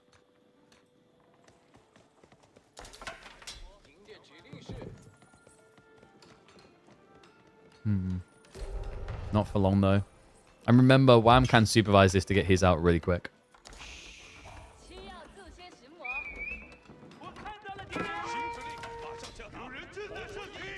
Some of the dive. But WAM did forget to supervise. Yeah, so he doesn't have veterancy. It should be in by now. Easy detail to overlook when you've got all these buildings to manage, but actually a pretty important one. Mass arbitrary? Not really. You can't mass arbitrary into what your opponent's built here. Spearman Horseman is just like begging to die. Like, sure, arbitrary really good against the spears because the gambesons, but the horseman. If you just straight up arbitrary here, you want to lose. Yeah, Voldemar. I think you just want to start sticking the knights down the flanks. Late game, sure, arbitrary can be pretty solid, but right now, no. It's also like, if it wasn't bad enough already, let's say you were in an advantaged position to push into your opponent. He could just switch nest to bees. Good read by WAM. He's going to be prepping crossbows because Voldemar's comp doesn't really stop that. Oh, Knights hate it.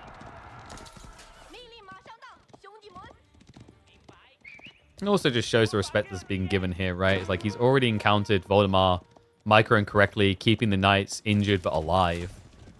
The whole idea by going crossbows is you stop that happening in a melee. You don't let your opponent with his knights sneak away from the fight on low HP.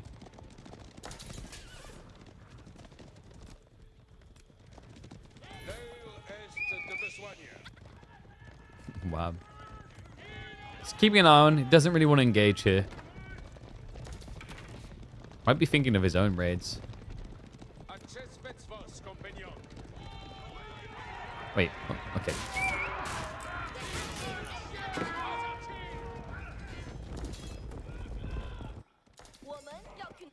Is there anything left? Oh my god, there is.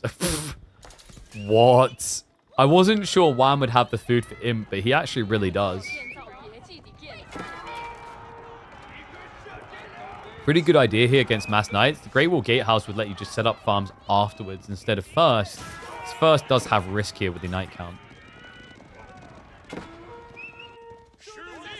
Relic game is turning into a big win for Voldemar. 2 more relics now on the way home for the kid.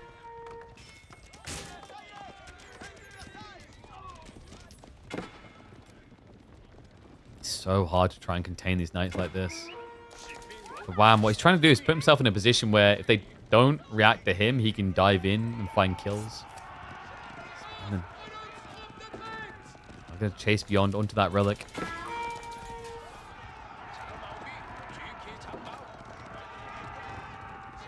WAM. Nibbling at the heels. Horsemen are coming around the back. This could be a reverse hammer and anvil.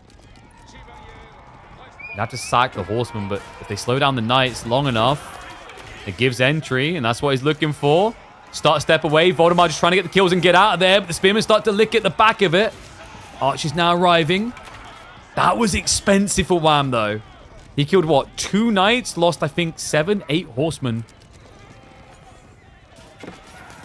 Spearmen actually hang around. They don't get a single kill. Yeah, that was pretty horrible. They didn't kill a single knight there, I don't think, on the second clash. The first one, I think, was 2, and then that was it. Damn, Voldemar. Well played. Great read. He's playing so well. 2 TC now? Okay. And remember, this is 2 TC with Guildhall. So you will have a timing into Imperial Age, where he'll also just get the Arbor shots.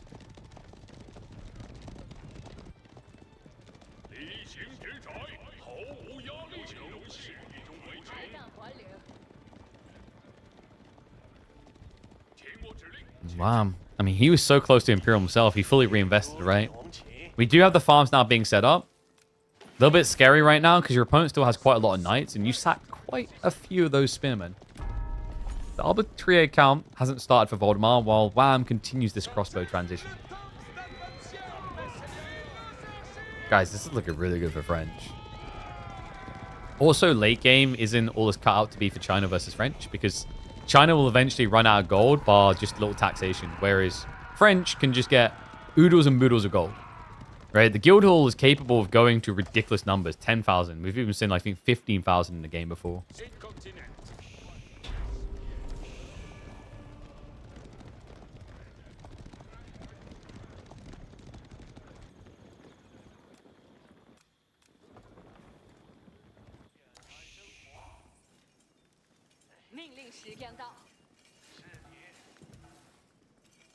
Wow.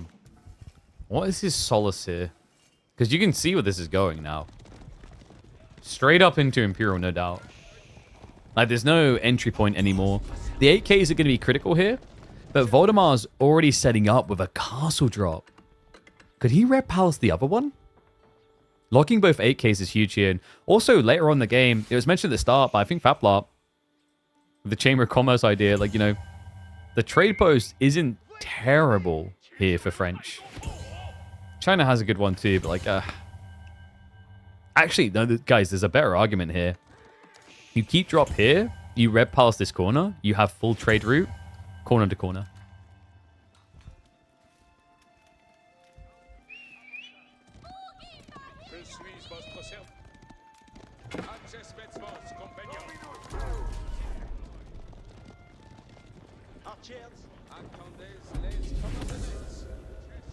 Wow, he knows where this is going. Imperial Age coming in soon. Guild Hall not quite ready to pull yet for Voldemar, but we do have the arbitrary switch over.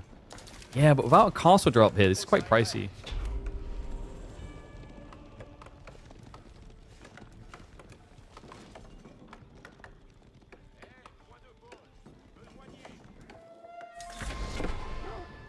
Triple Sacred Site should just end up being temporary.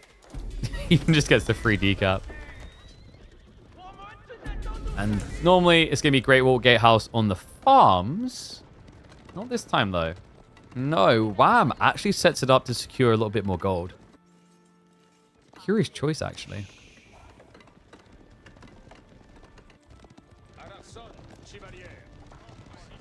Red Palace. So that's going to be his discount in castle. He builds the Red Palace in the main.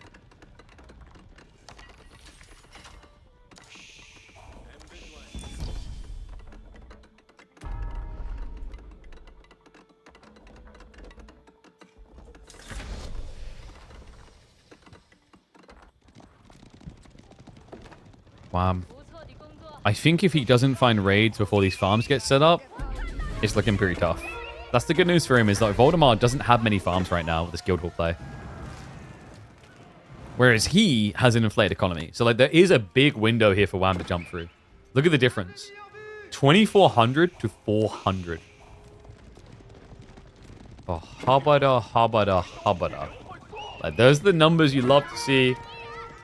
If you're a fan of late game, you need the meat. Pick the bone dry. We dive. Red Palace here, though. Questionable from Wham. We'll just back off.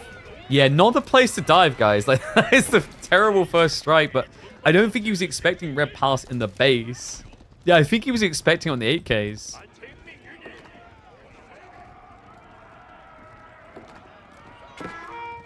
Wham.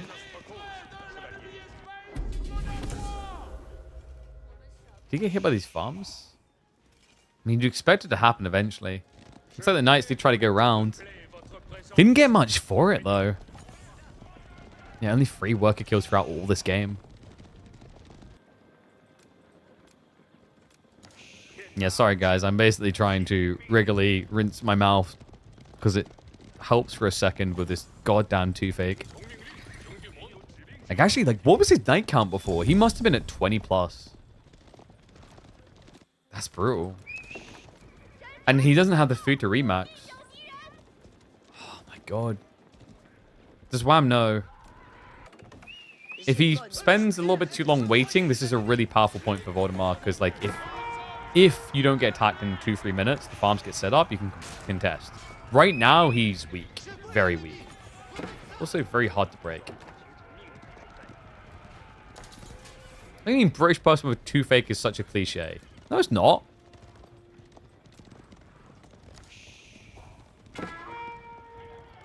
What? Since when? I don't know why British people get judged so much for our dental healthcare when, like, isn't the American way just to use crap loads of fluoride?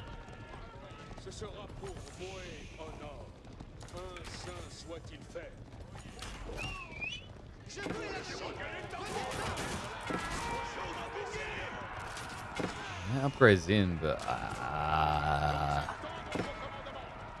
Voldemar is quickly losing map control, folks.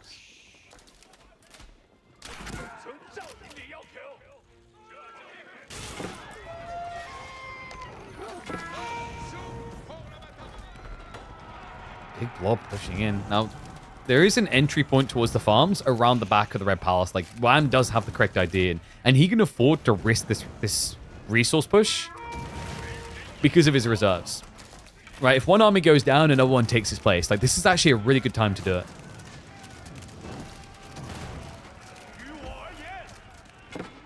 Does he sense it, though? It's easy for us to say because we have God vision. You know, for Wham, for all he knows, the farm transition could have happened 2 minutes prior than when it actually occurred, which is right now. Yeah, he pretty much just completed. He's up to 37 farms now. Oh my god, guys, this is going to be such a long game. If it is, though, the thing I don't like for Wham right now is no goal control. He got the Great Wall Gate house here, but he hasn't locked in an 8k. That's a problem.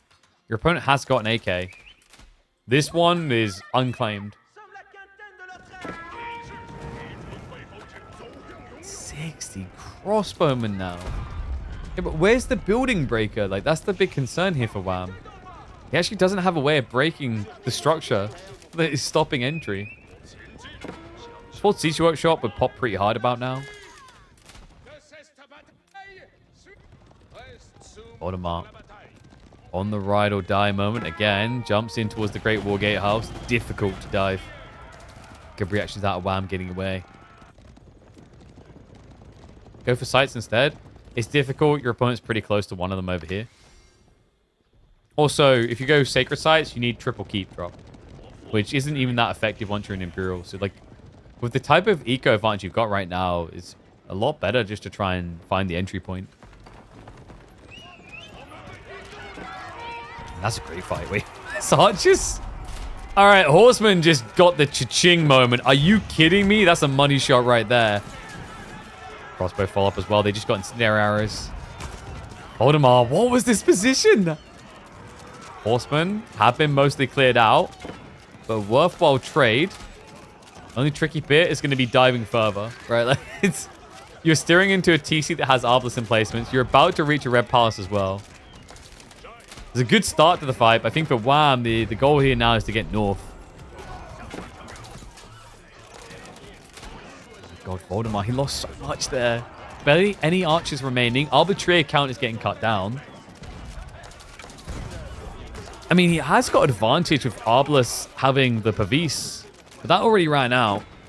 So Wham will just keep pinning for the moment. It is getting harder to hang here, though, and the Arbalest emplacements are saving him.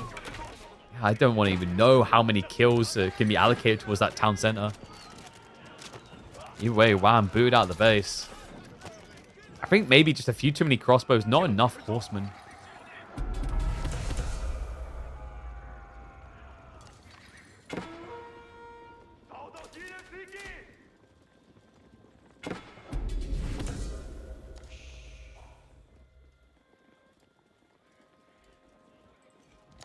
What now? This is becoming such a peculiar game, actually. Because Voldemar is about to be out of gold. At a point where he doesn't have many knights already, doesn't have many Arbalests. And he's still got the Guildhall on food. That's not a good look. He needs to lock in. There'll be a creep out now to the east side. A castle drop intended from Wham here would be a game breaker. 遵照你的要求，遵照你的要求。动起来，加快步伐，入手门。不错的工作，你做很棒一点。 God damn, I'm in so much pain right now. I'm getting this really bad feeling that I have to go for an emergency dentist and I don't want to. Well, at least I don't need to worry about being knocked out. As in, knocked out of this tournament. Reminder, guys, single elim. No recovery arc. Be quite the accomplishment this week if Voldemar is able to achieve this in the quarterfinals.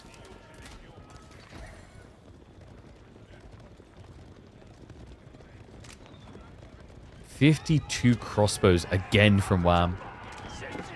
It's crazy. You know, once you're capped out, you don't have an advantage with crossbowmen. Yours are worse. Like, you get better movement speed with Yuan. But remember, Arbalists have multiple things. They have the Pavis drop for extra range. They can get the better attack speed with the crossbow stirrups. Even tankier as well with the armor against melee. Wham, he's going to be one to secure that gold. Royal Bloodlines is on the way for Voldemar. Smart answer into the mass crossbowman. He has got the cannons coming. Wham, will be able to get the keep up. Question is whether he's going to be able to keep it.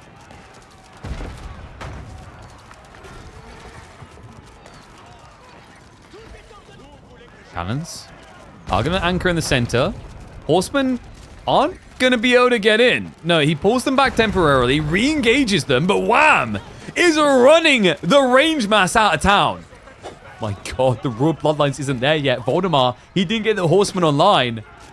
This may have been an overextension and a half. The castle survives. Archers are barely holding back the wave. Horsemen have to commit to try and protect, but they're going to just dive past that onto the cannons. Repair crew has to be pulled. But the chase is on. The crossbows are following this up. It's a death push. 52 crossbowmen against the best crossbowing civ in the late game. But without gold, what are you? That Guildhall never got switched. It's still on food, even after all this time. He just realized he went to pull it. It's like, no, this is a disaster moment. Plenty of food to work with, but no gold. Use up new wave of horsemen. Surges them out.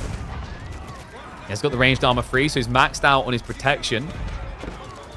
Will be enough to scare Wham away for now, but we're now talking about a triple Sacred Site win con, where he's locked in 2 with castles, and the central one is a tug of war.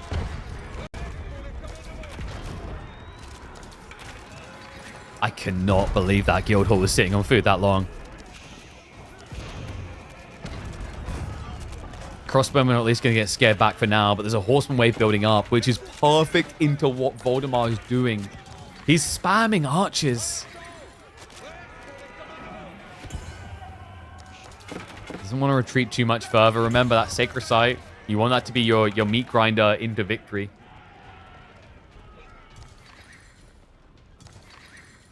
Voldemar. Is he over-ecoed? I actually think he might be over-ecoed, weirdly enough. Even though his income looks pretty abysmal, especially gold. 140 workers here, maybe too much. It's definitely making it a lot harder. Especially when you've invested in cannons. Just very limited production. Able to spawn right now.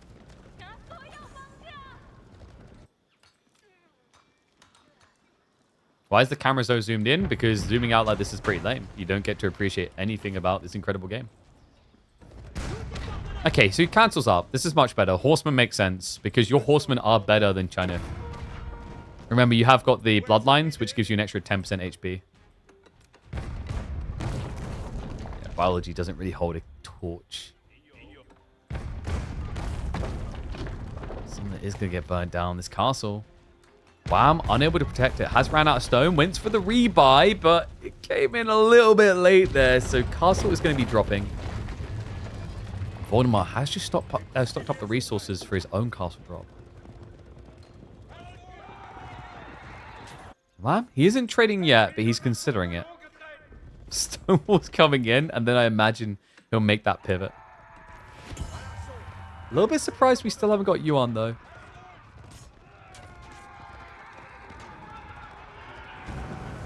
Whoa. Whoops. That's an opening. Oh, my dear God, though. 52 horsemen. Yeah, the only problem is arbalest emplacements. It's always the same problem, isn't it? Oh, Sacred Sight pings on the right side. Wham's going to move over now, so you should be able to pause that. Make sure it doesn't get decapped. West side is safe. Central, a little bit questionable on whether Voldemar will be able to get it for free. He's trying for a casual decap, but Wham will realize. And now the hand cannoneer switch. 20 get queued up. I can't help but feel Voldemar is slipping further and further behind here now. He just doesn't have good gold options. Oh, God. He had an okay gold option, but now, no, it's going to be denied. Voldemar tries to repair with the workers. Difficult to do against this many horsemen, though. He's going to flood on top of it. It's only archers coming to assist. That's not... No, dude, that is not what I want to see. All right, that's like we're locked in Helm's Deep. When are the reinforcements coming? Soon. You look to the horizon, and an army of chickens comes over. The orcs smile as they realize life is finger-licking good. This is the worst possible defender to send in against this. Oh, God. He's lucky the archers get away. It's only because Wham was busy shutting down all the ponies.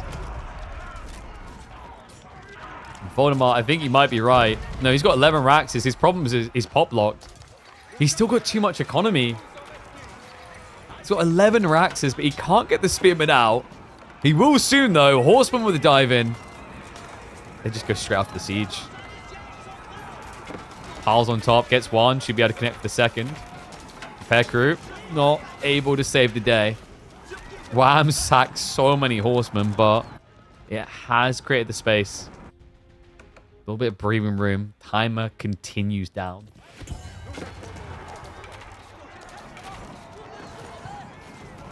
Main engagement. Hand cannon is now arriving, guys. These are difficult to deal with.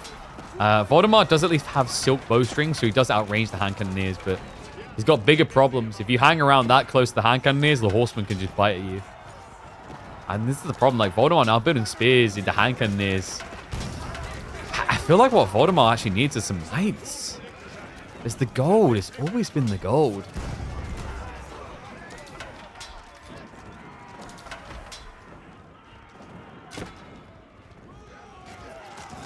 Meanwhile, for Wham, surely this game is a lot easier with Yuan.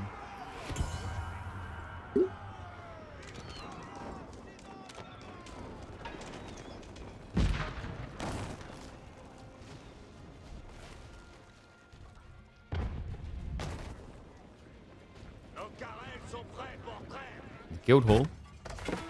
He already pulled it. Yeah, so he's used it for this big sling of arbitrary into the map. Plus cannons. Decap's coming through, though. So that is going to be at the end of that win condition. But, folks, Wham has got a lot of guns. Yeah, you know, you always think it's the Americans you have to look out for. But Canada, 46. Another 10 queued up. My only concern here is, like, his gold is now going to run out, right? Yeah, Voldemar. He actually got the castle drop. Guys, this is a game changer.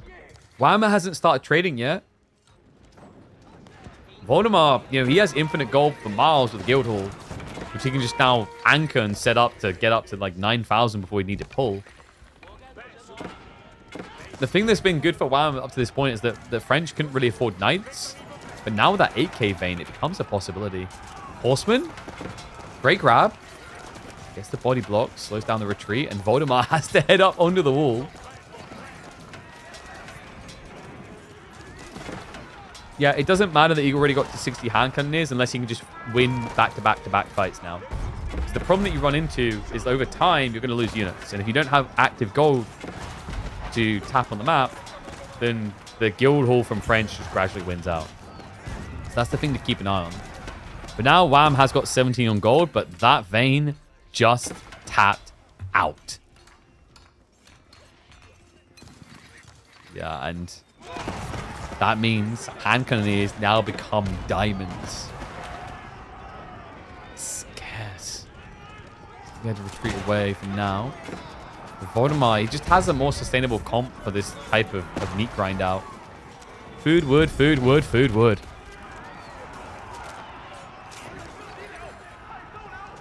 Is there more gold by the trade outpost? Yeah, but he hasn't secured the area, right? It's actually pretty far out. Oh, wait. No, I'm an idiot. He's Stonewall. We're good. I thought he was a Wood Wolves. Okay, no. So he's got some reserves. That's not too bad, then. It just feels so far out there, actually.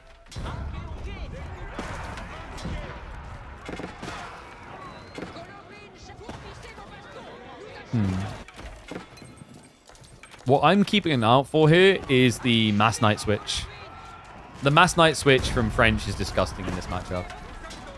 You just stockpile the guild hall, pull 8,000, and then queue up 50 knights. I'm lacking front line, by the way. Yeah, the cannons are starting to take out the hand cannoneers. The archers, if they target here... Oh my god, wham. He's out of wood? Shifted the tree line now. All right, that's expensive, guys. What? Down to 30 hand cannoneers. He was up at 60 before. I can't believe this has worked for Voldemar, considering just how much extra economy he's had to flex population-wise. Now, I was expecting this to break wham in the next 2-3 minutes. Not now. Cracks him open. Wham. Now switching into traders. 5 traders so far. Oh my god, guys. This game is never going to end. I've got a toothache that's getting so bad I can feel it in my head now. And this series is going to be 4 hours long. That's not including the delays between games. I actually, I'd be curious about stats at high level. I feel like China-French is the longest matchup at Conk Plus. It's just crazy how often we see it get to this stage.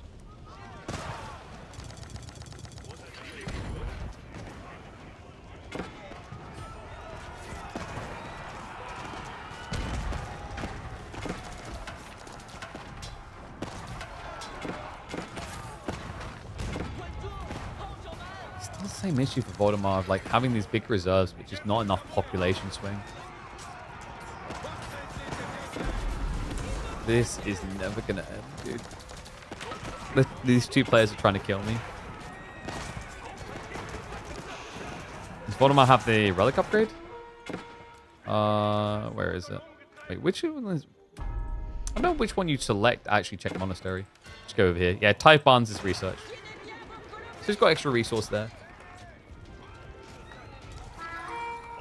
It's so annoying with the Sacred Site locations as well. It's not like you can just lock this in from your current position. And we have got the Rams creeping in, trying to knock down the castles on the flanks.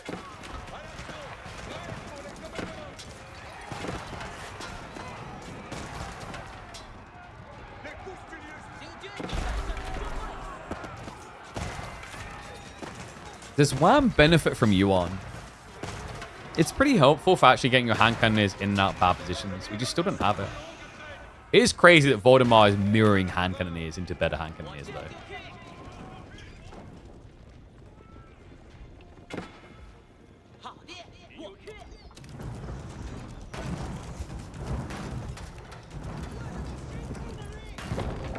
Yeah, this is a guzzle. He's even got some horsemen creeping over. Pretty important to slow down Voldemar's discounts. That's how he's able to get this much food, by the way, guys. Spearman, yes, but it's also the horsemen being so cheap.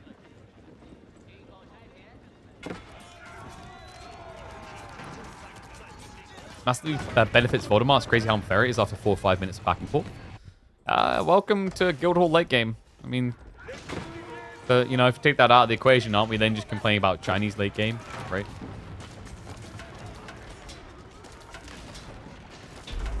I'm trying to think, like, is there a harder matchup for China than this one? This might be the hard matchup, now that I think about it. John and French. I think John and French. It's just generally the Guildhall.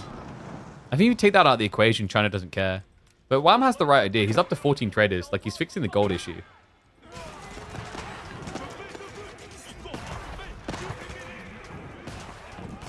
I don't think China late game is that great. They only get plus range and tank cannoneers. That's it.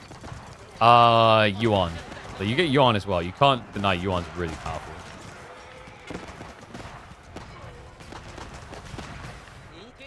Maybe not so much here because it's turned into a tug of war. I think the thing that makes China just so good is earlier than this, though. Like, I see where you come from, but like China's advantage is really a feudal castle now, right? Like their weak points, maybe actually like start and end a game, age 1, age 4.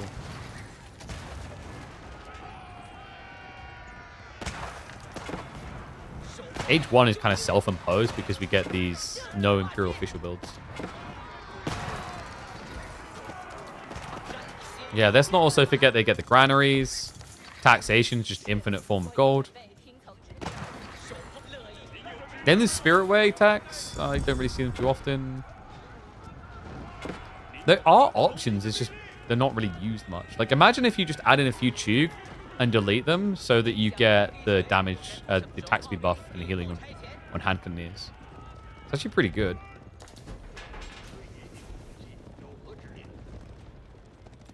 Attack speed bombards, yep, true.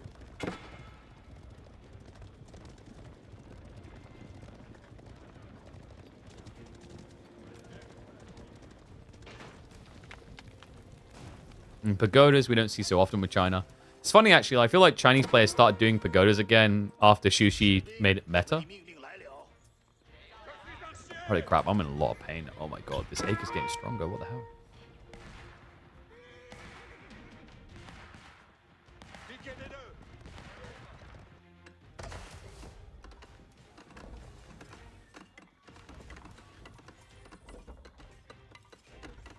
Hold up. So he skips right by Yuan. I guess because it's a direct push, maybe the Ming's more value? I wonder if we're maybe going to see just a littering in of Chug or Fire Lancers just so that he gets the attack speed buff here. Is this a good move? I mean, it's not a bad move, right? You have no use for Song now. You're capped out. Yeah, instead, now just getting the extra HP. I mean, it actually is kind of smart. And by kind of, I mean really smart. Guys, he has higher health horsemen. Wait, so after it's like, oh yeah, how does this beat best health horseman? I mean, like, these ones are still cheaper, but he now has more health. 16 more HP per pony. Ming Dynasty. 15% health buff. That, by the way, also great on hand cannoneers. They now have 150 HP. Bombards are also affected.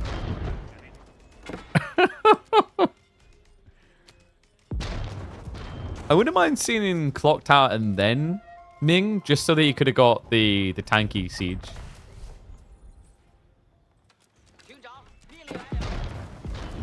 Castle just being abandoned.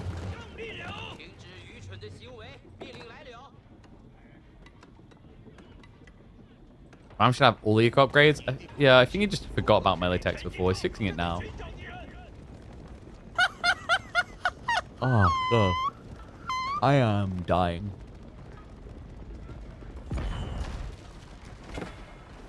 I wish these guys were, though. Oh, crap. Almost an hour long. It's a race to see if I can be knocked out from pain by this G-Fake. I can't believe it's gotten this bad. Holy crap.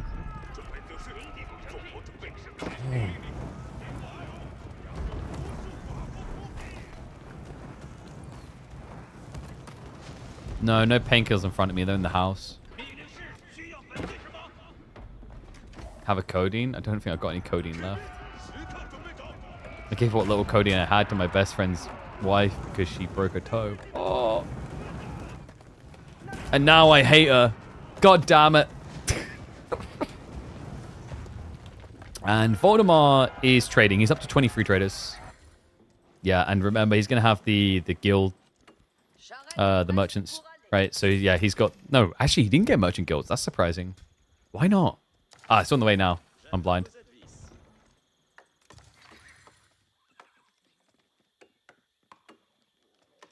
I may have just muted my mic and randomly screamed in pain.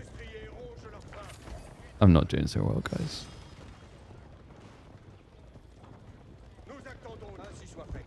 You know when, like, you have a pain that is, like, it's spread to your head now, and it's almost like you just want to collapse and pass out.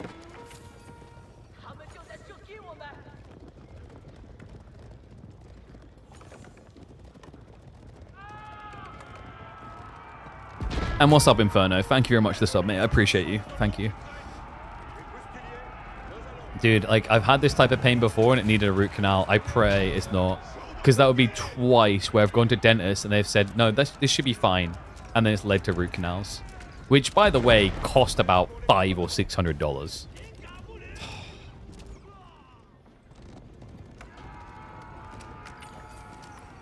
We pray. Oh my god, I'm never gonna see the... I'm never gonna see my pillow. Oh, well, I'm just trying, but Voldemar is not. Voldemar is just trying to make sure there is never a starving Danish child in the world again. We've got Mangonel switch. This is usually like the... It can end.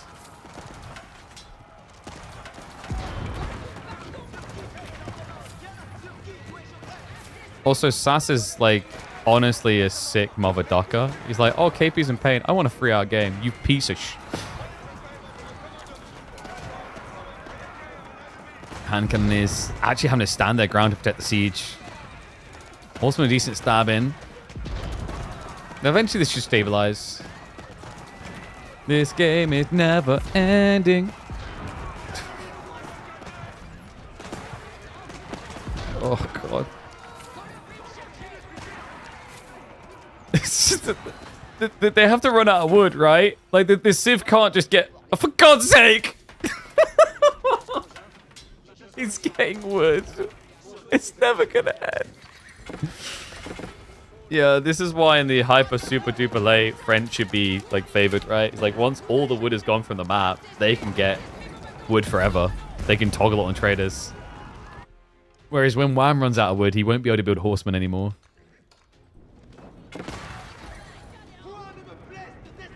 Pain is just weakness leaving the body. Shut the hell up. You say that again, I'll hit you in the face with a waffle iron. Pain is just... Oh, that really hurt. Oh, pain is just weakness leaving the body. Let's de-weaken you. Come on. Waffle iron, waffle iron, waffle iron. God, China-French late game is like being smacked in the face repetitively by a waffle iron. He can just buy wood, look at his gold. Yeah, but like eventually that gets really bad. The rate goes down.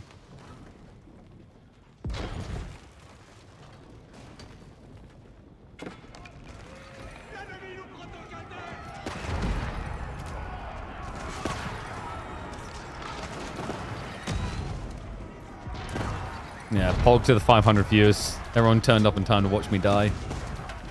I'm pretty sure I'm going to die before these two do.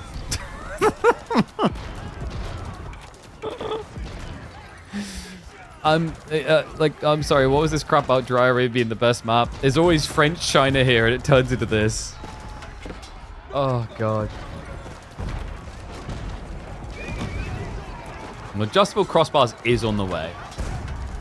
There is hope. And what is that switch? It's going men at arms. Well, Palace Guard, right? Horseman. Now they dive in. Well, the siege is going to get cleaned up. That's not good protection at all. This is pretty important.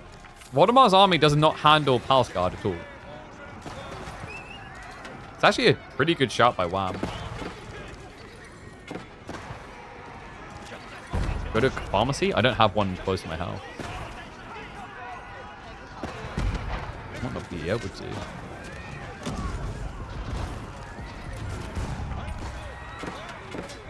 Horseman. Get the strike in. Mango goes down, moves on to the cannon next. Alright, siege has been cleared. And so's the trade. Hold on.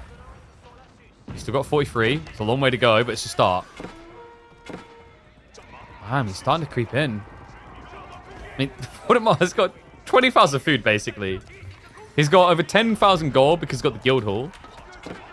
Wood is a limiting factor, though, and it's the only thing he's trying to utilize right now. There we go, switching to Arbitrary.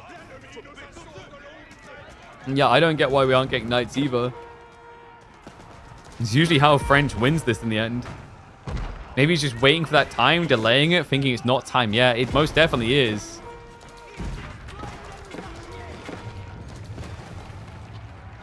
Voldemort now with the wall creep. Few horsemen creeping into the farms. Wow, he could think about trying to lock in the sacred sites, but it's not guaranteed unless you want to commit to keeps as well. But the traders, this is big. Horsemen jump on in there. It's not about the gold, folks. It's about wood. This is the way that Voldemort keeps playing with spear horsemen.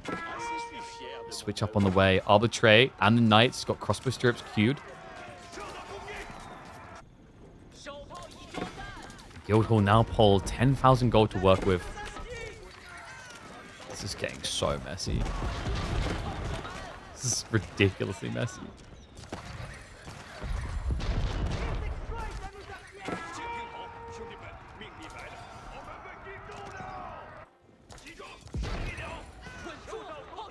As we approach the hour mark, it's like you look at the state of the map, you're like, well, Wham should win this, right? But it's the gold. The gold food pull. What beats mass French knights in the hyper late?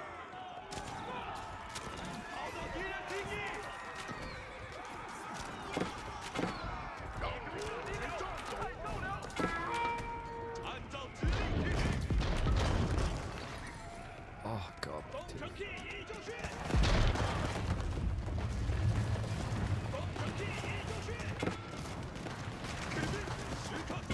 Janissaries to kill? I don't even know. I don't think I'd trust Janissaries against mass French knights.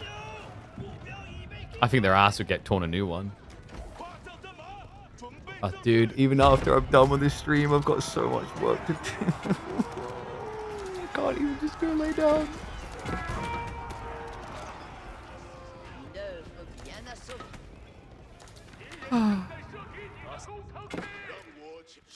Pass card. Now moving in 69, a nice number to be stockpiled. Like, he's committed to this. It's Palace Guard, Hand Cannoneer, or die. Look, either kill him or die, please. Do you guys just want to flip a coin on it? Let's just flip a coin on it.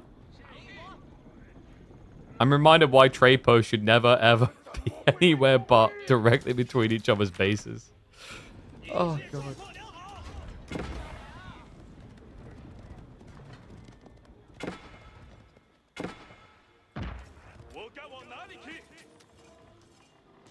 Game that never ends. You can say that again. Oh, this is ridiculous. I mean, he's blocked trade now, though, right? Like, he's almost in position for it. Voldemort's hemorrhaging a little bit, but still 39 traders. I'm genuinely, you know, Chris, I'm pausing the game. I'm getting painkillers. I'm sorry, chat. I need to pause the game. Like, I'm so much pain.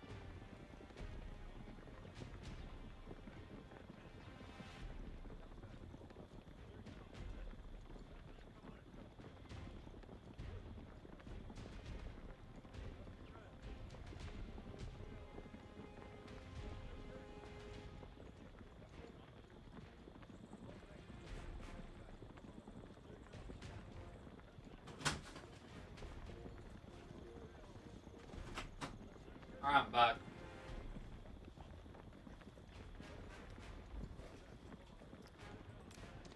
Alright, the good news is I can decrease my burning hate for both of these guys by fast-forwarding a little now, so that we had to quickly go get some painkillers. I even, like, just brushed all over the tooth to see if that helps a little bit. Dude, I am so screwed right now. Holy crap. Alright. So look to catch up. Spearman plus the Knights coming through. It's just mass hand cannon near walls, though. Like, you're not breaking through this anytime soon. And Voldemar, I mean, like, dude, let's just say, like, if his cannons were my kids, I would not trust him, even if he gave me $1 million with them. Like, these cannons have barely been able to exist. It feels like every time there's just a small opening, they get sniped. However, break on the wall. Maybe. I mean, Voldemar, he's pumping the Knights. This is what we needed to see now. And he does it at the perfect time, right? When his Palace Guard. Now we see the Spearman switch over from Wham, trying to get across into it quick enough. It's taking a long time to snipe. Hand cannon account is starting to fall a little bit for Wham, but plenty in reserve. Voldemar just needs to keep draining it to the bone when it comes to Knights. Knights, and more. The way to secure the win here, the way to grind him down on equal military count, it will leave you pretty favored. Starts to break through. That's only layer 1. No, my dude. My dude.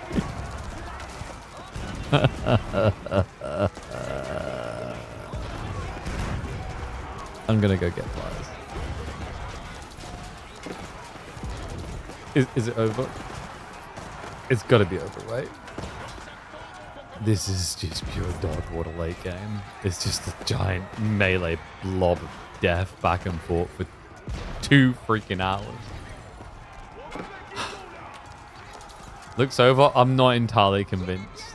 Voldemar still has 4,000 gold in reserve. He still has 42 traders. The guild hall's back up to 2k already. I would not call GG too quickly.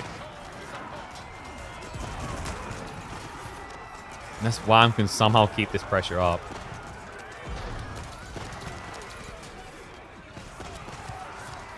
Voldemar. He's going back into hand cannon again. He actually kind of sacked the Knight idea. Why would you do that? A little bit weird, no?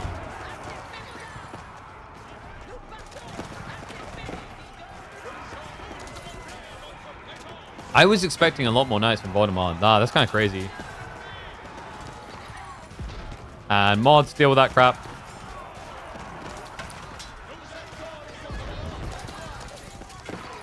I think he broke him. I mean, Voldemar, like, the reserves are draining really fast. Holy crap! I can see the end of the stream in sight. It's only potentially 2 more games that can be an hour long away.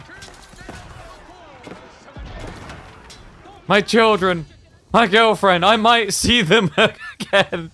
French, Chinese, freaking late game. And look at that. China won. Time to nerf them.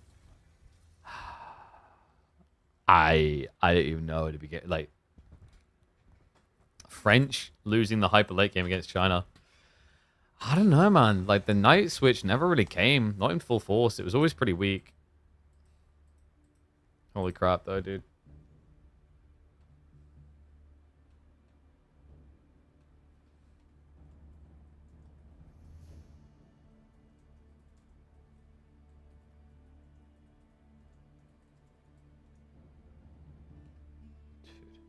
Maybe it's uploadable. I don't know.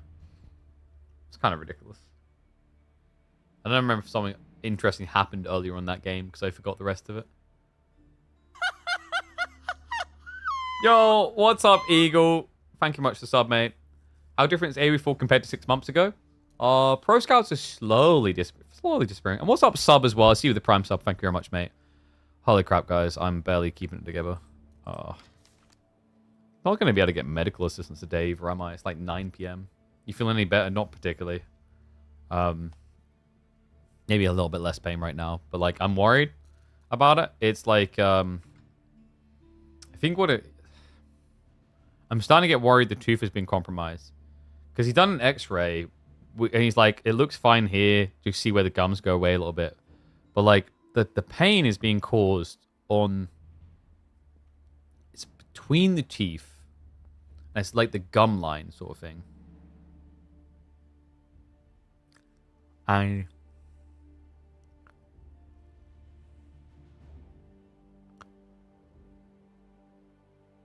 if I push hard on the crown, it's like I don't know if I call it a pain. I'm not sure how to describe it. Maybe ever so slight, but it's not like pain, you know what I mean? It just feels very... I'm hoping it's not root canal. It might not be root canal, because I've had a root canal before. This is like kind of different. Like a root canal, I wouldn't have been able to brush it to the point that it doesn't hurt as much, sort of thing.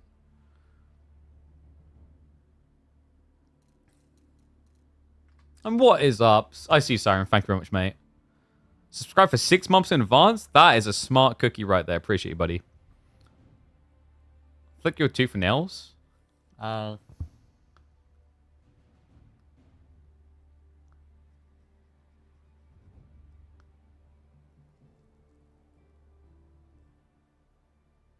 It's no, like, sharp pain. I don't know how to describe what I'm feeling. Maybe, like, the lightest piece of pain, but, like, you know what I mean? It's not, like, pain.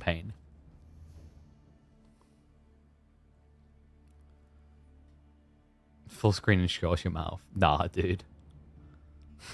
That's going too far. Wisdom tooth pushed against it? No, because, like, the side that hurts is the front, not the back. But, like, I'm starting to think, like, he's wrong. I'm starting to think that the crown has to come off. And I think it's, like, there's just something about the way it's, like... It's almost like... The gum is receded, right? But I think what's happened is, like, on both sides of the tooth, right? Like, on both inside and out. Like, imagine you've got, like, this... There's almost, like... a concave. So it's almost like it's receded more central. And I'm wondering if that's like led to like a pocket buildup of something. And maybe it's like reached the bone, maybe. I don't know. I don't know if that would show on an x-ray. Because if it wouldn't, that would explain why like nothing got flagged for him. Like there's nothing on the x-ray, right? Camera on the tooth. No. Why are you turning my tooth into a minigame, bro? It hurts. Fiends. Alright, guys. So, we are just waiting for the lads to get started now. They are in lobby. Should hopefully be underway any moment now.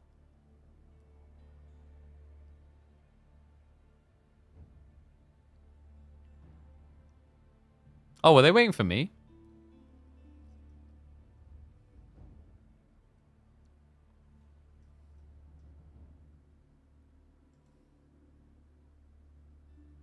I don't know. I think they might have been. Dude, why are you gambling on me needing a root canal? That's so... Bro. We don't want root canal. Yo, what's up, Salties guy? Thank you very much for the 5 gifted. Legend! Keep coming in. Thank you very much, mate. Appreciate you. Yo, also, but like, seriously, why are you gambling on me needing a root canal? I'm like, oh yeah, this thing costs like $500 or $600. Why? Why are you doing that to me? You guys know, like, you know how we brag about our healthcare system and how you can get it all for free? You can't get root canal for free.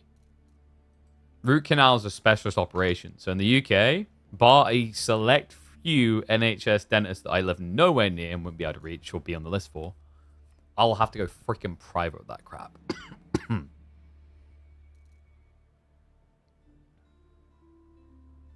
Like, I've had a root canal before. And that, I think I paid £600 and had to go to a different city.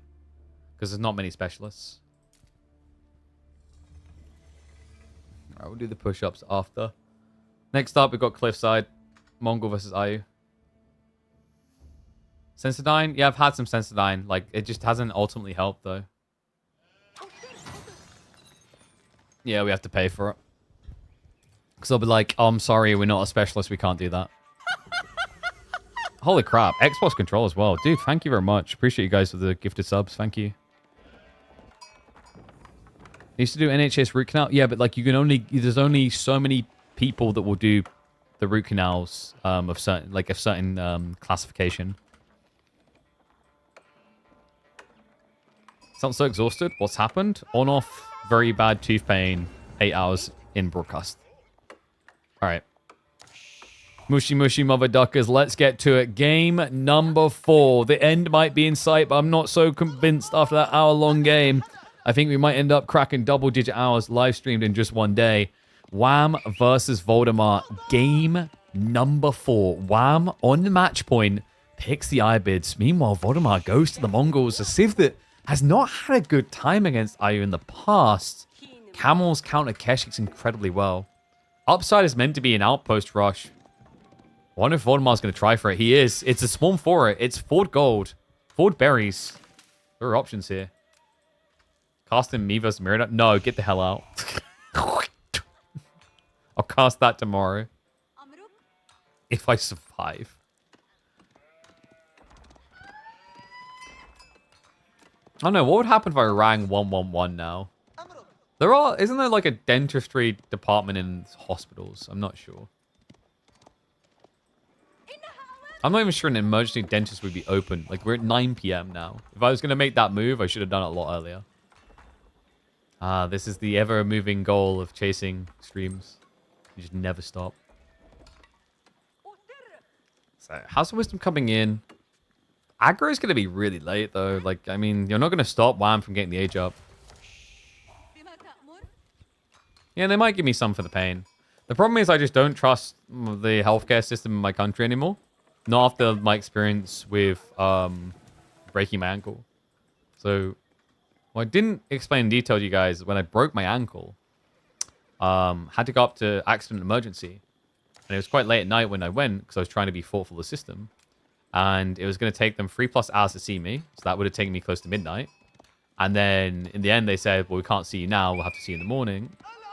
Actually, no, they didn't even say that directly. It was meant to be that I would be seen about like 2 or 3 a.m. And it just kept dragging out. So I got up there at like 9 or 10 p.m. And I wasn't seen until 9 a.m. the next day. And I had to get up and like ask for assistance and why I wasn't, like, you know, if I was going to be seen soon. Because the shift had changed and they hadn't even told people. They hadn't even told the new shift to get me priority seen. So yeah, that was fun. Logistics wing on the way in. Not such a fun start for Wham, but he does have a backup gold source, and the cool thing about Dervish is it enables you to easily secure.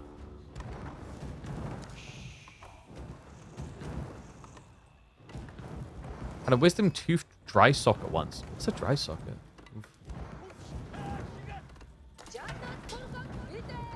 Yeah, so here's the problem like I have with the healthcare system, right? Like, I'm someone who doesn't take advantage of it. I'm like the polar opposite. I don't make a fuss. I tend to like, usually when I go to the doctors, I'm like, all right, so here's the things we need to go through that might be a problem, right? It's almost like a human checklist. Because I don't like to fuss over nothing. I feel like I got so many other things that I want to focus my time on. But the problem is there's so many people that just exploit the ease of access of the system, which then makes it not easy to access. Really annoying. So, House of Wisdom, tech almost complete. The burn's pretty irrelevant here. Remember, Wham can repair this for free. And also, it just doesn't take much damage due to the fire armor. Like, it's a cute idea by Voldemort, but it's just so trivial when one villager comes over and just tops it all off. And remember, 2,000 HP now, but doink. Enjoy an extra 5,000 HP to burn through. Oh, no. Wow. I love this. Just postures here is like, just in case. Gold gathering underway. He's already got the outpost up, man. So did he really get anything out of this? Not particularly. In Liverpool, you can get the same day GP appointments, dentists, etc. We have it good. So dentistries, usually NHS ones, are book in advance, and it can be a long wait sometimes, quite a lot of time. My doctor's is book on the same day, and you have to book on the same day, and I hate that because I don't wake up that early because I stay up late working. So then if I wake up that early, and if let's say you're 1 minute late to phone in, you are 57th in the call queue from just 1 minute. It sucks. I need to change doctors. Wham! Is going to be changing age, though, so it is going to be a rush towards age 3. Yeah, and what, like, growth wing here? Like, what has happened to Voldemar? I feel like that last game broke him more than it broke me. What is going on? Dude, he's just spamming spears to try and break a landmark that has fire armor and takes no resource to repair. Okay. And now the spear dive. Oh, God. This is tough. Villagers idled inside. Has at least got the hardened upgrade down in. I mean, you could kind of sneak repairs with the dervish nearby maybe here. Yeah, Wham. Goes for repair now. He doesn't bring the dervishes in range, though, so there's no heal. He's still gathering gold while this is going on. Okay, so this time Wham, yeah, pulls out, pulls away. Dervish should cover the escape. Goes back in. Dents end up losing one of the workers. And get some repair through. Wait, this is so dicey right now. The dervish! One goes down. That's huge. If you can just get the second here. That one worker, though. This is going to be tight. He needs to dive in for the kill. Wham isn't coming any closer. The outpost is going to be forfeit. Is he doing this? Voldemar able to chase him away. And Wham now lacking the gold for an age up. East side not safe. West side blocked out. But the villager pull! Wham looks to resecure the primary. It's costing him even more, though. That's now a 7-worker lead for Voldemar. And he doesn't even finish it. Has to back away. The spearmen were coming. Workers won't be there, but archers most definitely will. I think outpost will go down before the villager shows up, but doesn't matter, man. He got what he needed. This is absolutely wild. He gets the GG. It's happening. Game number 5. The kid does it again against one of the game's best. Dude. Voldemar, man. He's leveling up. Right side win. Mongols versus IU. That's a crazy game. Also, just a complete polar opposite. One game apart. 1 hour long game. Less than 10 minute long game. That's incredible. No, dude, we don't want a 90-minute game. Get the hell out of here. Final map. What's the final map? I can't even keep track. Alta. Oh, Jesus Christ.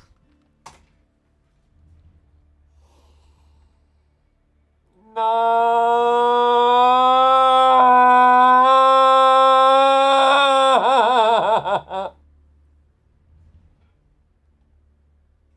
Dude. The final map is Altai.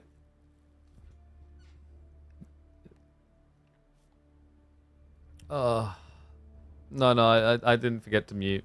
I just want to channel my emotions about this right now. One of them has Lancaster. The other has Delhi.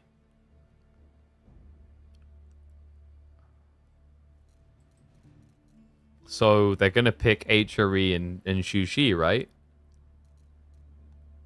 Right?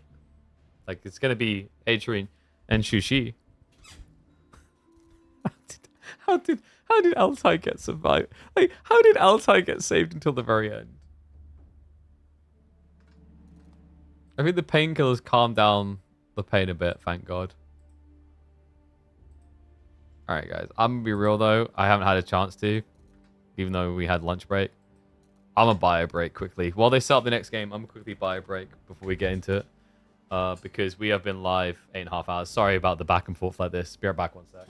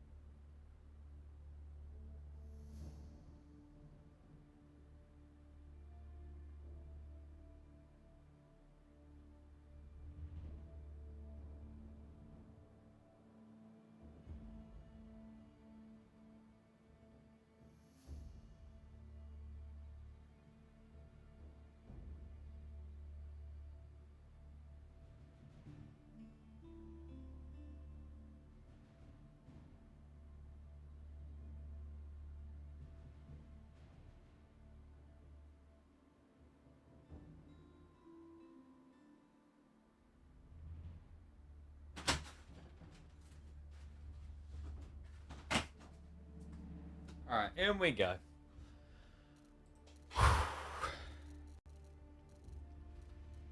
Oh, mate. Felt like an Italian fountain right there. Whew.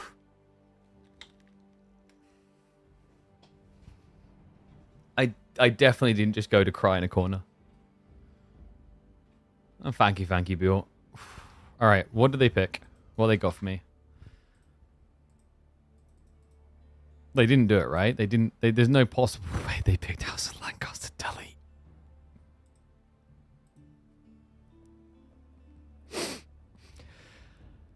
F's in chat.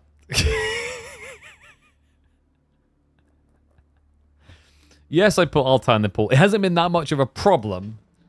We've had to, like, actually very quick games, Byzantine picks, Rus picks. But, like, Lancaster Delhi, I think, is one of those ones that can drag. Ugh. Good God. Have mercy on my soul. It's fine. You know, like, touch wood. There's, the pain has subsided for now.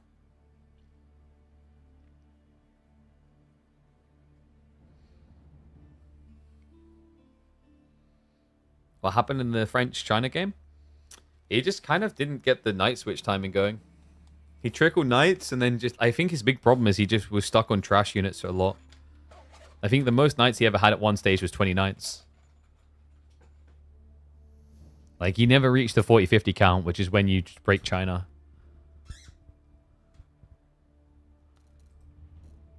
Alright, we've got a second. I guess we're going to do some...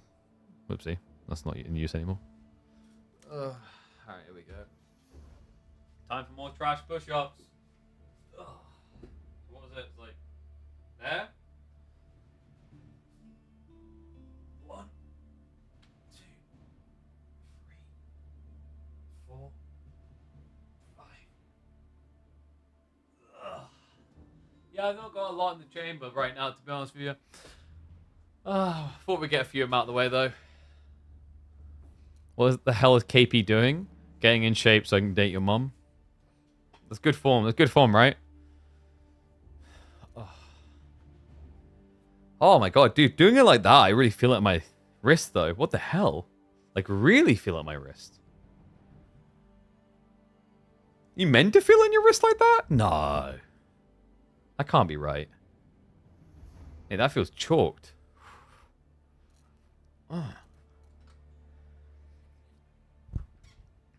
Even climbing, I don't feel on my wrist like that.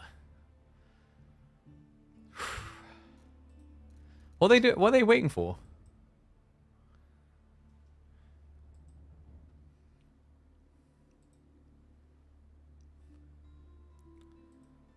Wait, what? Why is Philly judging everyone? I can't quite remember from the King of the Rockies. Weren't you like really scrawny? Gamer wrist? Nah, it's not that. It's weird. I'm feeling my left, not my right.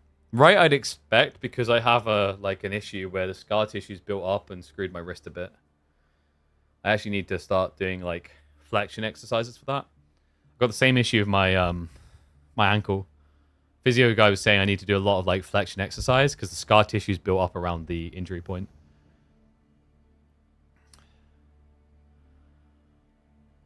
All right, boys should be ready to start in a second though.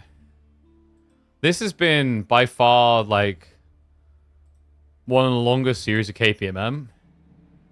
And it just seemingly is mainly because of like tech issues.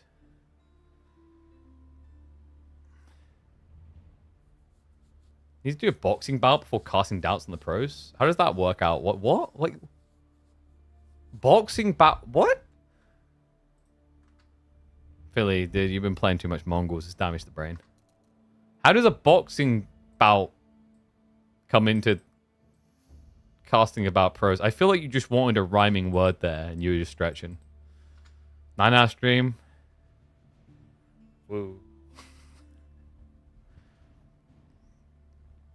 Your money's on Crackety? Bro.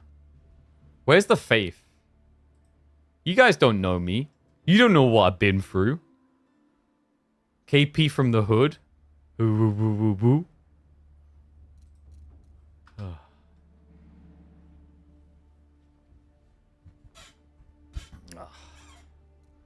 All right. Am I being messaged by like I don't know what we're waiting for now. Has Wham or Voldemort just decided to go for the biggest dump in the history of... Okay, we're good to go.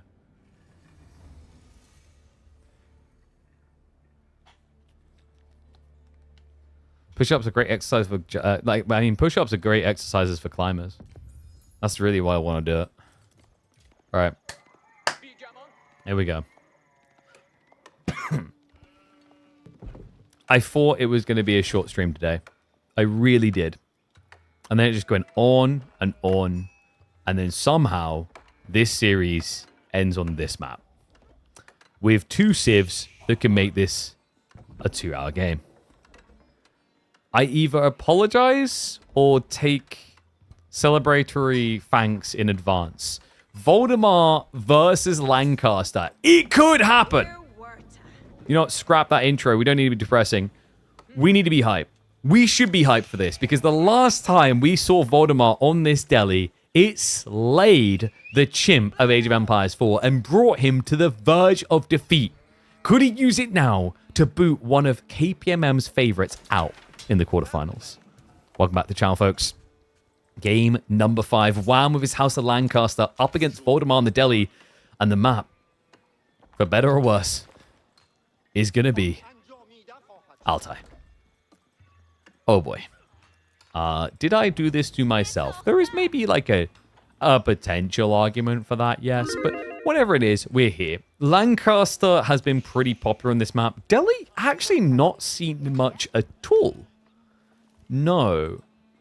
Delhi used to be an interesting pick on this map, but ever since Altai's resurgence, we've had it in a few tournaments, right? Like, we just haven't really seen Delhi. There's just a lot more high-value picks. House of Lancaster, HRE, Byzantines, all looking good.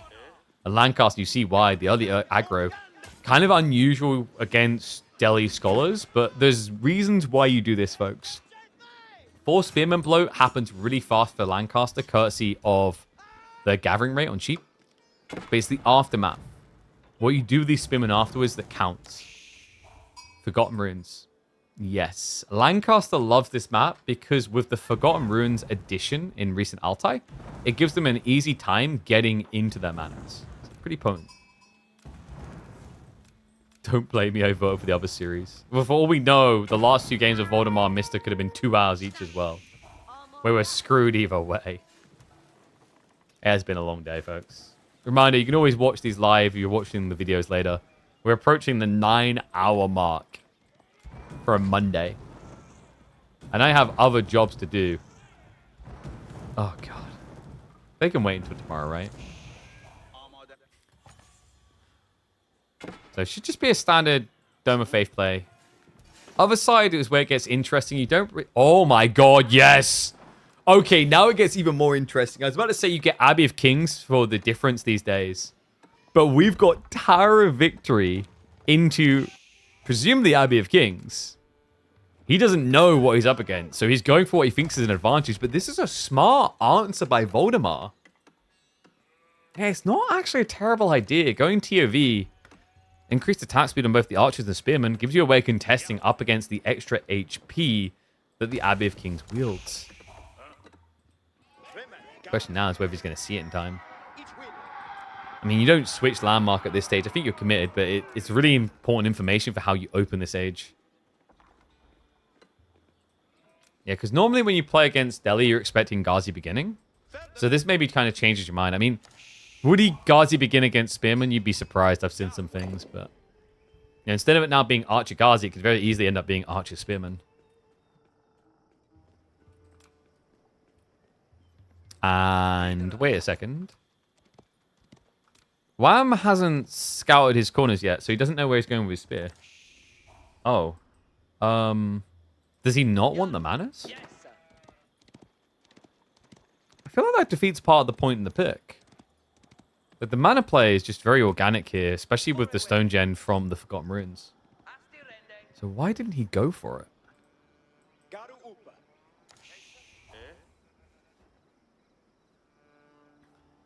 Since Voldemort ran Delhi so much recently, he's a top 5. I mean, it was ridiculous. I felt bad for him as well. On one of the days we raided him because he got screwed over hard by his teammate MSN, who Q-sniped him when he was 1 game away. And the point of interest generates 60 stone a minute for 1 villager garrison. So it's like having 1 villager converted into 2. Also, you save on a need for a mining camp. It's another little additional. Tech up complete. First, the Lord skewed up. How do you guys gamble? 77% for Wham. I mean, on a normal map, I could see that. I think House of Lancaster... Wait, no, actually, no, I couldn't see that. I was about to say, actually, like, House of Lancaster has similar issues to English, or at least did with the old mana build. Delhi, like, fraught their plans. Maybe this could end up being a little bit different.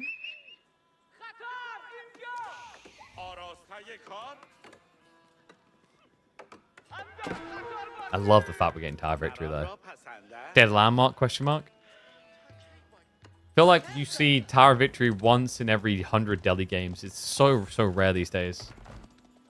Dome of Faith is just taking over everywhere, but it kind of makes sense, right? Like, Voldemort probably felt like he wasn't going to access gold because of the opening.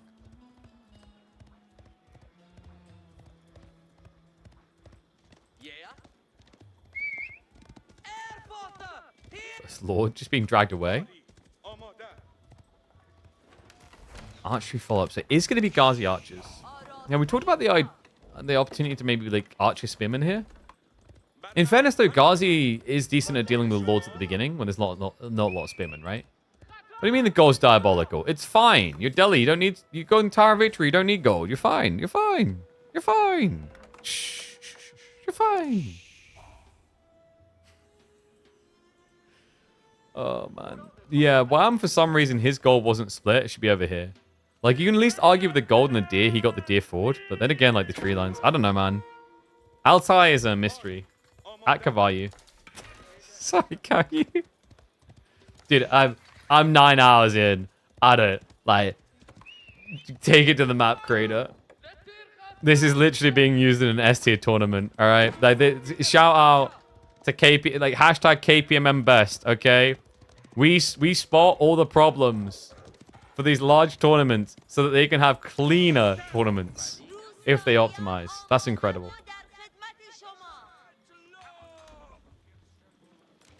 Lord.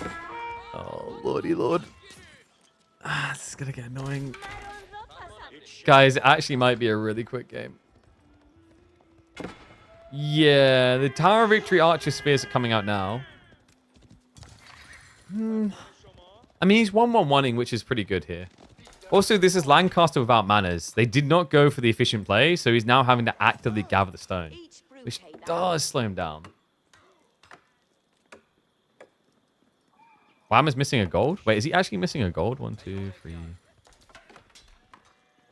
Oh, yeah, for some reason his gold's here. That's weird. It is, right? No, wait. I think these are just both of Voldemort's. So, so cursed. And then to balance it out, Wham's third small gold is just all the way upfield. What the hell? Oh my god. And yet somehow this is still better than default Altai. They did pick they picked EGC Altai. And what, villagers? Uh-oh. Wham's walls gonna get punished. Was he pulling for boar? He was. Okay, that's a great timing by Voldemort then. He's got archers on the way. This is a huge intercept if he can find it. New worker being pulled, but he's escorting with spearmen, which he thinks is safe. Not as safe as you think. Ghazi, he's just beating him down. And baits him out. Archer's now there with TOV. The worker didn't even complete. Get back to work! Go! You fool! Oh my god. Voldemort. This is a jackpot opening. Wham, he just walked all the way out to the boar. Lost a villager on the boar. Voldemort now able to start edging a lead. This is huge. Voldemort, 3 villagers up. Slightly less than 3. I think he slightly idled the TC, but it's still a damn good position to be in. And this is pre-Sacred Sites, remember. Sanctity should be getting unlocked shortly, if not already in. Yeah, it's already there. So now he can gain the gold from that source. Scholar already on the way over. And love that. Another beautiful thing about infantry, they can block out the walls. And this is a huge upset this week. Voldemar has been on quite the performance arc recently, but you know, when you talk about KPMMs, wham, wham, wham. When do you not see this guy in semi-finals? Yet here, in game number 5, Voldemar has the opportunity to deny Wham in quarters. Such a rare sight.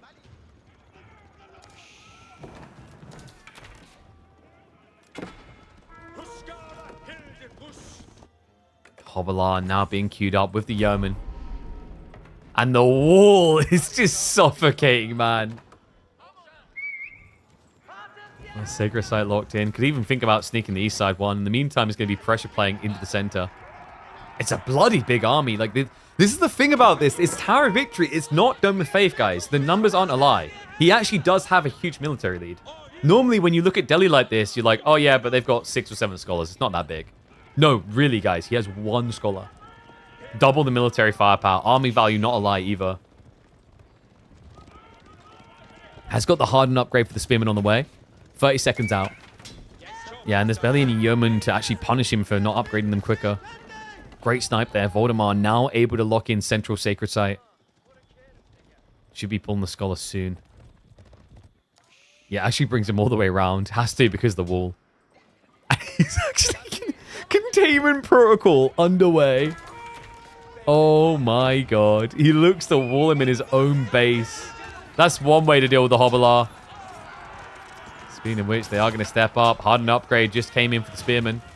Ghazi Wave being held back in reserve. Archer should be able to target fire down the limited spears that exist here. Not enough extra HP to stop that. The Ghazi do commit in now. Looks for the snipes. The Lords need to be addressed.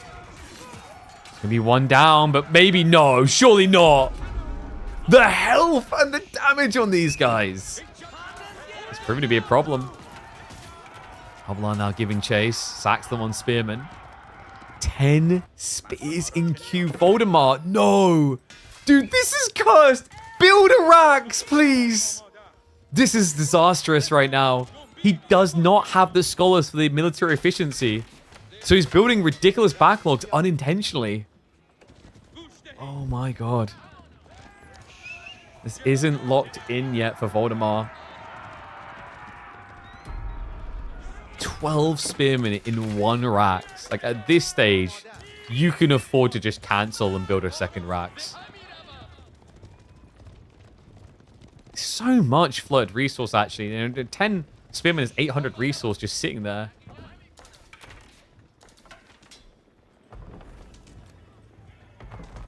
And this racks is like those little childhood stories. Like, me and my 10 siblings had to share the same seesaw. Like, oh god. Just buy your own seesaws, please.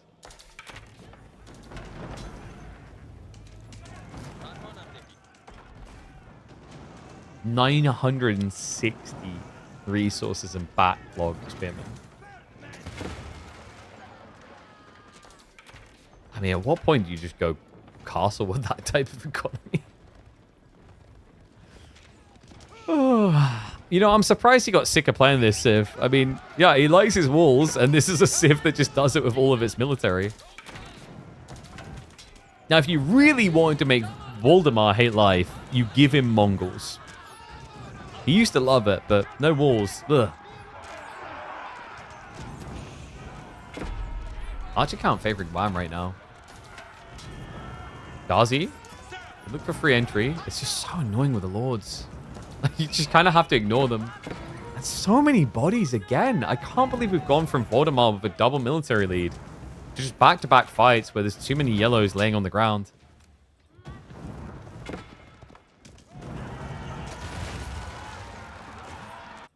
Small poke raid here with a few Hobbler.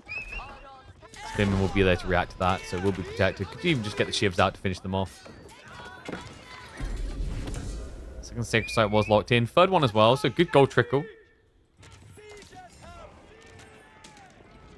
Eco lead is there, but it's being shrunk now that the Sacred Slight's being taken back. Remember, manners are getting added in by Wham gradually. And these clashes, it just feels so expensive to try and kill these lords every time. Ignores them, dives past, sends the Ghazi in. That bogs down his archers to deal with the lords. That also means the yeomen are no longer getting the bonus HP. And behind this, Voldemar claims the third. House of Learning now on the way. He wasn't sleeping on this advantage he built up early. No, it started to accrue for him.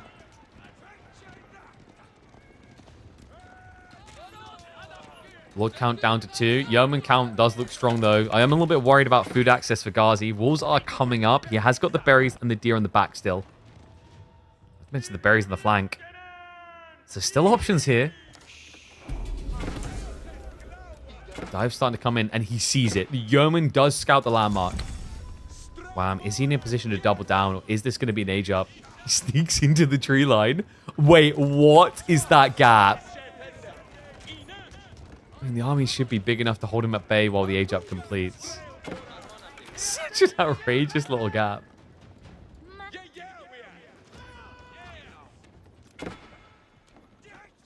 Voldemar. House of Learning here. Food gold as it is. There's an obvious play into Lancers. Your opponent has spears, but not many of them. Men-at-Arms could also be... Yep, okay. Yeah, Men-at-Arms is also an option. But Wham's not too far off on his own age up here. Villagers getting sniped. Voldemar. He hasn't got a good tree line here. No, the secondary is far forward too. There's just so many things about this spawn that feel cursed. He has at least got the flanks that he can trust in. Unfortunately, there, we're already seeing Wham posturing just in case. A good read to send more villagers north side for the berries.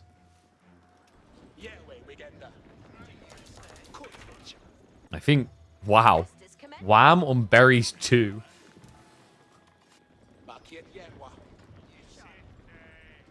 Reminder to people, Voldemar has been forced on ladder for the last week, 2 weeks, to play Delhi only to achieve top 5. He was not allowed to stop until he ticked that box. He last played pub games on this account 6 days ago, where it was Delhi, Delhi, Delhi, Delhi, Delhi, Delhi, Delhi, Delhi, Delhi, Delhi, Delhi, Delhi, Delhi. It just never ended. He was stuck. Therefore, he should be a master of this. Yeoman with the retreat. Veterancy for archers is not fast. The scholar count is only now starting to get up a little. But the men-at-arms are key here. The White Tower being rushed up in the back will be saving grace as Wham pulls additional workers to complete it. Voldemar. He might not be able to sustain underneath the White Tower, but elsewhere, he should be able to achieve dominance on the map. Relics are making their way back. Lords are being sniped down. It's going to have to be a retreat. The White Tower will save Wham from execution. But Voldemar now with good map control. 14 men-at-arms. Berry's already exhausted, but remember, he's still got deer stacks to work with. I mean, map control should dictate a 5-relic game, but Wham done a great job of saying no with that. He got a double wall in on the east side relics. Best that Voldemar can hope for is 3 and... Oh my dear God! This whole time, the Hobbitars at the back! Are you serious right now? Guys, that was free? I think that was only ever free Hobbitlar. They were the ones from earlier. He never stacked up more here. So free Hobbitlar just stripped away that many workers. Down by 10 now. Voldemar. He had textiles. There's no way. How? How mathematically do you lose that many workers there? Wall goes up. I can't believe it.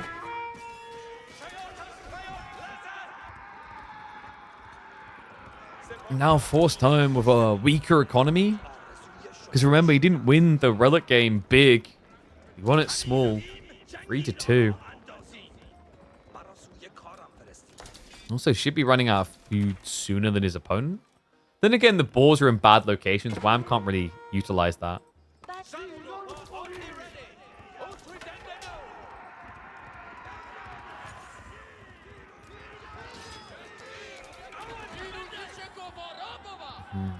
synchronized shot. So Wham is going to be sticking to his guns here.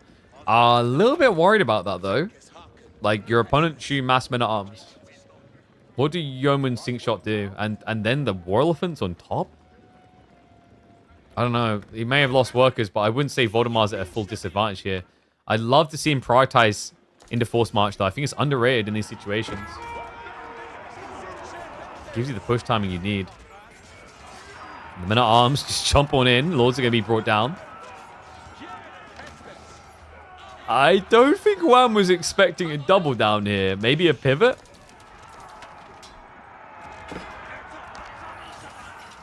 Voldemar now an approach. Ranged armor 2 is coming in fast. Veterancy for archers is also going to be there. Wham, for the tiniest gap, will make his escape. Another Lord goes down. So less health to work with. Problem is, how does Voldemar keep this pressure up? Yeah, I've got a Mangonel now being queued up.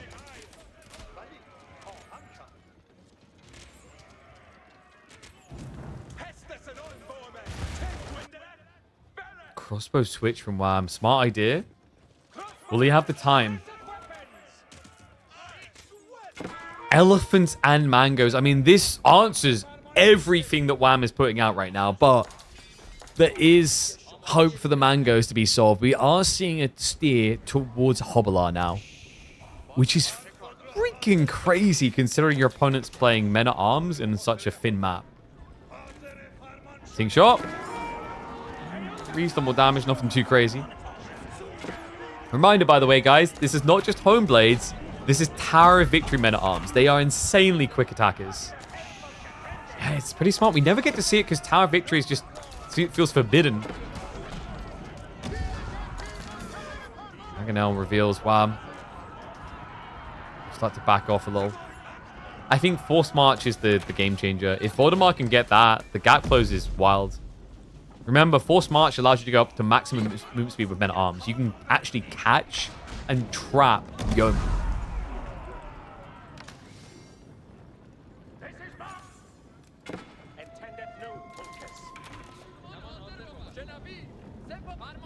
Well, I mean, this game is starting to feel slightly never-ending, but props to it compared to the French-China one. It feels like existence is more hard-earned. So I'll tip the hat on that one. Holy crap, what a game. And this is what I do this for, you know? I don't want to watch the 15th Dome of Faith game of the day. Tower of Victory Delhi. This is so refreshing to see. And so inspiring if it works.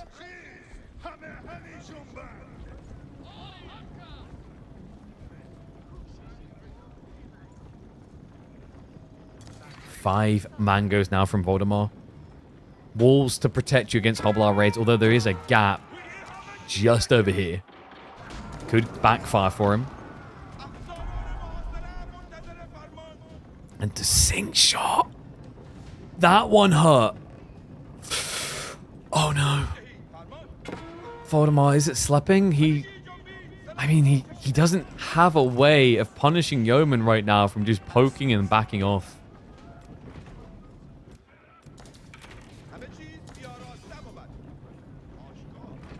It also just gets harder as you approach the base. Like, you don't have this full wall in anymore. A lot more exposure points. And the Hobbler strat, it's been hidden. Wham has yet to reveal it. He's baiting him in. He got a glimpse. He got a glimpse of that stables and the horseman. Good reactions by Voldemar. He backs away. Needs more Royal Elephants, to be honest with you. The mangoes. Oh, no. One almost dead already. Sync shot's going to come through to coup de grace it out. That's a mango down. And also, discombobulated army. The men-at-arms chasing in now. With the War Elephants. Neither having their movement speed abilities. While the crossbow count continues upward for Wham. This is it. This is his moment. If Voldemar goes any further, he's too open. He's a little bit split on whether he retreats. Hobbler looking for the entry point. Rams are going to be knocking on the door here. That shouldn't matter too much. This is much more important. If he can just push up to this point, Hobbler's lose rotation again. A little bit easy to hold, but it's always dicey diving into production with Siege. And wham. He says, you know what? I quite like that strategy. Mango's queued up for Lancaster now. The villager pull. It's the Voldemar signature. Just like that fabled Marine Lord game. He needs that cherry on top to get the win. Castle drop. Not as deep as we normally see from Voldemar. But it's a starting point. It secures the stone. It secures the sacred site. Gives him more stone to work with to build more castles. Potentially even now switch into siege. Like 1 or 2 trebuchets just to start taking down the base. He understands how tight, how heavily competitive this is about to get. And oh my god, again! He got him again. The Hobbler. They came in. Another several workers down. That was 7 worker kills. 7 workers down the drain. Now 14 worker lead. Wham, just unlocked level 2 mana. Room for another 3. He's also crept the boar on the other flank with the deer. He's got plenty of food to work with.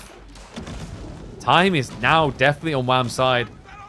Village Fortresses is queued up, but Voldemar, he never added in the mosque. No Wi-Fi. 6 mangoes, however. They start knocking at the infrastructure. And wham. He's going to look to raid again. Yeah, diving even deeper. Now, Voldemar's already shifted back to base. He's on 0 food. Farm switch or just a go? It feels like it's a go. Second castle. Now the landmarks are in reach. Trebuchet switch would make a lot of sense. Wood and gold to make the world go round. More stone also being gathered at the back. There's a 3rd castle on his mind. He could even snatch the extra little bit of stone here, but plays back towards the wood. Delhi with the mass siege. It's 6 mangoes. A lot of Hobbler from Wham, though.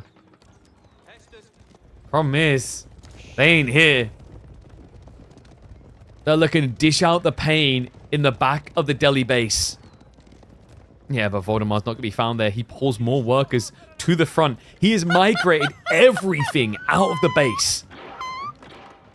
The funny part, if Wham just started sniping down the landmarks right now, he actually might get a win.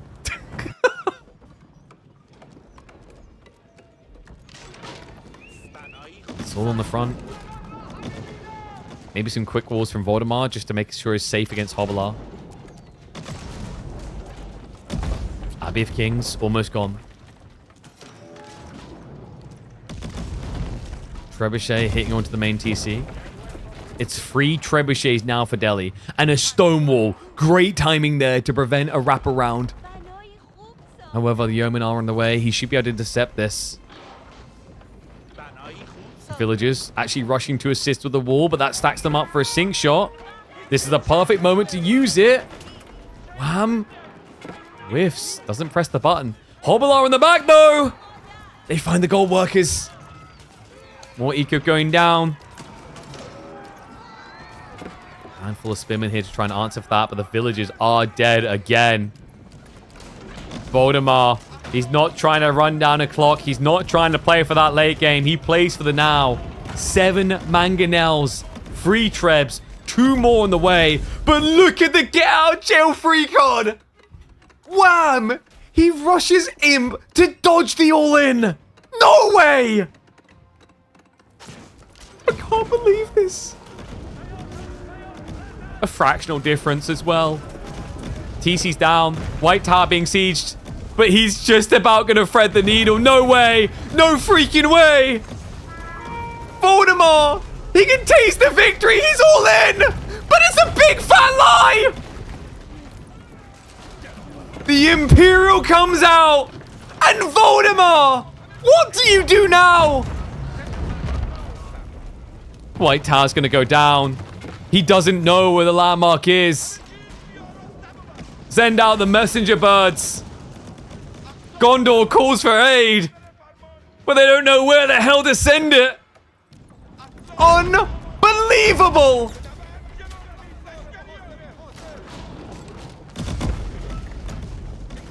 Wham has got bio lead. It's a lot of siege.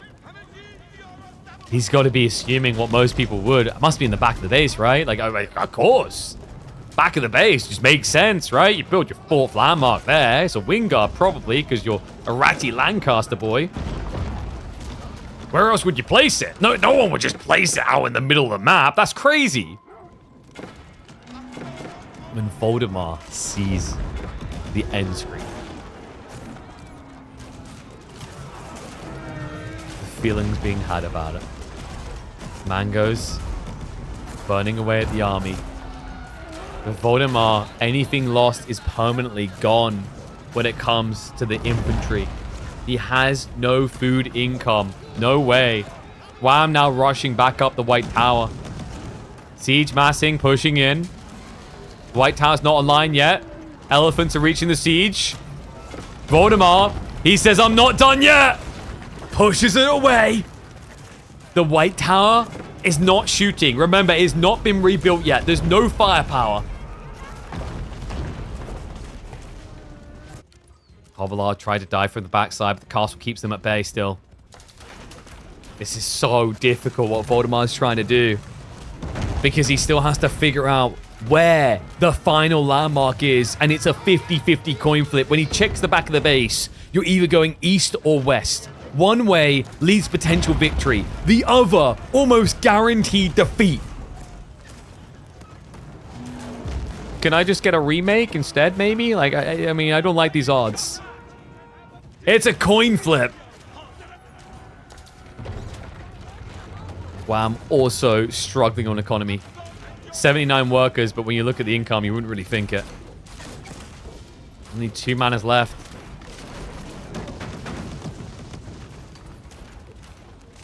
Voldemar burning all infrastructure as he goes. Denies the relics as well. Might be worth picking them up. Keeping them close to heart to protect against the Hovelars.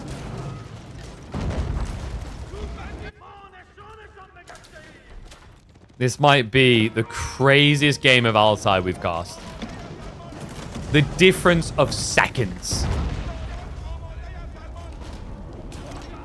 Voldemar.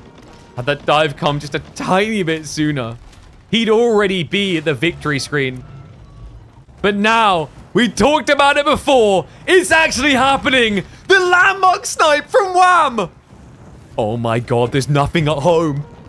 This is the moment he was waiting for. The Hovelar, its Demi-Lancers summoned. You always see the Earl's retinue. Never. That gives Garrison command every time, but the Earl's retinue coming through instead.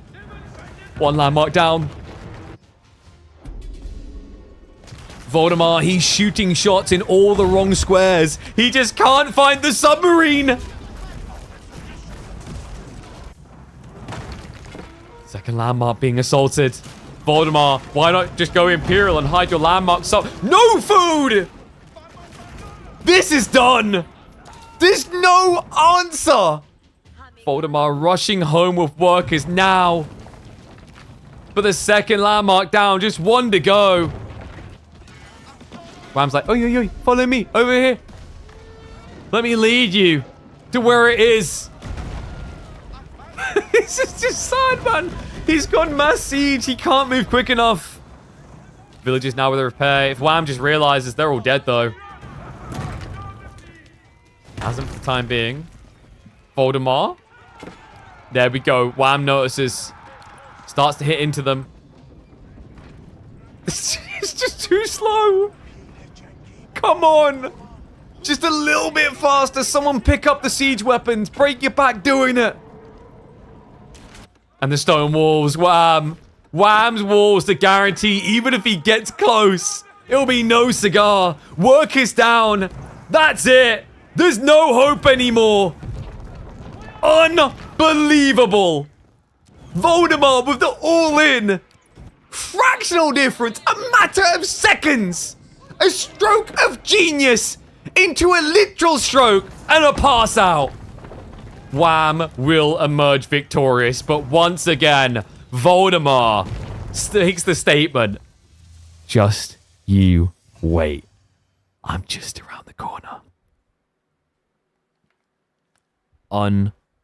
Unbelievable. There's no words for that. What do you even call that one?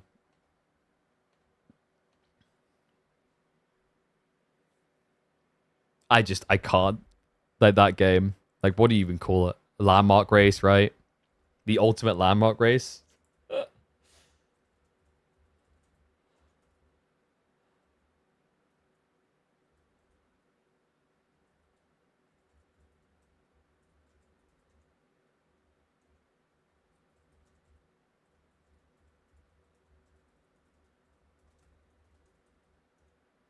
No interviews. Dude, it's quarterfinals, chill. I can't believe that. I actually can't. What a game. What a stream, folks. 9 hours. Alrighty, baby. Let's get into the Myriad versus SAS. No. I need to go rest. Tomorrow we'll probably be live around 2 p.m. And in terms of what we've got to cast, we have got B versus Lucifron to look forward to. We've got SAS versus Myriad, winner up against Vortex. And we've still got Dumu series and then Anatand afterwards. Still quite a lot to get through.